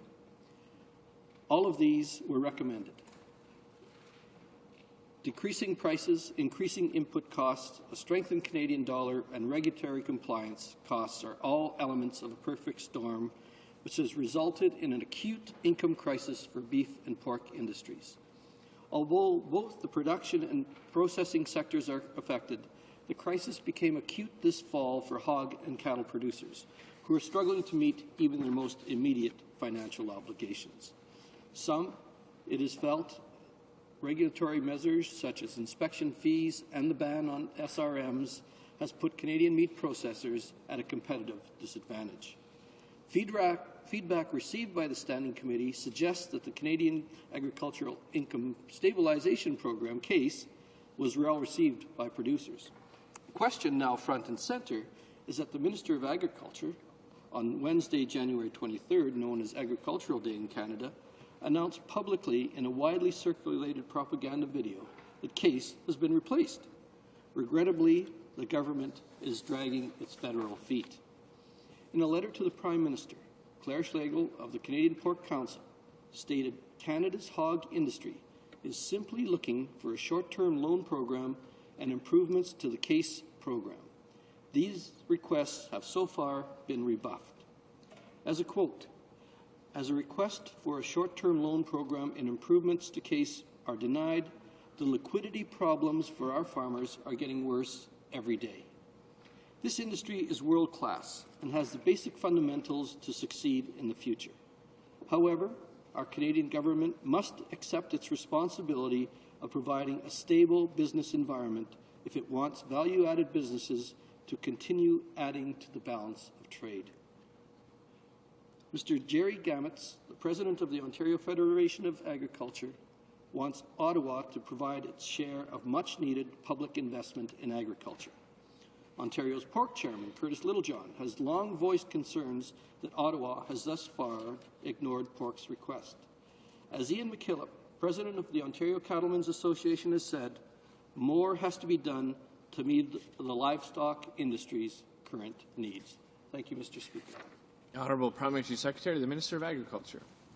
Well, thank you very much, Mr. Speaker. It's an honour for me to rise in the House this evening and speak to this issue. Mr. Speaker, as a member opposite knows, this government and this minister is committed to putting farmers first. The government is working closely with our partners in the livestock sector and provincial and territorial leaders to resolve the difficulties facing Canadian livestock producers. Shortly after forming government, we sat down with industry and producers and asked for their input on fixing Canada's national farm programs. You see, Mr. Speaker, unlike previous Liberal governments, this government develops farm programs based on what farmers want and need. The result of those consultations with farmers was the Growing Forward document. Through these programs, money is flowing right now to producers.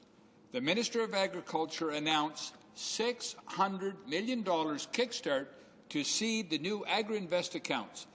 Mr. Speaker, that's brand new money for our agricultural sector. That money is flowing to our cattle and hog sectors as we speak. Furthermore, we have worked with provinces to accelerate access to targeted advance payments and interim payments. Mr. Speaker, we have also improved the advance payments program, making an additional $1 billion in loans available to livestock producers right across Canada. Hog producers in Alberta, Saskatchewan, Manitoba, Quebec, New Brunswick, and Nova Scotia are already receiving targeted advance payments. Producers in other provinces are receiving interim payments. Together, these two program components have already resulted in payments of more than $85 million. Mr. Speaker, When we sat down with the livestock sector, they requested that a number of features be included in agri-stability. These suggestions included broader eligibility criteria for negative margin coverage, the targeted VAX payment, TAP, mechanism to respond to disaster situations, and a better method of valuing inventories.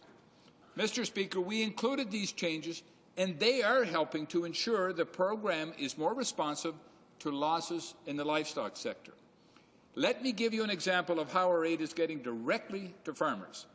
From late 2007 through 2008, nearly $1.5 billion in cash payments is expected to flow to livestock producers through existing and new programs. Mr. Speaker, this is in addition to the $1 billion in additional loans available to the livestock sector under APP. Additional government initiatives that are helping our livestock sector include $51 million for improvements to the Temporary Foreign Workers Program to address labour availability in the processing sector, $76 million to combat the circovirus in the hog industry, with $25 million available in direct financial assistance for testing and vaccines, and $80 million has been provided to develop the infrastructure to dispose of specific risk materials from slaughtered animals. Mr. Speaker, this government is committed to putting farmers first. Thank you. The honourable member for Thunder Bay, Rainy River. I agree, Mr. Speaker. This government should be committed. The Ontario Federation of Agriculture and a broad spectrum of community group representatives met recently and suggested solutions the federal government must provide. I hope they do. My constituent, Mr. Eric Johansson, the president of the Thunder Bay Federation of Agriculture, advises that some form of federal made-in-Canada or grown-in-Canada product identification legislation is of critical importance. Having food products on the grocery shelf labelled as product of Canada when they were really produced or grown in another part of the world is just wrong. That being said, there is an immediate need to support local producers. Many have been running on a financial shoestring since BSE hit, and for many, this current crisis is the straw that will break them if they don't get some kind of immediate help. The other major point to be considered is that the majority of processing and packing power in the Canadian meat industry is under offshore control. If the majority of the Honourable Parliamentary Secretary to the Minister of Agriculture. Thank you very much, Mr. Speaker. Mr. Speaker, after 13 years of neglect under Liberal governments, this government invested $4.3 billion in agriculture in just 2 years, Mr. Speaker. Unlike the party opposite, whose leader admits to knowing nothing about agriculture, this government, this Prime Minister, and this Minister really put farmers first. Mr. Speaker, I am proud to be part of a government that when I travel this country and I consult with farmers, they say, you know, for the first time ever, we feel that the government is listening to our concerns. Mr. Speaker, farmers, the livestock industry is going through some tough times. We're there, and we are going to continue to put farmers first. Thank you very much, Mr. Speaker. The motion to adjourn the House is now deemed to have been adopted. Accordingly, this House stands adjourned until tomorrow at 2 p.m. pursuant to Standing Order 24.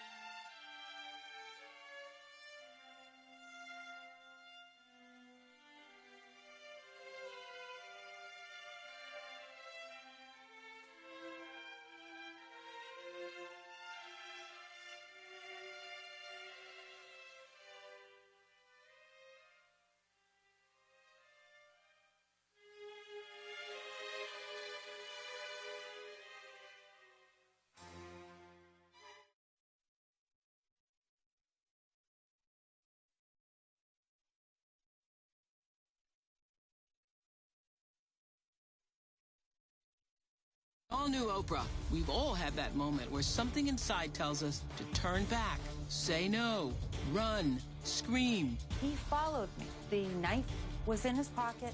She had a hunch something was off. A hidden camera blew her mind. He proceeds to take off his clothes and put my lingerie on.